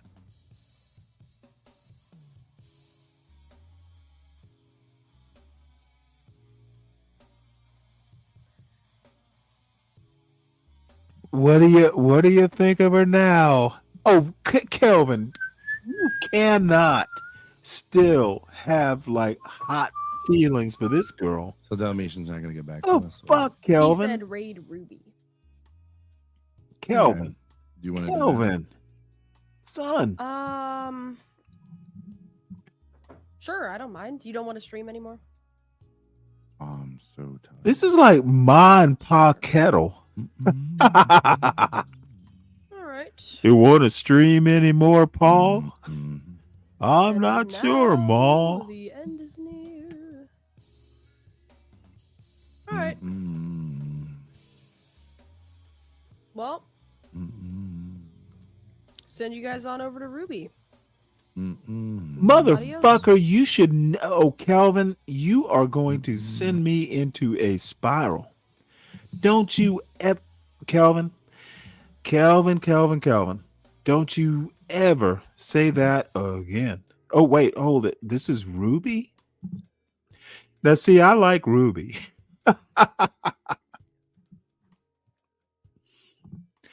Well, we'll see where that goes, but let me fuss at Kelvin a minute here. And she's like, I'll never go to a gym. And it's like, Let me just mute like, so because you'll never try to be healthy or I like Ruby for different reasons, which one of these days I'll get into. But Kelvin, if you do not ever go into a marriage or like some serious relationship thinking you're going to fix someone, unless you're like 17, dude, it is not your job to fix another adult. ever. That you give me the willies, young man, if you think that is possible. And hopefully you were joking. Hopefully you were doing a Mike from Boston and just fucking with me. Or make yourself look visually better when part of your Ruby job got a is new like haircut. it's I like it. visual. That's part of the effort you can put into streaming is like having a good visual. Wash your bodies. Oh You my stink. God. Look at This Ben's is going to forehead. get problematic. Stink. Time is Richard, you know what, Richard? clock. Let me You know, tell you like something else. second And hand Innate ticking. That's not what time gave it me is. the best advice. But anyways, I gotta stop I'm not fucking gonna say- looking You at could the do chat. it like a bookstore. It's So really if like it's not laws that are bad. meant to see what benefits society. That's Yeah, enforceable. Richard, So then I'm gonna have to what is start the- depending what is on the you and tension? On the Innate, and one maybe hand, I'll we make don't want our Kelvin people to a steal from other moderator people too, or ask who John want work too. to be rewarded I gotta stop appropriately. fucking dealing with this chat. On the And other Mike, He hand, can't even wipe his own ass. my We Willie. don't want to discourage people from being creative, which obviously involves taking Yeah. other people's ideas and melding them with Dude. ours. Yes. Okay. Well, That is so. That is so. Yeah, it's hard to even John get London words. School of Economics class in society, analysis. which if you constrict it too much, people. Oh, this not- Ben dude is you know, weird. No, I don't care about people. It's I'm never like been Ben Shapiro. worse. Facts don't care about your fucking feelings. What I'm No, saying is you know benefit what? I like society, that interacting with the idea Got the chat, though. Neanderthal brow. Richard. Bitch. Sometimes I could have fixed I you. don't get the joke. Right, like so. I could have fixed you, Grandpa bitch. Grandpa Quite doesn't always literally. get I you, think young there's some folk. Keep trying to website act that like you're says, mocking like, me, for but every yeah, musician, like here are the artists. All right, ain't. this is artist. this right? is gonna And get a they'll openly little say, too, I was influenced, Harry. because Ruby Okay, can anyone be who says, rather hey, dramatic no, too. you know, all those other F slurs, Narcissism. they're influenced by other artists. narcissistic I personality love that disorder. haircut. Don't put me It's in a very box. Chrissy Hine. Everyone I'm is me, right. right? I'm me. I'm not influenced. Probably someone like Precious would do that. I remember you. Instead of Jesus, saying, this dude I is was over influenced 50. by the Got Barney great theme hair, song. though. That's all I listen to while I crank it to. Oh Jesus, Lola. he's doing that in front of his Is daughter. that what they're called? They just like fan fiction about everyone in like the most depraved way and like write these grand narratives about their life like as if they have any insight into anything when Now, they what I can't ought even to figure do out is how to go over to wash their Ruby's show and go, "Hey, baby, yikes. we're Lollies. critiquing Why? the Thorpes at the Why? same It's just, time. It must be Peter sent me an apology synergy." to me. Over text if you want to read Did it. one? Gave me You sent and me are apology. He sent synergy, me a baby. apology. Did he send me? Did he send me suck my dick? He's saying this in I don't front of even his know. daughter. HFF just dropped bombs on Ruby. Well, did Oh he? great. No. Hold up, we might have to check that out. I'm a little curious. Let's see. Also, everyone make sure you go watch Ruby does or Grace? Becky Boop channel and watch the Queen Supreme. It's a million times better and more entertaining than anything coming out of the LCU. Well, it's kind of funny. There is like an old-fashioned fashion theory that women over a certain age don't look good with long hair. Jedi Joy. Oh, no, I'm not doing Healthy Family Force. That is just too fucked up. I like Ruby's lighting. I don't see anything. Makes her look kind of so goth, goth. if anyone has a but link or anything, I would watch a that. goth in turquoise should be. Can I read it to you just while we're on the topic? No. Okay. All right. Zero, We baby. got Zero. All right. I'll at least pause this in case we get bored. Anyone who is innate, how you doing? I'm glad to see you. So, tough guy. The link's not there. I thought John was gonna pin it. God damn it. Oh, John. All right. Hold on one sec. And this is going to get very critical. Very not sure how to sweating your ass off. Fuck, it's not. It ain't come on, dude. Richard, is it really hot? What's the temperature there, Nate? Richard and I, as Southerners, will judge whether it's actually hot. Motherfucker, if it's only like 91 degrees, that's not hot. And I haven't looked up the weather, so you tell me.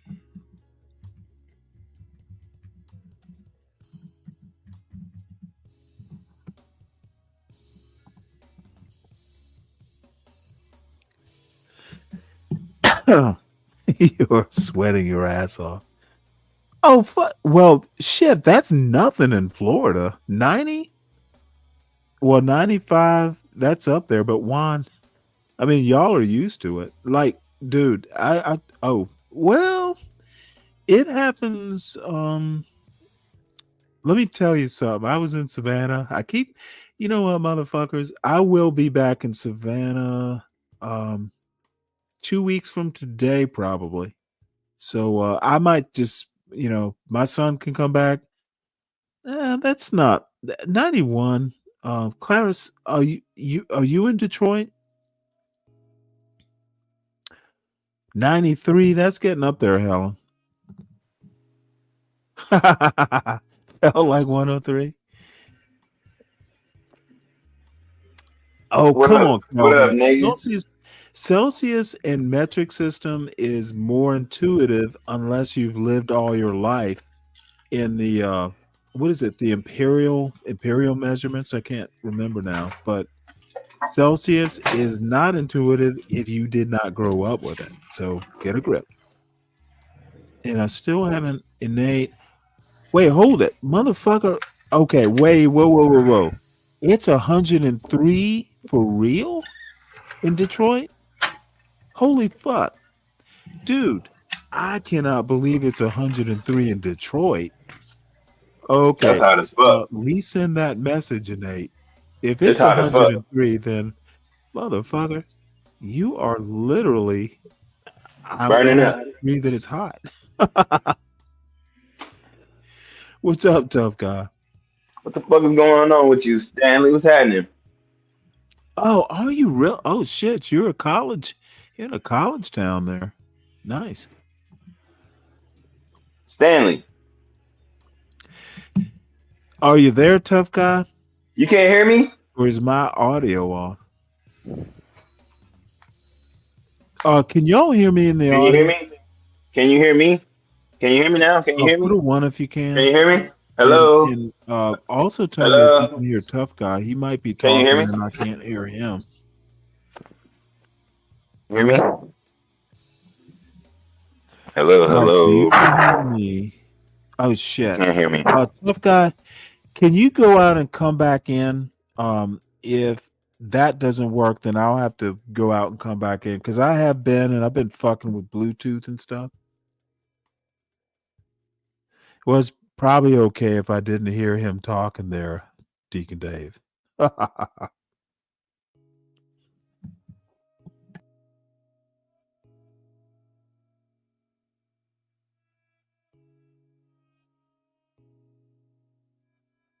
I'm an absolute zero. A Kelvin measurement.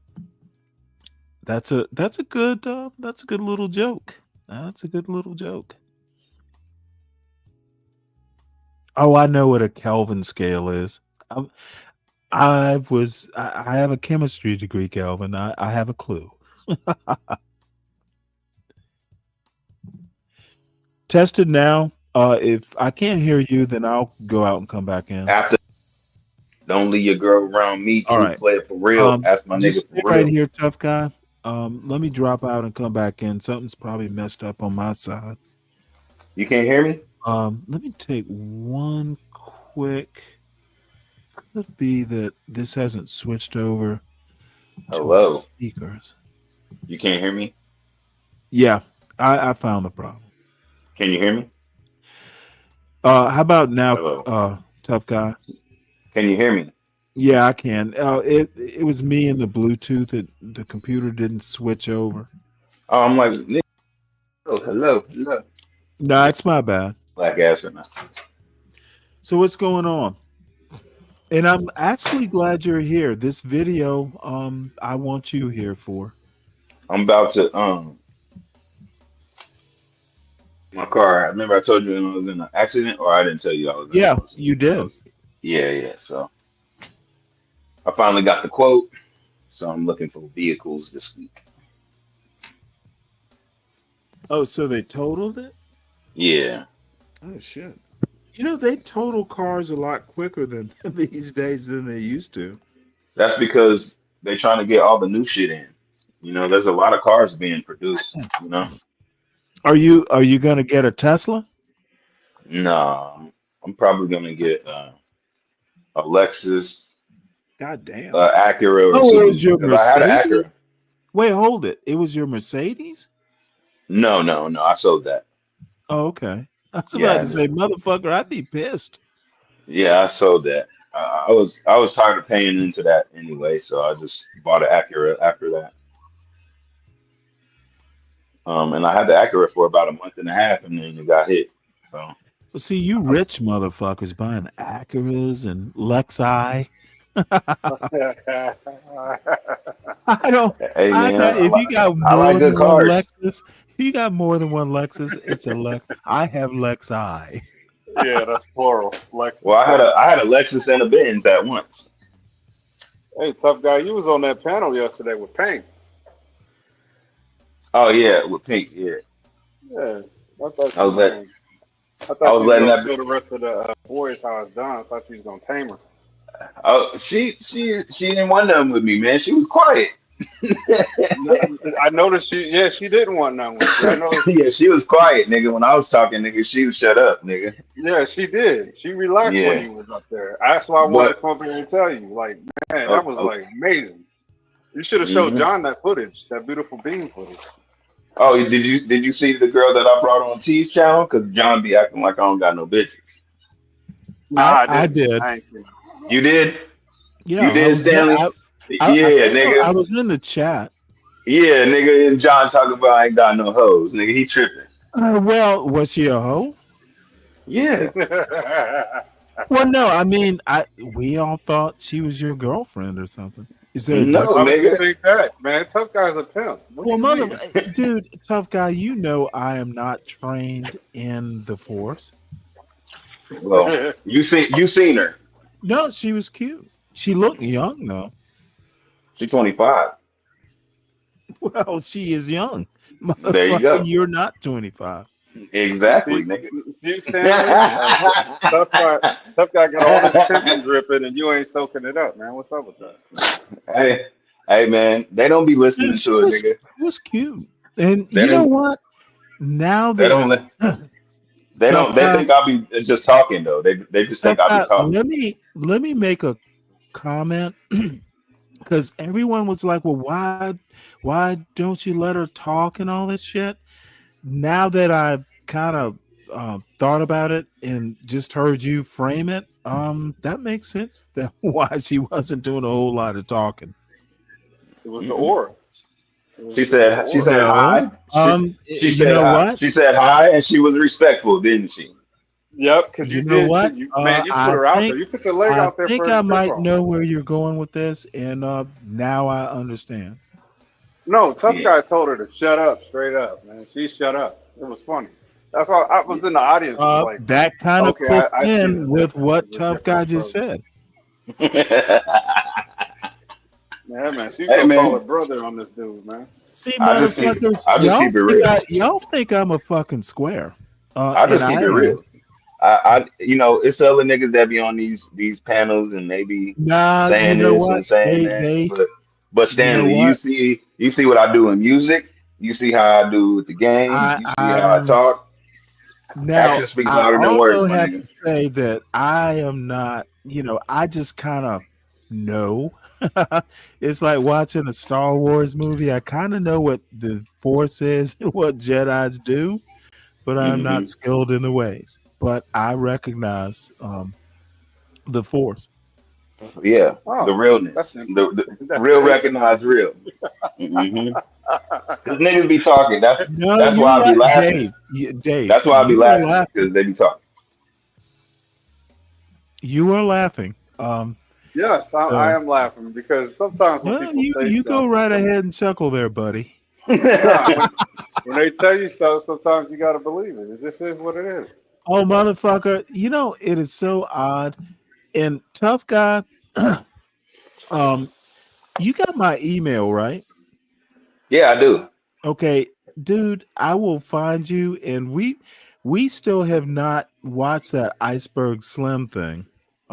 We if you're up for it or you got something else in that vein, I mean it's kind of fascinating. And you know what, we haven't done um a thing, a video Juan was about here. the Juan game in a said he was while. in San Diego. Yeah, Juan hit the link if you want. Yeah, nigga, I didn't know Yeah, you was man. here, bro. Yeah, parking is bad, nigga. Yeah, you You gotta need know where to I'll hit park. the link If again. you from here, you'll know where to park. But if you not from here, I Oh, feel he's bad for not you. from there. So help Yeah. a brother out. Hey, if you would have hit me, dog, I would have told you, hey, go park on A Street or something like that, and just walk. Because there's certain parts in downtown where it's free parking, but most of it is all they're gonna try to get their money. But if you know where to park, you park for free. I do it all the time when I go to court. No, you on the West Coast. Hmm. Yeah, I'm from Kansas City, but I live in San Diego. Hey, you think it's easier out west to get your groove out there?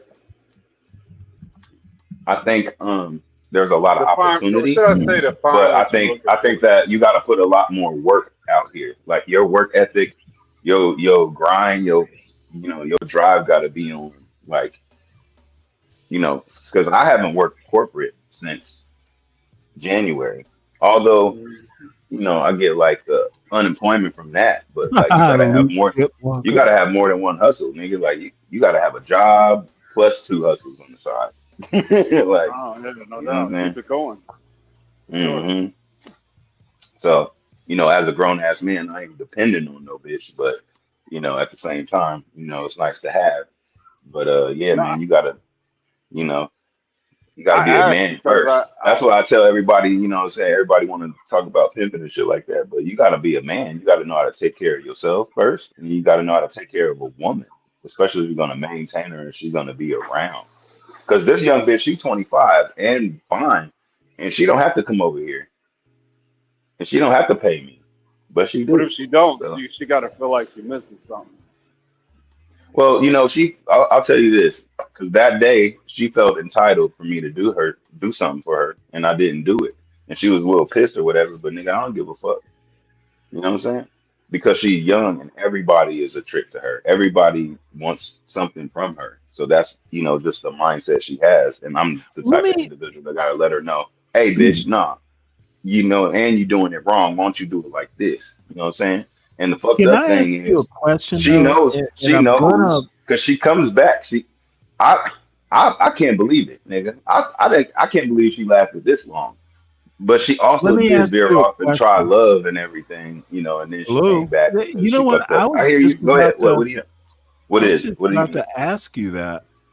What? Um, you said she tried love and everything. Yeah, yeah. So Well, she I liked mean, this does dude. that happen where Yeah, she's a woman. She's well, still a girl, no. man. What I'm whoa. Let me ask the question.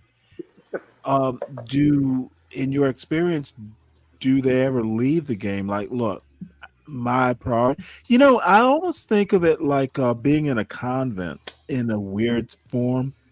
You Hmm. know how, and I had a friend whose father was a former priest, and it happens his mother was a former nun. So, what if you want to leave that convent? We'll call it convent in quotes. Does that happen? Does it happen a lot? What Oh, you happened? mean do they pick another pimp? Yeah, yeah. They No, hop pimp hop. no. I mean, they want to be squares. They want to Oh go yeah, for yeah, yeah, love. yeah. A woman always do that, especially in the game, man. Women are No, I like mean, this, they man. like, fuck this. I want a picket fence. Yes, but listen. This is what I'm trying to answer the question. All right, so in the game, there's a lot of that. Girls, get married to tricks. They get boyfriends. They stop answering the No, I pimp's mean, calls do and they get, marry someone and like me? yes, Why would you want yeah, that? I all the hope you're time. not No, hold inspiring. No, on. but I'm actually, but talking. listen, Hold wait. on. Let me What tell you I'm this. saying is like, Actually, look. a hoe would be a great wife. You know why? Well, Oh, no, God damn it. I don't want you to do this anymore. We're No, gonna no, no. have She's a not gonna do square that life. anymore. I'm just saying, as far as like, she would be a great wife because she knows how to cater to a man. She So understands it's almost and like I mean, would you respects men. compare? Have you ever read a book called Memoirs of a Geisha? No. There was a movie. There was a movie as well. Well, no, there was motherfucker. It was a book before it was a movie. Do Okay, you but it was still a ever movie. read books, son? Dude, No, I don't. I okay, have a I very, gotta very, I very gotta busy make a life. detour here. Motherfucker, do you actually doubt when I bring up have you ever read that I'm guessing whether it was a book? I read the goddamn book. You said it was a book. I said it was a movie. Motherfucker, then don't say it was a movie. Or I should have said as well. Sorry. No, it's not as well. It became a movie based on the book. Dude, use your What's the words better. difference? That's potato. No, That's it is a huge difference. all right, come on. Move on. No, Dave, and I am a little in my cup, so I am maybe a little bit more hair trigger. But dude, y'all don't really get how I feel about these culture arguments and stuff. Ugh, No, it's motherfucker, not that I want what to are attack one of the y'all other points you doing? Don't tell me it's a movie. I know it was a movie. I was asking if he read the book. Hey, you should go live tomorrow night, Stanley, when I do my show, and then I can stream with you. I'll do our Oh, band. come on, Clarice. You know better than that. Stanley, you hear me? Why would I'm a morning guy, which is stretching into mid-afternoon guy. What's But this happening is tomorrow like night? it's from 6 to 9. I'm playing in the house band for Orange County's jam, so it's gonna be like local musicians coming in and Well, help playing. me out here. Would there be any copyright issues? I don't think so. I mean, there are covers, but I mean, a lot of this instrumental. Yeah, okay. So, I can yeah, do you know that. what I mean. Yeah, so I mean, and it's our version Now, of it. six So local, what would it be Eastern time? Would that be 6 9? to 9, 6 to 9. So 9 to No, okay. Okay, 9 to what? 12. yeah. Um, no, yeah, I can do that. I have to plan for it, but I know about it If now. you want to, if you want, you No, don't no, have no. to. I'm I just would love suggesting. to. Dude, seeing you play music, why not? It Yeah, is actually, totally different. Hey, Stanley, Now, I will if ask you to Harrison, email me and remind me. Send me all an right, email. Stanley, all if right. Harrison Buckner came out of the tough guy stable, and she wanted to go square with you, would you marry her? Harrison Who's that? Buckner. Yeah, What's she look like? the Fox News lady. See, okay, look. This is what I want to say real quick. Hey, listen I'm to not this. real familiar. Hey, listen. Harrison Hey, listen. Buckner. Hey, listen to this. No. Hold on, motherfucker. Get the name right. It's Harris Faulkner. Harrison Buckner. That's a Harrison Buckner. That's a kick. That's a field goal. Yeah, it's a kicker for the Kansas City Chiefs. What are you talking about? Well, I All like right, what's the Harris name? Faulkner. Harris Faulkner. Yeah, okay. Would you, if she came out of the stable, De La Tough Guy, would you, take it serious? She's married, by the way, to a If she white guy. came out of the stable and was single. But this is my thing. Why wouldn't you? She's in her Because 50s. obviously she's trying to get married and she's done with that. Or I if mean, she's not done with that and that's her job, that's just what it is. What's that got to do with you and your manhood?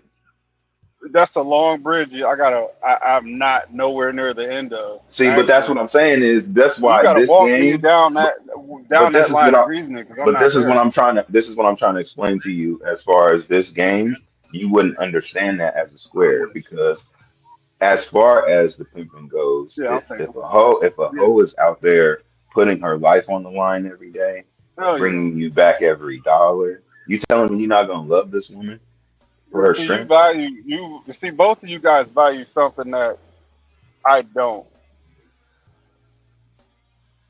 or you're finding value in Whoa, an whoa, area whoa! that I wouldn't look. Both of you guys. Yeah, Well, I think no, what the because I what reason know is, the Stanley. reason what is do you're I thinking about value, sex. Dave? You're thinking about What sex. And people what and do people I are value? people are married. People are married, and they be having multiple partners all the time, and you don't even know about it. But if I'm We sending her to do. go get it, We did. yeah, people do all the Oh, time. well, Yeah, people they do. do, and I understand that. I don't have like the kids understand. And I you know really what's do funny understand that. is, What the hell did I miss? most of the married people come to the game because they go to strip clubs, they buy hoes, they go to spas and get massages. So, And I I mean, totally agree with you. I don't deny nothing you're saying, but I'm just looking at my blood is pure right now, and I'm not trying to screw that up. That's more of what I I'm feel you. looking at. I feel you. And a beautiful face ain't gonna make me want My to sell blood my is soul. pure. Does But that that's Yeah, the mean that's you whole what don't thing have I'm a? about, saying. but Does that's that the whole mean you thing don't Because about have a I this got game. venereal tomorrow. disease? Yeah, but listen. Yeah. That's the whole thing about this game. Did you know that these hoe, like a real hoe, is probably more clean than a square bitch? These square bitches is more nasty than a hoe. You know why? Because that's her profession. She got But to that be on shit makes TikTok. sense to them. That shit makes sense to them, and I understand that the importance of making that make sense to them. But you can't sell me on that because I ain't got a Well, dollar to make for I can nobody tell else. you this: that square bitches is way more nasty, nigga. And You I get believe it too. a BD for Oh from that Lord. right there. But Yeah, as a fisherman, I know that some holes are better than others. Oh my yeah. But Lord. you know what's crazy is niggas be marrying hoes, niggas be loving hoes. So you say that, but you see who's getting married Nothing. nowadays. Yeah, I seen the dudes. Was it 1,057 of them lined up for the same chick in less than a 24 hours? Well, all at the same time, really. Yeah, because they And they just wanted still to try to smash line up her. for that. Yeah, they're Hmm. gonna be scratching at the end of the week. I ain't got that problem. I ain't trying to, So I go with as far as what I know. I don't want to dip my toe in bad water. I feel you. But that's what I'm saying. It's not for everybody, and you got to be careful. Like I said, it's a mental game. Everybody think it's a sex game, and that's not what it is. Right. It don't got really much to do with sex. That's a very minute part of the process. It's usable, and I mean that's the obvious part. But it's deeper. It goes deeper than that. This is really about playing off of someone's lust. This is really about understanding the mindsets of individuals. This is knowing how to put people over things. So if you have a good hoe, it's not that she's trying to do anybody wrong. She does good business, and the individual that she is in have these encounters with, she's an asset to this individual's lives. So there's different ways that you can look at this, but obviously, if an individual is paying this type of money, even if they have a whole bunch of money, it doesn't matter. If they're consistent with the individual, it has to do with that relationship they have with the individual. That's it. This is why I say that hoes are actually good when they get passed off, whether it's in a marriage or another pimp or, a situation, because she has structure. She understands what her place is, and she wants to see Let her me man interrupt succeed. right quick to ask Richard a question. Sure. Do peacock bass kind of do the same thing? They kind of mouth the bait and then spit it out like largemouth bass do, Richard? That was my question. He'll understand my point. Sorry Yeah, to interrupt. that's a beautiful fish. But what was I wanted to ask you? All right, I forgot what you had said before Stanley interrupted. Oh Yeah. well, I I will mean, any interrupt. questions you got? Interjected. It's Any Interjected. questions you Sorry. got? post I got to the game interrupt. player. I'll let you know what it really is, and I won't lie to you. A lot of niggas will lie to you and tell you this and tell you that because they don't got no experience. Okay, this is what it So was. here Okay, is I the don't book, want to Dave. By the way, hold on. Here is the book. memorization. I actually, but I think I might even have a first edition of this book. I bought it when it came out. This is like back in 1997. It is an awesome story. So here is what a book looks like, Dave. Does it open? How do you open Motherfucker, you have to buy it to open it. it? Kind of like the game. I can't tell you the last time I watched TV or sat down to do anything. Motherfucker, you don't have to Can't watch tell you. TV to read a book. I can't tell you the last time I had a day off. I'm a working man, and even when I got enough, I want more. Motherfucker, stop this bullshit. Do you not think that if I sit down and design software, I'm not a fucking working man? Yeah, the kind of books I'm reading Okay, aren't see, like this that. is where these fools get it wrong. Let them know, Stanley. You fucking fools. No, Yeah, I'm not gonna. look, Hey, Deacon Dave. Hey, tough guy. Deacon Dave fucking showed out today and fucking like motherfucker. You got facts? Well, here's my facts, bitch. Read it. And I'm like, you know what? It's 27 pages. I can't read it right now. So oh, I'm reading that shit like in a minute. I don't fuck with SKC. I don't fuck with Deacon Dave because they might come up here and go, motherfucker, you don't know much. Read these 27 pages and get back to me. All right, I'm gonna So, read it. I'm gonna try to read that before you two. Before you no, sit no, down. no. Don't worry about it. Look, it's a book. It's on. Um, It's on my to-do honestly, list for the I guy. don't remember the movie. I did. I think I watched the movie, and you know what? I got the book somewhere. Look, all I have to say is that try books, and you know what? As an adult, I don't read as many books as I used to, but your kids should be. Um, I used to go like I was up to like I'd go through 300 page novels because I went through an I don't like reading nonfiction phase up until I got married. Then I started reading nonfiction. It's sort of weird. Older people tend to read more nonfiction, and it's the way it goes. I think what it is motherfucker, you have dreams at some point, and when you get old, you read history to go, well, what did I do? So that's my very funny half joke that I would tell in a faculty lounge joke.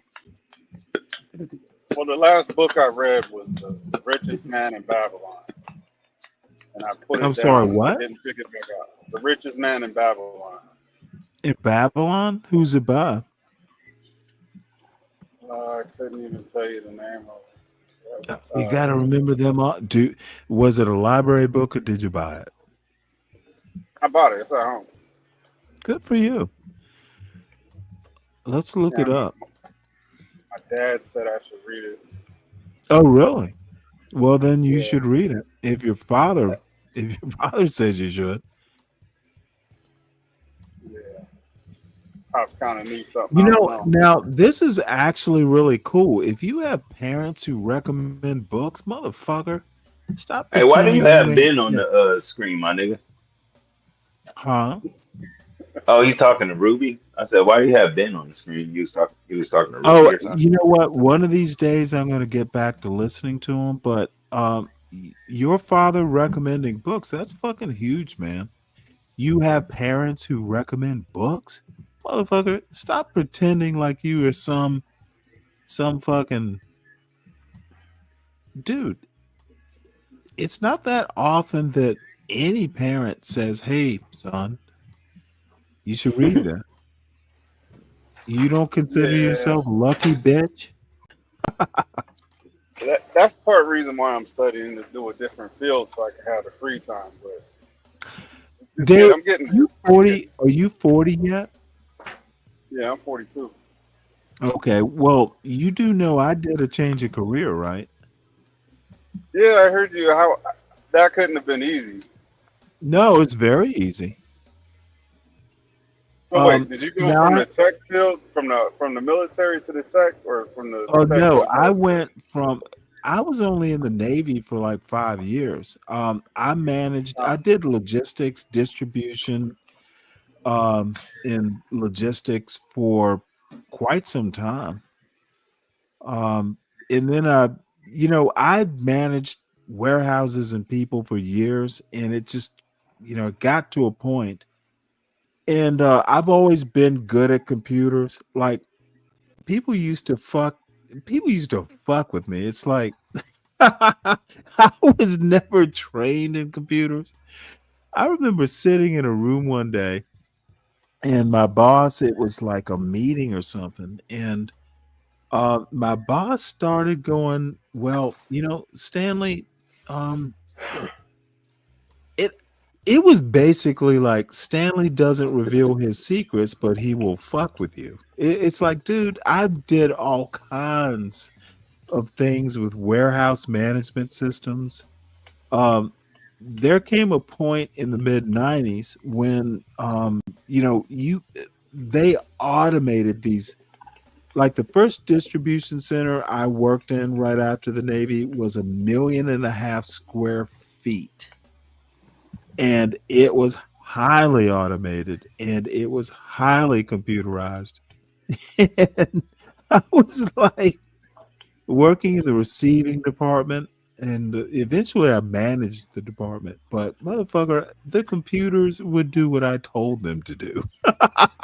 It was like it is very convenient if you are managing a department to get the computers to do things that eh, it's not so much the look, it's software, it is queries, it's a lot of things you can, and most of it for good. It's not all evil. So, But um, he was doing a lot of overriding and shit. um, wouldn't call them overrides. I would call it maximizing the system to my advantage. And my boss, Nigga standing motherfucker, with I that was just bullshit. sitting there and this is going He was on. And dabbling. then Yeah. he looks at me and he goes, "Well, Stanley, you manipulate a lot of shit." And he fucking embarrassed me. It's like, well, essentially, it was like, well, why don't y'all know what he knows? He just fucking, he just fucking learned shit. One day, I was sitting in a meeting. So, and this is very funny. We had 100 trucks of Mexican tile, and you guessed the company I was working for. It was 1.5 million square feet with 100 doors of receiving and 100 doors of shipping. So we got 100 trucks of, and it was Mexican tile. So Mexicans have been bringing shit in since the early '90s. So it's like these are all special purchases and stuff like that. Like we got to get them into this warehouse. You call distribution centers warehouses, really no difference. So they're like, Stanley, we need you to do this. Can you do it? And I was like, well, probably, but so motherfucker, it was glorious. I had to go in. I had to make 100 doors, you know, 100 doors of receiving. Um, it's there are problems with the software. But the funniest thing is we're sitting in that morning meeting of the day it's supposed to happen, and the maintenance department had um like the last 5 doors. They had shit like racking for shelving and these are like maybe 3 or 4 stories, maybe 5 stories of shelving to house product. It's 5-story building high, just the shelving. So, we need to move these. And they were like, well, go into the system and, you know, maybe, we need to unload the trailers and we need to do all this shit. So I looked at him and I'm like, well, I also control the drivers. Like, how about just motherfucking like I let's just move the trailers away from the door or move them to where it's easier.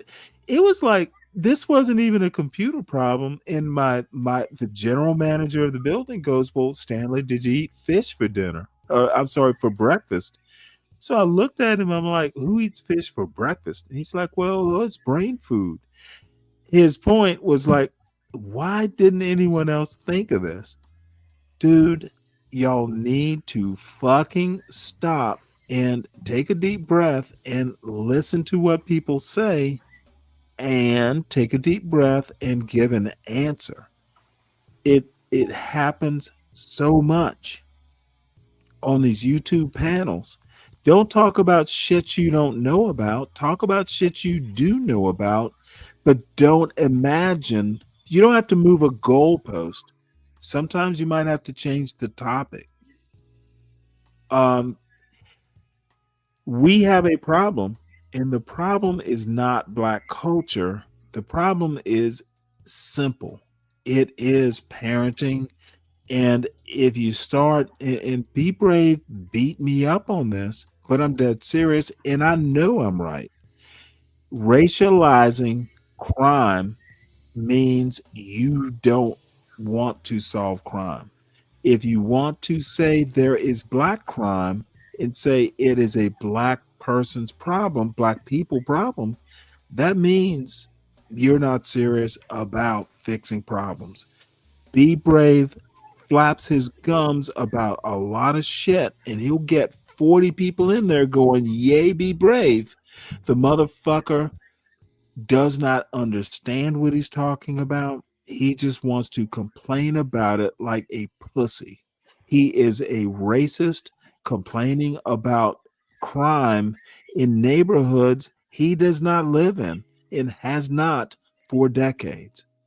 That you are going to sit in this motherfucking white utopia, he calls it, and talk about shit in neighborhoods you haven't lived in since the 60s. And Be Brave is not the problem. The people who listen to Be Brave, the Black people, the anti-Black blacks, if you are a fan of Be Brave and you think he makes sense, you are an anti-Black black. I don't have to define you any more than that. If you think Be Brave makes sense, and I hear a lot of motherfuckers say, oh, the 70 percenters, you're an anti-Black black, and you're also brain dead. You are eating at Be Brave's dinner table, and he's serving you lead paint chips. Damn. Okay. Hey, Stanley, Motherfucker, I said what I said. You don't have to approve it. You don't have to believe it, but I know I'm right. Be Brave has no place talking about a culture he is so motherfucking wrong about. His racist behavior is what is entertaining to the anti-Black blacks. It is a racist feedback loop. I got a question. Can you separate the culture from the people? Yes. So you could talk about the culture and not talk about the people. You can. It happens all the time. Is American culture, people separate American culture from people all the time. Why is Black culture any different than American culture. No, Because, motherfucker. See, this is where you fall flat. I'm thinking about what you asked. You don't have to think. Read a book. You Now, should don't already see, know here we that. go with You that, should man. Don't already start. know That's this gaslight. as a thinking black man. Nah, because I thought about this. People separate people, folks separate people from their culture all the time. People make the culture, culture makes the people. I literally said it's a feedback loop. It's how it works. It's a feedback loop. People make the culture, people change the culture. Seeing, it is everyone has input into culture. So half the culture might think this way, half the culture might think another way. But if you look, think of culture as a cloud, and the people are farting the cloud. They all intermix, and people sniff in different parts of the culture. Very crude, but I think it's apt. Folks who think, folks who want to criticize black culture are morons because they don't understand what culture is. Same way with American culture. Honestly, and I have been saying this for a while and no one seems to believe me. Be Brave's analysis of black culture is like that little outhouse he built. Inadequate. Why would you even build it? Because what the fuck can you put in that structure? Do you need me to show you the picture again? This motherfucker spent 3 weeks building a 5x2 structure. What the fuck can you put in there besides a toilet and shit in it? Do you need me to seek? You know what, motherfuckers? Y'all are stunned at the stupidity. Y'all are listening to a culture critique from a motherfucker building an outhouse.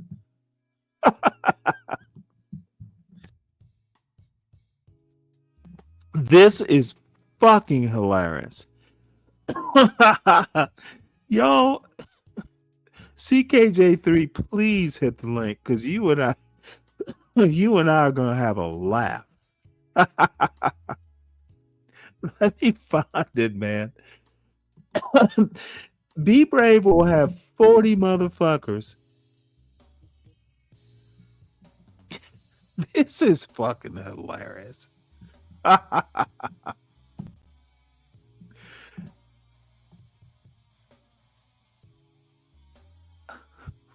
Okay, I'm back. What's happening, players? Oh, I'm doing mocking of the munchkin of white supremacy. Oh shit.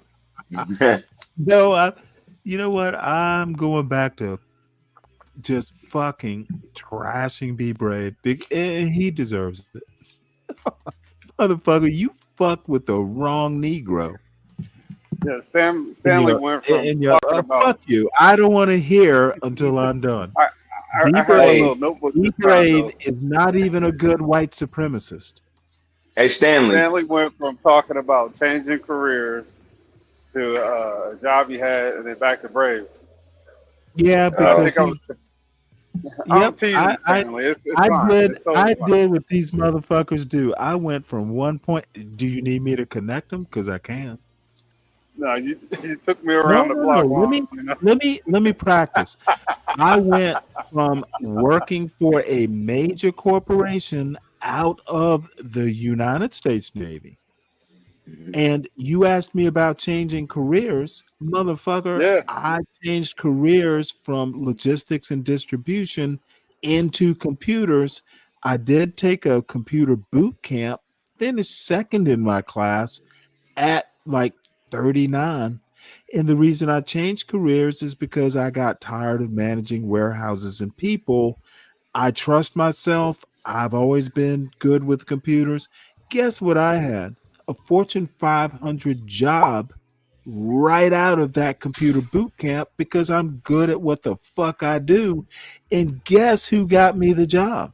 The instructor of the class happened to have some contacts, and they're like, the company was like, well, we need your best students. Give me the top two. Motherfucker, I was number two. The motherfucker who was number one was white and had way more computer experience. You know why I got hired? Because you Stanley, nigga. No. It wasn't that simple.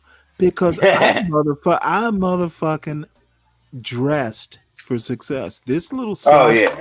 this That'll big help. sloppy motherfucker, dude, he already had his like Microsoft certification. I did not. But you know what? This is years later. I'm like, well, why did you hire me? Motherfucker, I got hired at like 39, change of career, had zero experience. Now, I knew my way around a computer since I was in like fucking 8th grade. However, you dressed nice. You had a family, because I did. And we knew we could work with you. You had personality. Motherfucker, I am Hey, Stanley. if y'all was hungry right now, what would y'all eat? Because I'm hungry as a motherfucker. I'm gonna do catfish. I have to get up, Ooh. thaw it out, bread it. Ooh. Oh, nigga, I can go do that and have that in about 30 minutes. This is home cooked. I'm not motherfucking ordering the shit. Dude, I get it from the grocery store. It's in the freezer. I home cook my shit, son, because I know how to season. I'm multi-talented. I got a porterhouse in my hand. I'm gonna say it. I am that nigga Stanley Cross.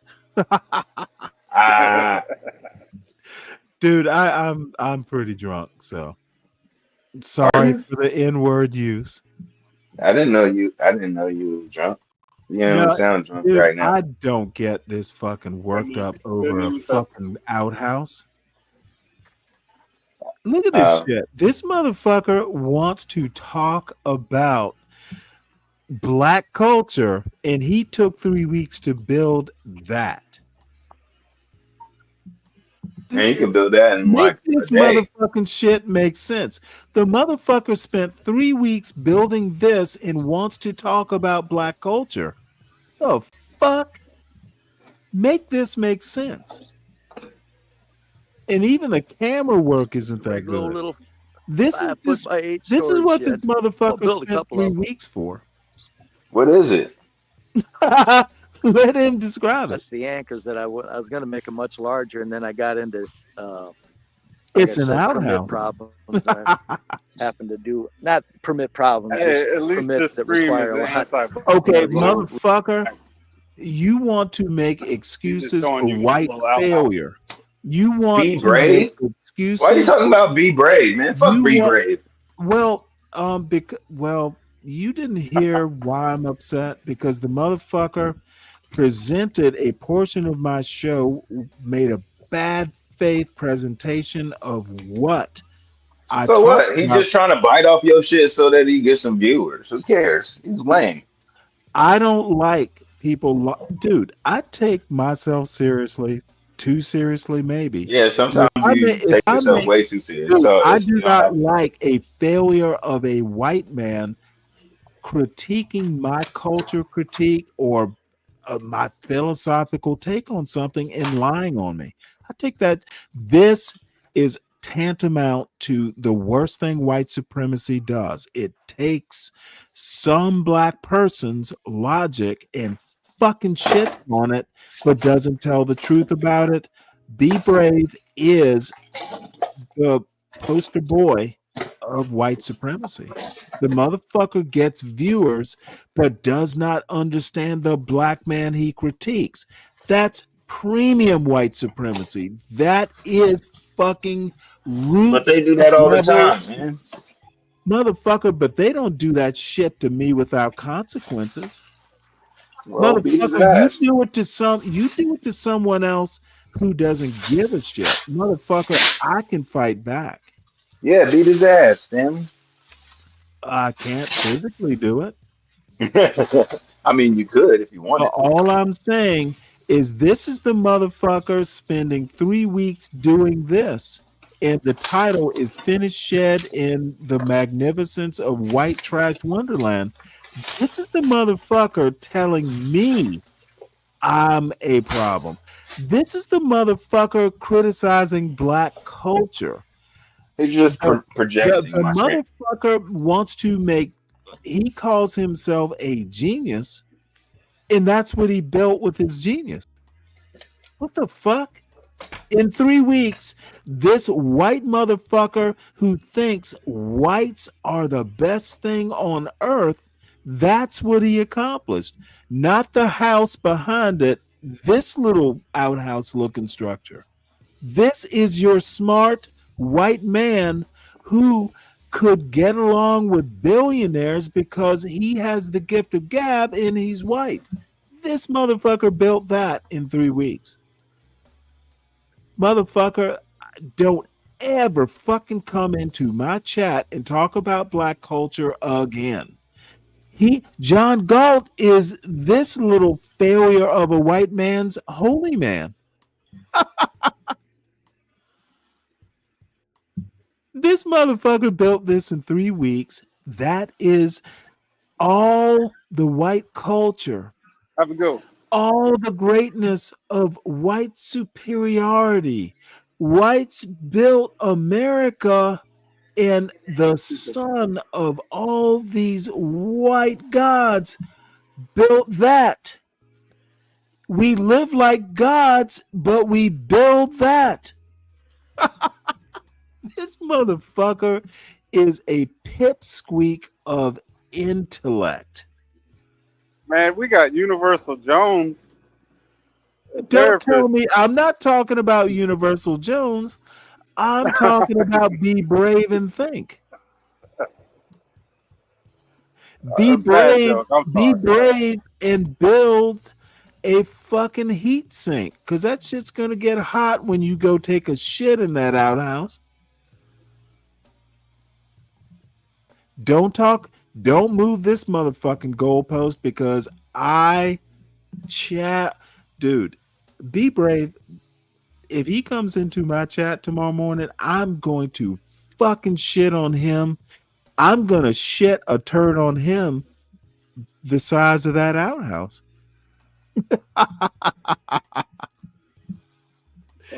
Yes, I'm doing it, and I expect your white worshiping ass to tell him I did this.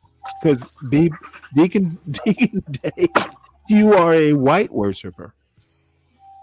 A white worshiper. What the fuck? How'd I get stuck into this? I'm coming after you next.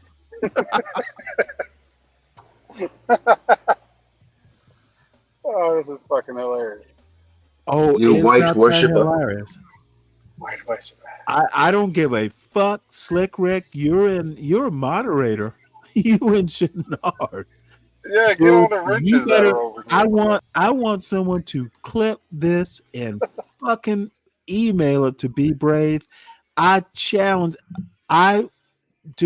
unsubscribed from his channel because he's a goddamn liar who can't handle it. The motherfucker is prejudiced against a black man with a better background and a fucking better education and, quite frankly, a higher IQ. The motherfucker is treading water in Stanley's intellectual brain pool, and John Galt is his savior. John Galt is his life preserver in a sea of intellect. I shit on motherfucker.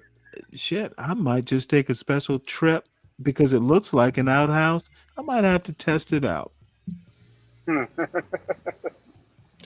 Let's take a tour of this outhouse. Rootin' tootin', 1 foot in diameter and 4 feet deep. Footer. No concrete pad. No, is that really an outhouse? I'm gonna come off that shit. shit. I have no clue. He doesn't take us inside. Are anchored into Prove the it's ground. not. Those are I don't think concrete. that's an outhouse. That's where he Eight jacks off at. inches in diameter by 2 feet deep. It's his jack off house. What he whacking? Blocks, under concrete blocks. And this Or motherfucker, where he this takes his motherfucker's victims. excuse is there's no crime here. That's because who the fuck would want to go there? Motherfucker, this is That's his not padded a room where fucking he takes his victims. Oh, do you, Richard? Drop the link if you have the video of the inside. Y'all had me believing this was an outhouse. This ain't no damn outhouse. Motherfucker, what does it look like to you? I mean, yeah, it looked like one, but it ain't what it's for. So if it I told you that's looks where he like takes his victims. That's where he takes his victims. Let me put it to you this way: we don't know what it smells like, but I would say if it looks like one and it smells like one, it is one. So it looks like one is where we are. We don't know what it smells like. But That's because I will that's where he not takes his have victims. a motherfucker who spent 3 weeks building this outhouse looking structure lying on a video, and he did it intentionally.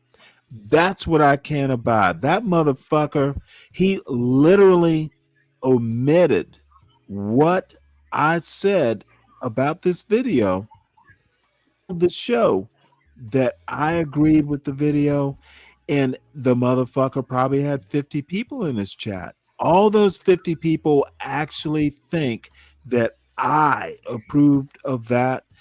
It's disingenuous. If you used my name to get those 50 people in your audience and then lied on me, you, sir, are a cad. You are not upholding your white supremacy, sir. And what is a CAD? The only CAD I know is engineering that I used to do. Well, that's CAD. CAD is, how you pronounce the abbreviation. So this You ever work with CAD inside of before? the shed. Wait, Stanley? hold it. Let's look inside of the outhouse. Stanley, have you ever worked with CAD before? No. But computer assisted drawing, it's probably hard. But my son's in training to be some sort of engineer. I'll ask him. I used to do that. Well, let's listen. Hey, by the way, I see there's an electrical outlet here. I didn't see any sort of source. Maybe that's not the shed, by the way. That's not the shed. What is it? Don't know. That's not the shed that he says he built. That's his house. It's not his fucking house, bro. Stanley's funny. Wait, hold it. What the fuck is that? Okay. Someone help me out. Richard, you're his buddy. It's a shed. Oh, wait. Oh, I'm sorry. I'm watching the other video. I am drunk. Let me switch this. Must be nice. I'm looking at the link that Richard just put up. Well, at least he knows he's drunk. I mean, well, motherfucker, it is getting unforgivable. This is the video Richard just linked. Yeah, it's getting a little sloppy here. I am noticing. Okay, there's live. Wonder if anybody's here. Hey, if anybody's here, I don't know where I'm on a phone. I'm trying to do this on the phone.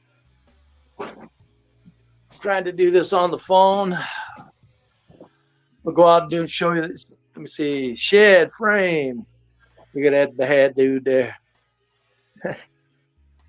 That's what the shed's for. Okay, wait, hold on. This motherfucker is building a shed for his tricycle. my God.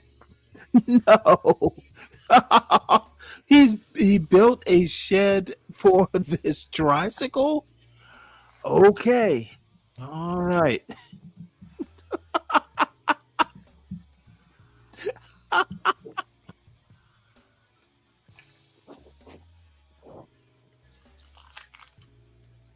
Electric bike. Motherfucker, that's Thing a haul- tricycle. I don't give I a don't even. I shit won't if even use it's the electric much. It's too powered. damn. It's not an e-bike. It's an I just got it for the e-trike. exercise and the. Motherfucker built a shed for his e-trike? Here. Oh. Who's ever there? Why not just Who's leave it ever in the there in the goddamn viewing? Could house? you hit a comment or just say hello? Since I'm on the phone and I have no idea what I'm doing. Yeah, somebody.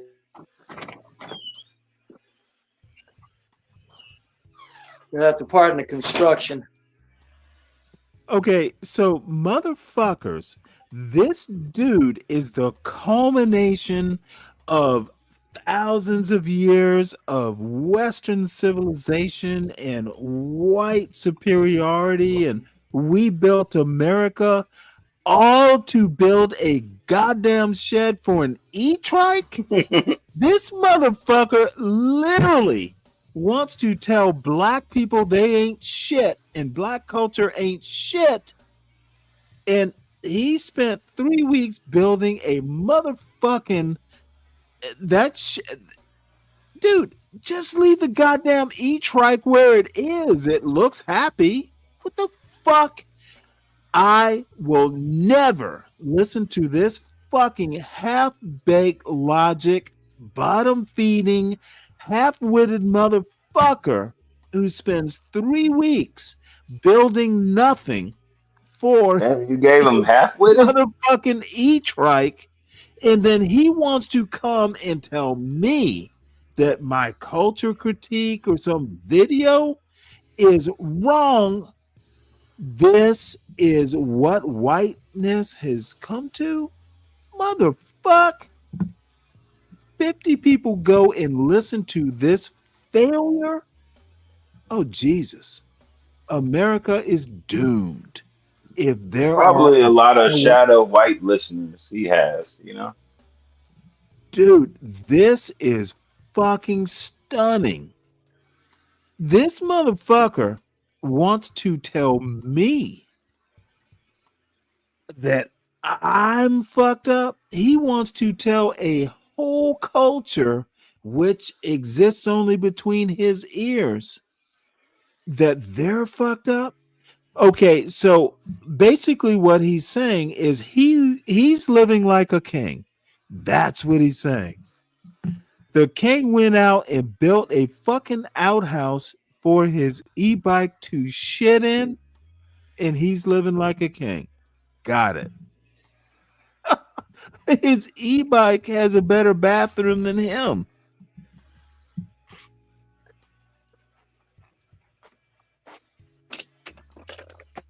Oh boy. He has a talent for bullshit. Look at this. Billy White, This White is Trash motherfucking Wonderland. Hooterville.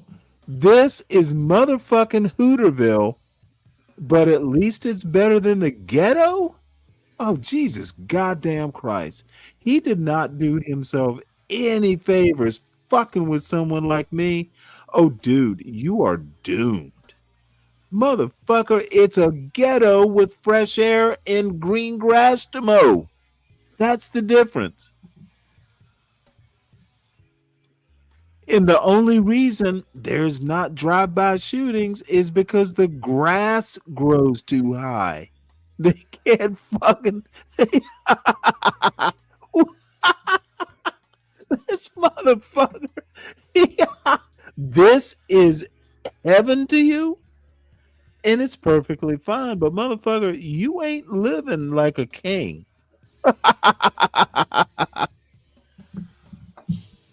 Can't beat it. Look at that. They leave their. Hey, Yakub, hello. You're live. Yeah. Church. Not much today. Just showing this shed. Hopefully everybody can hear me. Everything. I'm on my mobile phone. I don't know what I'm doing on this damn. This is white heaven, folks. This is better than the ghetto. Hey, you know what? There is a fucking root cellar you can hide in while they're shooting up the house. That's, I guess that's better. It's an open air motherfucking ghetto. It's a ghetto with fresh air. Damn thing.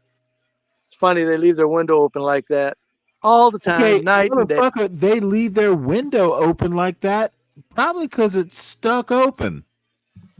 When they're gone, because it's on this. It's the side where the rain doesn't come in. Motherfucker, No break-ins. there's Nobody a rain worries. there. I guess the grass is green. Nobody So most, worries. no, motherfuckers are maintaining their lawn. Hey, 5 and 8. Yoko.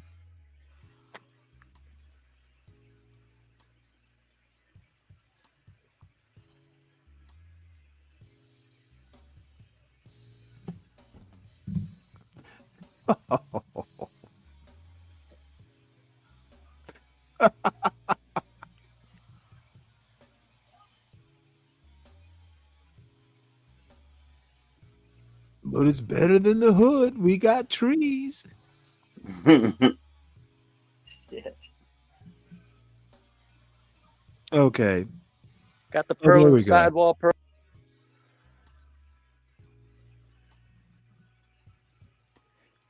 Jesus God.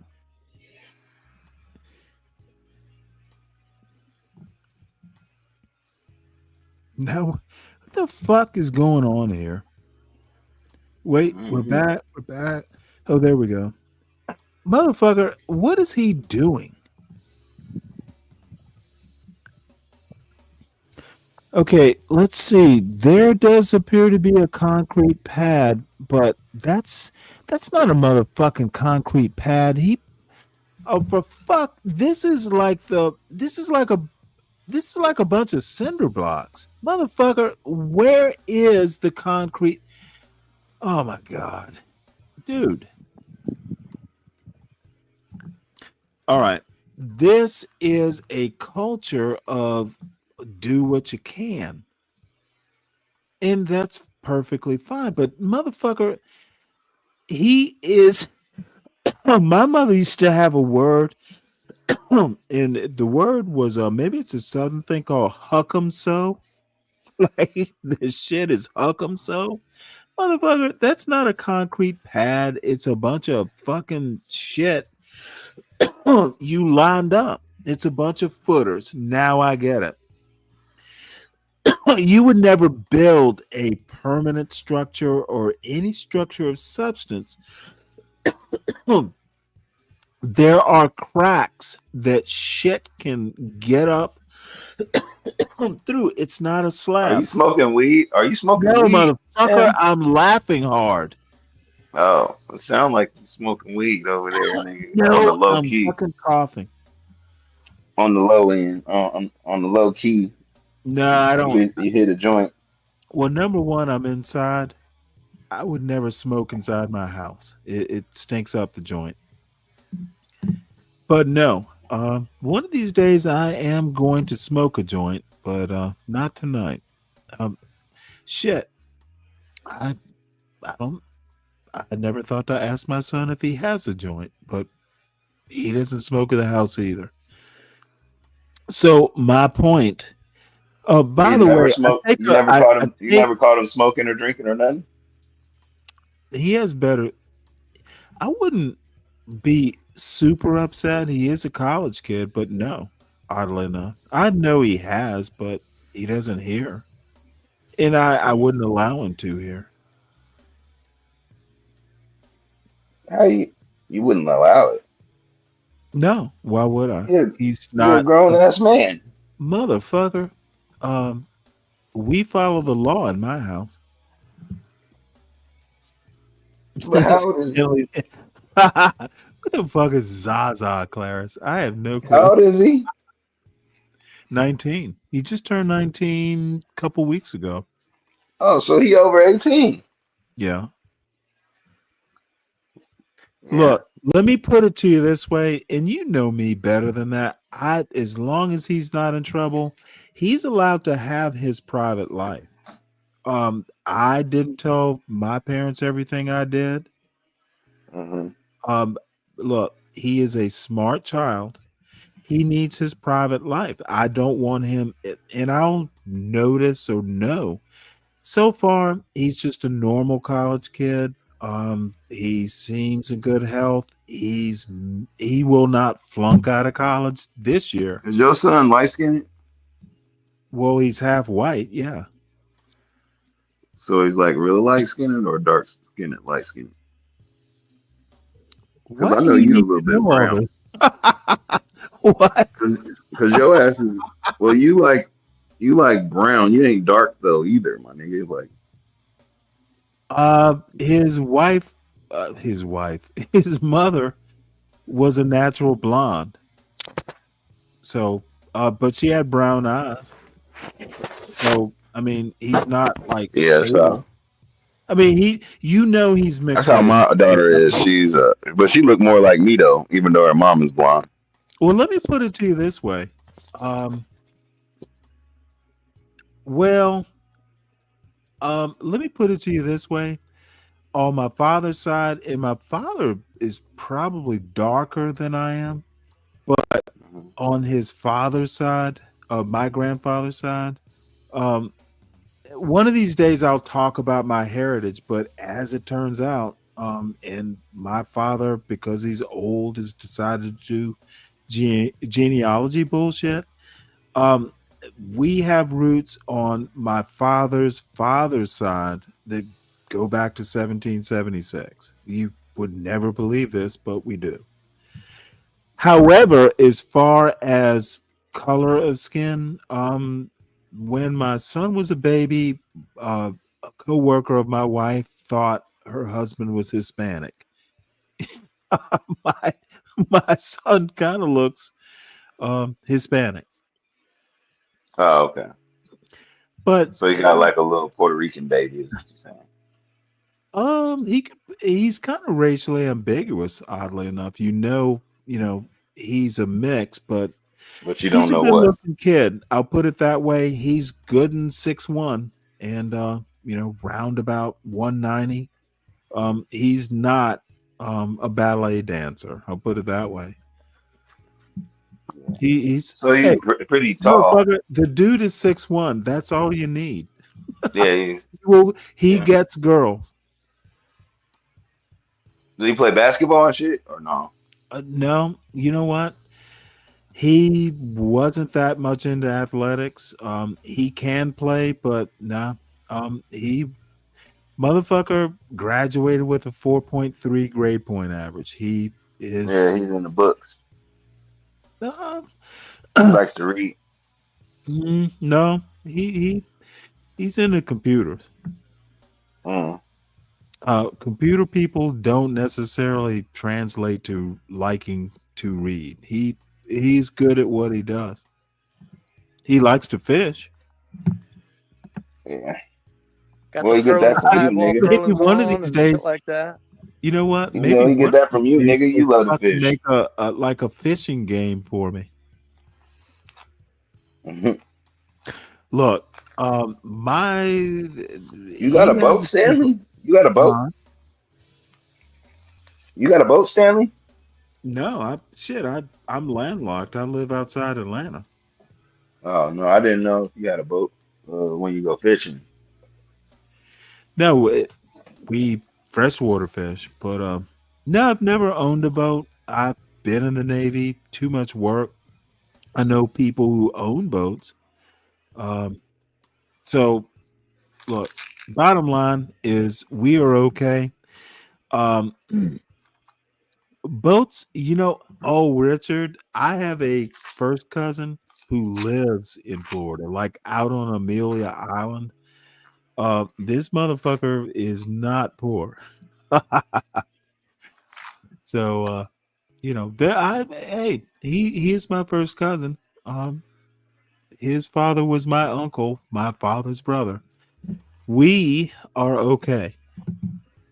So anyway, let's Stanley said he got some money in the family. no, it's not my money.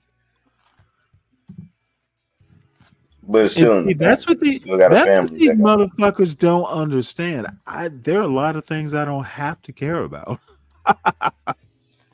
And I'm okay personally. My family's okay. We're okay.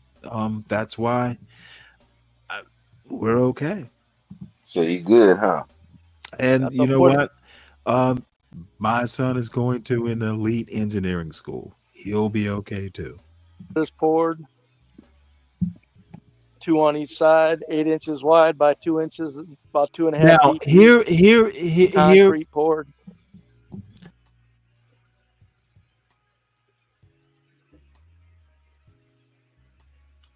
What'd you say, Stanley? You dropped off, nigga. Oh, I'm sorry. I hit my mic button and it muted. Look, there are cracks. There will be shit coming up, moisture, worms, grass, all this shit. This is the best white supremacy could build. Motherfucker, you tell No, us. Stanley, you have to say it with an H. White. Fuck all White. that. I'm gonna say it the way I said. All I'm saying is I'm just not sure that don't give me the excuses of bottom feeding. Motherfucker, you are the very basement. You are the fucking footer of white supremacy. You gotta say the the white motherfucker, right how the they say it. They motherfucker, say white. the motherfucker is the footer of white supremacy. And he wants to tell us about the problems with black culture. But And Be Brave ain't talking about shit. I don't even know but what this is. here's the kicker. There are people like King Shenard who are hanging on every word. King Shenard will tell him, "Oh, you're a genius." Motherfucker, John Galt tells me how talented Be Brave is. Look at this shit. This is not fucking white supremacy. It's not white excellence. This is fuck. I bought a couple bricks and built a wooden structure on top of it. That's what this is. Why the fuck would I think this motherfucker knows of anything about any culture, including white culture? Look at this fucking shit. Why is this? Why do kings have to live like this? They don't.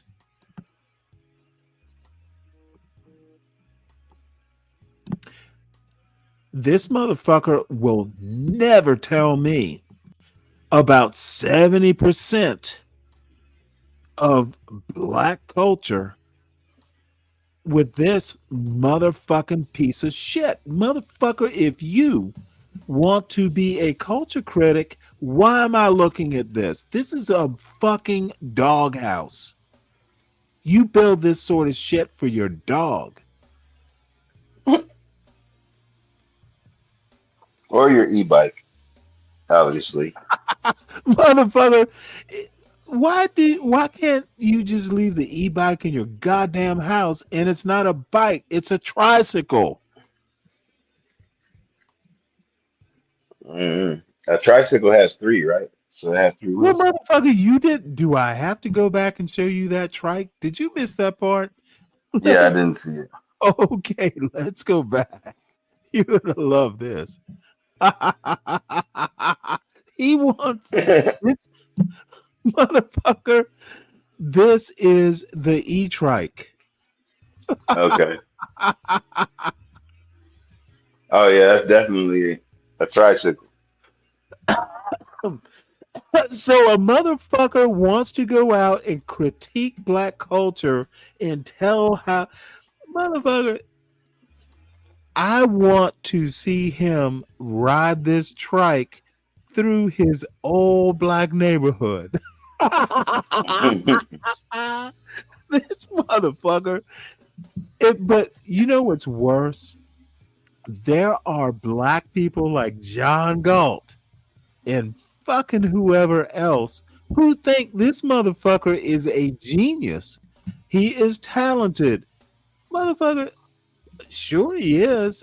Hey, but motherfucker, don't be holding him up as an example that black people, black youth, y'all are fucking morons. And you're fucking anti-black, black, white dick suckers of white mediocrity. If you're calling this someone who has a culture critique anyone should pay attention to, this is a worship of white mediocrity. And that is the high end. Y'all are fucked up. You anti-black motherfuckers are so self-hating that this tricycle is the pinnacle of your white Moses's achievement. That fucking shed out there is probably the best thing Be Brave ever built in his whole fucking life. And I want John Galt or Be Brave to come up on this goddamn panel, if not tonight, anytime, and defend this bullshit so I get a twofer roast. I will take 2 turkeys and I will roast them at once. Y'all are motherfucking rhetorical fucking failures. You both must be high to think this is excellence of any sort. It's mediocrity at best. I will never listen to anyone who wants to tell me about black excellence and fucking puts 80 footers down to build a ramshackle shed on. Motherfucker, that's not white excellence. That's just simply not excellence. Motherfucker, if you're so excellent, hire somebody to goddamn build it for you. I'm not looking at the heater. I saw it, Clarice. You know what? That is white ingenuity. It is the white version of nigger rigging. That's what that heater is. It is a white shade nigger rig. That's what his heater is. I saw it. As a matter of fact, I gotta watch something else. And Richard, nah, I'm not looking at that shit. I'm gonna look at it from the outside. Those are concrete, 8 inches in diameter by 2 feet deep, on top of concrete blocks, under concrete block. Listen to the pride in the white They're shade's very voice. adhered to concrete, and it was curing. Those were 2 extra footers. I just They come off decided of to there put and over put a a little chair. patio roof, just for shade. Kind of if anybody ever buys the house and it's a 2-bedroom house and they Nobody's got kids buying and they that need to get shit. out of each other's hair, they can kind of have a place to get out because it's perfect under the sun. Hey, everybody. Yeah, it's perfect to get under the sun. It's faces east and west. So as the sun goes overhead at noon and then starts setting in the west, that you got pure shade. So a nice little lean-to come out. Be about, let me see here. Yeah, be about 8 foot by 8 feet. Little patio, set under, get some shade. Get out of the house and get out of each other's hair in a small house. But This is the post side of Mayberry. This motherfucker. This is fucking. This is where Otis the town drunk used to get into the shade. And then he'd be like, fuck it. You know, I'm gonna walk into Mayberry and spend the night in the jail. Dude, this will not do. If this motherfucker ever, I've unsubscribed to his channel, so I'm not going to listen into this motherfucking bottom feeding white shade bullshit anymore. Dude, I am done with Be Brave. God damn, it's a disappointment. White people, you need better bottom feeders. Y'all, y'all need better bottom feeders. We All gonna talk right. about Be Brave all day, nigga, or what? Fuck Be I Brave, might. man. You know what? I have the energy, the negative energy to do it. Why are you giving them that much attention? You know, acknowledgement means Oh no, no, encouragement. no. Well, let me tell you why I'm doing it. There is a purpose. I want to make sure there's a fucking 2-inch layer of icing on my shit cake. I cannot tell you the contempt that I have for that motherfucker who brazenly and knowingly took a clip of my video. I was doing a live show. This was yesterday. Oh, okay, Yesterday so it's morning. fresh. It is a fresh wound. So the motherfucker, I didn't even know. You know what? I stopped watching Be Brave's show. People in the chat were like, well, he's doing a show about, your show. So I go over there and look at it. And, I kind of watched it live. It was live, watching live. And I'm watching the first video that I showed. He's critiquing Professor Black Truth. I don't know if you even know who he is, but that, I usually do a video to kind of allow people to come to the show if they're going to get into the chat.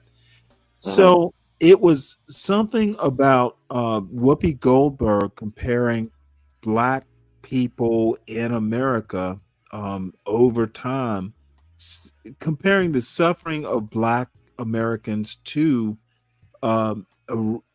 Iranians under this current regime. And Whoopi says, well, Black people in America suffer worse. And, it goes back and forth. Well, I don't like that kind of critique. I don't think you can compare two different histories. We have a different history. Comparative suffering accomplishes nothing. We suffer, they are suffering. Why would you even be perverse Try to enough? compare the two, right? Yeah, why would you do that? We both suffered, maybe in different ways. What is But the yet it's purpose of still doing we're that? suffering I both. suffered more than you. It's a Right. bullshit argument. So that's my point. And after the video was over, I pretty much said that. I literally said, I don't even know why this video was made. I disagree. Well, Be Brave titles his show Stanley Presents / agrees with this video. That's the motherfucking title of his show. He's saying I So agree he with just like flat out he doesn't blatantly know. lied. He either unintentionally, because I've been told by Be Brave that he fast forwards and actually listens to what I'm saying. Either he slipped up or he missed it or he intentionally lied. Those are the two options. But I got into his chat. When he finished watching the video, he stopped it. He did not listen to what came after the video and then started talking to John Galt. I went into Be Brave's chat and I asked him if he had listened to my comment about the video. He never fucking replied. He read what I said because he looked into it. Mine was the last comment. So he saw my question. Did you finish it? Did you see my critique? Motherfucker blew it off. So I'm like, I'm done. I fucking unsubscribed and I won't watch his show again because the motherfucker is a disingenuous, bottom feeding white man. He came into my chat later, said, hey, I'll change the title. And you know what? God bless him for doing it. He's a good guy for changing the title. I don't know how he's going to address his lack of good faith argument, but I will never know because I'm not going to watch his show. He fucked up. I happen to take my arguments seriously, and for a fucking moron to cock up the point of my showing that video in my commentary, he purposefully did not show it. And even if it's an oversight, much like a Fox News, it's out in the goddamn ether now. The motherfucker fucked up my point, did not give the whole picture, and there are morons who are in his audience, and most of them are morons who believe everything that fucking bottom feeding asshole says. They have an impression of me that can't be fixed. It's unforgivable. If you are so Well, that white goes with the superior, territory. Stanley, you're in the Republic eye now, and well, people are you know gonna hate. what? I unsubscribed. I don't have to fucking listen to that bullshit anymore. I am bitter about it. I'm willing to move on, but the bottom line is that I want him to know that he fucked up, put my name in his show. You know what? I won't know it because I've ungoddamn subscribed from your ramshackle white supremacist bottom feeding white trash show. The motherfuckers who want to go over there and revel in his stupidity and lies are welcome to do it. I won't know about it. I don't need to be in that disingenuous motherfucker's chatting it up, joking around with him anymore. I'm done. And this can't be fixed. You don't fuck with me and not have consequences. Yeah. He Well, can if come that's into what you're my gonna chat stand on, you gotta anytime stand he on business. wants. I will see him if it's a good chat. Motherfucker, you're just like any other person in my chat. And John, keep it up with John, but motherfucker, be brave and he is too much of a fucking white snake for me to deal with. I don't hold him in high regard. I actually kind of used to, no longer. So anyway, I have a video here. It's called American Stupidity and Racial Problems Are the World's. We don't have to watch it because it's kind of gonna reiterate some of the things.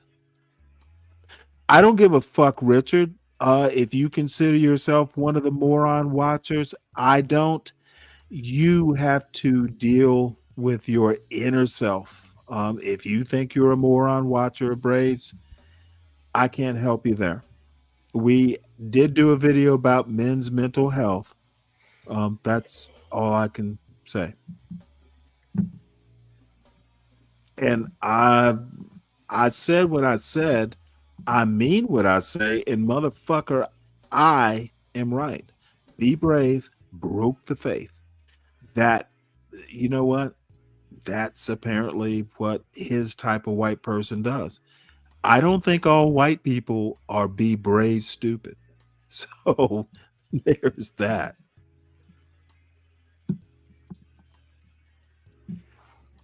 All right. Well, unless you want to see more Be Brave strike, it does look fast. No, I'd rather not. I'd rather not.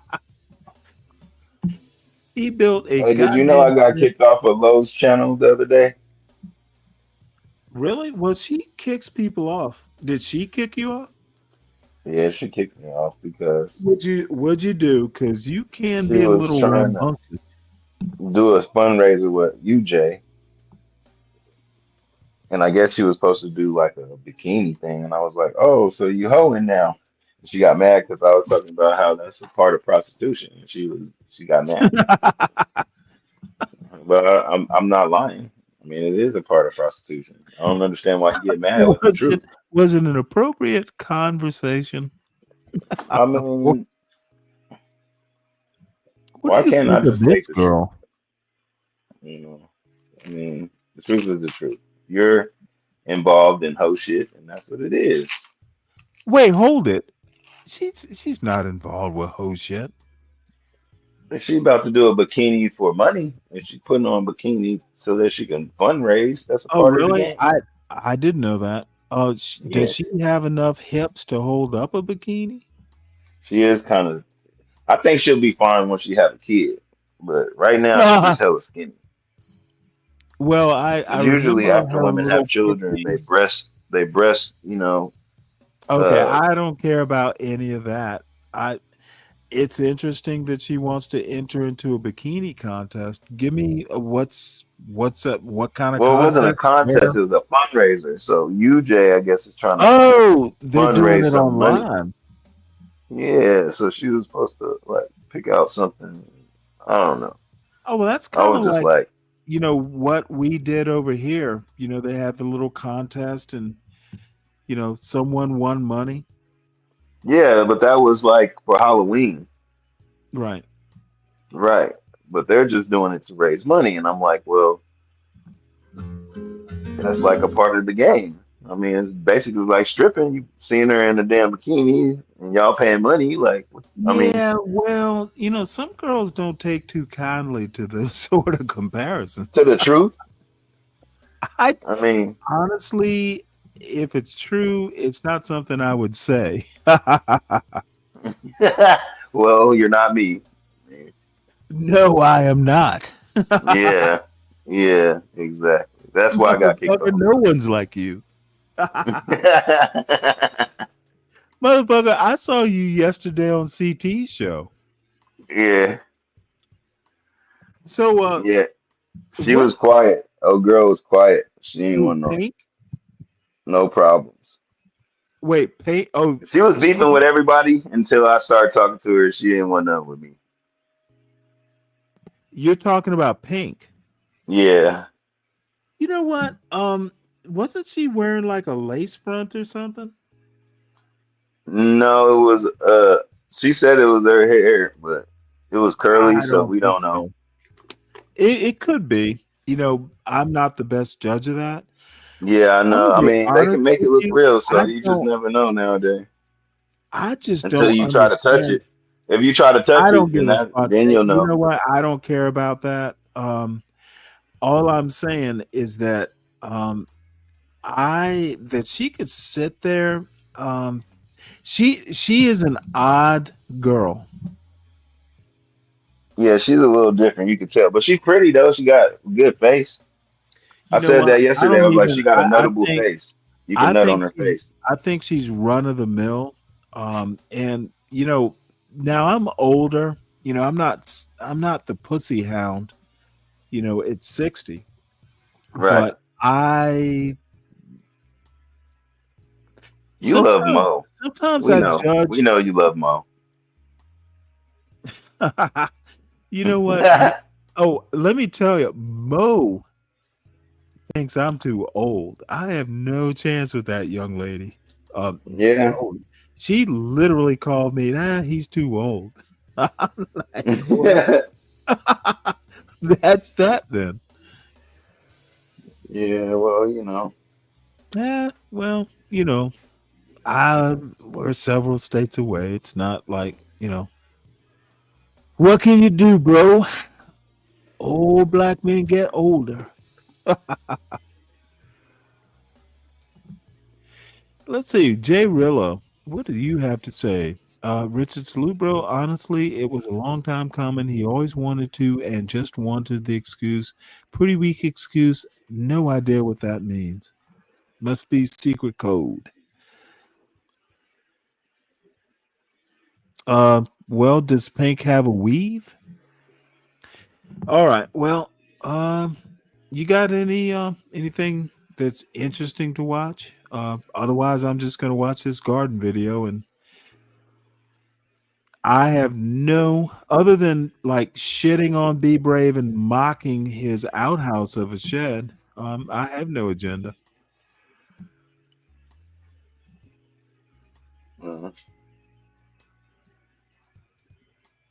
Let's see. Drip is on.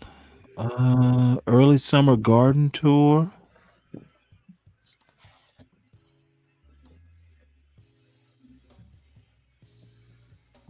Oh, that's an old video. Well, you know what? Let's look at the news. Let's see what's happening in the news.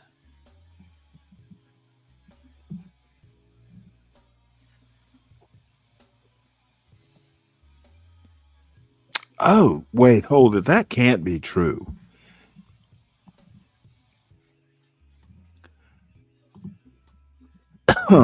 That cannot be true.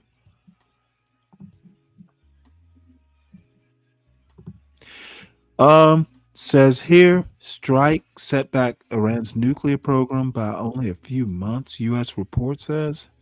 Wait, that can't be true.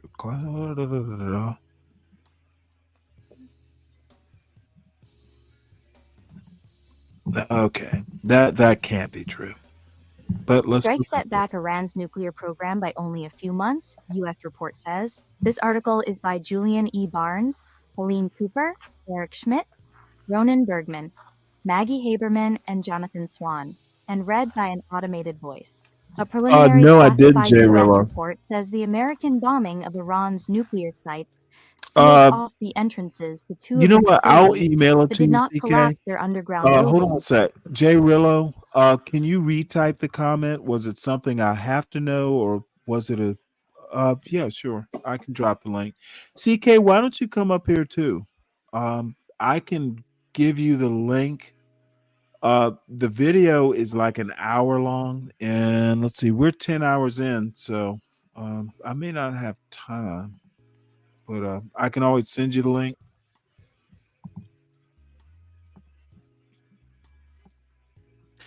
Here is the link. But this is amazing. I'm about to go grab some food here in a minute. So if they coming up on the panel, that'd be perfect. That way I'm not the only one up here. All right. Well, you know what?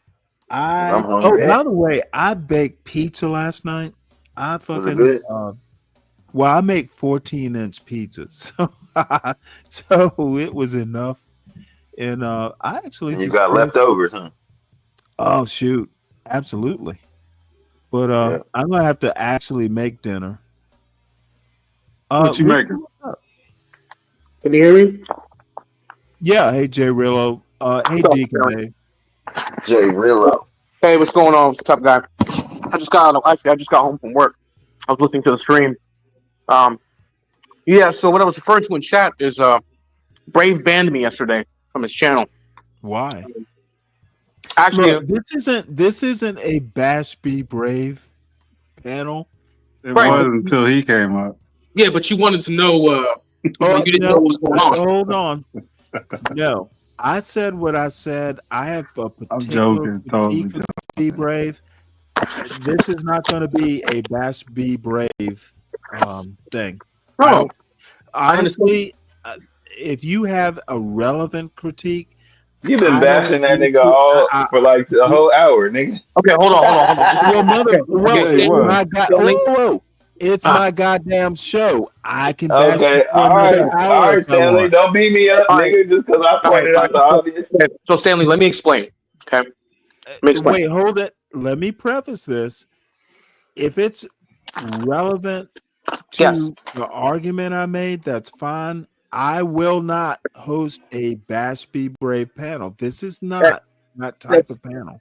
That's not what you want to be the only one to beat him up. Yeah, motherfucker. I Bro, run. listen, Look, it's a boomer thing, dude. I don't accept It's it. your beef. It's your beef. We get Jay it. Rillo, Jay Rillo, can you hold one sec? Let me help these two toddlers out with my thinking. Look, yes, I, Stanley Cross, can bash Be Brave because it's 1-1. I am not going to host a pylon, god damn it. This is not a motherfucking playground. I'm sure Be Brave appreciates We that. don't pile Actually, it on. is a playground. It's Motherfucker, YouTube, man. I don't need your help to critique Be Brave. So it's not a Be Brave bashing session. Deal with it, kids. So what were you saying, Jay Rillo? So this is in response to the question you had about the comment you saw in my chat, because I was responding to Richard about greeting him. And I didn't my see response was, the comment. it's the one you pulled up on screen. You pulled up a comment on screen and you read it. You said, this must be code. And what I was doing was I have no I idea was what it is. responding to Richard, and the context behind that was that yesterday, Be Brave banned me off of his channel. And like I said, it had been a long time coming, because a lot of the times when I would be up on his panel, I would call Be Brave out on his bullshit for, as you mentioned, disingenuous arguments, not acting in good faith. And a lot of the times he would have this basically a one-way street of, well, I can interrupt you, insult you, berate you, and not allow you to finish your point. But if that you is even talk how over he me does. one moment, Where then is it's a this problem. going? Where That's what I'm is this saying. going? No, that's what I'm don't saying. want to.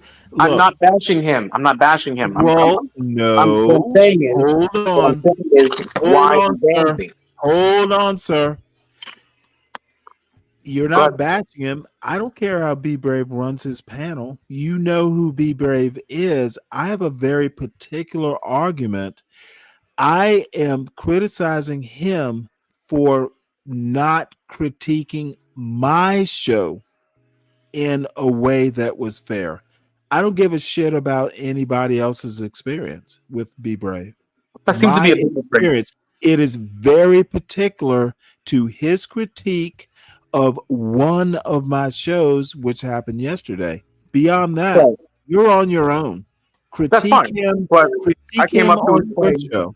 Okay, well, I came up to explain the question that you had mentioned. You Don't said, bother. go ahead and understand. It doesn't sound. I'm glad it was in code. No, it wasn't. It wasn't in code. There was nothing in code, bro. There was nothing in code. It was just responding to Richard. I don't understand why you think Okay. it's code. Okay. Well, you want to talk to Richard then? I You already can talk did. you're up on the panel. You can talk to Richard. He's in the chat. I don't have a problem with Richard. I'm curious though, Stanley. Are you a boomer or are you a Gen Xer? Real quick. I am 1965, so I'm the last year of Xers.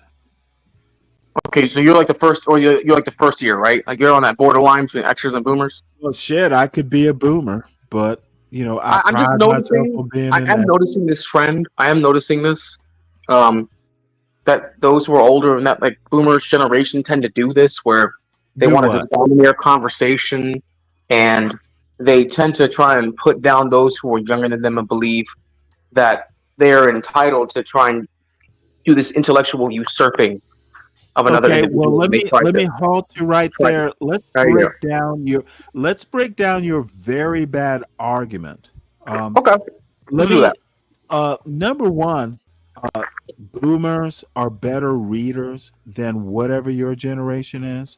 And I know this because I am raising a guy who took two AP English courses, and I don't think he can read. I don't think you can read. I don't think anyone younger than Gen X can read.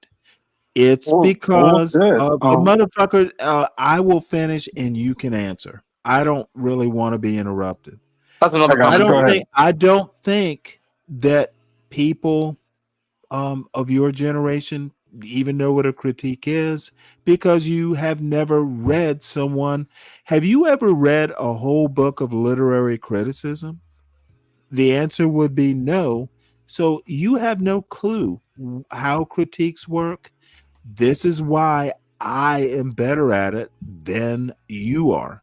You don't know what a critique is. You don't know the difference between a critique and being critical. There are subtle differences that they stop teaching in high school education. Right. And I would guess even some lower level college English courses.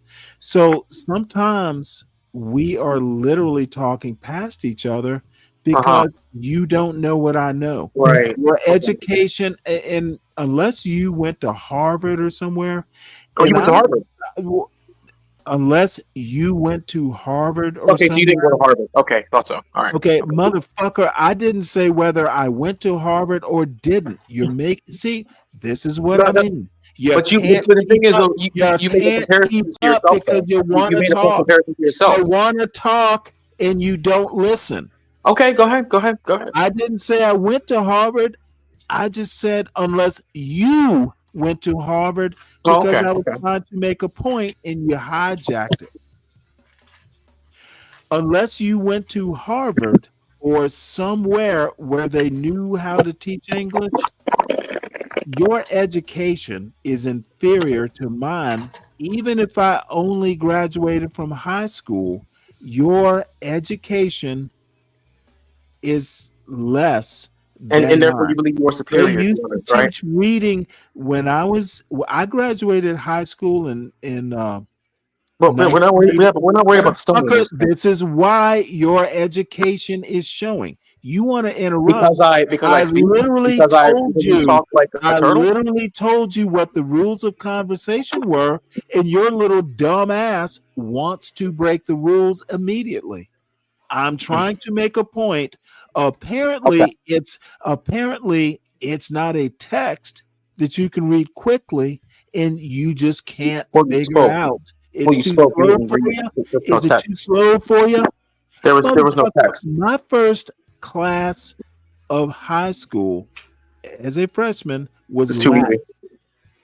Your education is inferior. That might be why you can't keep up with the boomers or the Gen Xers. You simply don't know shit. Yeah. Why we can't keep up with Generation Crack Rock and Generation Cold Motherfucker, Blooded Minds. Yeah. Generation Yeah. Crack There you what? go. That's that. Motherfucker, you already sound Generation stupid. Crack Rock. You Dude. Come on. can't keep up. Gen Xers, You dude. want to Come on. talk a mile a minute because you're jacked up on amphetamines. No, I'm not. Motherfucker's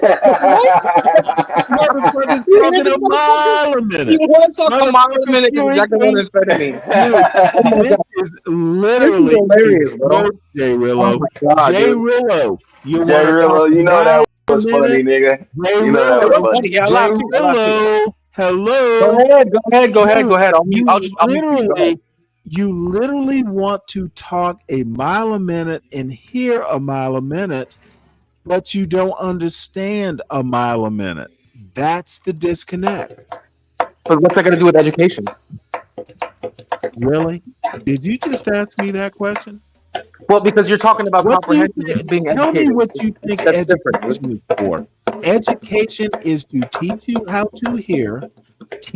That's interpretation of a language. Who's tapping in Generally, the it's background? English. Motherfucker, you want to I am overtalk sorry, and my you bad. don't. Dude, I might have to put you in the back like B Brave I got does. drummer's Tourette's. Somebody was tapping. That's why I was saying something. I'm It talking was to me, Jay nigga. Rillo. And there is a mute button on your phone, tough guy. I Lest I know. remind you, dude, hearing a mile a minute, speaking a mile a minute, there's a gap between your ears. Education is to teach you how to hear, how to talk, and the education part is between your ears, how to do both, interpret both, go back and forth.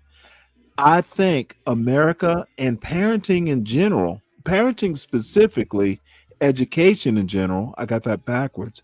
Y'all don't know how to talk, you don't know how to listen, you don't know how to think.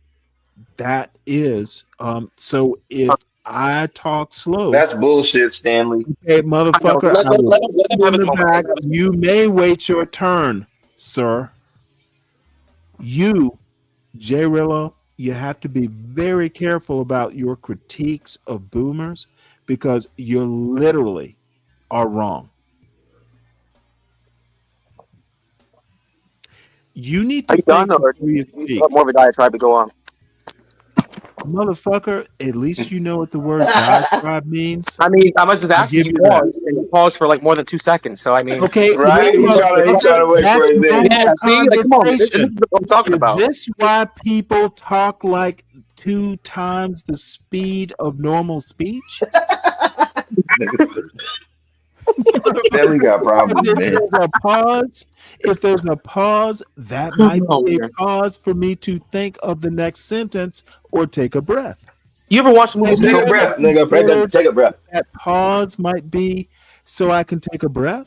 You ever watch the movie Zootopia? Fuck no, I don't get. Y'all remember the sloth from Zootopia? This Y'all remember that? motherfucker. It was a book Talk first. slower, bitch. Come down off your amphetamine-fueled rhetoric. I'm Stone Cold, bro. Stone Cold. Hey man, you can't keep calling him a meth head, man. That's fucked up. No, right? Wait, hold it. And this is Something even like that. worse. When did I use the term meth head? That's what I methamphetamine. literally never said meth head. Literally, I did not use the term. It was implied though. Motherfucker, Stanley. hey, that's the beauty of language.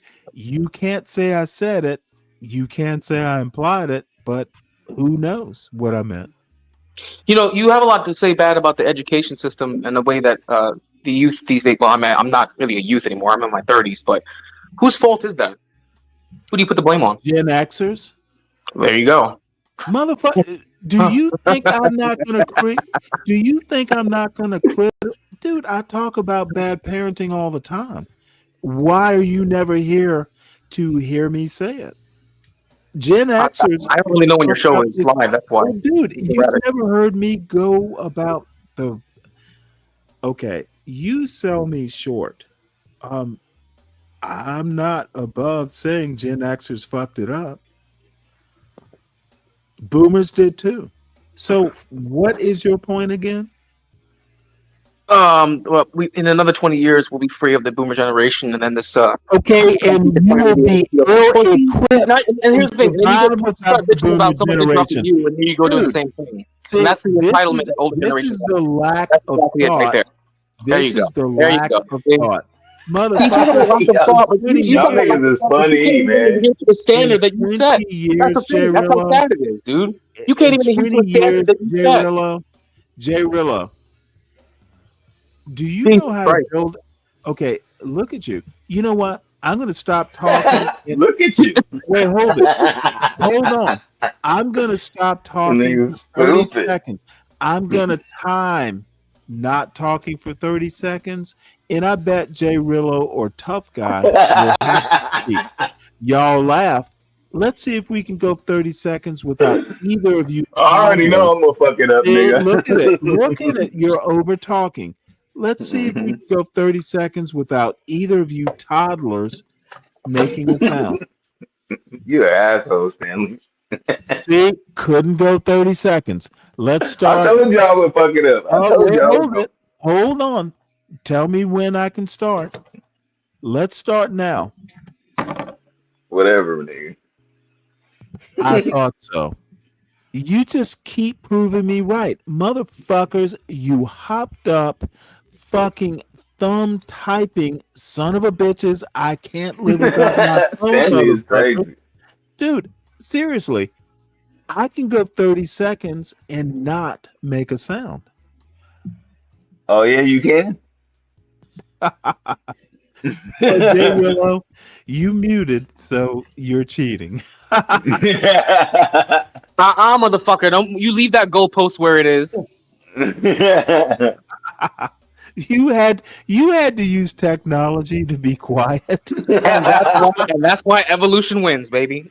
Hey, but that's what you said about the Gen. You That's why you these little niggas. Technology. Whoa, you think technology is human evolution? No, I didn't say that. You inserted that. No. I said evolution in the general term. See? Yeah. And this is what I noticed too, is that the older generations, they tend to do this wordplay where you'll say something and then hold it. Did you just say wordplay? See, that's what I mean, man. Hey, say Stanley, I thought you said when someone else was talking, you're supposed to be shut. It's my turn to talk. Why are you trying to overtalk? You're Stanley against the world. You ain't gonna have no. You two loquacious motherfuckers. The 30 seconds are off. Tough Guy started talking within the 30 seconds. J Rillo, keep the fuck up. Actually, I was able to adhere to the rules. You're just trying to move the goalpost. You did it because it's muted. Tough Guy broke. You didn't. It wasn't a rule. It was a contest. You didn't specify the rules, though. Hold it. This is why you think wordplay is a sin? What's wrong with wordplay, son? I didn't say it was a sin, old man. Old Old motherfuckers. man. Old motherfuckers do wordplay. Motherfucker, of course we do. How many blue chews a day are you taking now? What we didn't teach is our kids like I'm gonna over under 2. Dude, there is almost nothing you can say to undo your fucked upness. You think Is that a wordplay word? is bad. Can you show me where in the Oxford Dictionary that exists? Motherfucker, do You know, you with this Harvard education you got? I said I was educated at Harvard? When? Well, you implied it, sir. I didn't even imply it. No, he was saying if you had Look at you, you slow graduated from Harvard. motherfucker. You are so Yeah, he didn't say that. up. He didn't say that. You are so hot up. I literally went back and tried to say it was, oh my God, Jay Riller, what is wrong with you? He's high. No, I'm so close sober, bro. I swear to God. Oh, okay. Oh, okay. No. Oh, he just got off of work. He got that. He got that. I've been working all day. Yeah, I got that. You know what I mean? So this is like the decompress. Well, you know what? That's what a wife and child are for. They will force your dumb ass to decompress. My girl's at work right now. Yeah, my girl's still at work. When you get married, son, you need a wife to calm you down. My girl's at work, my guy.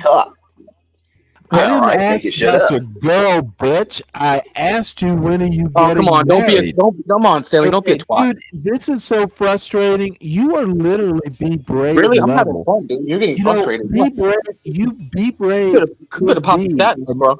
Be Brave could be a 30-year-old white boy. Now you got me wanting fish. It's now, Stanley. I'm about to go get some catfish, nigga. For real though.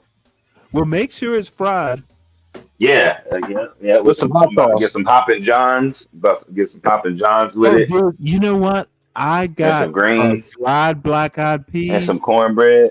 Oh, you're speaking my language. Yes, now, sir. do y'all like That's to what I'm eat about greens? to go do. Do y'all like to eat greens with the ham hock or with the turkey leg? Neither. It don't matter, shit. I don't do either. I like to eat. No, that's right. Hell yeah. But I'll see y'all niggas later. I'll hit you up later, Stanley. Take it easy. It was fun talking I just to you, came up. tough I just came up to give my brave story, but I got to go shower up, man. I'm gonna get cleaned up. But thanks for having me, Stanley. I'll be up again. No problem. Take it easy. Lindy Lou hit the link, dear. All right, Dave. Let's see. We are at 10:29. Yeah, baby Dave got me tied up. Oh, that's right. I haven't asked about your son in a while. How's he doing? He's almost crawling. So he's laughing and almost crawling. So he's doing good. You know what? He's almost Be Brave level. Soon he'll be riding a trike like Be Brave. Yeah, he's almost there. Yeah, he's doing a lot, man. He's just constant attention. That's my boy. All babies need constant attention, son. I'm under fire now. I'm under fire. That boy's he's rolling and whatnot, so I gotta keep up with him. Under fire? Yeah, he about to start screaming. Whoa, you should teach him not to do that. Tell him you like quiet, Dave. Yeah, anytime, tough guy. Email me. I think I'm gonna be doing a show at the normal time. And I know I'm not gonna be able to do a long stream tomorrow. Where's CKJ3 at? He was just here. Which one of you is the Admiral? It's Taco Tuesday. All right, Lindy. I'm sorry, what? Who's the Admiral? Why you guys always say that? He was in the Navy. He was an Admiral or you? Neither. It's a Navy thing. You don't. We were both in the Navy. Admirals are brass. It's a respect thing. I think he's smart. He thinks I'm smart. We call each other Admiral. as in top level of Navy is Admiral. You don't get that, Joe? Okay. He's muted. No, sorry. Well, it's kind of a joke. It's a Navy thing. Yeah, apparently. So you was out on a cruiser? Or what was you on? Destroyer. Destroyer. My line That's ship. the bigger one, right? Minesweeper. Nope. Cruisers are bigger than destroyers.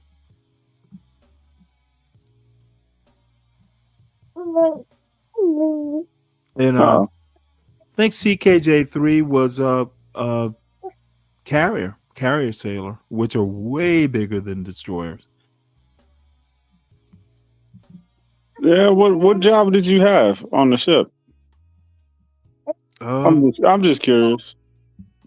Well, for most of my time, I was the communications officer, operations officer, and my last job was whipping an engineering division into shape because I'm an asshole, and they needed an ineffective asshole. Yeah, I remember you was telling that story. You was telling somebody you outranked. Somebody outranked By a you. lot. I was going to be his boss's boss, and he was like, "Well, hey, Mr. Cross, are you ready to come down to us?" And I'm like, "Are you ready for me? I don't need to be ready for you. I'm gonna be your boss's boss." Yeah, man. I skipped my time in the military. I didn't enlist. I almost did. George Bush Well, was I the didn't president. enlist either. I was commissioned. I let my parents and my parents talked me out of it.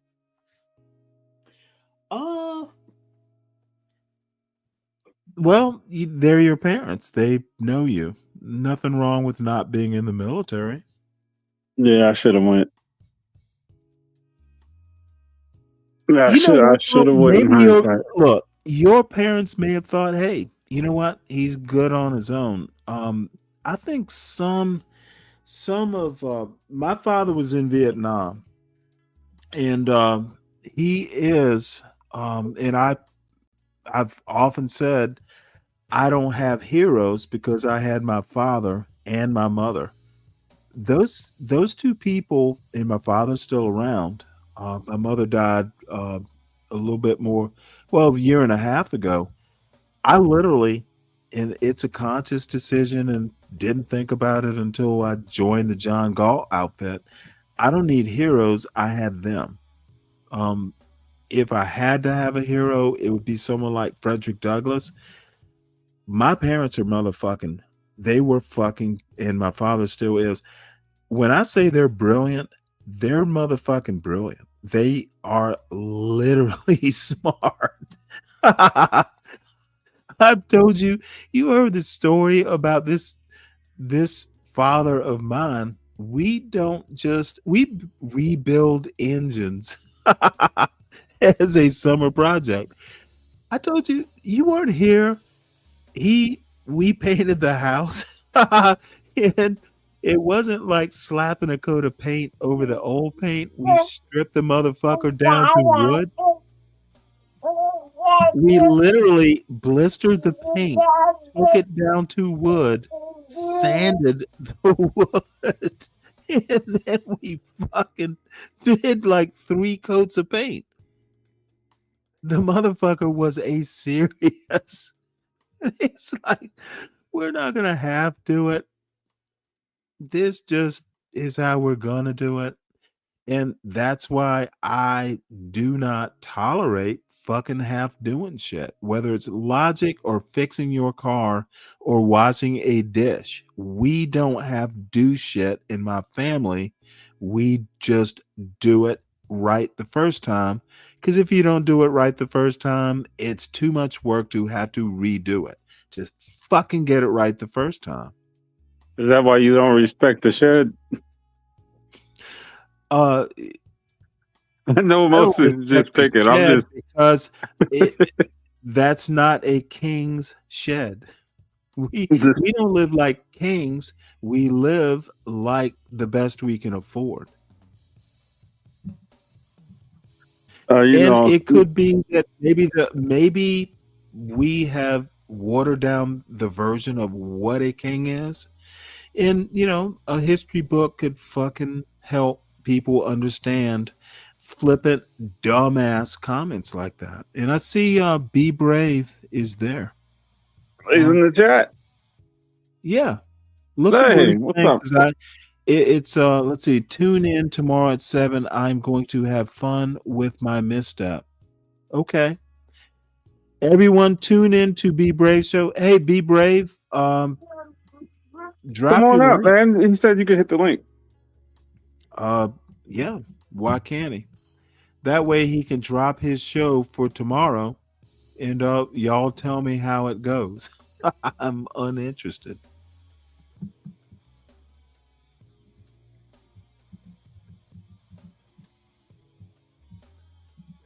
Or just give Stanley a piece of your mind.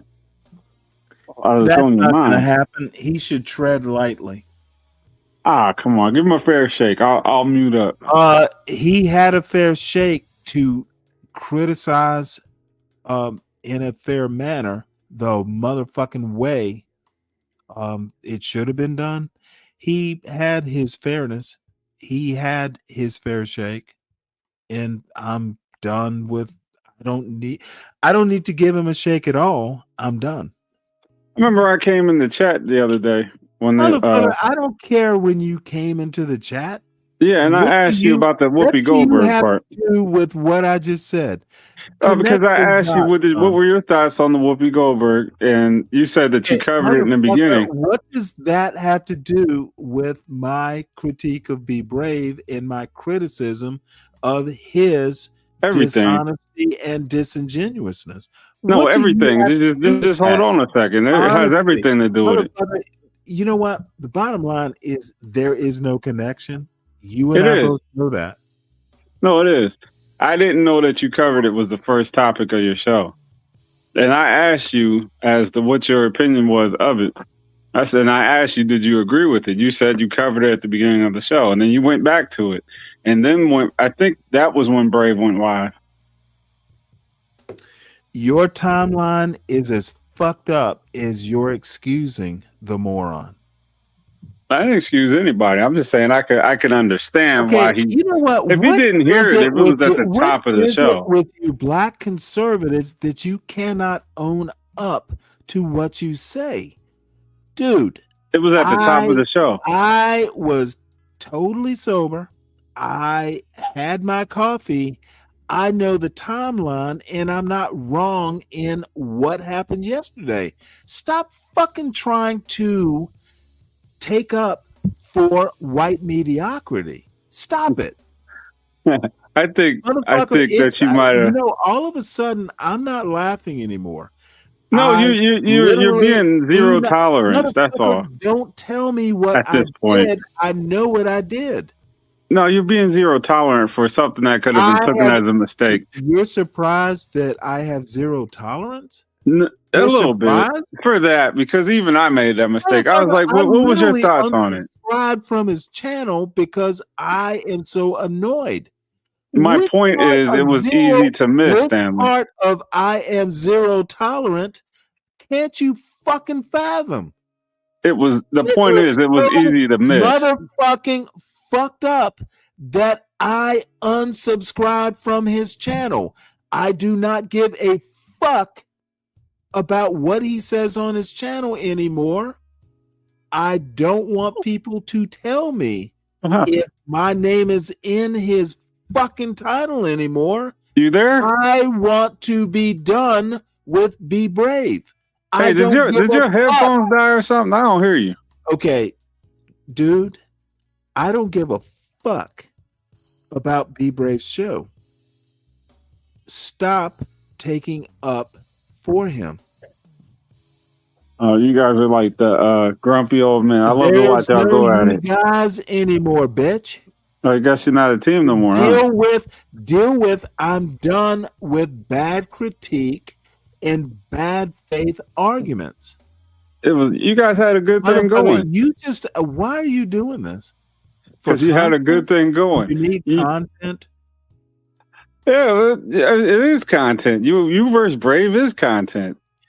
It'll be you and Be Brave before me and Be Brave.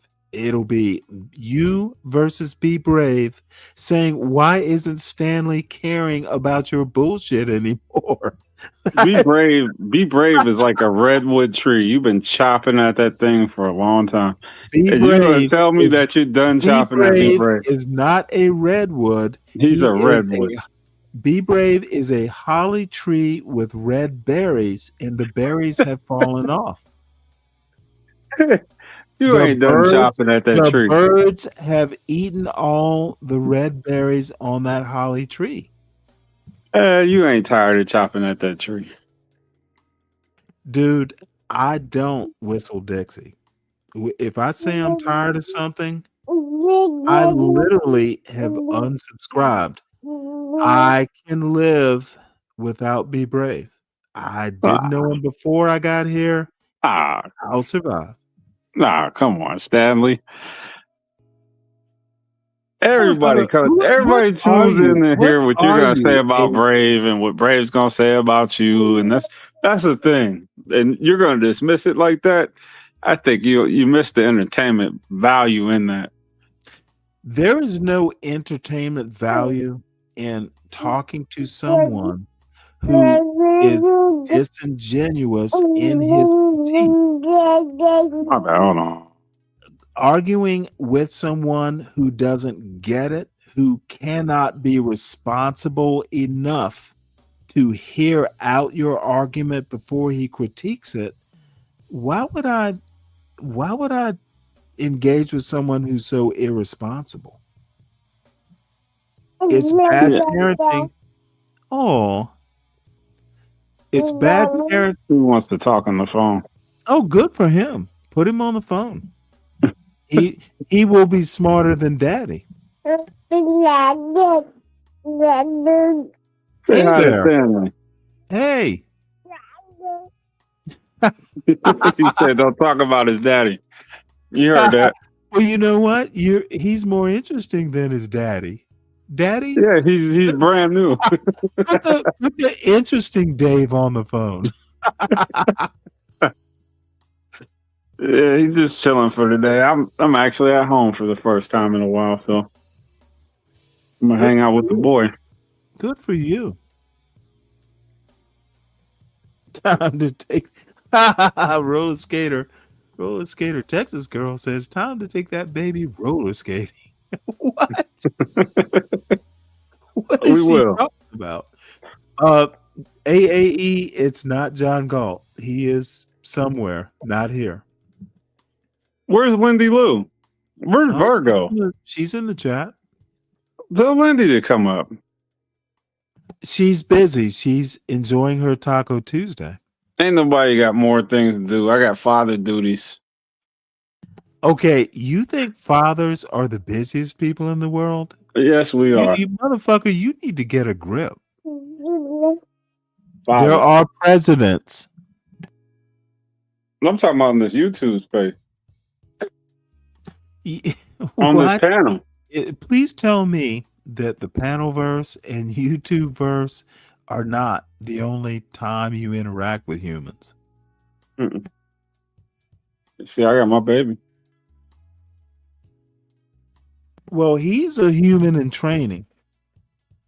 He is an open book that you, as a father, get to write in. You get to write your story and his story. Do a good job, son.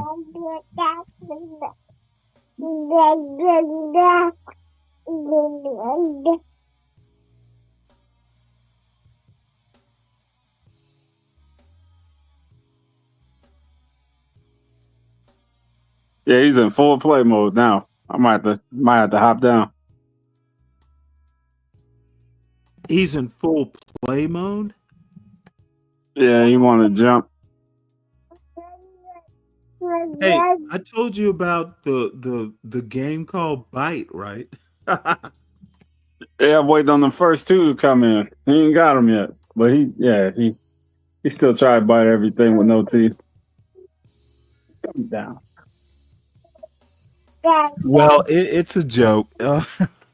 It was I still look fondly upon that, and it was actually funny when he bit his mother. She was pissed.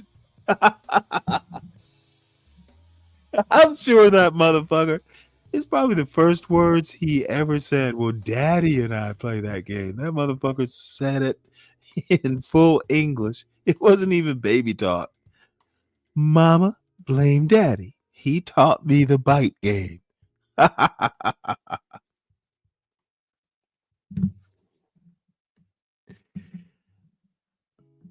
Lindy says he's talking to us. Don't curse Stanley. What?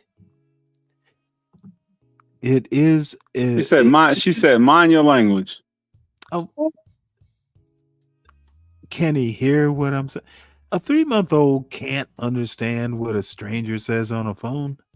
What kind of adult are you, Lindy Lou? That smokes the male adults. Well, little Dave is 3 months or 4 months. How old is he? 6 months? Yeah, 6 months is Sunday.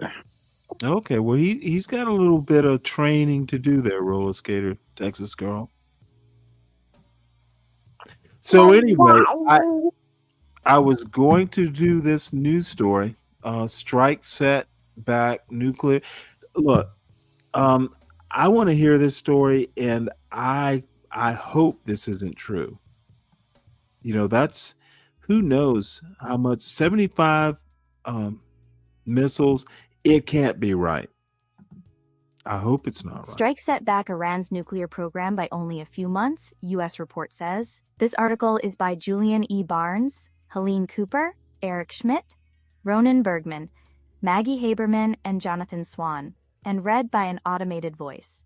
A preliminary classified U.S. report says the American bombing of Iran's nuclear sites sealed off the entrances to 2 of the facilities, but did not collapse their underground buildings, according to officials familiar with the findings. The early findings conclude that the strikes over the weekend set back Iran's nuclear program by only a few months, the officials said. Before the attack, U.S. intelligence agencies had said that if Iran tried to rush to making a bomb, it would take about 3 months.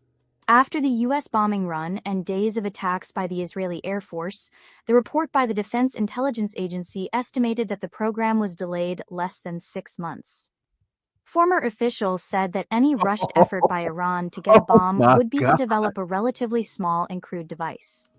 A miniaturized warhead would be far more difficult to produce, and it is not clear how much damage to that more advanced research has taken place. The findings suggest that President Trump's statement that Iran's nuclear facilities were obliterated was overstated, at least based on the initial damage assessment. Congress had been set to be briefed on the strike on Tuesday, and lawmakers were expected to ask about the findings of the assessment, but the session was postponed. Senators are now set to be briefed on Thursday. The report also said much of Iran's stockpile of enriched uranium was moved before the strikes, which destroyed little of the nuclear material. Some of that may have been moved to secret nuclear sites maintained by Iran. Some Israeli officials said they also believe that Iran has maintained small, covert enrichment facilities that were built so the Iranian government could continue its nuclear program in the event of an attack on the larger facilities. Officials cautioned that the 5-page classified report is only an initial assessment, and others will follow as more information is collected and as Iran examines the 3 sites at Fordo, Natanz, and Isfahan. One official said that the reports... Well, what do you think about this? All that effort, all that braggadocio, and it set it back 6 months. I hope that's not right. I hope that's... That sounds about right. You played the phone call that they called them and told them they was going to blow up the joint. They gave them time to pack up and get their stuff out of there. 12 hours, right? Well, they had already that was like, hey, General, you get out. That was personal. a person to person call. It's actually after they've gone in and done over some scientists and generals.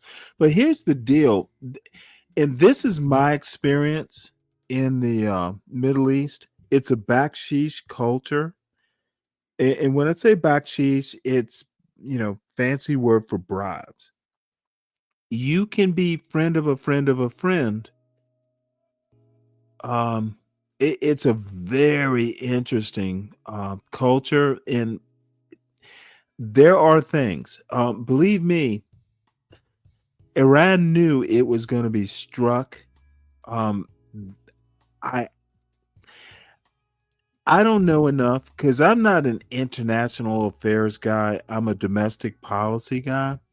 But I can tell you right now that if this only set them back 6 months, in a few years, if the strategy is to delay it for 6 months, you know what we can do? We can do better. We can regime change. I might see what Trump is doing. I might see the purpose. I'm not going to say it was a waste of bombs and time yet. There might be, this might be a step towards something more permanent. So I'm going to go there because I can see 6 months is enough time. We know there can be regime change. Um, Israel's calling their generals and telling them, get the fuck out with your wife and child. So they know we can reach out and touch. So this isn't a big deal. There are You think Trump will get the Peace Prize or what? no.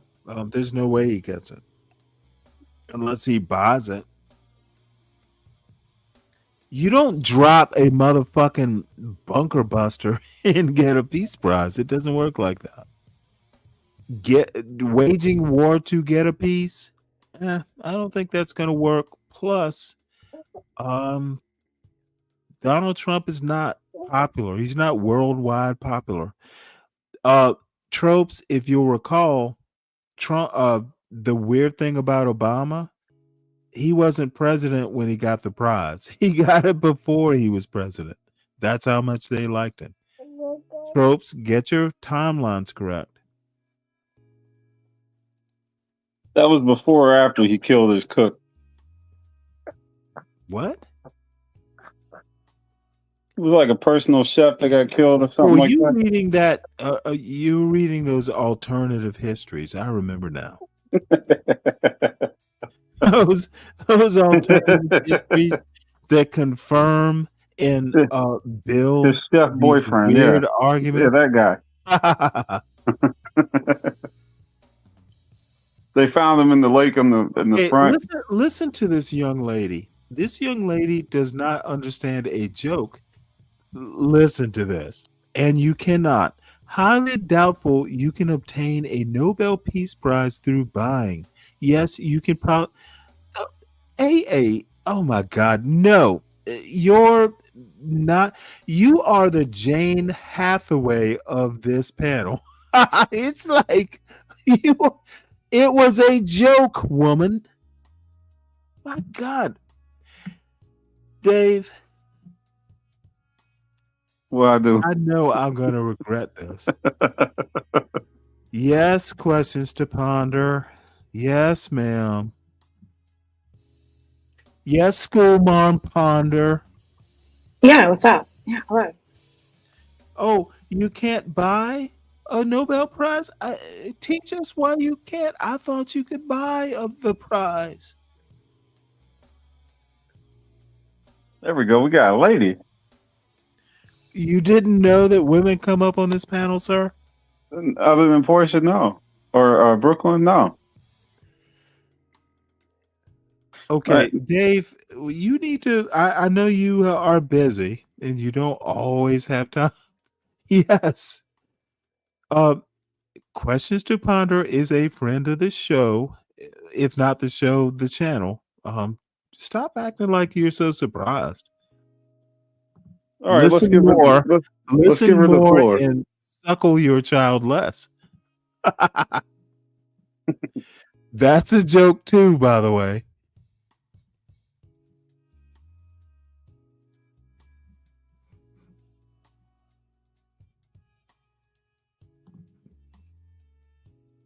Hold on one sec. These stupid headphones or earbuds. Hmm.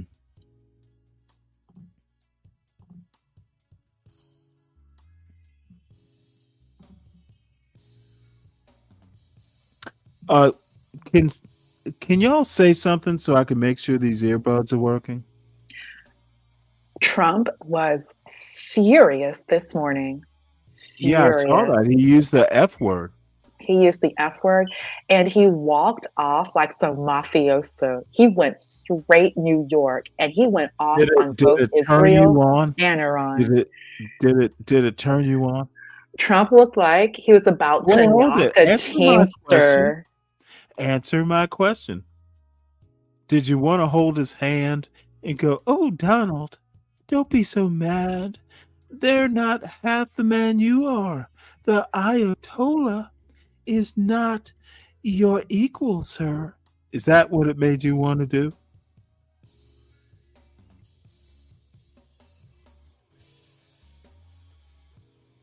Oh, that was apparently questions to ponder is pondering that question.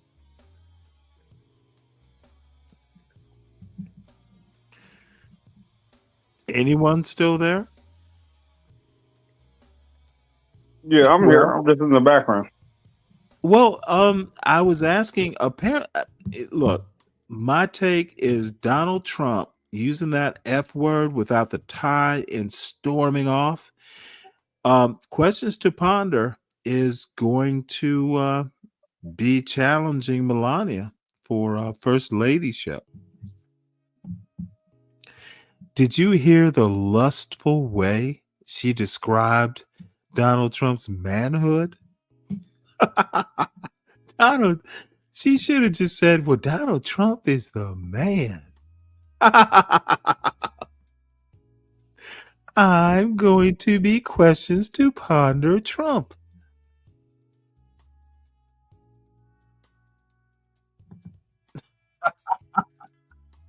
Hold on one sec.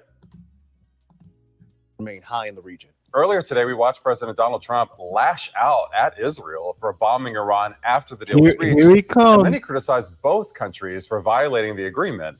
ABC's Try Perry not to Russum has the explode. latest from D.C. Questions to ponder. With the hope of a Oh, ceasefire there's your between man. Israel and Iran fading, President Trump lashing out at both countries. We basically have two countries that have been fighting so long and so hard that they don't know what they're doing. After Israel and Iran agreed to a ceasefire overnight, within hours, Did it Israel turn you accusing on? Iran Now, of hold it. violating the I agreement. might have to replay it, and I don't like replaying stuff. Okay, Ms. Ponder, you want to hold Donald Trump's hand now? Trump criticizes Israel for bombing Iran after deal reached. This is the biggest problem right now. Okay, And you want me- it really sparks the frustration the United States has had. Hey, Richard, put the in link policy. in. I'm willing to show it. Richard has the OnlyFans version of Donald Trump saying the F word. Would you like to see that, Ponder? Miss Ponder? Richard, please, please, please. Hopefully it doesn't get the channel taken down when when questions to ponder blooms. I'm going to use the word bloom after Donald Trump says the F word uncensored. It may get this whole show taken down. I might have to go back and censor it. But in the meantime, let's do the romper room version of Donald Trump saying the F word. And yes, questions to ponder. I'm going to tease you mercilessly. Mercilessly. DC. With the hope of a ceasefire Hey, between. hold it. Now look at this. Any comment right here, Ms. Ponder? It'd be a good sport. I'm just teasing you. Let's see. Correct. I do not nuance or jokes. What? You don't joke in. Oh, you are Siri? Are you Siri? Well, damn. Okay. Well, I get it then. But you should loosen up there, Ms. Siri. Let's see if it gets a rise out of you. Between Israel and Iran fading, President Trump lashing out at both countries. We basically have two countries that have been fighting so long and so hard that they don't know what they're doing. After Israel and Iran agreed to. Now, this is like a weird version. This is like a weird version of the dating game. So you got the Persian, you got the Ashkenazi.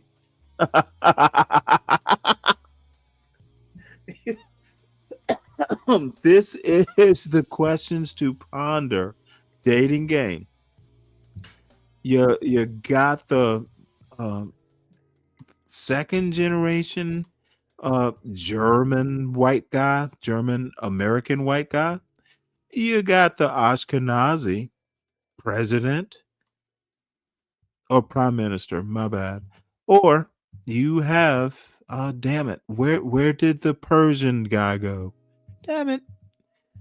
You know what? It is not that fine a grain. Let's see. So Ashkenazi prime minister To a ceasefire and overnight. there is your Persian guy. So which would you choose? These are questions to ponder. Which is it, Miss Ponder? Which would be your choice, Miss Ponder?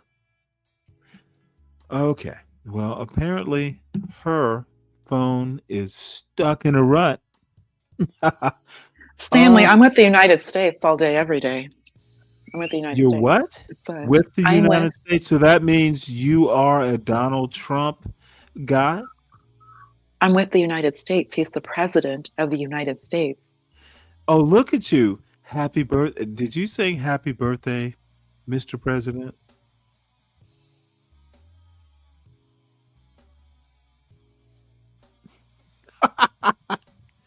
Are you thinking, is this processing? This must be Siri. And Richard, I know what BitChute is. Well, let's play it. I have a thing about BitChutes, but it cannot hurt, I wouldn't think.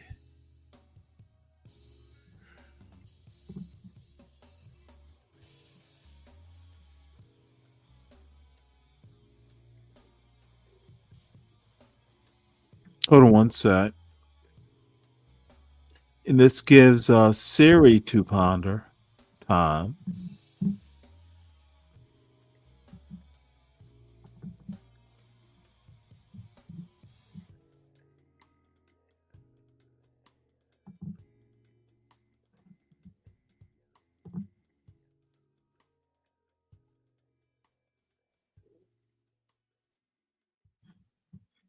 Oh, that is a good picture. So let's see here.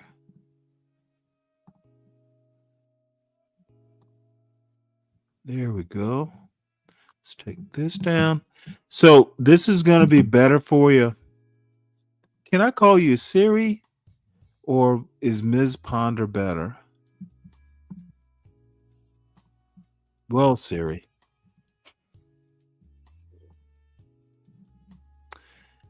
Israel says that Iran violated the peace agreement, the ceasefire agreement.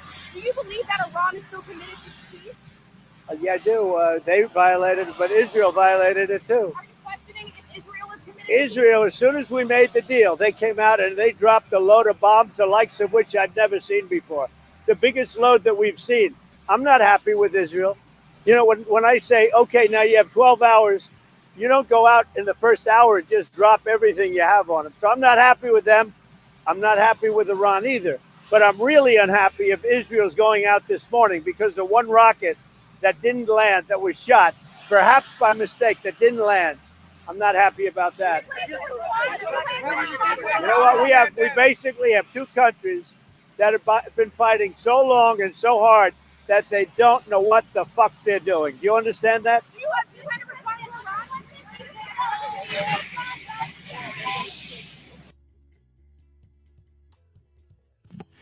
At midnight no. Friday into Saturday morning, a large B-2 strike. Be honest with you, that did it make you hot, Ponder? Miss Ponder? Siri? Oh wait, hold it. Siri? Siri, did that make Oh wait, hold it. So there was a time Trump during the Oh my during the God. Are campaign you a Trump historian? during the campaign, Trump was actually going off on I forgot his name. He ran against the one John Kerry. It was the time when John Kerry, No, I Trump think he. never ran against John Kerry. It was the time Trump was It speaking is about when John. literally Trump did not run against Are you John done? Kerry. I didn't say that. Oh, Anyway, I John will drop Kerry you. was Nope. negotiating. Yeah, What go you're ahead, going to drop do, me. Go ahead what and you're drop me. going You're not to even letting me do is finish. get You're just the such a weird history right. pervert. Okay, When did I you say that are he ran literally against John illiterate. Kerry? You literally just said that. No, I did not. Can There I was finish? a time. There was a time. What you need to During the do. campaign, Trump was Which campaign, ma'am? discussing Which John Kerry. campaign? Okay, get your fucking history right. You don't know it. Sick faggot. Which You're disgusting campaign? and despicable. Asking, does it turn you on? Okay, How does John what? even keep you on this channel? Such a disgrace to humanity. Why would he keep you on this channel? You cannot even move Wait, forward. hold it. How is turn you on? What the fuck is this moron talking about? How does John keep me on? What?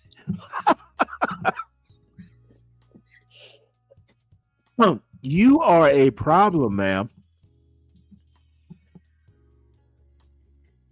Would you like John Galt's email address so you can deal with him personally and complain about me? Would you like to do that? I can give you his email address. He might be even listening now. Ponder, Miss Ponder, if you're going to join these panels, I have not made anything remotely. Have I used something that you could use to take down the channel? Turn Ponder on is not lascivious or lewd.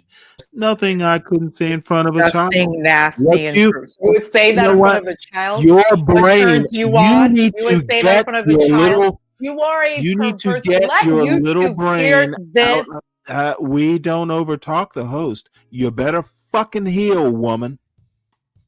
You're a sick pervert. You are literally the worst form of. Get your brain out of the gutter, dear. You're going to be a problem, aren't you? What you need to do is get your little, obviously very small Siri self together. You are dealing with someone that is not John Galt. I don't get impressed by supercilious women. And I think you're not a woman. I think you're Siri.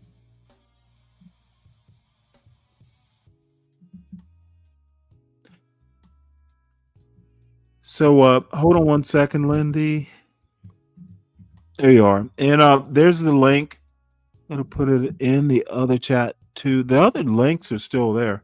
Apparently, there's no one in my chat. So, Siri, say that again. Siri, repeat. Repeat stupidity, Siri.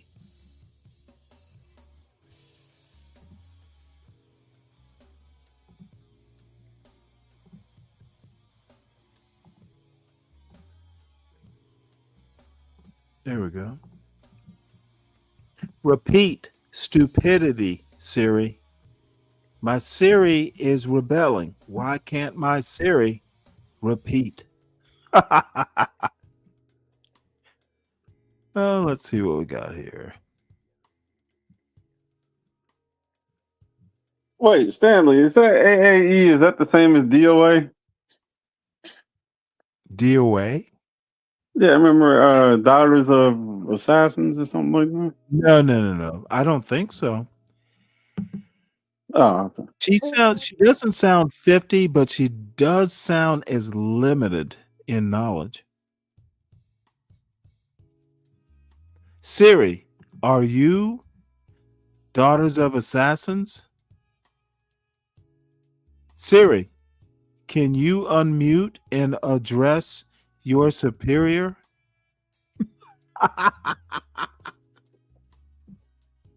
You know what? I might just spend the whole night asking Siri. Yeah, you know what? I am that goddamn silly. Let's see. What have we here? Iran casts ceasefire as proof that it's. Oh, this is awesome. Oh, look at this. Iran casts ceasefire as proof that its military has prevailed. We must. Iran casts ceasefire as proof that its military has prevailed. This article is by Layli Nakunazar and Vivian Yee and read by an automated voice. To hear the Iranian establishment tell it on Tuesday morning, the Islamic Republic had just pulled off a spectacular feat, launching an attack so crushing that the country's mighty enemies, Israel and the United States, had been forced to submit.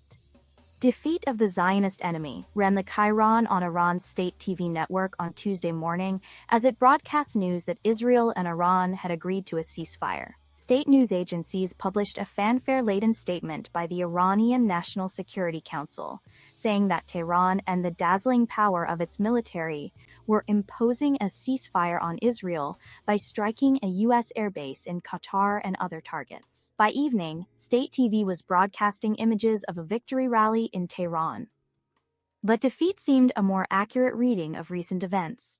Not just defeat, but the kind of What do you battering that think? leaves a question mark hanging over Iran the future declares of Iran's victory. nearly half-century-old theocratic regime. The 12-day war began with a barrage of Israeli airstrikes on Iran that wiped out much of the Iranian military's top brass, destroyed its air Well, defenses, and patriotic degraded some of rally. its nuclear and missile facilities. Subsequent Israeli attacks killed Wow. at least 600 Iranians, including children, according to Iranian authorities, and clogged the roads out of Tehran with panicked, fleeing civilians.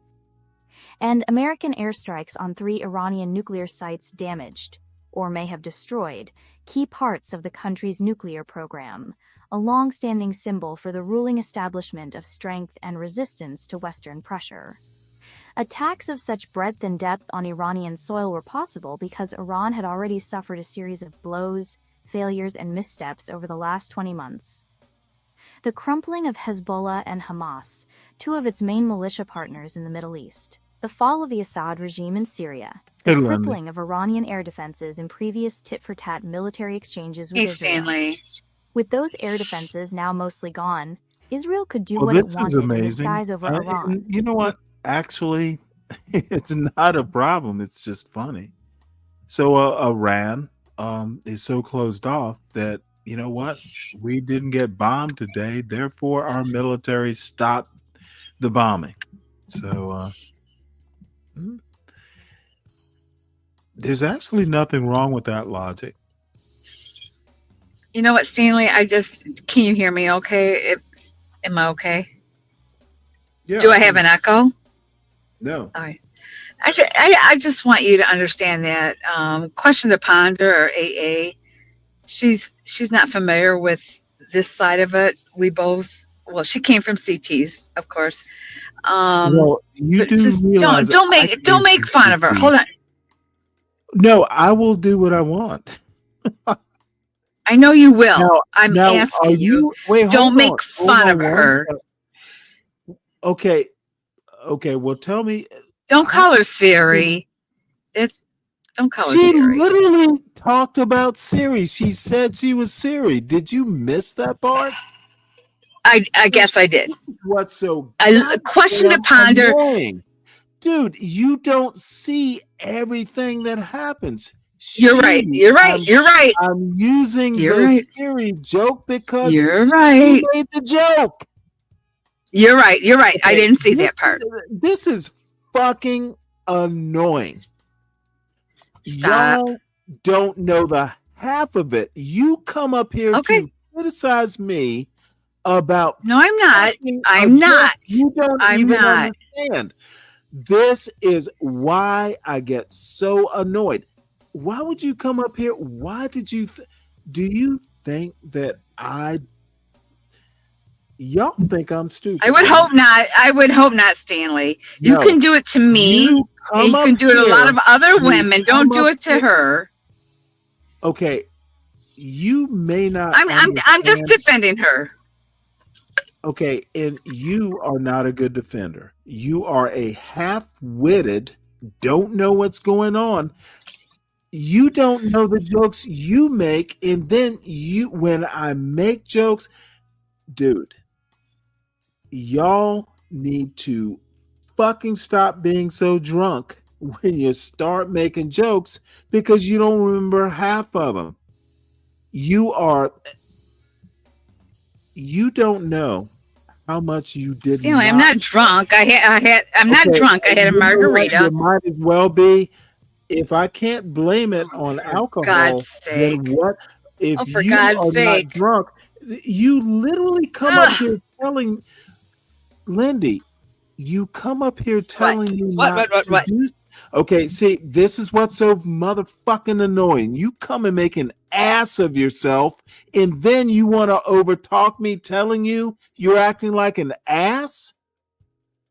What the fuck is wrong with you morons? Oh, we're back. You The can't good take times a are back. joke, god damn it. Motherfucker, you can't take a joke. Then you complain about the joke and you forget you made the goddamn joke. Lindy, you're not helping. You are the worst defense this silly woman could possibly have. If you're going to come up and you are going to criticize what I say, fucking have an argument or be prepared. You know this, Lindy. Way better than too dumb to ponder a question. Who isn't Siri? We know this. It was a goddamn joke. Let me talk. You don't have That's to talk. going to be a Talking no. is an option. Talking is not a right. Hold on. It is an option. Hold on. Don't tell me to hold That's on. fine. Without That's a fine. please, That's God fine. Then damn I'm it. going to leave. If you want me to I'm gonna hold on, leave. say please. I'm not saying please, T. Well then, don't come up. The fuck is this silly woman's problem? You don't fucking come up and you don't know why you're coming up. You tell me don't do this and you're not in on the joke I'm making.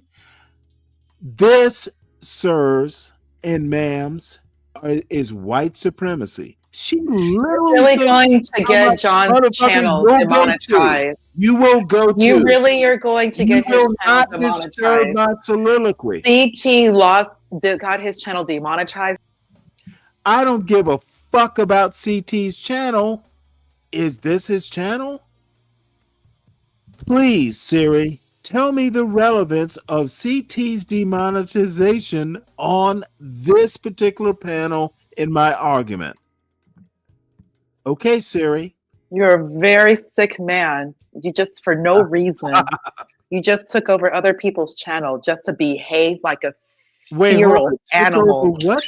deep, I took deep over. from the Wait, hold depths it. of I took over hell. the You're a channel. very, very despicable man for no reason.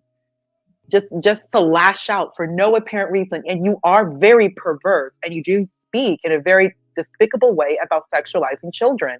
And this is not the first time you've What? done it. You're a Okay, very sick now man. I'm confused. What? Okay, When did I'm what confused. what I missed? That's what sexualizing. What the? Okay, you know what? Now I realize. What? Ponder, you need to take your ass on. When did we? Okay, help me out here.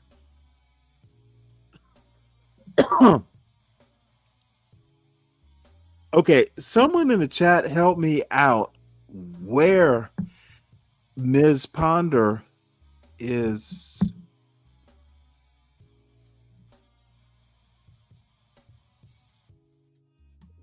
Well, I'm going to let this chat do it.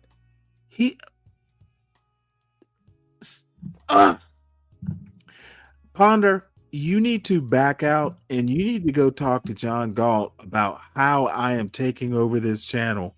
She's literally, I don't even know, but this is not a children's channel. If you go, we literally on the John Galt side and the Stanley Cross side, we literally check that there's a setting in how you do YouTube shows. You have the option of saying this show is not for children. So your accusation is the perverted part. And what you're trying to do, Ponder, is, and I'm not a conspiracy theorist, but what you're trying to do is put words into this ether so you can clip them out. You need to take your dumb ass away from this panel. I think you are done. You're worse than Be Brave. I cannot trust someone who even says the words on my panel. Leave, Ponder, or I will flush you. The fuck? And if you have some sort of like, if that's your version of joking, eek. Don't bring that shit here. You have access to the panel. I'm sorry, to the chat. You can explain yourself there, and you. Well, you know what? Why should I wait for you to flush your filth? I should have known there was something wrong with this woman. Dave, you are making yourself righter and righter. Oh, at a time when I don't want to be right. I'll wait on my third Did you win, hear what family. she said? I don't know where that came from. Did you? Wait, I hold am it. slightly curious as to know where she came up with that. Actually, I don't even want to entertain that. That's wild. Well, that's why I put her in the back. That's like the version. That's a version of porn bombing. It's out Hopefully, of line. if you're hosting the show, hopefully you don't let nobody say that about me. You know, because that's kind of far. This isn't. I'm trying to figure out how we got here. Yeah, me too. Hey, Lindy's backstage.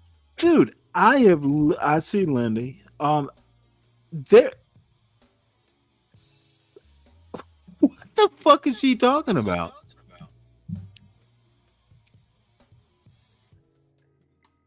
You're on the panel, Lindy. No, I just wonder what do you Ponder, don't come back. Don't come back to my panel. What's wrong with a question to ponder? Ever. Why do you dislike You her? be No, we brave. can't hear you, Lindy. Your headphones or something. Hold on. You've got a echo. Oh, hold on. Let me fix it. Hold on a second, guys.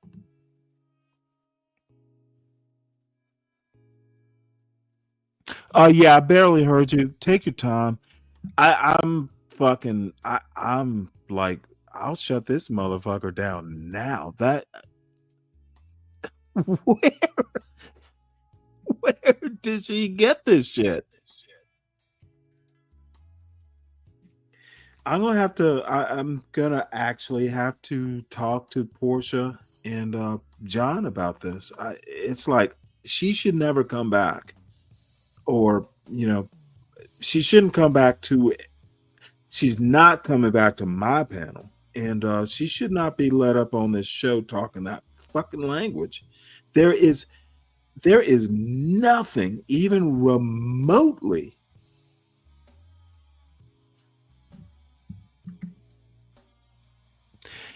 Look, Calvin, there are times where it's not a joke.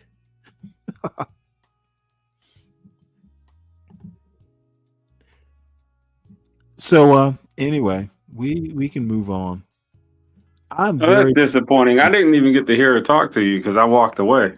No, she's not gonna fucking talk that bullshit over here. That's like, accusing is one thing, but you know what? If you start making those sorts of accusations, that shit sticks. That's like throwing. There's some things, if you're accused of, you don't recover from. And that came so far out of left field. Um, I don't even know where to go with that. I mean, we talk about like, how's your son? Or my son is in college. We don't ever. Yeah, that's an accusation that you can't shake. Like that. That's something that could. That's why she should never come back here. You better motherfucking put that sort of shit in writing. You do not come up on a channel that can be clipped. You know, the internet never goes away. What the fuck is she doing? Why is she is a destructive woman. Yeah, that's a bridge too far there. There was no bridge actually. That's just somewhere else. Yeah, Like, that's the bridges Hell. of that's the bridges over Toko Ray or whatever. Have you ever seen the bridges over Toko Ray where it's a William Holden novel where they're trying to go in and destroy bridges That's wild. during the Korean War? That bitch is coming in hot. Man, that's wild, bro. That's an act of war. You know what? She picked the wrong panel to come up on. She won't be back here. And like I said, she won't be back if I can help it. It's not my channel, but motherfucker. I can't say you're wrong. No, I definitely No, can't say you're this wrong. is not ever going to happen on this channel. Yeah, that I wouldn't even want the explanation, I guess. I mean, nothing remotely even came close to something like that. You can't just say shit like that. I that has consequences. That's the type of accusation that has consequences. That is, oh wow. And you know what? Roller skater, Texas girl. Yeah. Who does that? Who does it? You're still a little low. Hold on one sec, Lindy Lou. I think I missed something. I think I have missed a whole ton of stuff in between trying to figure out what's going on here. Are you on a computer or a phone? And I might have to go out and come back in completely out. I think I missed I can hear you. Hold on one sec before you go out. I can hear you. It's just really low. And it has an echo. It could be. Are you talking through your actual phone speaker, or are you on mic? I'm sorry, on what is it? What do phones do? I can't even remember. Speakerphone. Speakerphone. Are you on speakerphone or are you? I do have an earbud. I don't know if you can hear me, but I Yeah, think yeah, I that missed might be a it. lot You're of on an stuff in earbud. between. Could be the problem. Okay, let me go out and come back in because I think I missed a ton of shit. I didn't hear anything she said. All I heard was what you said, Stanley. I'm And I know not you're mad at replaying it. me. Okay, let me Well, go no, out. I was mad at you, but then she came in. Look, you're just criticizing me and my ineptitude and I my didn't hear anything she personal said. stuff. She went in. Oh, she went in. Oh my lord. Yeah, she was in a no-fly zone. She went into I'm going to take this down mode. I didn't hear any of that. None of that. None of that, Stanley. I swear I didn't hear any of Well, that. that's fine. Let me I get try. out of No, this. no. That's fine. I know you would never do something like that. This is like I didn't new. hear any of that. I just heard you talk. Okay, No, well, go out and come back in. let me go out. I We're just not heard. fussing at you, Lindy. We're not All right, fussing at you. let me get We out of don't here. Let me think, get out here Lindy, and you're good. You're good, let me Lindy. reset. Let me reset. Yes, ma'am. I'm gonna leave and do all this stuff. I'm talking really loud. We'll because be I here don't waiting hear for you me. to come back. I'm leaving. I'm leaving. I gotta get Now, out. I when gotta she get out. I'm gonna leaves, come back. we're shutting down this motherfucking show. I'm leaving. Hold on, and I'm gonna come back in a few minutes. Okay. I All didn't right. hear anything you all were talking about. I'm Lindy, leaving. come back, please. Come back, Lindy. Yeah, I will. I will. Hold on. I'm leaving. So anyway, we got half an hour to go, and I'm tempted to fire up this puppy again. Much to the worst thing I could do, but I'm kind of into this now. Uh-oh. Hey, Which I'm here. means, I'll be in the audience for the long run if you fire up another one. yeah, that's fine. Well, we got half an hour to decide the right thing to do. Because my son's a little annoyed. Oh, he's there? This motherfucker will play. My son's been here for a while. He's been here. You do know this is this is his home, right? Yeah, hey Stanley, I gotta ask though, does he still have the girl? As far as I know, he does. I don't. I'm telling you, he gonna pop the big question. He ain't gonna talk to you about it. Well, here's the deal. She lives in San Francisco, so he may visit her, he may not. But I don't think this was the last few months of school, so it's not like they're getting married. It's just a college girlfriend. What the fuck? Yeah, ring before spring next year. I'm telling you. Didn't you have girlfriends in school? Yeah, and maybe one got away, but I'm saying it could happen. And that girl's gonna come back with that ring before Let me spring say energy. this, son, It's 'cause going. you have a son now, so let me tell you how to raise a son. And Well, my you just brother treat your is, daughter-in-law well, okay? hold on. It's not just my son I have experience with. I have a brother who's 13 years younger, so I've at least one I raised myself. The other I'm a very big brother to. I was in the Navy when he was fucking in 8th grade. So I kind of know boys. In the Navy, there were no women on the destroyer. I know young boys. I know, how to deal with them, like fatherly. So, I don't want to. Shit, I never talked to my parents about my girlfriends. The first time one of these days, I'm going to tell you Hey, real quick, drop the link for Lindy, real quick. Okay, my father fucking devastated me. It was like, and this is going to tell you about the father I grew up with. Oh, bastard. Now that I'm thinking about it. But no, it's his first like girlfriend that I know about, and let it marinate. They dated for a few months. She lives on the West Coast. He's talking about going to visit her. If he does, he does. If he doesn't, he doesn't. They literally school starts up in a month and a half. He will see her. And to be Well, honest, look at you pushing they're not, modernity whoa, on that hold on. boy. Let me finish what I'm saying. Somewhere apart, a few months apart, it's not the end of the world. He's taking classes. He decided to do summer school. So he's occupied. You ever give that boy the talk? He talks when he needs to talk. Oh, you never did the mate talk. Wait, I'm not Mr. Talk. Dude, my wife, and it's surprising. Because I talk a lot.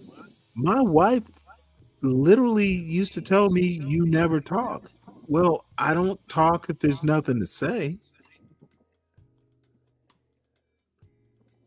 He is the kind of guy, and I've never told him, but I've kind of, set an example or intimated, dude, motherfuckers, men don't fucking love. If you're sitting down with your girlfriend or you're online or you're playing a game, yeah, there's stuff to say, but small talk is not our thing. And Lindy, you dropped out. I didn't drop you. Guys, small talk small talk if there's something small to talk about. But dude, the constant blather, I'm talking just to have vibrations of sound in the air to make everybody comfortable. Fuck all that. Have something to say if you're going to say something. It's honestly, and y'all think it's stoicism. It's fucking common sense. Oh, you can't have one girlfriend in his life. Can't marry his college sweetheart. Dude, I am not going to manage his romantic life. I'm just telling you, be Motherfucker, I prepared to be a raised him. father-in-law. Whoa. I don't need to live my life through his. I raised him to the best of my ability, and I hope, in a way that I don't fucking need. He is a goddamn adult. He will come to me if he needs it. Dude, I didn't ask him if he had a girlfriend. He told me. Let that he told me means it's important. I don't need to know more. Motherfucker, he told me. I did not ask him. The boy knows I'm his father, and he wanted me to know. That is an honor as a father. The motherfucker might, I'm not going to say he's stoic, but he just happens to talk when he needs to talk. But he fucking told me. That's an honor as a father. He wanted me to know. Do you know how huge that is with someone like my son who he keeps his own counsel? I keep my own counsel. Hey, Lindy, you're still low. It's got to be a setting on your phone. Yeah. Hold on one sec. No, don't keep going. When you come back, stay here. We'll figure it out online. The sound quality is fine. It's the volume that's the problem. Probably a local setting on your side. Don't get frustrated, Lindy. Yeah, leaving ain't gonna fix that. Right. Good. Claris, I can't drop us the link. Let me see, can I find it in the newspapers? And I don't really care about the Carmelo thing. It's not like breaking news. We suspected he would be charged. Surprise, surprise, Carmelo Anthony has been indicted. Good for the prosecutors. They finally got around to doing their job. John Galt is doing a jig in the middle of MLK. Carmelo got indicted.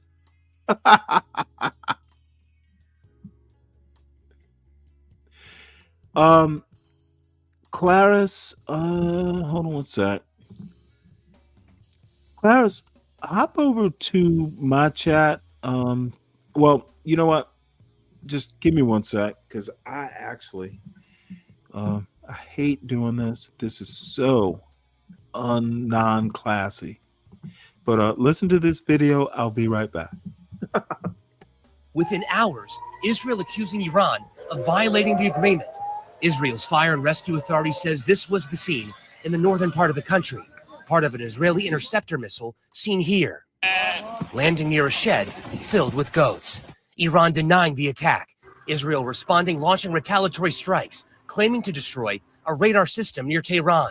President Trump says he believes both countries violated the ceasefire. These guys got to calm down. It's ridiculous. President Trump speaking to Israeli Prime Minister Benjamin Netanyahu this morning after calling on Israel to not attack Iran and turn around its planes. Netanyahu's office says after speaking to Trump, they refrained from further attacks on Iran. It's not in Israel's best interest right now to do a ceasefire, frankly. They have the Iranians on the ropes. And from their perspective, they want regime change. They're not overtly saying that, but that's very clear. And I think the only way that does get solved, frankly, is if Israel accomplishes its objectives. President Trump making it clear. You know what, motherfucker? That is, that's going to set me off. Hey, Lindy. Okay, Ooh, I think you can hear me now. Yeah, you're perfect. No. Can you hear me Were you okay on your now? car? Yes. You know what, Stanley? I had to go. It's hard to explain. I'm on my phone right now. Come sit in the parking lot of this Mexican restaurant because I had a margarita. I'm not going to drive after I had a margarita, so I'm just sitting here chilling out. So I had to I had to get completely out of everything. Sobering up after 8 margaritas. No, after a margarita. But no. What did I thought you said? No. After a margarita. Yeah. It's a but joke, it's Taco Lindy. Tuesday. It's a joke, Lindy. It could be 8. I can go back and drink a few more. It's a play. See, someone talked about it was Jay Rillo talking about a play on words, A versus 8. Yeah. It's a play on words. What have we done with these youngins? You know what, Stanley? Is it Deacon David that's on with us right now? Who's the other person? Deacon Dave, Deacon Naker, whatever you want to call Hi, him. Dave. Oh, your baby, your baby sounds absolutely. I was in the restaurant and I'm eating food and I'm drinking my margarita, and he's going da da da da da da or whatever he's saying. I love. How old is your baby? 6 months. 6 months. Aww. It's the Because baby he's like who just said he's 6 months. he's chatting. He was just chattering and chattering. He loves his daddy. He's probably he's about ready to say dada. Is he saying dada yet? He's saying it. Yeah, he's saying it. Aww. Aww. That's my little guy. I love that. Oh, of course.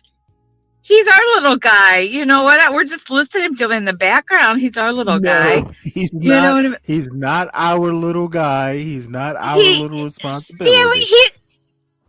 But you know what? He's little. He's He's our little. He is chick not room. the panel baby. He is not the panel baby. He is Well, he Deacon is Dave's for a few son. minutes. Do not, no. And I'm actually half serious about this. He is Deacon Dave's boy. He is not our mascot. He is a little black toddler. Black, he's not a toddler. I don't care yet. if he's black or He's white. Deacon I don't Dave- care. He is Deacon Dave's responsibility. I don't care Do if he's not- black or white.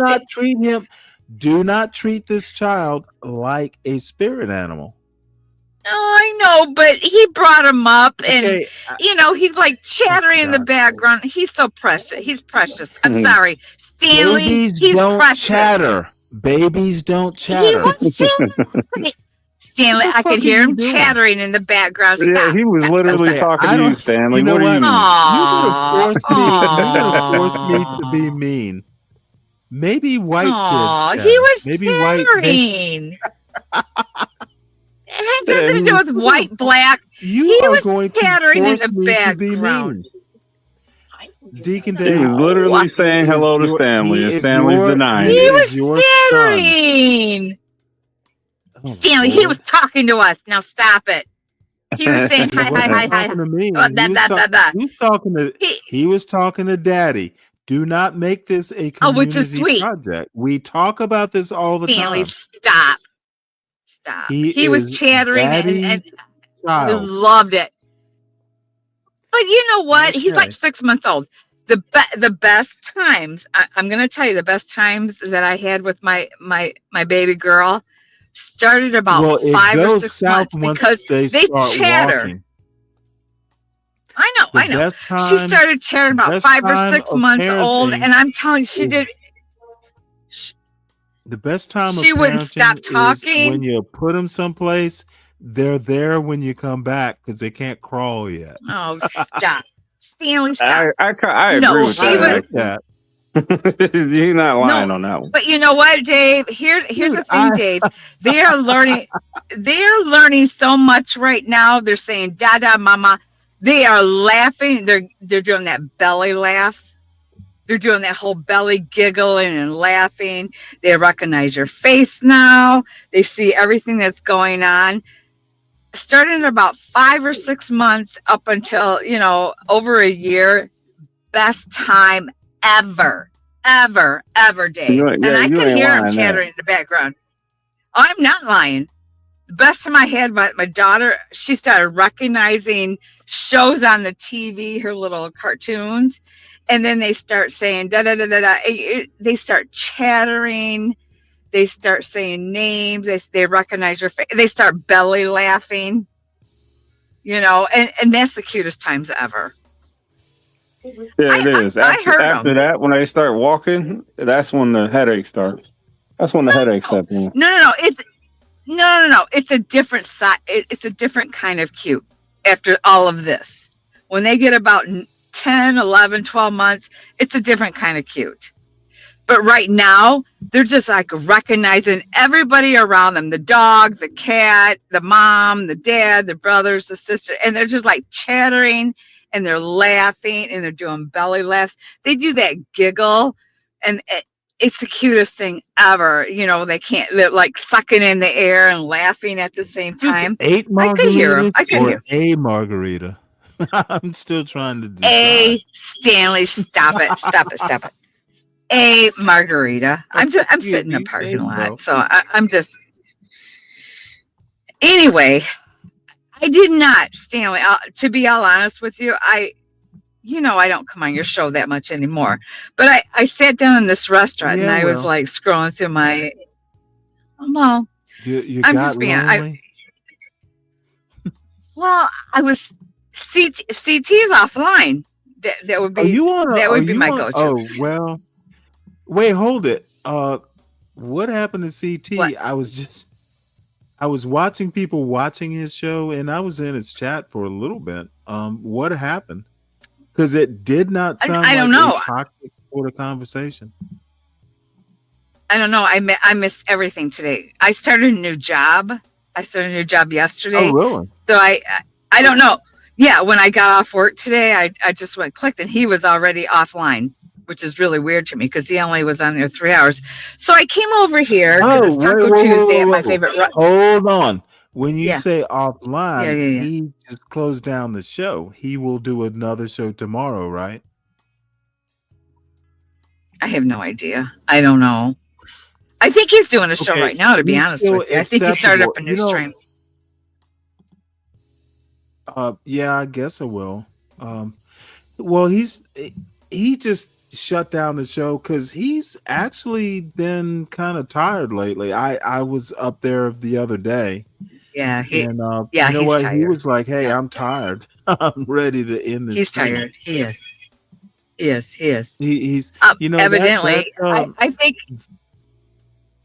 Those. I think he probably started. I think he started a new stream. To be honest with you, I just when I went into I got off work today at 3:30, something like that, and I'm like, it's Taco Tuesday, so I come over and I'll have to work tomorrow, so I can have a margarita.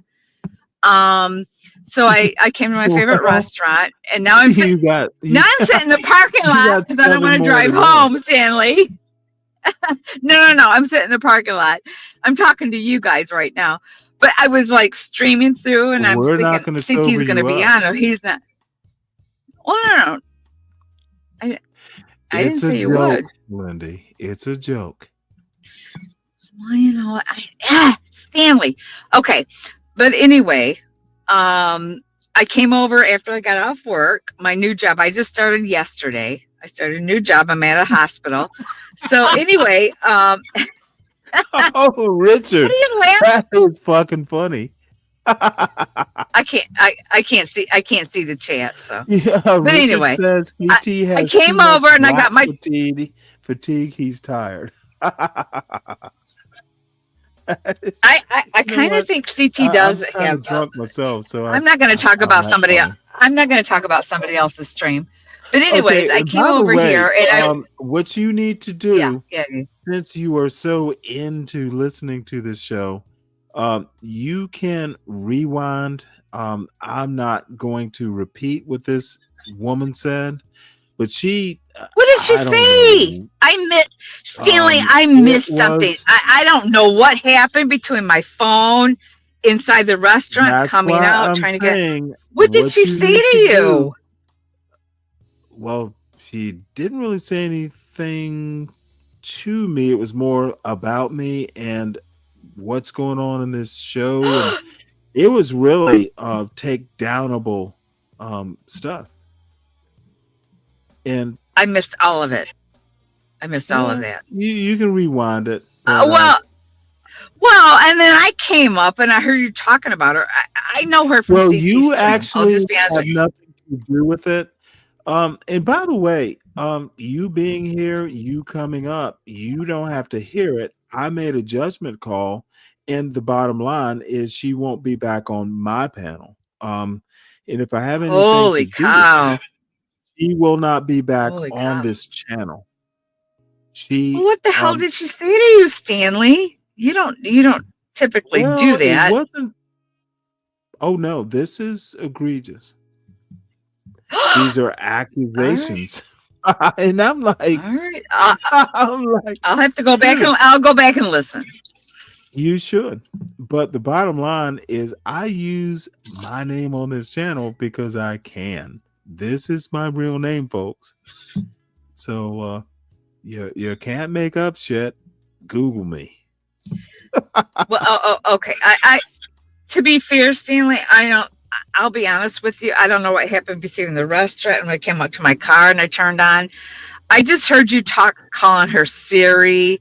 I came up here. Don't call her Siri. Well, no, I didn't the hear Siri, anything in between all that. Maybe I thought it was funny. I wouldn't call her Siri. She literally said, "I'm Siri." I thought she was joking. I'm like, No. she can be a little robotic and she can throw out a bunch of facts that have nothing to do. If she had called herself Data, Lieutenant Commander Data, it would have been No, the same Stanley. joke. Stanley, you don't know her. Well, no. If You come don't on know my her like channel, I know her from